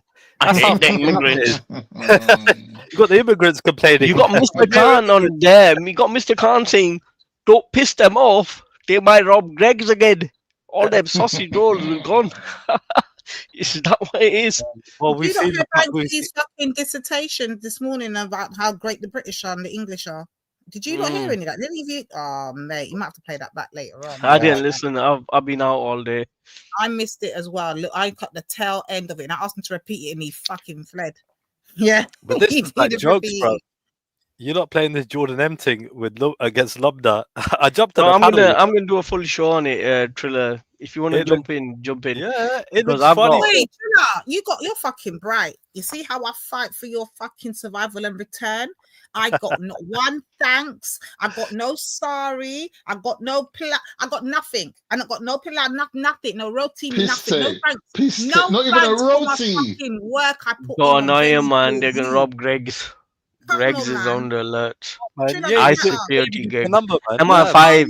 Yeah, MR5 are coming I in. even got a number. Tech Greg's. Wait, I even got a number to say thank you. You get Don't me? worry, you get that in the back. You get that in the back. Don't tell them the secrets. No, but Lady D, do you want us to speak about that idiot that got what's his name? That they're saying that he got locked up for holding a sign Who? during the riots. What was that idiot's name that ended up dying? Oh yeah, the guy that ended up dying. That idiot that ended up dying, man. What's his name? You don't have a clue what you are talking about. The guy in The one prison. he was telling people to burn the place Something down. Peter Lynch. Was it Peter He Lynch? died. Yeah. Yeah, He killed himself. yeah. But He offed himself. Lady He D, done let himself. me tell you, let me break it He down finished to you. himself Yeah? off. How I can't. Let ironic. me just break How it down ironic. to Lady D. His name is So Lynch. there's a far right narrative that he just got sentenced to 18 months in prison or 2 years or whatever because he was holding up a sign. Actually, he didn't get sentenced for that. If you look at the court transcript and what the judge said, this guy was, when that migrant hotel in Rotherham were burned down, he was one of the front runners. He's the one that was agitating the crowd. He was getting everybody hyped up and, you know, to do what they do. And he pleaded guilty to being part of violent disorder. But people are saying that, oh, he just got sent down for holding up a sign. Nowhere in the court transcript mentions anything to do with the sign. So that's just made up. That's just made up propaganda. Nowhere does it say anything about the sign. Nobody cares about the sign. They care about what you did when you tried to get a group of people to hurt innocent people in a hotel. Yeah. Yeah, that's the thing. So you can lie and turn it, but unless you bring the court transcript, and he pleaded guilty. Why would you plead guilty if you're 100%. innocent? Exactly. Exactly. This is what I mean. It's like about these lot, if bro. They I don't was know how accused of court works. something I didn't do, I'll fight to the end 100%. because I've got 100%. nothing to lose. Because So they had an automatic 1/3 of the sentence slashed, right? If they freaking pleaded guilty, right? But they were trying to make an argument that they didn't know any better, so they just took it. Like, why, bruv? Are you? People aren't that fucking stupid, bruv. If you all right, ain't Triller, done nothing wrong, just they say can't prove it. that they've given you the incentive of cutting a 1/3 of argument. But if you're like 100% innocent, then you would take Exactly. that, If wouldn't there's you? no proof, yeah. If there's no proof that I did anything wrong, I'm good, bruv. I'm not pleading guilty. Are you dumb? What's the point? you Yeah. want to So go if you're get some 100% free meals innocent, somewhere? then why would you take a plea that's goes against everything what you believed in and what you stood for that day? Doesn't So make any sense. the way I No. see it, Peter Lynch was a coward, Yeah. and He had to be guilty. As simple as that. He was guilty, pleaded guilty. and Yeah, he fucking regretted what he did, I can't and defend he the person fucking that took his pleads own life. guilty. Yeah. He took his own life. He couldn't handle prison. You know what they say? You can't do the time, don't do the crime. Yeah. Yeah, Motherfucker if you can't did do the the time, crime. don't do the He crime. couldn't do the time, bro. He was like, I can't deal with this shit. Yeah. He was dying in there, bro, literally inside, and then fuck it. He finished himself off. I mean, Yeah, we that's it. don't even know. Is it official that he took his own life, or was he just like I think that's what happened. alcoholic or drug addict or something? God knows. I don't know how he died. I don't know But how. if you look at the videos and stuff like that, he was definitely like encouraging people. And then if you look at the videos of people that were stuck inside there, they were little children. Their mothers that were clutching onto the children, scared that these people are going to break in. Oh yeah, fucking look. The guy definitely deserved to go to jail. You get me right? And even fucking, Yeah, you got 100%. people. You got people like Taffy, literally like fanning the flames, inciting the same sort of shit, bruv. Yeah, regardless if he meant Yeah, it or not. Taffy, definitely. You know what I mean? He already been arrested, apparently. You know what I mean? Can't believe a word he says, but you know I what I mean? wouldn't believe him. I wouldn't believe him. No. Yeah, I'm not gonna hold anything on, like, you know what I mean? There's no fucking real weight on that, but we'll see in it what happens, innit? Like, we'll see what happens. But fucking end of the Bro, day, he did some dumb shit. he So wouldn't be on here. He's such a coward. He wouldn't be on here if it wasn't cleared. He's probably got NFA, no further action. well, if That's you why look he's at on here.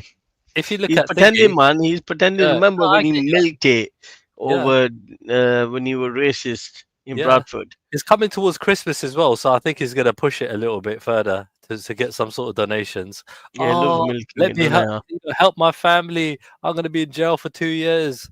You know what I mean? And get some fucking free donations so you can pay He should for be locked Christmas. up in the same cell as Easy. That's exactly what he did 2 years ago, bro. I swear to God, he literally was crying that you got him sacked, I got him sacked, Esau got him sacked, everyone got him sacked, yeah. And he never had a job, and he couldn't buy any Christmas presents, and then everyone donated. It's fucking ridiculous.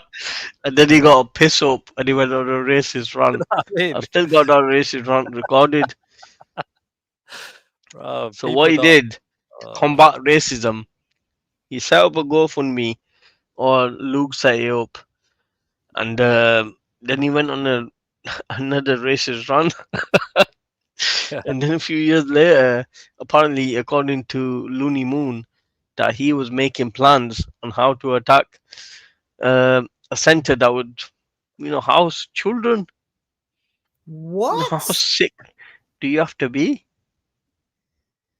How sick in the head do you have to be? And then we hear that they're not far right. It's just a mad thing. Anyway, let me keep quiet. Lady D, man, with me and Triller, we're like Punjabis, yeah. We say how it is. We don't like. We don't want to play games with these idiots. But what is that? These lot are just losers. It's not my fault. It's like you got that idiot, 4'2" midget Hector, praying for little children to be abused. I listened to the start of this stream, I know. and I found it disgusting that the man is praying for little children to be abused. Yeah, it's fucked up, bro. You see How is that normal? How is that normal behavior? Bro, that woman is disturbed, bro. I had words with her the other day on Bleeding Hearts, like fucking 3 o'clock in the morning. fucking with Nixie as well. I was disappointed in Nixie. I was like, Nixie, what the No, fuck, you're not bro? disappointed in Nixie. What's Nixie done? Nixie's out here just fucking getting. Nah, man, she getting too cozy with the fucking far right, bro. I said that. No. Yo, I too cozy. I gotta agree with Triller here. Lady D, hear me out. You got Nixie. Nixie, big up sister. I got no issues with you. But you got issues with everybody else being racist. But you told me yourself that Wendy called you a half breed. So why didn't you ask Jupiter that why you okay with Wendy calling her half breed? But then you got issues with everybody else. She's literally asking everyone, asking Jupiter, why aren't you calling out Banksy? I'm like, I just said to her, I was like, well, why are you calling out Jupiter when you got the opportunity on her stream? You get me, on her panel? And I'm blocked, by the way. Me and Khan and other people, we're literally blocked in the chat. You get me? Like, we're like, whoa. I'm blocked I mean, on this like 2-3 accounts. man can't even fucking Yes, type, Nixie, yeah? your name's definitely be No mentioned. free speech on his panel, man. And then Nixie is literally not calling anything out, yeah, just literally like acting like it's all sunshine and fucking rainbows, yeah. She was all With okay her with Wendy the other day. Apparently, she called her a half breed, and she's all right with that. So, what we talking about here then? This is a bad thing. What's This the is what I issue? said. I was gonna make a stream just now, yeah, but I see you lot alive and fucking what's his name? Lottie was like, bruv, just jump on, innit? Now, I was like, Nixie thinks English is an ethnicity when it's a nationality. it's not. If you That's think what I'm saying. English is ethnicity, there's no English here. There's no pure English here. Show me one Exactly. English. Exactly. This girl, bruv, needs a reality check, If bro. they're I not said, mixed with other Europeans, then fair enough. we had But this I've not argument, seen by one the way, yet. before. I've not seen one I yet. argued, yeah, I think the most English person that I've seen here is Triller. 100. Yeah, God save the king and all that. Freaking hell. Triller's the only English Hey. person that I've seen. Salute.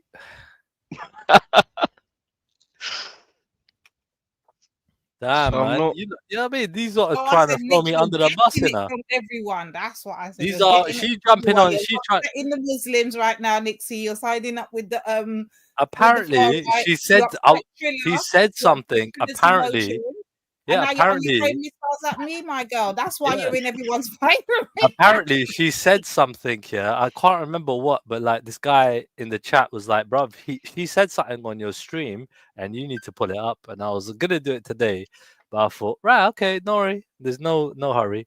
But yeah, I was sleeping in it when she must have had a conversation with somebody. I was like, interesting. So I want to catch up on that. But yeah, Nixie, man, look, you want to make Look, friends with no, everyone? one Make friends. second, Triller. Hmm. Nixie is like saying, "Why do you wish you're the English ethnicity?"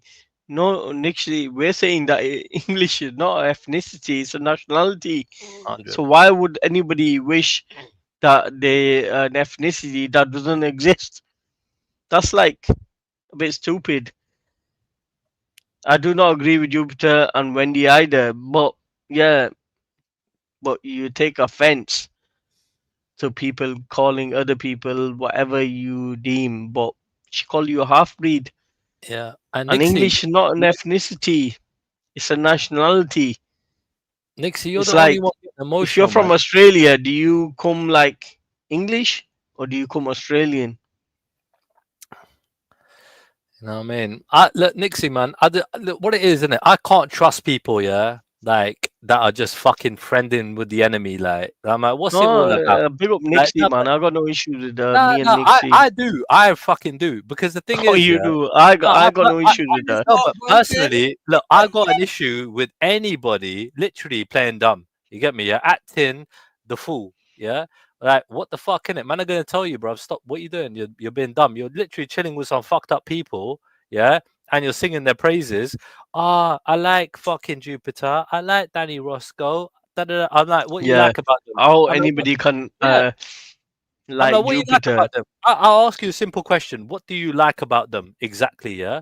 There's nothing to like about them. Nothing. Exactly. She couldn't even answer. Jupiter had to answer for her. How fucked up is that? Imagine, yeah. I put her on the spot. So, what do you like about Mr. Roscoe? yeah, and she no one couldn't say a thing. No, no, bro. Let me You just know tell what it Nixie. is, Nixie's bruv. like You know what it is. She ethnicity. fancies him. She No, fancies him. who Hey, would fancy Danny why Roscoe, man? why He's like a why little not just say fucking it then? midget Why not just dwarf. say it? You get me? But end of the day, like fact is, I'm just like, look, when it comes to the politics side of it, yeah, you're all. This is what pisses me off about Nixie, yeah. I make a show about immigration. Khan, you were there, right? Literally, Nixie was you were literally seeing that whole thing. Nixie's all like, oh, freaking Palestine, Palestine, Palestine, yeah. But when it comes to immigration, we got no room in this country. I'm like, what the fuck? Like, we should be helping everybody else in this country before we literally let anybody in. I'm like, what the fuck? Yeah, there's No, no, always going to no. be a The thing is, proportion. Triller, No, but Triller, one what you second, need one to second, understand one second, that. bro. Yeah, one second, bro. Alright, Yeah, go on. there's always going to be a percentage of people in any country around the world that are going to be homeless, right? So therefore, right, does that mean that we need to stop everything that we're doing, right, until we fucking help every single person on the fucking in the country before, you know what I mean? We can help other people coming in. It's Yeah, ridiculous. but the thing is, first people need to understand that English is not ethnicity; it's a nationality. Yeah, you're Anglo-Saxon. That's an ethnicity. That's different. English is not ethnicity; it's a nationality. So if Triller wants to call himself English, then he is. And the majority of English people would Like, agree. They wouldn't have a problem with I it. have never met anybody that's indigenous to this land. Bro, Not once. the Because only they're all people, mixed from the only European people, heritage. the only people that would say I'm not English, yeah, are just these lot online, right? Even Dave, yeah, didn't give a fuck about me saying I'm English. He was like, bro, well, fucking, you know, big up to you for Yeah, that. because Danny Roscoe considers himself to be English. There you go. That's what You the know fuck. what? That's actually true. You know, now I heard Triller say that because I remember Dave actually gets more upset when we don't align ourselves with Britain. Remember, his trigger point is not associating ourselves with Britain or thing. It's when you say when you denounce it or you don't class yourself as British. That's more his trigger As in, point. you don't assimilate. Yeah, you don't Yeah. assimilate. That's his thing. Yeah. So they're trying to literally make it like English is their thing, a white people thing, or you have to have some sort of white in you, right? And everyone, and that's their exclusive little club, yeah. But you could be British, you can't be English. That's what these fuckers Yeah, are. but that's Triller, true. well- That is reality, though. That is the reality of it. No, it's not reality, Khan. Of course it is. Because Khan, Anglo-Saxon is ethnicity. English is not ethnicity. Prove it to me that English is an ethnicity. It's You a can't. nationality. Yeah, you can't. Literally, you got freaking people in this country that have Sicilian, you get me, blood in them, which have Carthaginian Not blood in them. which one is of them. Yeah. You got to remember that the first people on England were probably black. It wasn't England then, though, was it? No, it doesn't matter what it was called. Of course it does. But if this part of England land, started with the Anglo-Saxons. All right. So when, Alright, did England start? When did England become Every England? country, every state, every country had indigenous people living there first, and they Yeah. probably were black. what's But that's got indigenous? nothing to do What's with. indigenous? That's got nothing to do None with of them. today. None The Celts spread out. History of them lesson are anyway, bro. indigenous. None of them. What Not do you even one mean? of them. Yeah, They're not indigenous. They're natives. They're native to England, though. How are they They're not natives? indigenous. What makes them natives? Because if you're here for a certain amount of time, you become native. What certain amount of time? Who agreed on the time? Yeah, Did no, I but agree Go on the and time? Google it. Time frame. Listen. No, but he can't say a Listen. time frame. Go and You look it won't up. say I how don't long. need to tell you. Go and look it up. What do you mean Listen you to what I'm don't saying need to to you. tell me? There's a difference. What? Have a Khan, conversation, bro. Khan, I'm answering you, Chill but out, I can't talk to both of you. Just chill. All right. There's a difference One between second. native. Listen. Khan, 1 second. Listen me Brother, out. Ghost, you're really annoying me today, No, bro. We need to Khan. chill out, bro. Khan. All Why right, is he Khan. doing this, Triller? Talk to him, bro. All right, What's he Khan. done? He's calm as ice, bro. He's I cool know, as No, Khan. I'm talking and he's like, Khan.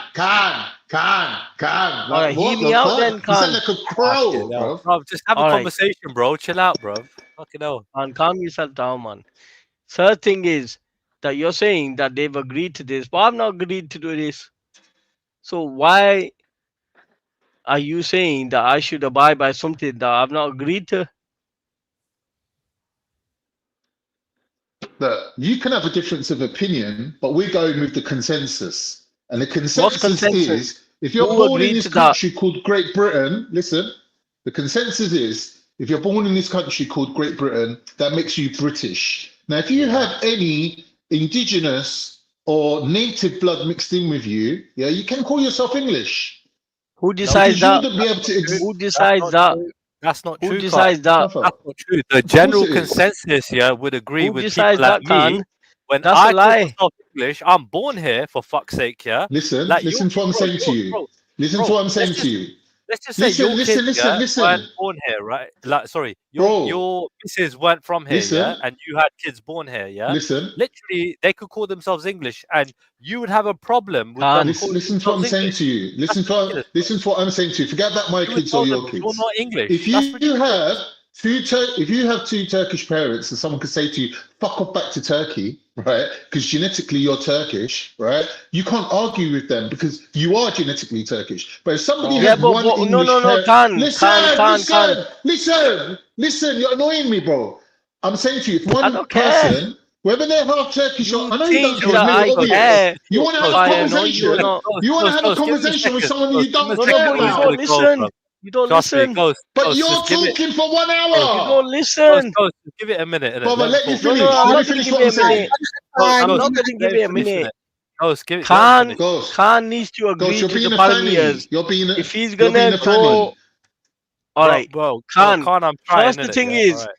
look, Triller. He said that if you have two Turkish parents, but what about if the grandparents were born Listen in to what I'm England? saying, bro. Listen to what I'm saying. But no, If you Khan. have one, No, Khan. All right, Khan. Let bro, me ask you a question. Triller, Yeah. chat to your boy. Did he work a double shift or something? Are you All overtired? right. All right. Chill, man. So, Let me finish my point. no, I'm not gonna let you finish your point. So, Khan, Oh, if you well, let fuck me off then. finish I'm my going on mute point, to I'll you. let you finish Brother, my Just point. allow it, bro. Just chill. I'm Just going chill, on bro. mute. I'm going on mute. All right, just All chill. right. You're being a silly one, bro. Big Why up, is he nah, being big up, silly Khan. though? No, but But big I've up, got Khan. one sentence to finish what I'm saying. Like, what's the All point right. of you making me say Khan, 3/4 of what I 1 was going to say and second. then cut me Khan. off? All right, Khan. So, Triller, what Bruv, Khan you is sound like you saying. ain't slept in 3 days, man. All You right, sound like what you're Khan is overtired. Just saying. What Khan is saying that if you got two Turkish parents, but doesn't How are mean. you repeating what I'm saying before I finish what I'm saying? All right, shut up, man. Let me finish. If you're going on mute, then go on mute. Who is this guy?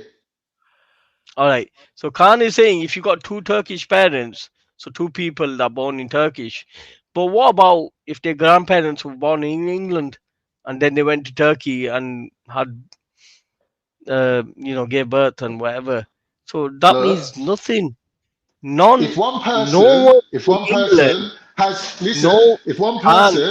All right. person, He's gonna let me finish. bro, because you're talking. Just shut You're up. not letting me finish, so I'm not Bro, gonna let shut you your finish, mouth. Khan. Shut your mouth. If Shut you your let mouth. me finish, then I'll let you I'm not finish. gonna let you finish. Shut your mouth. So I will let you finish You then. Ghost, just give it. Let him give way, So bro. let me finish. What do you mean give way? He interrupted me, Ghost. Give way, innit? Just let him finish. Why should I give way to him? Because I'm asking you, innit? Just give him You way. sound like Wendy, bro. You sound like Wendy now. I don't sound that bad, Khan. Calm down, bro. Just chill I out love 1 you, second. Khan. Let him finish, But innit? don't do that to me, bro. Come on, because you know Just he's shut getting a your bit mouth, frustrated. bro. I won't shut my Fine, mouth if you tell me to shut my mouth, you You're fucking not helping prick. the situation, Carl, with your fucking. I can be a prick. I can be a prick. I So can be a prick on then. purpose. Be a prick. Yeah, but I'm being a prick on purpose. You're being a dickhead accidentally, and everyone's reminding I'm not. you, saying to I'm you, not. "Stop I'm being being a on dickhead. purpose. Stop being a." No, you're not. You're not. This is just the real you now coming through. All right. So what I'm saying, Khan, that there's Oh my no person God. here that's indigenous to the land. Listen to my point, yeah. Can I just finish I'm my telling point? you straight. Yeah, go on, Carl. Go on. Fucking All hell. right, Chiller. Say your If point. you've got one, listen. If I you've got don't one, see anybody that's indigenous to the land. Don't let him wind you up, bro. What the fuck's wrong with you? I'm Why not. you letting him I'm get not. to you? I'm not. Fucking I'm hell. saying to you, listen. I'm not winding him up. I'm telling him that there's nobody in England that's indigenous to the land. Not even one person. That's true. That is true. That is true. I'll give it Not that. even one person, That's a Khan. fact. If you can bring me one person that's indigenous to this That's not land. Wendy. Yeah. I will apologize to you, Because Khan. the only person on the planet Bring that one claims to be person pure English that's is Wendy. indigenous to this land. Not even one person is indigenous to this land. Cheddarman, maybe. Yeah. So But if you're saying, wait. If you're saying Cheddarman's indigenous, what about his descendants? Because Cheddarman does have people that are wasn't they directly black related. then? Wasn't they black then? If Cheddarman was black, does that mean his descendants are also black? They're mix. Yeah, well, they're not going to be his clones, are they? No, but I'm saying that bring me one person that's indigenous to this land. Simple question.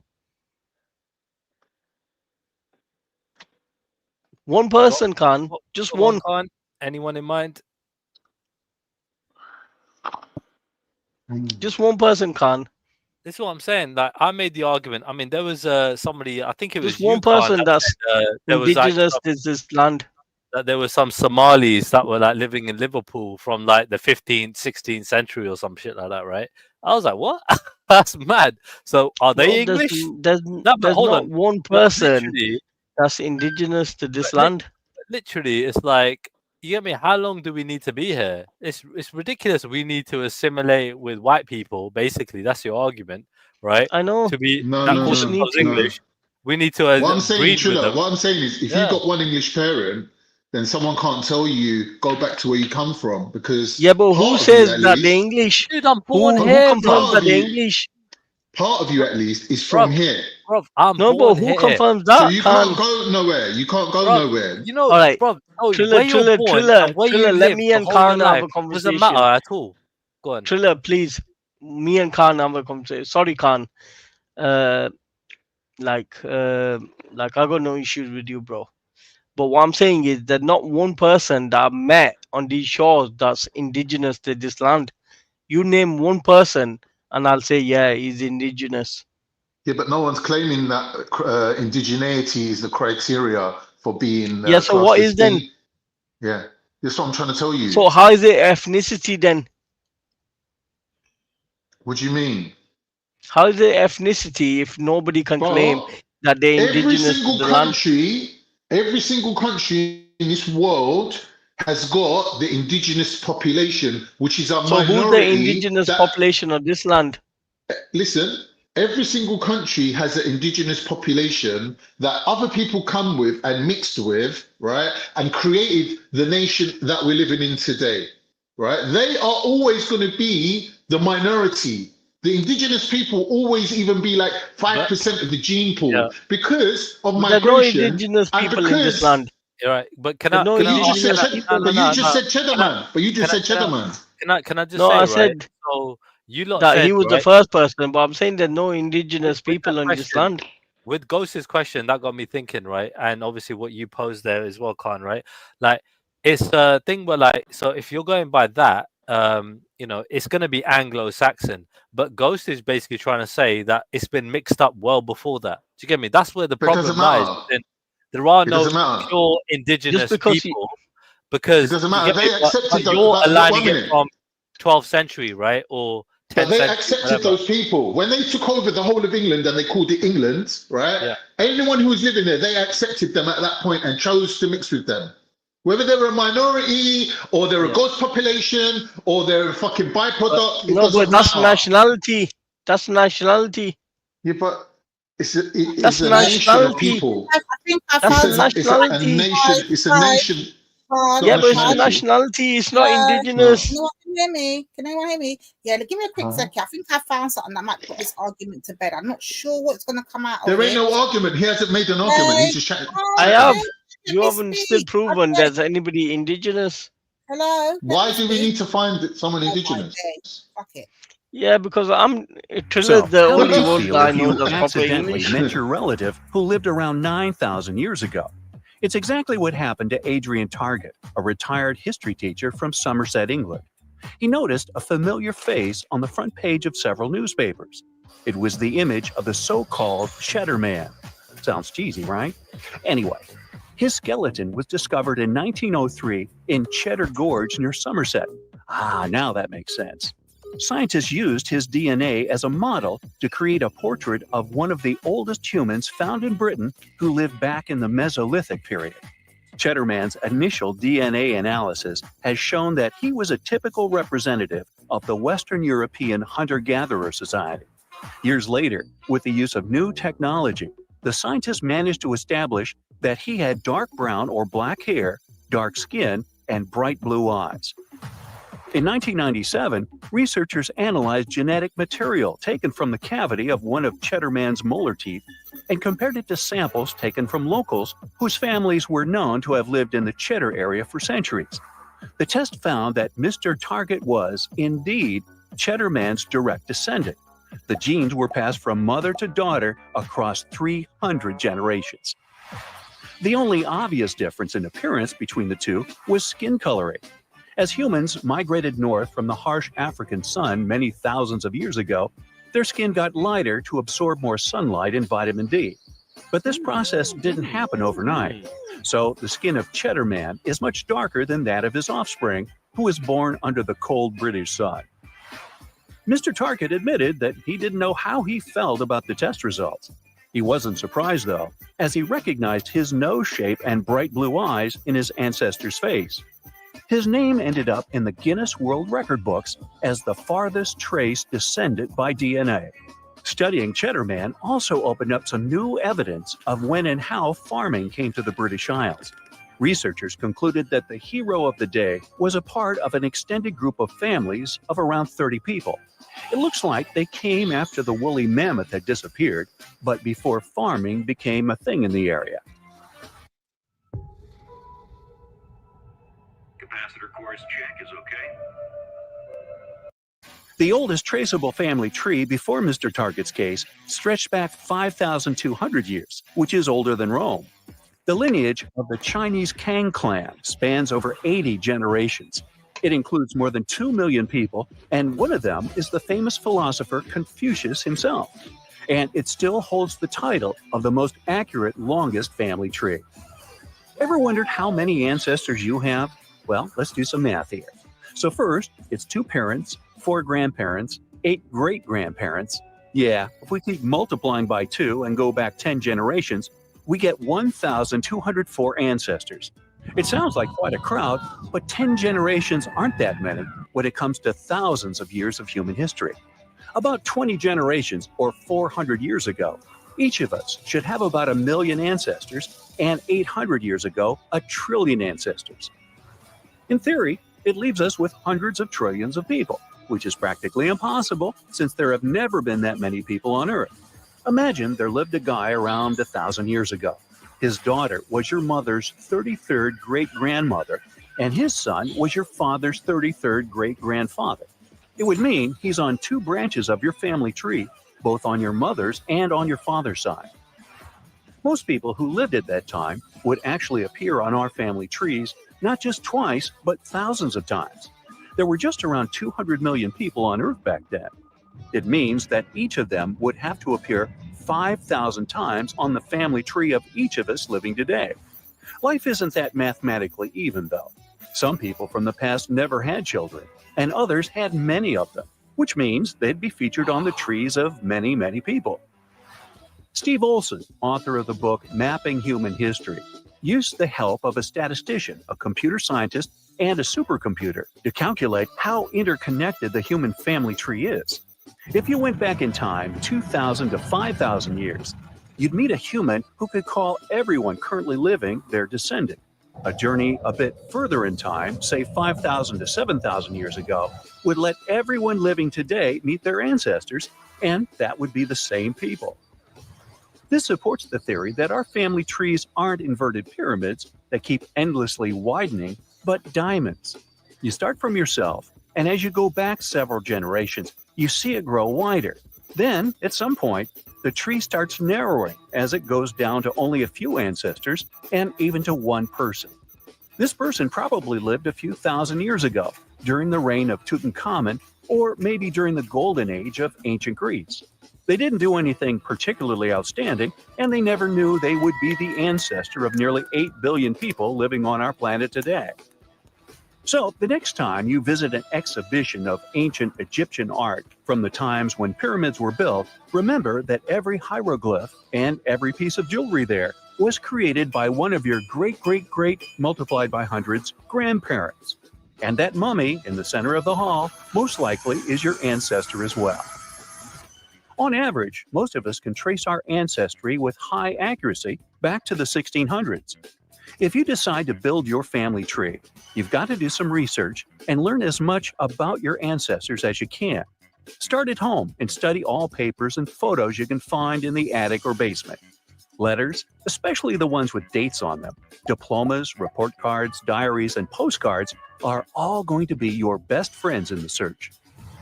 You can also check out the local library or archives. They should have census records that can help you. The results of your search will depend on your ancestors' social status and past wealth. It's always easier to find data on someone wealthy and important to their community. Now, in some cases, birth records might be destroyed or misplaced. Your origins can also affect the search, as many cultures had oral histories and didn't record anything in writing. In Western Europe, they started keeping genealogical records during the 1500s. Before that, family members memorized their whole lineage, and of course, they mostly remembered only the names. Sometimes they'd also remember major events alongside key ancestors. In some cases, in ancient times, genealogy helped find the lawful heir to the throne. Royals and nobles who were candidates for the position would present their genealogical trees, just like you send your CV and recommendation letter now. The U.S. didn't start keeping lineage records until around 1910. Switzerland has records that stretch back over 700 years. China, for comparison, has been doing it for over 2,000 years. Another priceless source of knowledge is your elderly relatives. Each artifact you find and show them will most likely encourage a long and interesting story full of names and details. There are many free websites that will help you organize the information you find. The more users the website has, the more likely you are to find some of your ancestors in someone else's tree. You can also use your findings, especially stories you managed to recover, to write your family history book. Be prepared that this research might take many years. The more ancestors you find, the more you'll still have to discover. In case you prefer biology to paperwork, you can try taking a DNA ancestry test. Scientists will analyze your genetic material to trace the migration paths of your ancient ancestors from 1,000 years ago, and will give you some information on your ancestral roots. You won't learn much about who your relatives were, though. Current tests can't go back further than 8 generations. There are many testing services available, and if you choose the ones with a large database, you have more chances of getting a match with other people. Who's speaking? Go ahead. Africa replace that. Oh shit. Oh, Trilla, that was a really good video, man. I like that video. Africa. That was Lady D's video, bro. Oh, mine. Listen, that What was do a you video think of it? What do you think of it? arguing about Cheddar Man. I really like that video. I mean, It's a good little video, isn't it? It's really fucking kind of astonishing. Yeah. You know what I mean? When you see that a black So, like I person said- and a white person literally have everything in common. Mental. You know what I mean? Oh yeah. Mental. Oh yeah. But in terms of, like, you know what I mean, the features, the appearances, everything, just the skin tone changed over time because they need to No, but absorb what more people light need to because they're understand in a that- colder climate. Mad. Yeah. Yeah, we put in the exactly. Indigenous And England thing the to thing list is, like, this is why I don't believe that anybody that's living today is indigenous 100% to this land. Yeah. But that's It irrelevant to goes whether with a you're fair British point or claim English. that this country might have been. Yeah. So, for the Khan, black I'm people- sorry, bro. I went a bit. But it's obvious you haven't slept in days, bro. It's obvious. Yeah. You don't need to be Of sorry. course, man. All right, Khan, man. Calm down, bro. I'm trying to be civil with you, but if you want to go on like that, then we can bring it. No, I just said you don't need to be sorry. Forget about it. It's not important. You're taking it the Alright, wrong nice way one. again. A nice one, but do you do believe that this land doesn't belong to anybody that claims to be English? No, I don't. I'm not agreeing with you. All right, so you believe that Triller claims to be English, so this land belongs to him. I'm saying to you that the state that we're living in, the country that we're living in, was established by a certain group of people. Now it's Who? named after them, the Angles, the English. Yeah, No, it's no, named no, no, after no, them no, for no, a no, no, no, reason. no. English is nationality. Yeah, but when you will look at what is the word nation, what does it mean? Because you can have Nation of Islam, you can be part of the Black Nation. Nation is a very thingy word, like has multi meanings. What is a nation? A nation of people, or a nation that is an established So isn't state brown or people, country. black people a part of that nation? Listen to what I'm saying to you. There's different I'm asking versions you of a the. question, man. But is there a delay? I think there's a delay. Listen to what I'm saying to you, Ghost. You're the There's delay. different versions.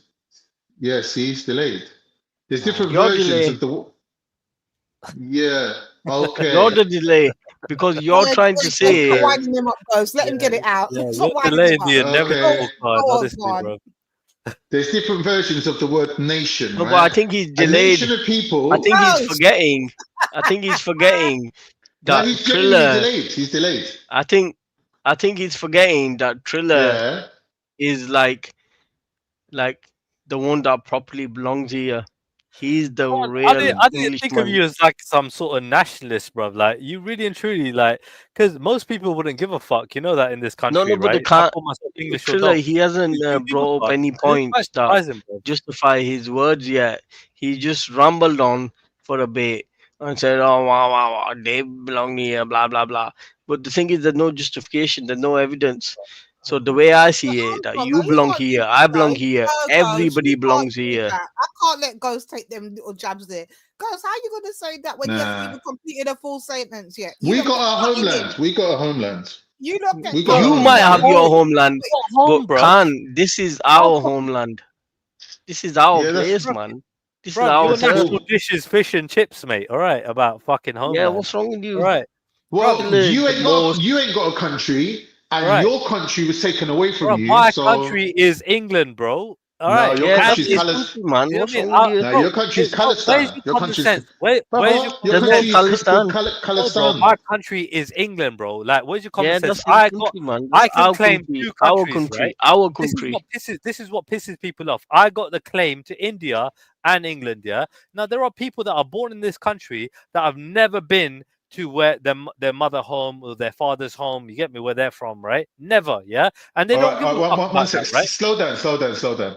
You know, on the I Indian can't. flag. Half of this population being to Germany or Poland or Russia or whatever, because there's no indigenous person here apart from Triller. So Khan, you need to calm down, man, bro. What's wrong with you? Let me ask Chilla a question. Chilla, you know the three colors on the Indian flag? There's three colors, right? Yes. Irish. Green, upside down. white, and orange, is it? Yeah. Which Irish. one of those colors? Which one of those colors represents the Sikhi people? The Sikhi Orange. people. Yeah. Not really. No. Orange is actually a Hindu color. The Sikhi colors are actually blue and yellow. They're not. It's not orange. Exactly. So you're not even on the flag, right? Doesn't matter. Yeah, but that's religion. That's not All right, so nationality, one Khan. minute. Khan, that's not Historically, nationality. You're getting confused. I'm speaking. Nationality and I'm religious is the asking same Chilla a thing. question. I'm No, asking but Chilla a you're getting confused, question. Khan. I'm going to correct I'm you not when you're wrong. confused. I'm Saffron going is to a correct very you when you're wrong. No, but Khan asked a very interesting question because saffron, I used to believe it was a part of our colors, right? But apparently, after like talking to Jugraj Singh, that's why basics of Sikhi, for example, is blue and yellow, right? Because obviously those are the correct colors. That's why the Khalistan color is yellow. Right, but saffron is a very interesting color. Like obviously we're very assimilated into Hindu culture and everything Yeah. else because Well, that's your origin, you should say. Hinduism is a culture. Yeah, I mean, right? It's not. Yeah. It's not really a religion to an extent. Yeah. You know what I mean? Neither does Agreed. prove nationality. But yeah, it's like we're very assimilated. So I understand where the saffron comes from, and saffron. I wouldn't is say still, assimilated, Chilla. Integrated. but see, saffron. Integrated. The color orange, yeah, or saffron, right? Is still relevant in our faith massively. Don't get it twisted; it really is. But I'm not exactly sure why. But yeah, I could get into it. But it's definitely a part of our faith, saffron. Yeah, but either way, you're not on the flag, innit? You're not on that No, flag. no, but we are by what I just told you. It's like our true Oh, so colors you're are saying yellow you're and blue. you're a But orange subsection is of the definitely there. Hindus. Orange Yeah, but is definitely a part of Khan, are you saying that he loses nationality because his religion doesn't represent the flag? No, I'm saying he's claiming a country that doesn't represent him at all. None of the leaders, none of the regions, nothing like represents him. Like if they gave him a Yeah, but Khalistan that's as part of irrelevant. India, That's no, irrelevant. but if That's the politics. 1 minute, That's the if the Indian government recognized Khalistan as being even a region within All right. itself, I would Let say me ask you. you got some recognition. Let me ask you this: what color He's represents Punjabi. Muslims? Oh, He's hold on one Punjabi, second, man, Ghost. Khan. One What second, you on Ghost. Let about? me, Ghost. 1 second, yeah. Khan, what color represents Muslims? I forget it's either the green or the white. Right. There is no color to represent Muslims, No bro. color. No, No you get color. it. There Yes, is there no is. color, bro. What I is think wrong it's with the you, bro? green. No You should color. know better, Green is bro. the There is Muslim. no color to Chilla, represent What is Muslims, bro. going No color. on? There's Oh no my Chilla, color, god. Khan. What is wrong with you, bro? green is the Muslim Bro, you color. can't represent. It's either green Bro, or No, Muslims are Khan. not That's not represented true. by a That's not color, true. bruv. Are you That's Yeah, not high? of true, course they Khan. There are. is That's no not true. color So why that is the Prophet represents That's a lie. banner Muslims. green? Why is the Muslims do Prophet That's not a banner have a lie. green? color that represent them, bro. No. Bro, Yes, they do. understand? Why is the No, Pakistan they flag don't. green? No, Why they is the don't, Ottoman bro. flag green? Bro, I'm Listen So telling to you why me. is the now. Turkish flag red? There Why you is go. Yeah, but the that's Turkish the flag How wait, could wait, red? you wait. claim? That's And not literally, the Turkish flag. That's the flag of the Republic of Turkey. But the right, Turkish flag, the Ottoman flag, is green. right. So end of the day, dudes, yeah, all right. The only flag that you would consider White. close to being Muslim because of the color green is Pakistan. But Pakistan was Exactly. created when India was created, right? So the But they fact still is, use the dudes, yeah. color. They still use that But same dude, color. but dude, no, dude, it's such a shit argument, honestly. Yeah, Islam, right, has no color affiliated to it. All right, so why are you trying to make shit up?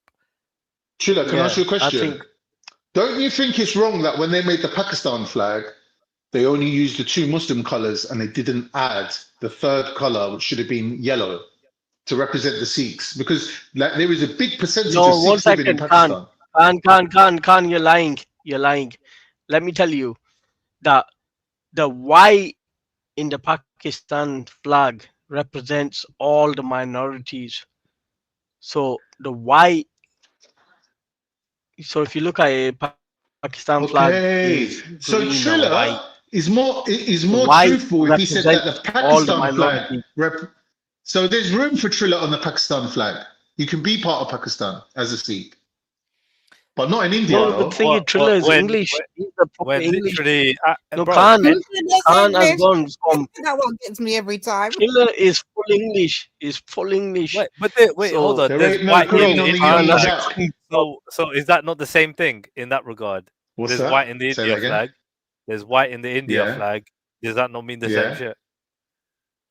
I don't know what the Then white there on the you go. Indian flag means, Well, there you though. go I with don't know it. what Like, it Jack means. is, bro, But I asked Yeah, you, yeah, you but didn't know either. who the yeah, but fuck Khan, would why look at have you something gone like to that? What do Pakistan the and colours India mean in the flag? when we're Dude, it's talking about? it's a fucking, yeah. It's the Irish flag upside down, bro. What the fuck?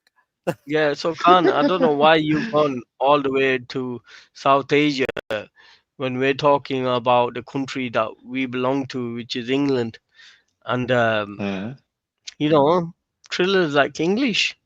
So Right, I but don't if you're see. admitting that Look, the gene pool was mixed before the establishment of the country called England, then you're also by default admitting that genetics doesn't matter in whether you're English or not. I can see Khan at the I'm next I'm Tommy telling rally, you you that know. it doesn't matter because I'm I taking swear it's a down. nationality. So Khan, you're the you're one that's like saying it literally matters. ready, I've bro. always said it's a nationality. I So can why are see you you with the making an England argument that I've flag, not even literally made? holding it up. But we're Yeah. having a conversation. Sorry, Yeah, my but bad. why are you saying that? I'm saying that genetics when I'm talking about nationality. Because you're the one mentioning the original people of this land, which is black people. I've always said it's nationality where you're born. Yeah, but I'm saying to you, nationality So has if you're born many in England, then different you're English. definitions. Like, Go and look up the definition of nationality or nationhood. There is no It's- original people of this land. Name one person that's from this land that's that original. geezer, One that geezer that person. was in that video. That geezer that was in the video. Cheddar Man's No, cousin. I asked you a simple question, Khan. I asked you a simple What? question. Name. All right, Khan. One Yeah. question. There's Yeah. 70 million people. 70 million people living on this land. Mhm. All right, 70 million people living here. Name one person that's indigenous to this land. One person. Cheddar Man. One person. Cheddar Just Man's one person, granddad. Khan. Cheddar Man's That's ancestor. indigenous. Don't That's do got that, no Khan. nationality One mixed with anything else. living person, Khan. Let's try that way. The geezer in the Living video is still alive, Lady D. So a black man. Lady D. Thank you The very much, Khan. geezer in the- Lady D. The only The person geezer in in the the video is video a black man. is Done. still alive. Mental. He's still alive, the Done. guy. Oh, you know No, you're Lady beating D. yourself up, He you said know. cheddar man. Lady D. He said Yeah, no, but I have to for a Punching man. living yourself man, in not the a dead face, He's a man. person. mixed race Living or Literally black person. beating your own argument, bro, to the ground. What the fuck, bro? God, you could have named Wait, one wait, wait. person. Trilla, are you And the trying to one say? person that Trilla, you are you, named Man, you just was said a black man is the most Trilla, indigenous are person you in this trying to country. say that you're? That's what you You just trying to said. say that you're Mental, Cheddar you Man? know. Oh shit! Trilla, are you trying to Of say that all you're the Cheddar Man? people, you just said, Trilla, you just if said, you're trying to say a you're black Cheddar man Man, is the I'm most going to change indigenous your person name in this country. from That's what you said. Trilla to Man. Cheese String. You're going to be Cheese Strings from now on, bro. The You descendant lot of can't Cheddar treat me Man. like this, man. How you not doing Trilla? Hide. Chilla, are you Cheddar Man? Is that what you're saying? Hey, cheese on toast, man. Big up, bro. oh God. Khan's a legend. Big up Khan. So one person that he named that were indigenous to this land was a like mixed race or a black man. He's a black Well man. done, Khan. 100% You just black proved I man. my don't think. point Wait. that you Can I couldn't speak? name one Can I person speak? that were Can I indigenous speak? to this land Can I speak? that Can was I speak? Anglo-Saxon. Is it not English or Western scientists that told us that they Shit. descend from black people? They admit that. They're not hiding the fact that they descend from black people or from darker people. That's not a secret. It's their scientists that brought that No, information what we're saying is to that us. then they're not indigenous, are they? By your own definition, they're not indigenous. But what you said and what you've provided, you've just said that they're not indigenous. Somebody else were indigenous. They're descendants of somebody that might have been indigenous. Some of them are the descendants, not all of them. So, but they're not indigenous, are they then? No. Exactly. Thank you very much, Khan. I love you, bro. But the problem is you don't need to be indigenous to Great Britain to All right, be so English. you don't need to be indigenous now. No. So well done. Welcome back, Triller. You're back in the running. You don't need to be indigenous now. That's what I'm saying, bro, man. Make up your fucking minds, bro. Where am I from? The people, listen. The people who set up the country called England were probably. Wait, man, you lot are just—it's a basic thing. I don't get it. You know what, Khan? This up is this the only country. time I'm going to agree with you, mate. Because England is Thank a you, country. Shifa. Thank you. My It's not backup's just a here. country; it's The a company. scientists here, the real company, mate. scientists.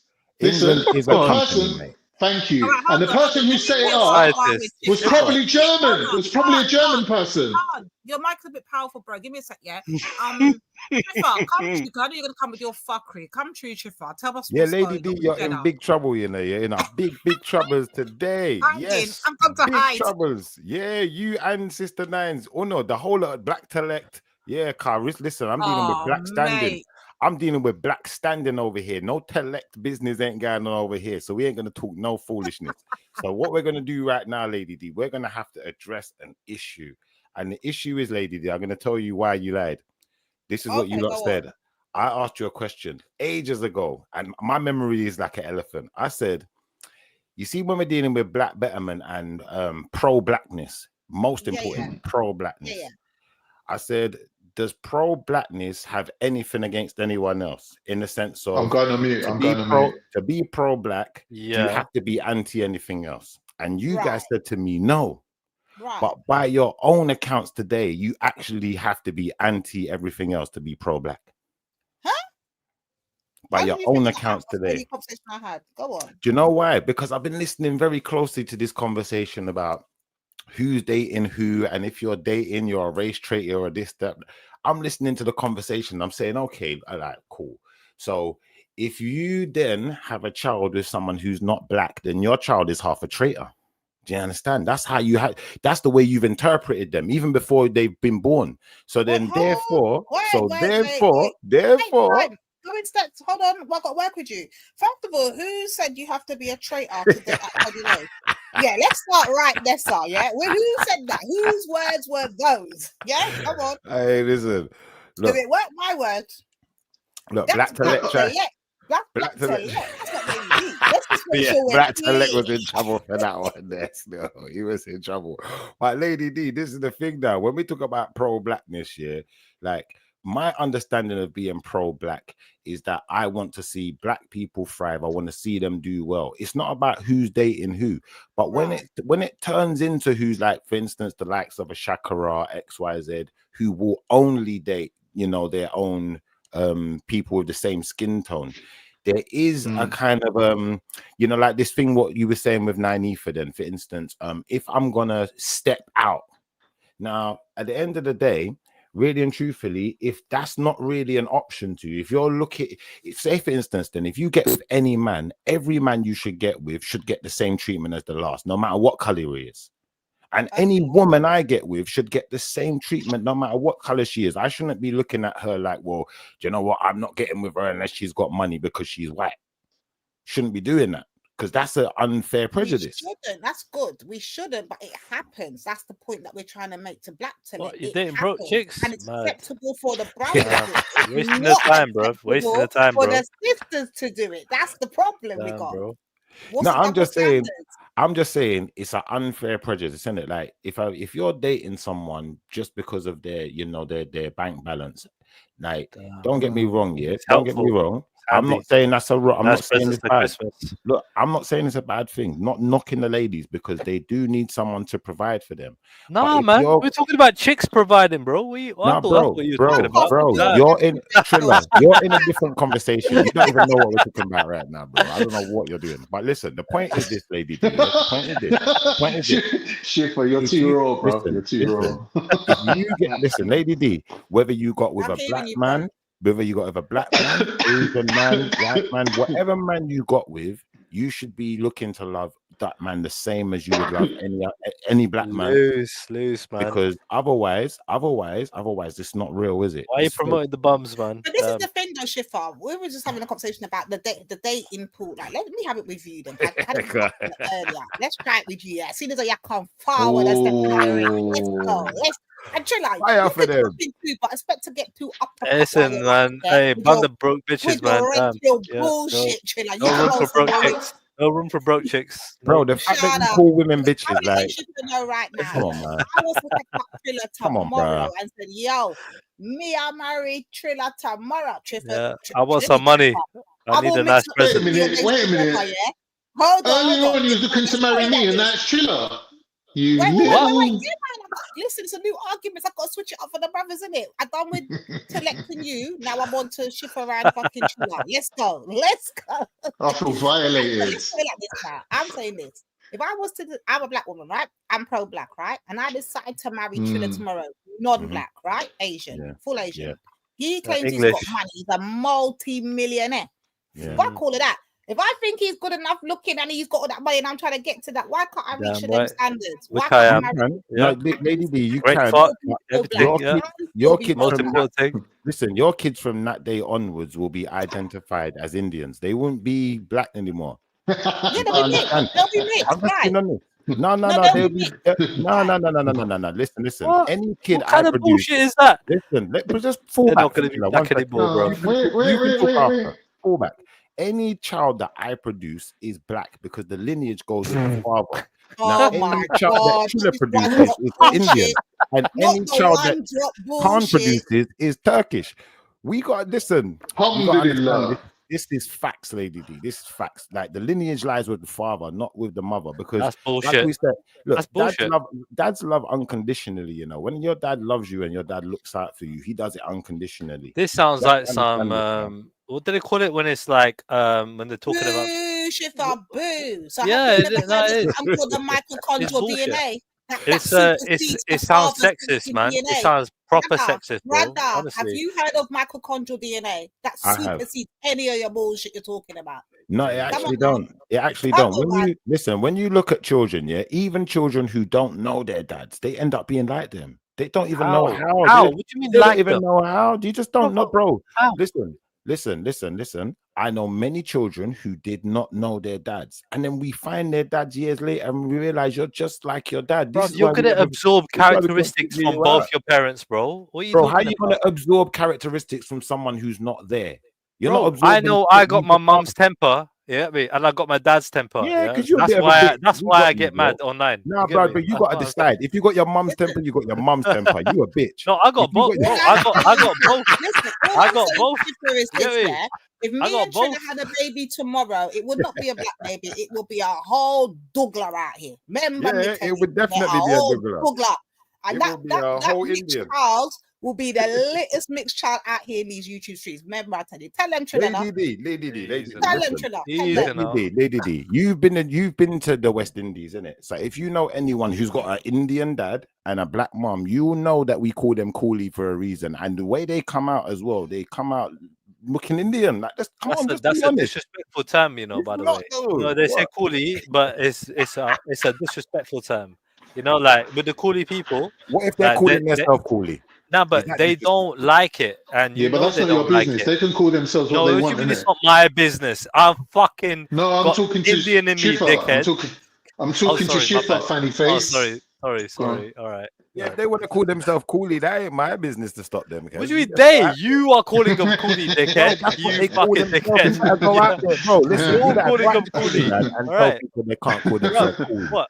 And So when what? you You got listen, black when you people arrive calling in you the Trinidad N-word, and yeah? you're All talking right. about your And blood you, clad, but that's okay with you when somebody else calls you that, right? As I long want as to they're ask black. Shifa a question. Shifa, it's Shifa, better than while mixed you're race, there. isn't it? Shifa, Way let me better ask you than a mixed question. race. Yeah. What about half caste? Shifa, What about half 1 minute, caste? I don't use forget that. all that bullshit. Shifa, let me ask you a question. You know geography, right? You know the Yeah. world. Yeah, Are Mauritius people black or are they Indian? they're both. But you just said the lineage comes from the dad's side. I'm black, then my child is black, right? That's facts. So are they Indians that moved to Mauritius that are Indian still? Yeah, that's what I'm saying. It's mixed. You're gonna have Indians and blacks because if your dad was Indian, then you're gonna be the Indian side. If your dad was black, you're gonna fall on the black side. So this is gonna be a mixed bag. Okay, so when we look at the whole island of Mauritius, what is the majority? I would say It's Indian, the isn't it? Yeah, I would say the majority might look Indian, but they might not actually be, you know. But they look Indian because they are Indian. People in the back, Billy. People Yeah, but in the that's back. like, do you know what that's like saying? That's like saying that Somali is an Indian because they look Indian, or One minute. Eritreans Brother. are Indian because they look. All right, let me Indian. rephrase it. Let me rephrase it. Can Mauritius person claim to be Afro-Caribbean? Possibly. If they wanted, they could pass for it. They could definitely pass. What, Lady D? What is going on today? With this Listen, fucking Shifa making up and shit. fucking to let me to be reprogrammed. The brothers are gone. I'm You know telling what? you, look, the brothers are Some of them gone. could pass. Lady D, are you saying some of them couldn't pass for Afro-Caribbean? It don't matter about pass. Don't matter about pass. days. Is the Oh, island bro. of Mauritius? Listen, my brother, God, bro. is the island of Mauritius part of Africa, or is it part of the Caribbean, or is it part of India? Look, Africa, it's part of innit? Africa. It's part of Africa, and you know No, what? it Cities are ain't. from- Mauritius ain't no Listen. part of Africa.